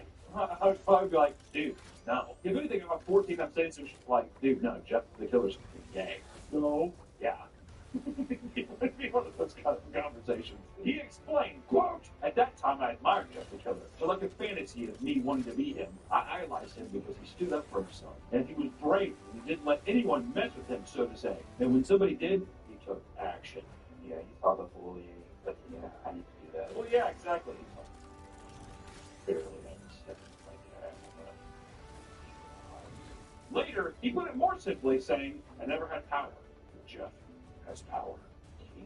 That's actually haunting. That's definitely at the lunch table when everyone's like sitting there and have like their milk cartons. You're just like, Jeff has power. Hey, guess I gotta go back to social studies. Take care, Donovan. Like just dead. Despite his own words, Donovan eventually began engaging in lengthy text conversations about how he would successfully get away with killing people. Never did that as a kid. The 14-year-old thing of like, death or whatever. You get a little more edgy, you get a little more red. Like back in the day, it was I saw a video. It was called like One Man, One Hammer. It was like a Russian video. Back to death. Whatever. It's like one of those old like lively videos or whatever. Only one man, one jar. Yeah. Right. Squat and pop. You know what I mean? You do that, but never am I like, guys, I like seriously think I could get away with it. I don't think I've never had one friend say that. And if you did, everyone's usually like, what the f are you talking about, dude? And then probably throw a gay thing. Usually gay. I did one time, not kill someone, but in 6th grade, I told my friends, I really want to burn the school down. And he just got quiet. That is a fucking great thing to say. I think we're just venting about class. Also, your school is made of like stone. Right? Burn it fucking down. This hell institution. I was friends with this guy who died because I was probably like a sophomore in high school, like a freshman in high school. He was like a junior or senior, I can't remember, but we would go to his D&D groups, and he was like a real rebel. He hated the jocks, and he like would stay up really much too, so he would like kind of just make fun of him in front of everybody. Basically started dating this one hot chick, but basically found out that she died. She was like 4, they lived in the same trailer park, and everyone was blaming it on him. And then he had to go into an alternative dimension and play Master. Did you not know I was talking about? Well, I was like, what are you talking about? You're just like behind the camera, like, it's like so clearly Eddie Munson in D&D campaign and everything. Well, I knew, I was like, is this from a movie? What is this from? I've never seen that season. Okay, dude, I have not seen the season. Whatever. Where am I at? Apparently, he was known to mimic the look of Jeff the Killer by wearing his iconic white T-shirt and black pants, as well as dyeing his hair black. That is iconic. I hate his white T-shirt. He's doing a fucking Charlie. Charlie outfit. I'm just like a boy's critical, man. As time went on, Donovan's interest for Jeff started to take a life of his own. Inside his mind. He relates it to cell division, detailing that he began growing into 2 people, with Jeff being his bad side and often spoke to him. Yeah, no shit. I'm a smart little bastard, though, huh? If I ever uttered the word cell division, I'd be so stoked. I'm like, cell division right now. Looking around, like two people. And the people I make that fat joke. I'm like, no, no. Chip would convince him to do crazy things like destroy his own room and stack walls. He's good at that. Wait, this sounds like the puppet guy, too. Remember? A puppet told me to do it. It was Robert. No. Yeah, the kid and Robert just wanted a friend. He just wanted attention, which Donovan probably does too. There's probably like a yearning for positive reinforcement. He wants somebody to just talk to him. Heidi, you're not my real mom. He admitted that because of his admiration for the character, he loved being able to speak to him all day. Despite being directed to do bad things from time to time, he stated, and I quote, "Bad sides started getting bigger and worse. Think about the options. I was often torn. Generally, good side. And generally, I mean, wouldn't you pick the bad side? Heidi in the room. I don't want her to hear this. Which leads into the next section, the murder of Heidi Taylor. The bad side won. This is why, yeah, exactly. Oh my gosh, Jeff prevailing on this one. This is one of those things too, where it's just like, I watch out, man. If you're in some dude with a weird son, black hair, white shirt, going around talking about cell division, you're like, you're a waste space. I mean, it's horrible to say. I'm not trying to. It's a horrible thing that happened, but what the? You're teasing a bowl with a china shop. You know what I mean? The destruction is imminent. You gotta ask your stepchildren like, who their idols are. Say Jeff the Killer, anything creepypasta. Okay, first off, I don't think you want to ask your step. If you're a stepmother or father, I think the last thing you want to do is sit down and be like, who's your idol? Because they're going to say, what? Who's your idol? Also, wouldn't she just be like, who is that? She's from the store. Besides like Jeff the Killer, what would be like a really nice thing? Like a little girl. Super idol the show. No. At this time, Donovan had a long-distance girlfriend that lived in Madison, Wisconsin, referred to as MW. She also claims to have an alternate personality named Crystal. Crystal. My name? Ruby. I feel like nowadays you can't name any of your daughters jewels or gems. It's unfortunate. It'd be a nice enough girl named Diamond. Or Pearl. Pearl. Gross name, isn't it? Your daughter, Pearl. You found her in employment. Heidi Taylor did not approve of this relationship between MW and her son, which apparently led to Donovan losing phone privileges on many occasions. Seems kind of weird too, Heidi, like stepping in. I'm his mom. You're kind of dad. Am I wrong? Does it feel weird? I guess if she's raised him all his life, maybe, but it sounds like it was not that serious of a thing. Am I wrong? Did I read that wrong? Or did it seem like, oh, he just started dating this woman? Well, okay. Which is enraged Donovan, or Jeff, however you want to call him. Because she was very important to Donovan, as well as Jeff. MW and Crystal were important to Donovan and Jeff. Oh, so wait, Donovan was dating MW, and Jeff was dating Crystal. Exactly. It's a lover's quarrel. And it works. Transform into somebody else. At one point, he was thinking sending other inappropriate messages with her. Sometime soon after, his phone was taken away. This made him nervous because he knew that if Heidi seized his phone and saw that what was being sent, she would likely force him to cut contact. Which Nicholas explains what followed one afternoon in April of 2017. Roll it. Me and Jeff were very connected to each other. I'm not going to take a full research, but I knew that if Heidi would do nothing, he would find me texting MW. She did not approve of MW. She had taken MW away from me multiple times and knew it was going to happen. I knew it was going to happen. Jeff's reaction was different than mine. I was scared of losing him. I was feeling no sense of homicidalness at all. Homicidalness? Jesus Christ. But Jeff, on the other hand, he's absolutely serious. He was a homicidal person at heart. It was perfect. That was the feeling that he was going to have. And with that anger came just a lot of anger. With that anger came a lot of anger. Yes. I went to a very, very deep trance because I was not able to resurface out of that trance. He's like saying the thing and then reiterating it again. I was in a trance because I was in my trance. When I got into the trance, when Jeff came out to say he put on his clothes, but he kept in the toilet with his room. And he got his knife and he went downstairs and proceeded to cut his face. He wanted to kill Heidi. Are you telling me right now that Donovan actually got his face? Yeah, that's a picture. Donovan attempted to mimic the cuts Jeff made on his cheeks before enacting his plan. First using a knife, then opting for a small needle because it was too dull and hurt too much. Oh my god. gone in one buddy. He explains how he kept repeating to himself that he wasn't crazy, hoping he could fully wake from his evil side. It was all to no avail. And Donovan, who will continue to refer to himself in court as Jeff, recounts the entire murder. Jeff then proceeded to hide between the hallway and church door, and he called out her name to see if she would come downstairs. Hey, Jeff, when she came to the door, he hugged her from the front. I do not have a reason why he did this. God, it's so sad. You need sympathy for her, sympathy for me, or maybe both. He did not hug her out of anger or intent. He hugged her out of some feeling that was not anger. But then when she started talking and asking about the cut on her face, everything was so That's mentally hops in front of her, starts hugging her. It was like a flea. Yeah. Or it's like the worst. He's like, I know what I'm going to do. I'm going to kill you. Yeah. Which I'll get to a question here in a second. But he stabbed his mother, Heidi, over 60 times, all over her body, from her arms, her face, and her throat. Heidi began running to other rooms in the house to escape. Blood stained the floor and walls wherever she moved. She eventually collapsed in the kitchen. Donovan recounts how tired Jeff was, making time for himself to grab a drink of water. At this point, Heidi awoke and began running upstairs, trying to find a phone to call 911. Jeff went past her, got to the master bedroom and checked the phone so she would be able to call 911. Jeff then saw Heidi carry the traps to the bed. Then that is when Jeff's own good side, very twisted good side, started to show. His mother stopped feeling in pain.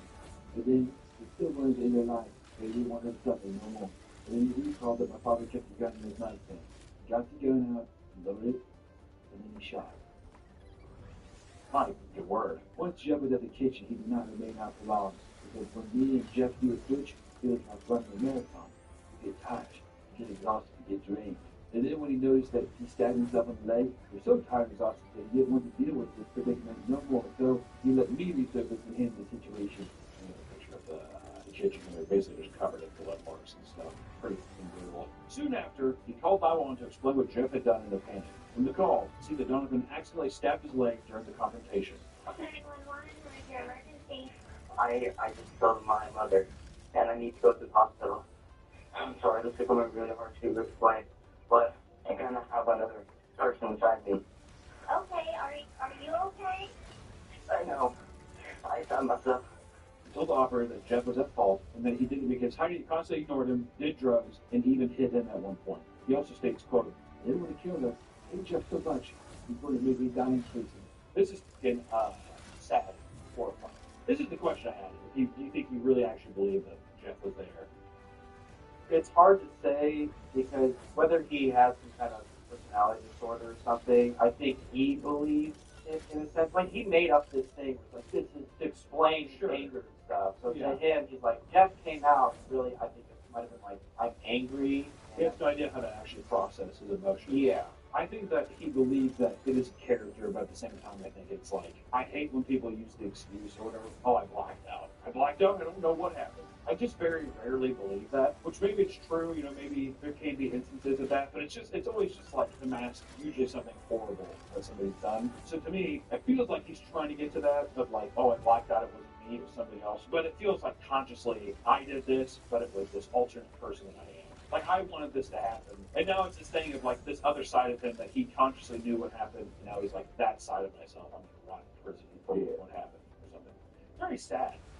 No, I mean, like, you know, Heidi could have been abusive, all this kind of stuff. No way a human being should be over 60 times stabbed and then shot. Just so tragic. And then to have a child here just be like, constantly ignored him, did drugs, and even him at one point. It's just a build-up over time. Also shows you how receptive children are. It's just like, oh, whatever. Like, he's fine. It's just sad. Also, where's the dad in all this? Yeah, I don't know.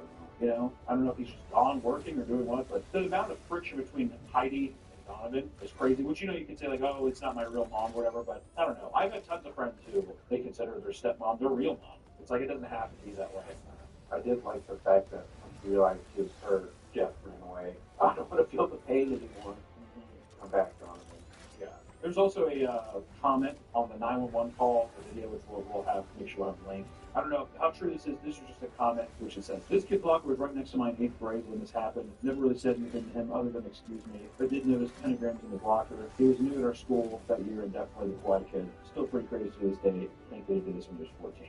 Which, 100% that person lashing out for attention. wanting desperate attention. And it is true that if he was the new kid, even harder for yourself socially. Now you're the outcast, you're trying to like fit into friend groups that have probably been together for a while. Brutal. Well, I mean, he even said it. I like Jeff Power. Yeah. He's probably just like, nobody likes me. Also, him talking to himself, so lonely. He needs like, yeah, he needs himself to be his friend, and his only other person that he feels connected to. And you know, there's the sexual aspect to it. I mean, you're have all this stuff, whatever, 14. Yeah. But even then, it's like Crystal is his only other connection. You know, doesn't say that he had any other friends. Or if he did have friends, he probably ostracized him because he was just like, hey, I idolized Jeff the Killer. Hello. I bet they both like Jeff the Killer. Talking about it, and she made up her personality, and I kind of thought the same way. Yeah. Like she introduced the alt personality thing to him, and he was like, I think I have that too. You never know. Yeah. Moving into the court and jail time part of the story, there was a massive debate as to whether or not Donovan truly had an alternate personality. One psychologist addressed that he had many symptoms of dissociative identity disorder, but unlike most patients, he was much more aware of the actions taken by his alternate personalities. As much as he claimed to be out of control, Donovan's own testimony revealed that he indulged in fantasies about the murder, and that if he decided to do it, he would take on the role of Jeff the Killer. Well, that doesn't know the case. You have a paper trail. Come on. This language gave the impression that the split personality was all a front to shift for Donovan. Furthermore, Donovan did not seem to experience the extreme childhood trauma that is often linked with PID. Dr. David Spiegel, a Stanford University psychiatry professor, became skeptical of the DID diagnosis when he found out that Donovan wore the same outfit as Jeff the Killer wore during the murder, stating, quote, when you're really experiencing it, you don't need the props. The conclusions were split. Some health professionals believed he was legally sane, while others were convinced that he was severely mentally ill. Donovan was ultimately sent to a juvenile detention center where he was visited by family often. Todd Taylor, Heidi Taylor's other son, would express his deep anger towards Donovan, asking how often he thinks about what he did. And Donovan told him, quote, I can't even sleep. Most of the time I curl up in the corner of my bed crying and screaming. In days before his 16th birthday, Donovan was given a life sentence with 28 years of prison before he could be eligible for parole. Donovan repeatedly appealed his decision, believing that he should be tried as an adult. Things went in his favor, as the court justice agreed that Donovan required a better chance at rehabilitation. His case was sent back to juvenile court. He ended up walking free on his 21st birthday after pleading guilty for aggravated assault, a decision that appalled many of his family, especially Todd, who couldn't find it in his heart to forgive him. As they rode home together, Todd recalls breaking the silence to tell Donovan, I don't want to hear your name unless it's for getting Citizen of the Year. Damn, he had to ride in the same car. Probably not riding the same car, dude. No. That was my mom, whatever. I don't give a fuck. That would be too much. Many people prior to made statements regarding the type of person she was. Someone far different than the evil woman that Donovan described her during the trial. Her close friend stated that if she was ever hard on the kids, it was because she knew that there were a lot of potential to accomplish great things. Heidi Sucher would talk about the wonderful weekends they spent together, the hikes and the family camping trips. Donovan's image of Heidi seemed to be far from the truth, according to them. While Donovan felt that there was no effort to help him when he was farming and dealing with depression, Heidi's daughter, Alyssa, revealed that both parents were constantly being supportive. They would do their best to make sure he was never alone and even push him to get proper counseling. After his release in 2023, Donovan continued to receive support from his father. His siblings, however, decided they wanted nothing to do with him, no matter how well his rehabilitation progressed. Wow. It's crazy. I did not expect him to be free. He is a free man. Donovan is walking the streets as we know it. It goes to show, first off, he never lived there. Who knows? Right? People say one thing, the person says another thing. You know, Donovan says they were supposed to neglect all this kind of stuff. She was awesome. She was supportive. I don't really know. All we know is that in Donovan's mind, he perceived it to be his thing. And I think he was, and maybe still is, mentally disturbed.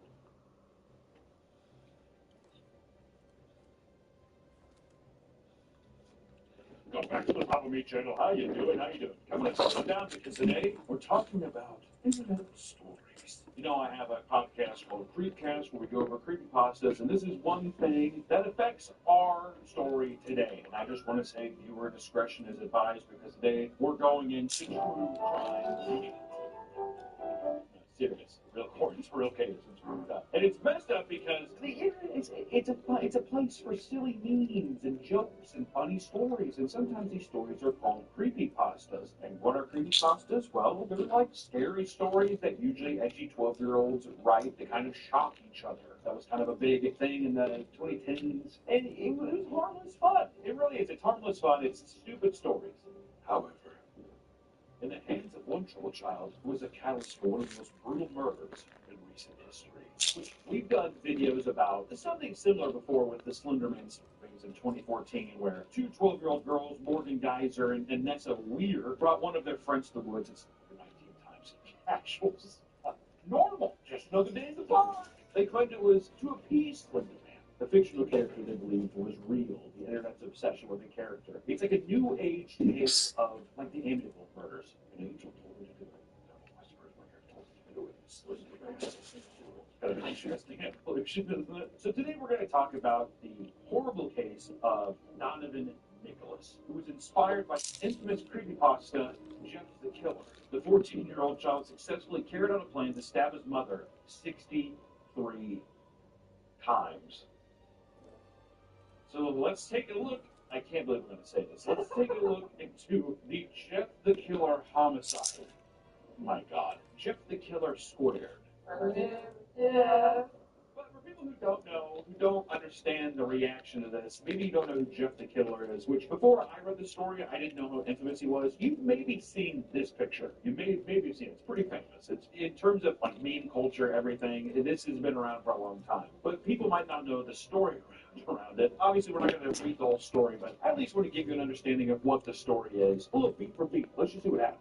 Which Jeff the Killer is an old creepypasta entry that came out around 2011, right? I mean, like, that's like the birth of the creepypasta era. We did a video on Creepcast about it, and if you want to hear the whole story, you can go there if you actually want the entire story in all of its perfection. I was going to go this to on Spotify. But here's a quick summary. The story revolves around Jeffrey Woods, a 13-year-old boy who moves into a neighborhood with his mother, his father, and brother, Lou. Anytime you see a character who's like, I'm 13, I just moved here, you definitely know the author is 13 years old.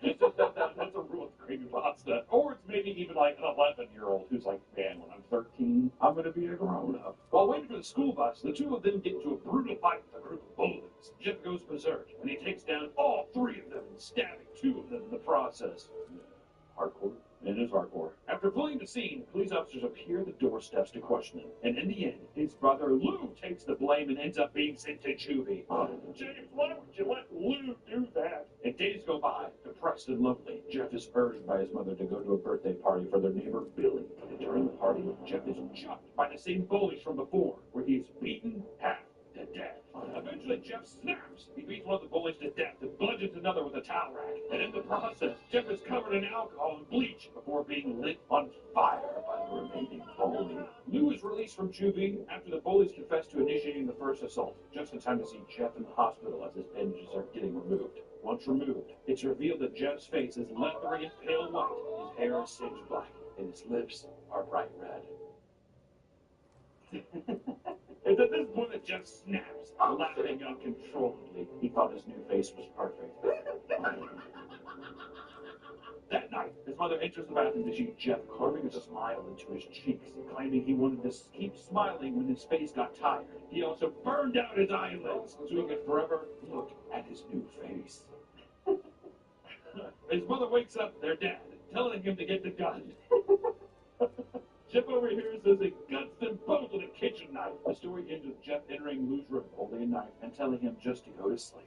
And that's the story of Jeff the Killer. I'm paraphrasing a bit, but that's pretty much it. You get a little bit of the Joker in there, you know, very why so serious code. It's cool. It's one of those things, Jeff the Killer, it's out of date, it's cringe. At the same time, it's internet history at this point, right? I don't think we know who wrote the story. Editor, is there something like that? If so, I want to get in contact with you, seriously. If you're out there, there's some stuff I want to talk to you about, for real. And this story, this epic piece of internet culture, was enough to inspire 14-year-old Donovan Nicholas to stab his mother to death in excess. It's insane. It's insane what people gravitate towards. And here's the thing, too. I want to get into this before we get too far into the video, because like I said, this is a serious matter. I'm not going to be joking about all this. This is real shit that's happening. This is an obviously mentally disturbed person. I don't want people going into this thinking that, like, it's like the whole thing, like, GTA makes people dangerous. I don't believe that. I think mentally ill people latch onto anything. If it wasn't this, it would have been something else.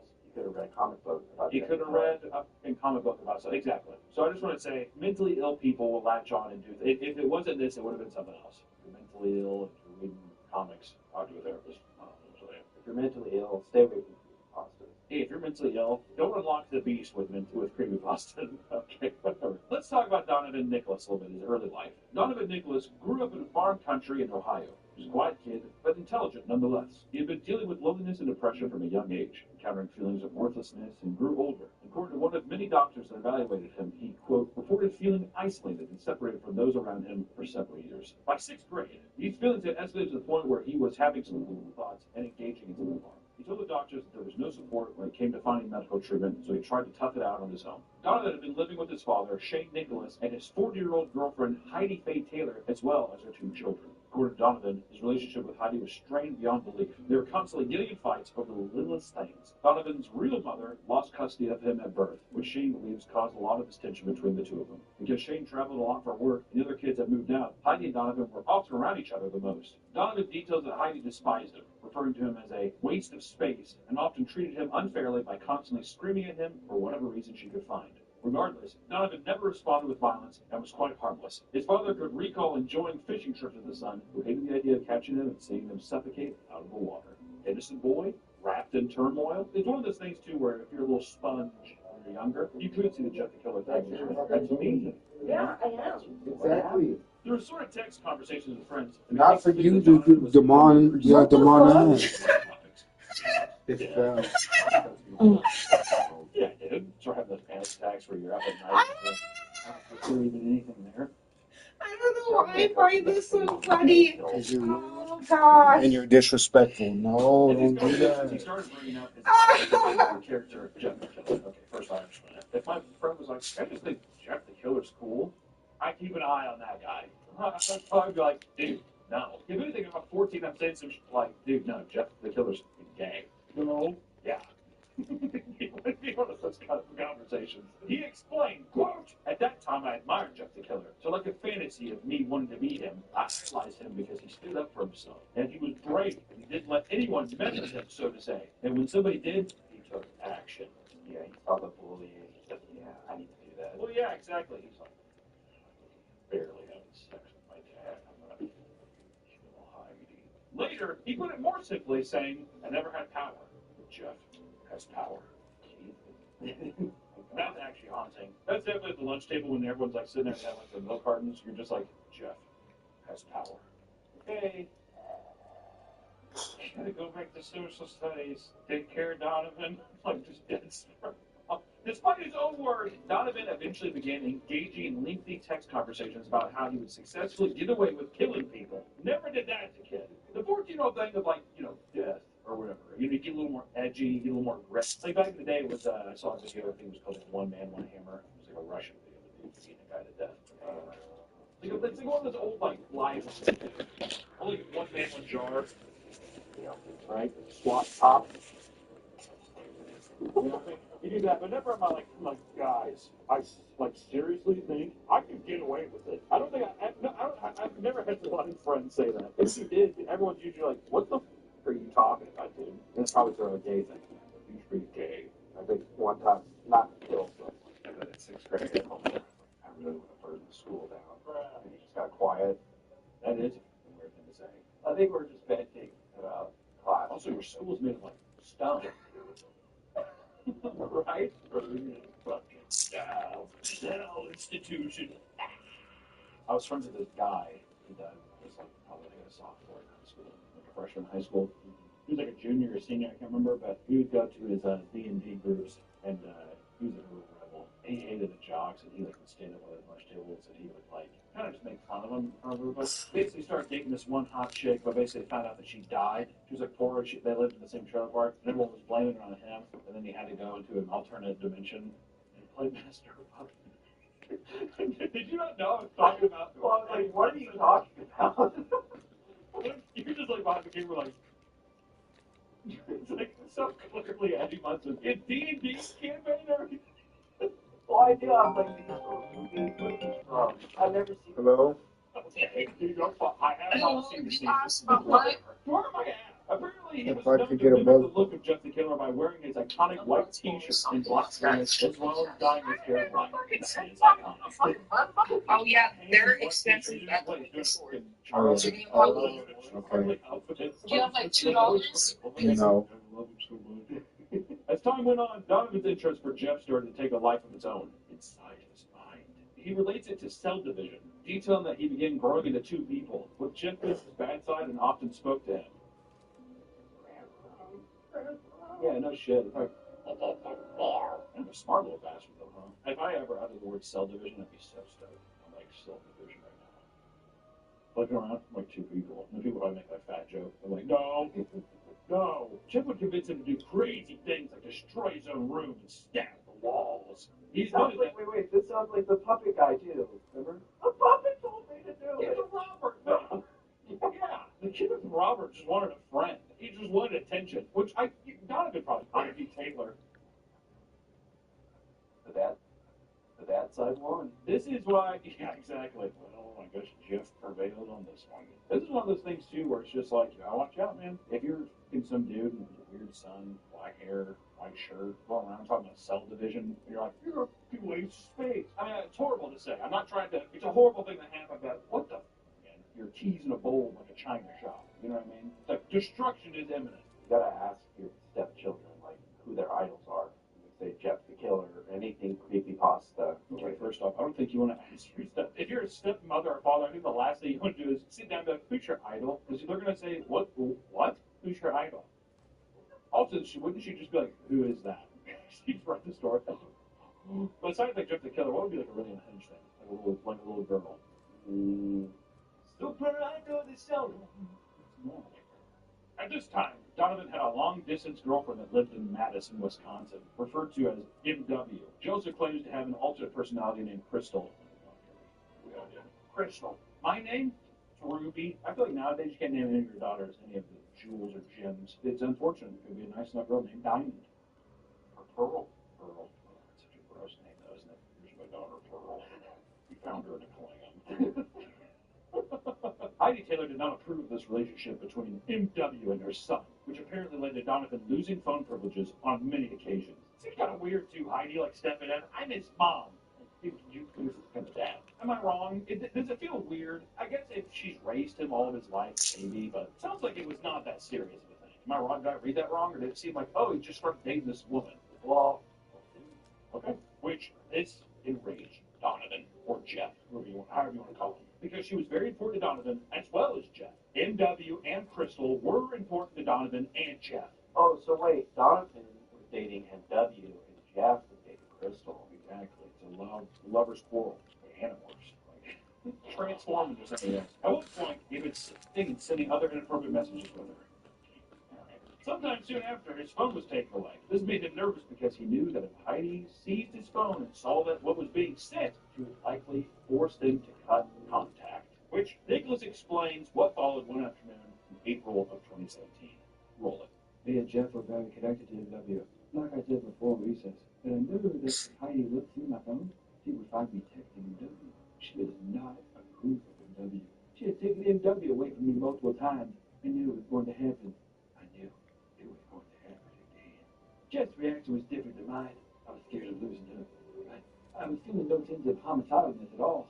Homicidalness? Jesus Christ. But Jeff, on the other hand, he's absolutely furious. He was a homicidal person at heart, but of course, that was the feeling that he was going to have. Was that yes.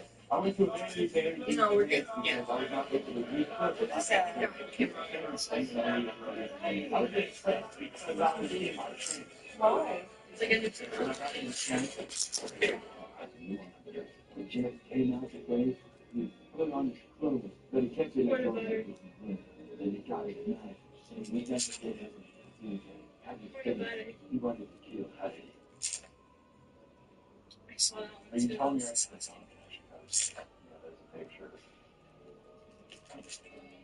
Donovan attempted to mimic the cuts Jeff made on his cheek before enacting his plan. First using a knife, then opting for a small needle because it's too dull and hurt too much. Oh my God. Donovan was He explains that he kept repeating to himself that he wasn't crazy. He pulled away from his evil side. It was all to no avail. And Donovan, referred to as imported Jeff, recounts the entire murder. Jeff could see the heart between the hallway and two doors, and he called out the murder to see if he could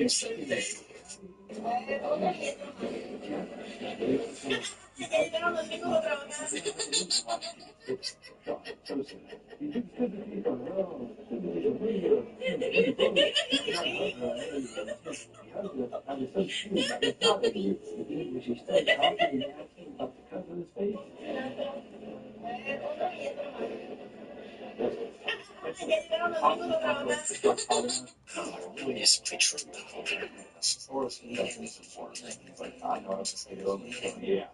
Which I'll get to a question here in a second. But he stabbed his mother, Heidi, over 60 times. All of the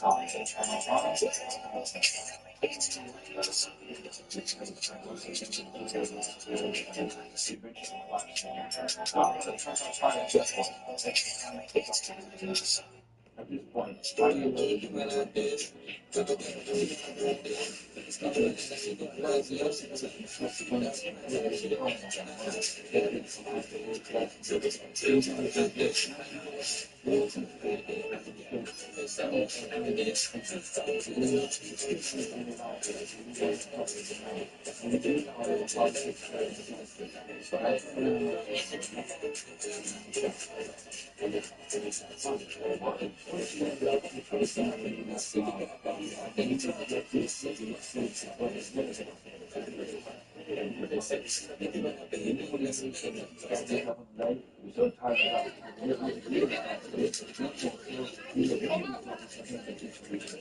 Girl, it's your mama. That's my mama.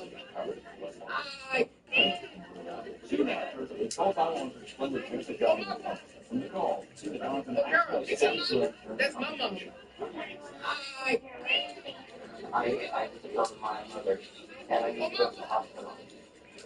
Girl, it's your mama. That's my mama. But I cannot have some fragments. Okay, are you okay? Listen, I'm from Pakistan. Respect to the law. Respect for the law. Respect to Allah. And respect to God. Do you hear me? Hit them at one point. He also states, quote, "We want to kill them. I hate you so much. We're going to leave you down in prison." This is in I'm always saying the right things, okay? Like I said, Pakistan needs to be reconstructed the right way. Do you hear me, guys? Make sure y'all get this on your camera. I'm married to Nigel Hamed. I'm on Nigel Hamed. We are moving to Dubai very soon. We're going to have our baby in Dubai. Listen. This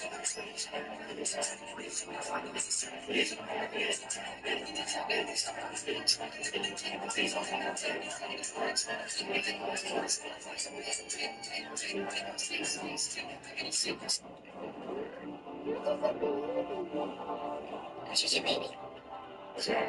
Thank you.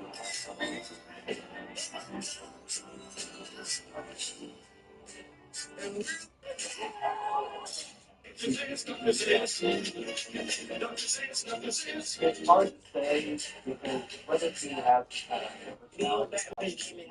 I'm angry.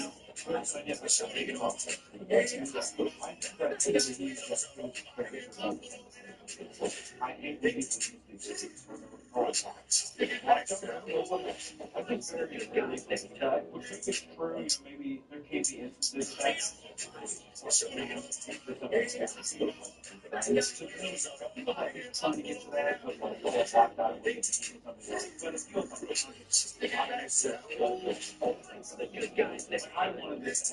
and now it's this thing of like this other side of things keep consciously doing that side.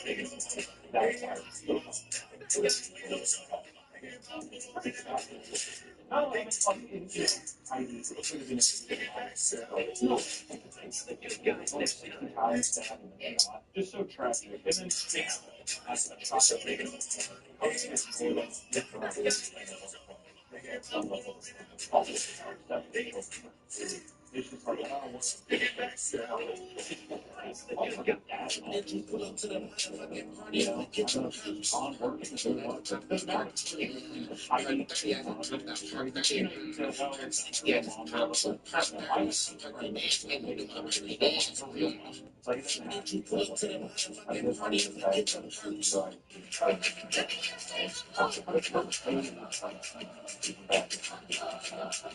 a comment on the 911 call to be able to have a link. I don't know. I'm sure this is just a comment, which it says, this kid's locker was right next to my 8th grade when this happened. Never really said anything to him other than excuse me. I did notice pentagrams in the blocker. He was new at our facility for a year. Still pretty crazy to say. Thankfully, to this when he was 14. Which 100% of that person lashing out. Wanting to attention. And if it is true, if he was the new kid, even a partner for yourself sexually, you're the outcast, kind of like fit into front of the body for a while. Brutal. Well, I mean, he even said it like power. Yeah.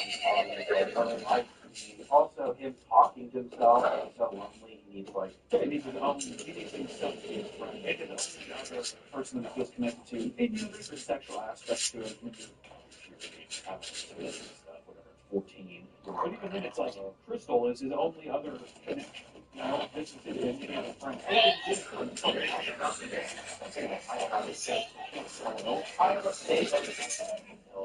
Talking about it, he makes up her personality. On the same way that she has. She is the ultimate. Like, I see that too. Moving into the corner. There was he admitted that I guess he's much more aware of the actions taken by the person. As much as he claimed to be out of control, Gunman's obsessive review in both of his talks about it, he decided to take up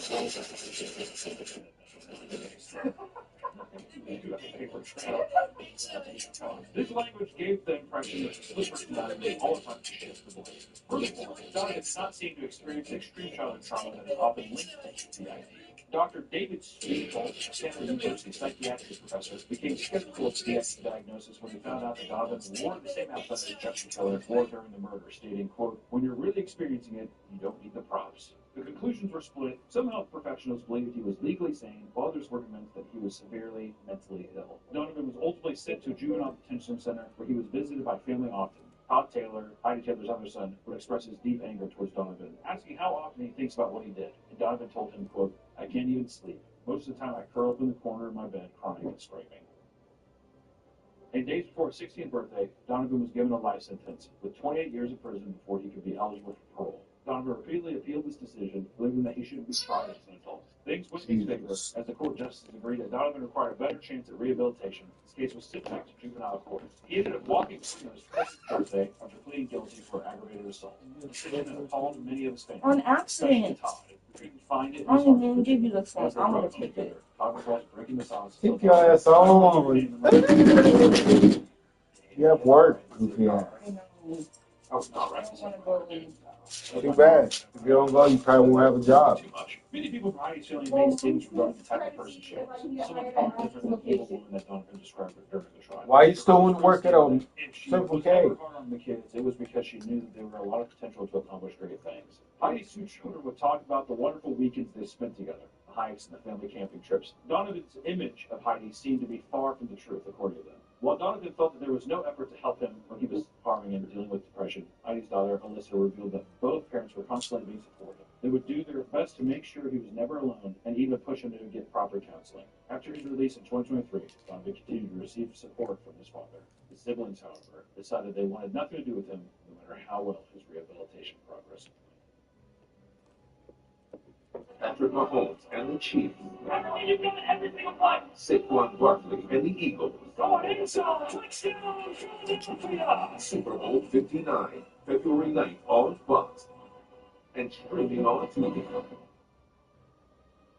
Shop an entire Sephora inside your local Kohl's. It's the real deal. At Grand Canyon University, we believe in equal opportunity, and the American dream starts with purpose. By honoring your sacred vocation of business, you impact your family, your friends, and your community. GCU's MBA degree program is 100% online and can help you achieve your I call it ships and things, my friend. as a full circle. At GCU, private. You do know why, yes? GCU.edu.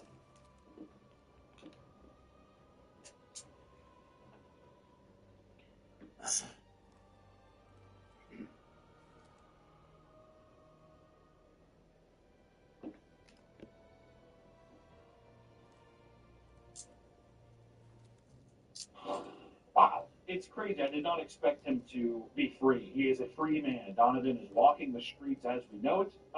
It goes to show, first off, you never really know. Who knows what happened, right? People say one thing, and the person says another thing. You know, Donovan says this person was neglectful, all this kind of stuff. Her family and friends say that she was awesome. She was supportive. We don't really know. All we know is that in Donovan's mind, he perceived it to be this thing. I think he was, and maybe still is, mentally disturbed. I think when people get into a very negative, hard part of life, I mean, God, being 14, such a hard age. Like, everything's kind of collapsing around you. You have to go to school, but you don't. I mean, it's just like it's all these things where it's like you really have like no freedom, and you're kind of stuck with people, and you have to kind of like make friends. And if school's hard, then you're stuck there every day. It's like a prison sentence. It's very hard. I think Donovan did something horrible, irredeemable. You're going to live with that for the rest of your life. And you did when you're 14. Now you're 23. There's probably a lot more mental clarity. You're probably able to move past some of the things you were struggling with when you were younger. That's a weight you're going to have to carry around forever. And I think too, like the family not forgiving him.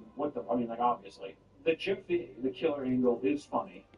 That's just getting around that. It is funny. People will latch on to anything for a semblance of identity and like purpose or friendships or anything that will like fill these like little voids and stuff. And it's just insane that I don't know a kid did this. It's truly horrifying. You see it with the Slenderman stories. This video is kind of ending on the same note, except this time the victim didn't make it, which is horrible. I don't know if there's a lesson here to be said. I don't think I'm a smart enough man to articulate that lesson, but I will say this. If you're a youngin' or if you're at any age and you're mentally struggling with something, just seek help. Ask for help outside of your support system. Even if it feels like the world's collapsing on you, seek help. Find somebody to talk to. There's good people everywhere. I'll say that much. There's a lot of dickhead people out there, too, but there's, I would say, more good than bad. Some good way. I don't know. I feel depressed. I mean, it's kind of depressing. It's a child. Yeah. That's the thing, too. Like, in the thing, they were trying to try him as an adult at 14. He just turned 15. But it's just like, he was obviously mentally unhinged. Yeah, he's clearly mentally ill. Yeah. Even if he's using the DID as a coping mechanism for what he's doing, I still think that like it takes a truly disturbed individual to enact such a horrible thing. The person's not mentally well. It's a gray area. Like I feel like people are going to be on a side where they're like he should be in bars the rest of his life. Oh, he's just a kid. It's like a gray area, a moral gray area of how he should be punished, or whatever. And it's just truly the only people affected are the family members that have to deal with it forever. And I don't know, man. Like I said, you pick up when you're young, and it stays with you forever. The biggest thing we can take away from the story is fucking seek help. If you feel like you're totally alone and stuff like that, just seek a counselor. Find ways to better yourself, and then just try to like insert yourself into people's lives, like friendships and all that kind of stuff too. Because it's out there. And horrifying. Jeff the Killer's a terrible story, by the way. Really bad. If you wrote the story, though, please contact. I want to hear from you, please. So that's our episode of It's Been a Long Time of True Crime Meet. I hope you all have a fantastic rest of your day. Please don't stab anyone, and I'll see you in the next one. Bye-bye.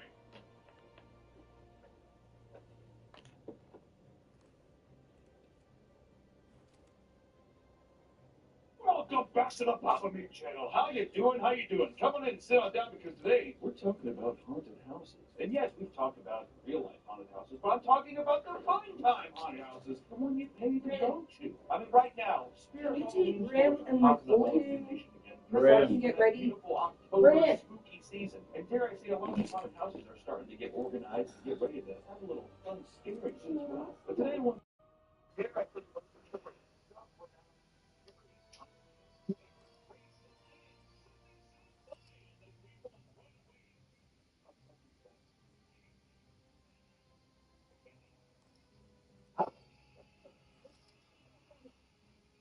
Bring it. Get on the bed. Come on. Get on the bed.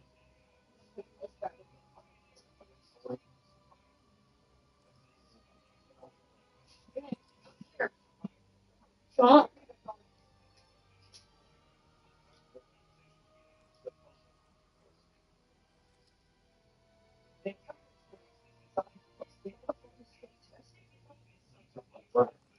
Why?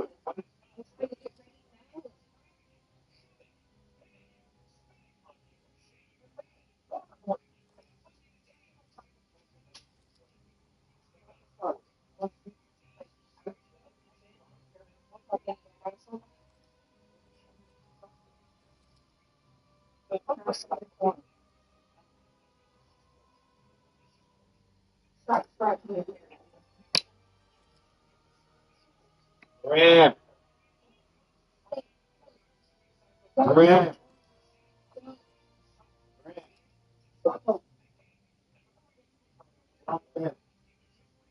the bed. On the bed.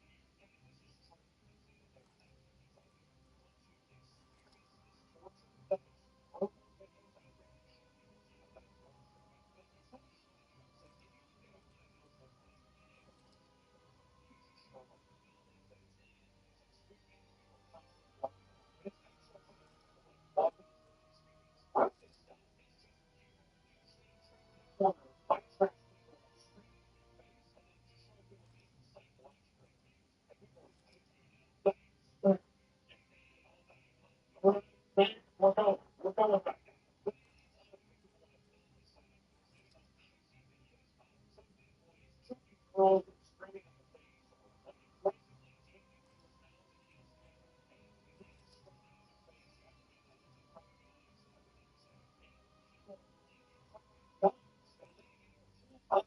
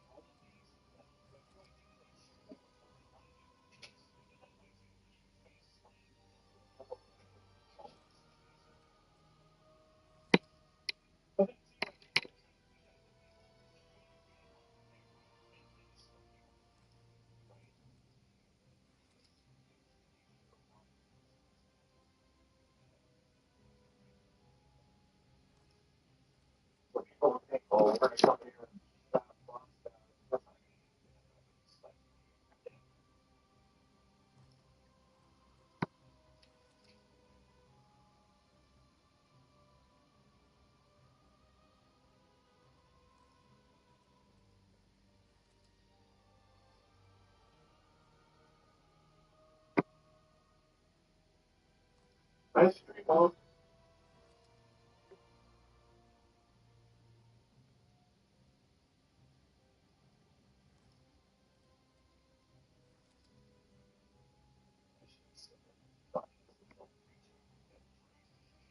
Oh, probably was idea.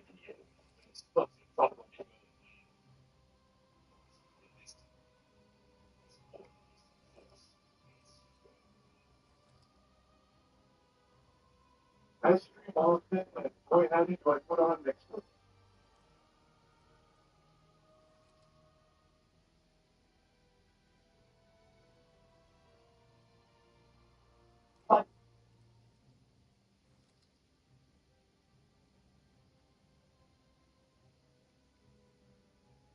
By the way,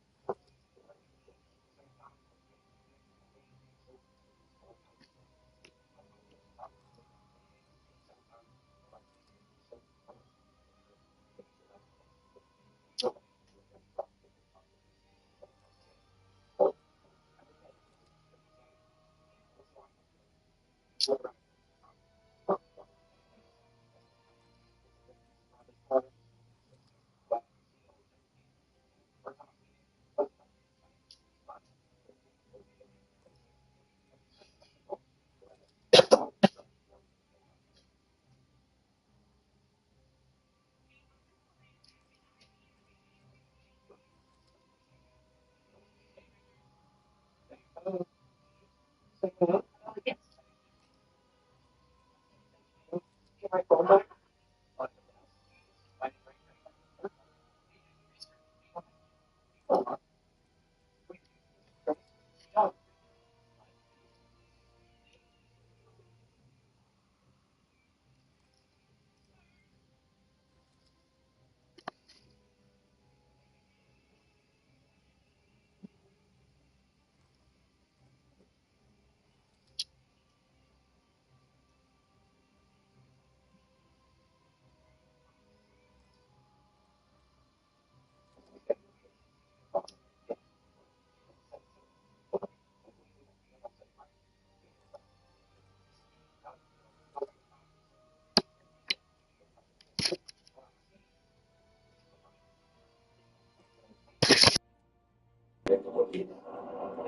a device that looks. You at tomorrow. Everything was good. We have a good show. And towards the end of our show, some of the rock like so. See, kind of like Bill was been on the phone and kind of put me onto it. Running was online. It's like the switch his name, running his name through the mug. So, right, it's like I love what he says. You feel me in court. yeah, he was all running, like running that response to me, running the response. I guess around this, there was all that. It also he explains to me how running bad out there. Okay, the job. Nothing calls it. All the stars. All the books are. Oh wow! Oh, I feel like you like a few more drugs in conversation. You know, you had like, I just think was having a conversation. You know, there's nothing more to that. Oh, that is rally with the draft turkey, right? As I'm looking up, I see coming down the hill with a little extra moments of not running anything. You know, once I were so far. Yeah. What is it, man? What I see is like running this drag. As soon as he's hitting with drag. What happened? Kind of grabbing them, and brother, a big dude, you know, so he's kind of like grabbing them and shaking them. So at this point, Rocky tries to like, yes, grab him too, but Rick, of course, he didn't even got he's kind of like him up by so I observed, like I said, Rocky was trying to get his down to it.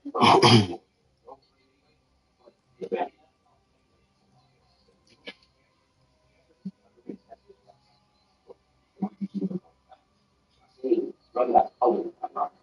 What do that? I right now surprised because from the game, we almost have a conversation. Besides how to bring it up, I recommend it being that.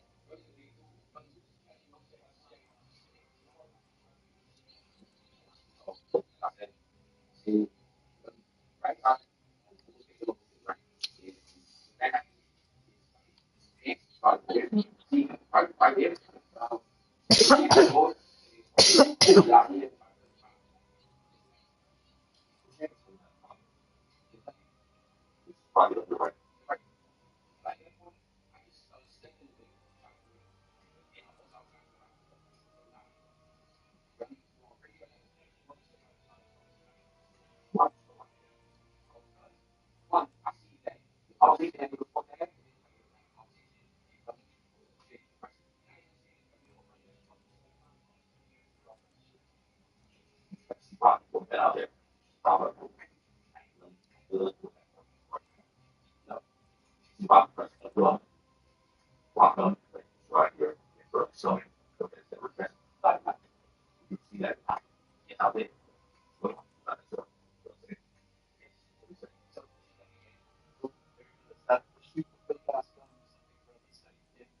All comes down to the turning point.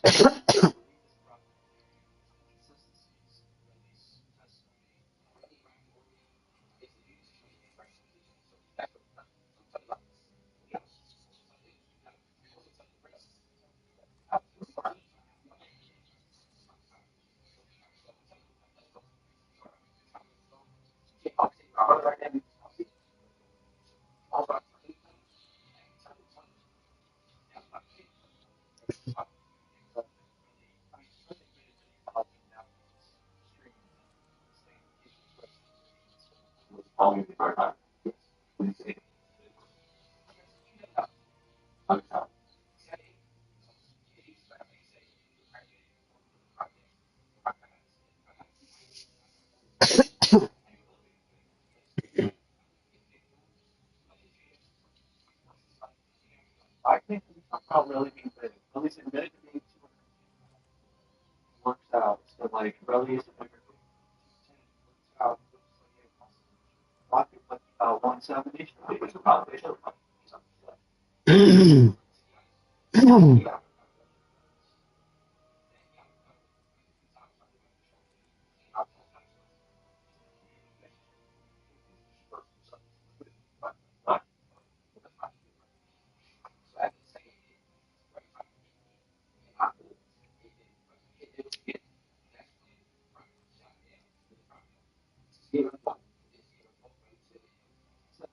shot down.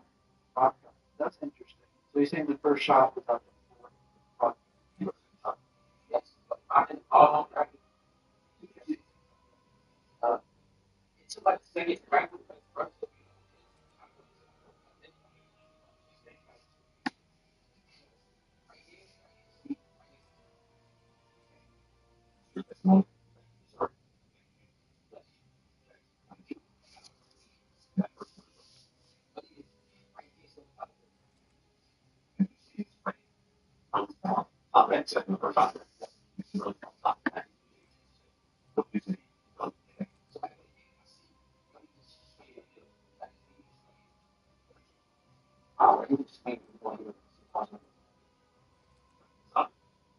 Shots.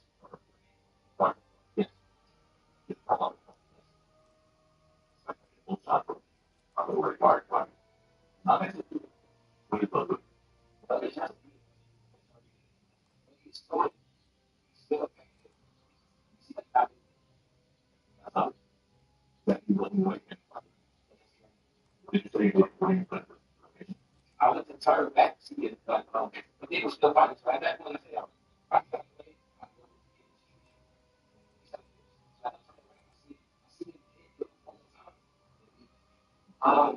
I'm going to listen to the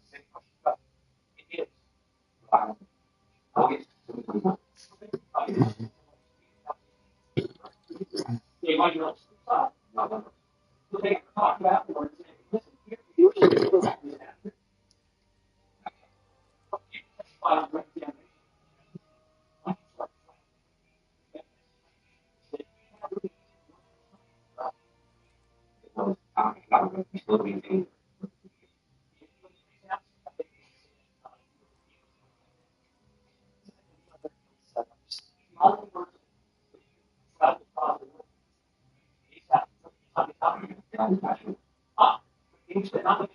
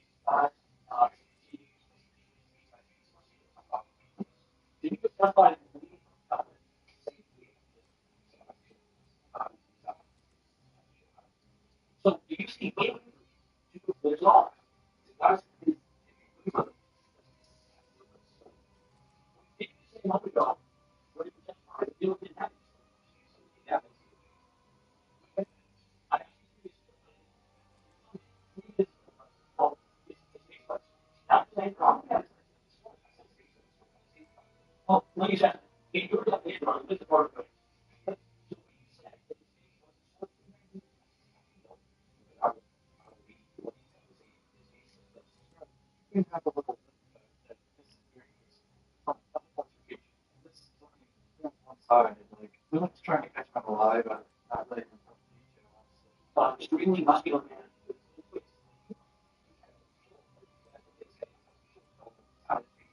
So this one you see her. Yeah. That.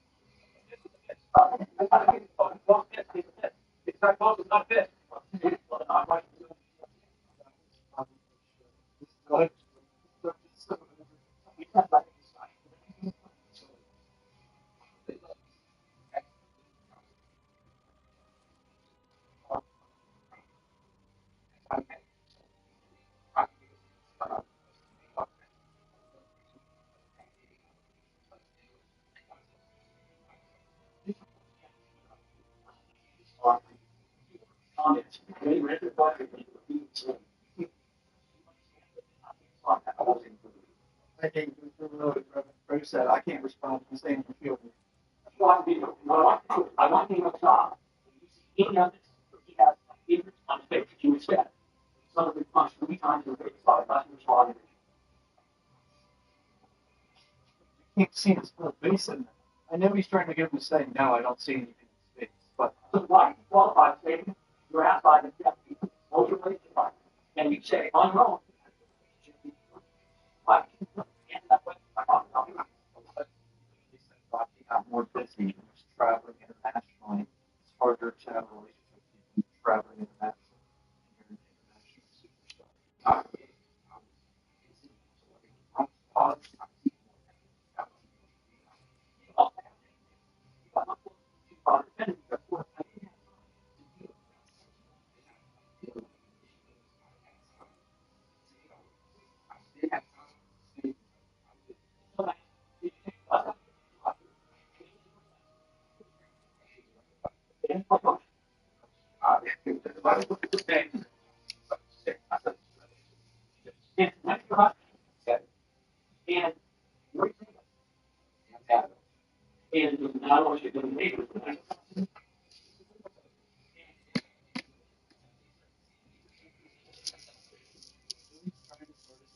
Lie, make him look like he's a liar, bad guy, and shit. But I watched him for shit, put him in nice hotels and nice places, but not working. You're not going to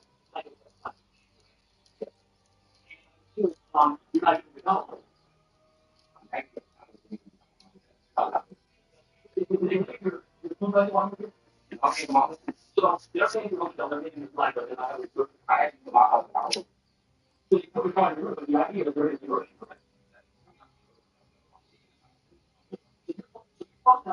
That you don't really care about.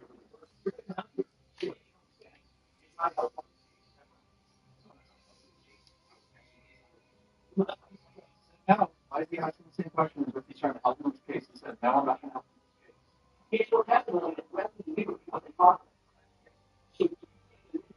Someone comes in with asking five. First and foremost, they talk. He was telling me what they could do with that problem. And they're probably going to something that we apply. So, then down.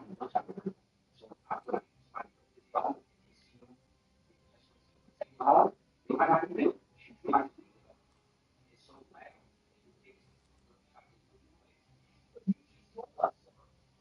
It's not a question of whether the police knew or not. Your position, your testimony is that he knew it was a fake gun. And as soon as the defendant was out, he said something like,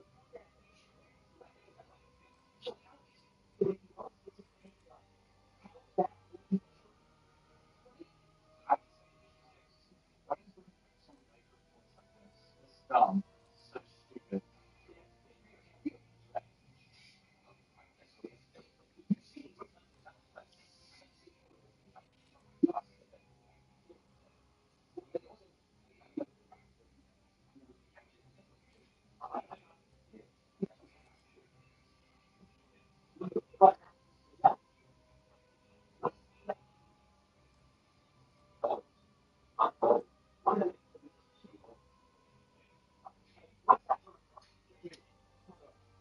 I don't even know all games. I've been about all since 2016. I don't even know when they started talking about it.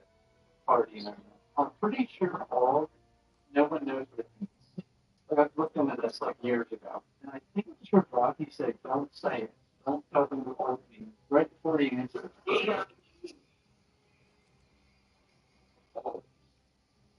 Dude, that's Rocky's way saying, "Don't say it." You hear the fact when I have the question, loud say, "Don't answer."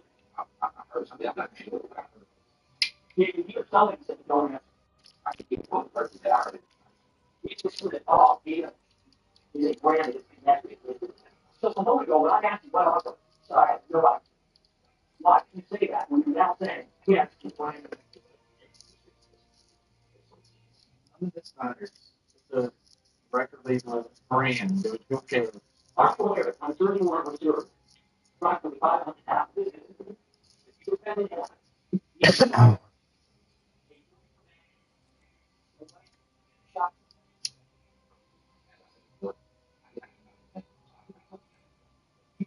If you're a candidate, but keeping it quick.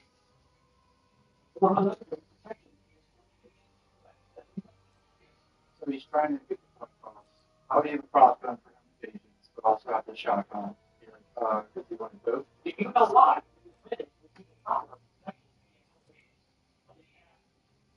A rifle, shotgun. You know,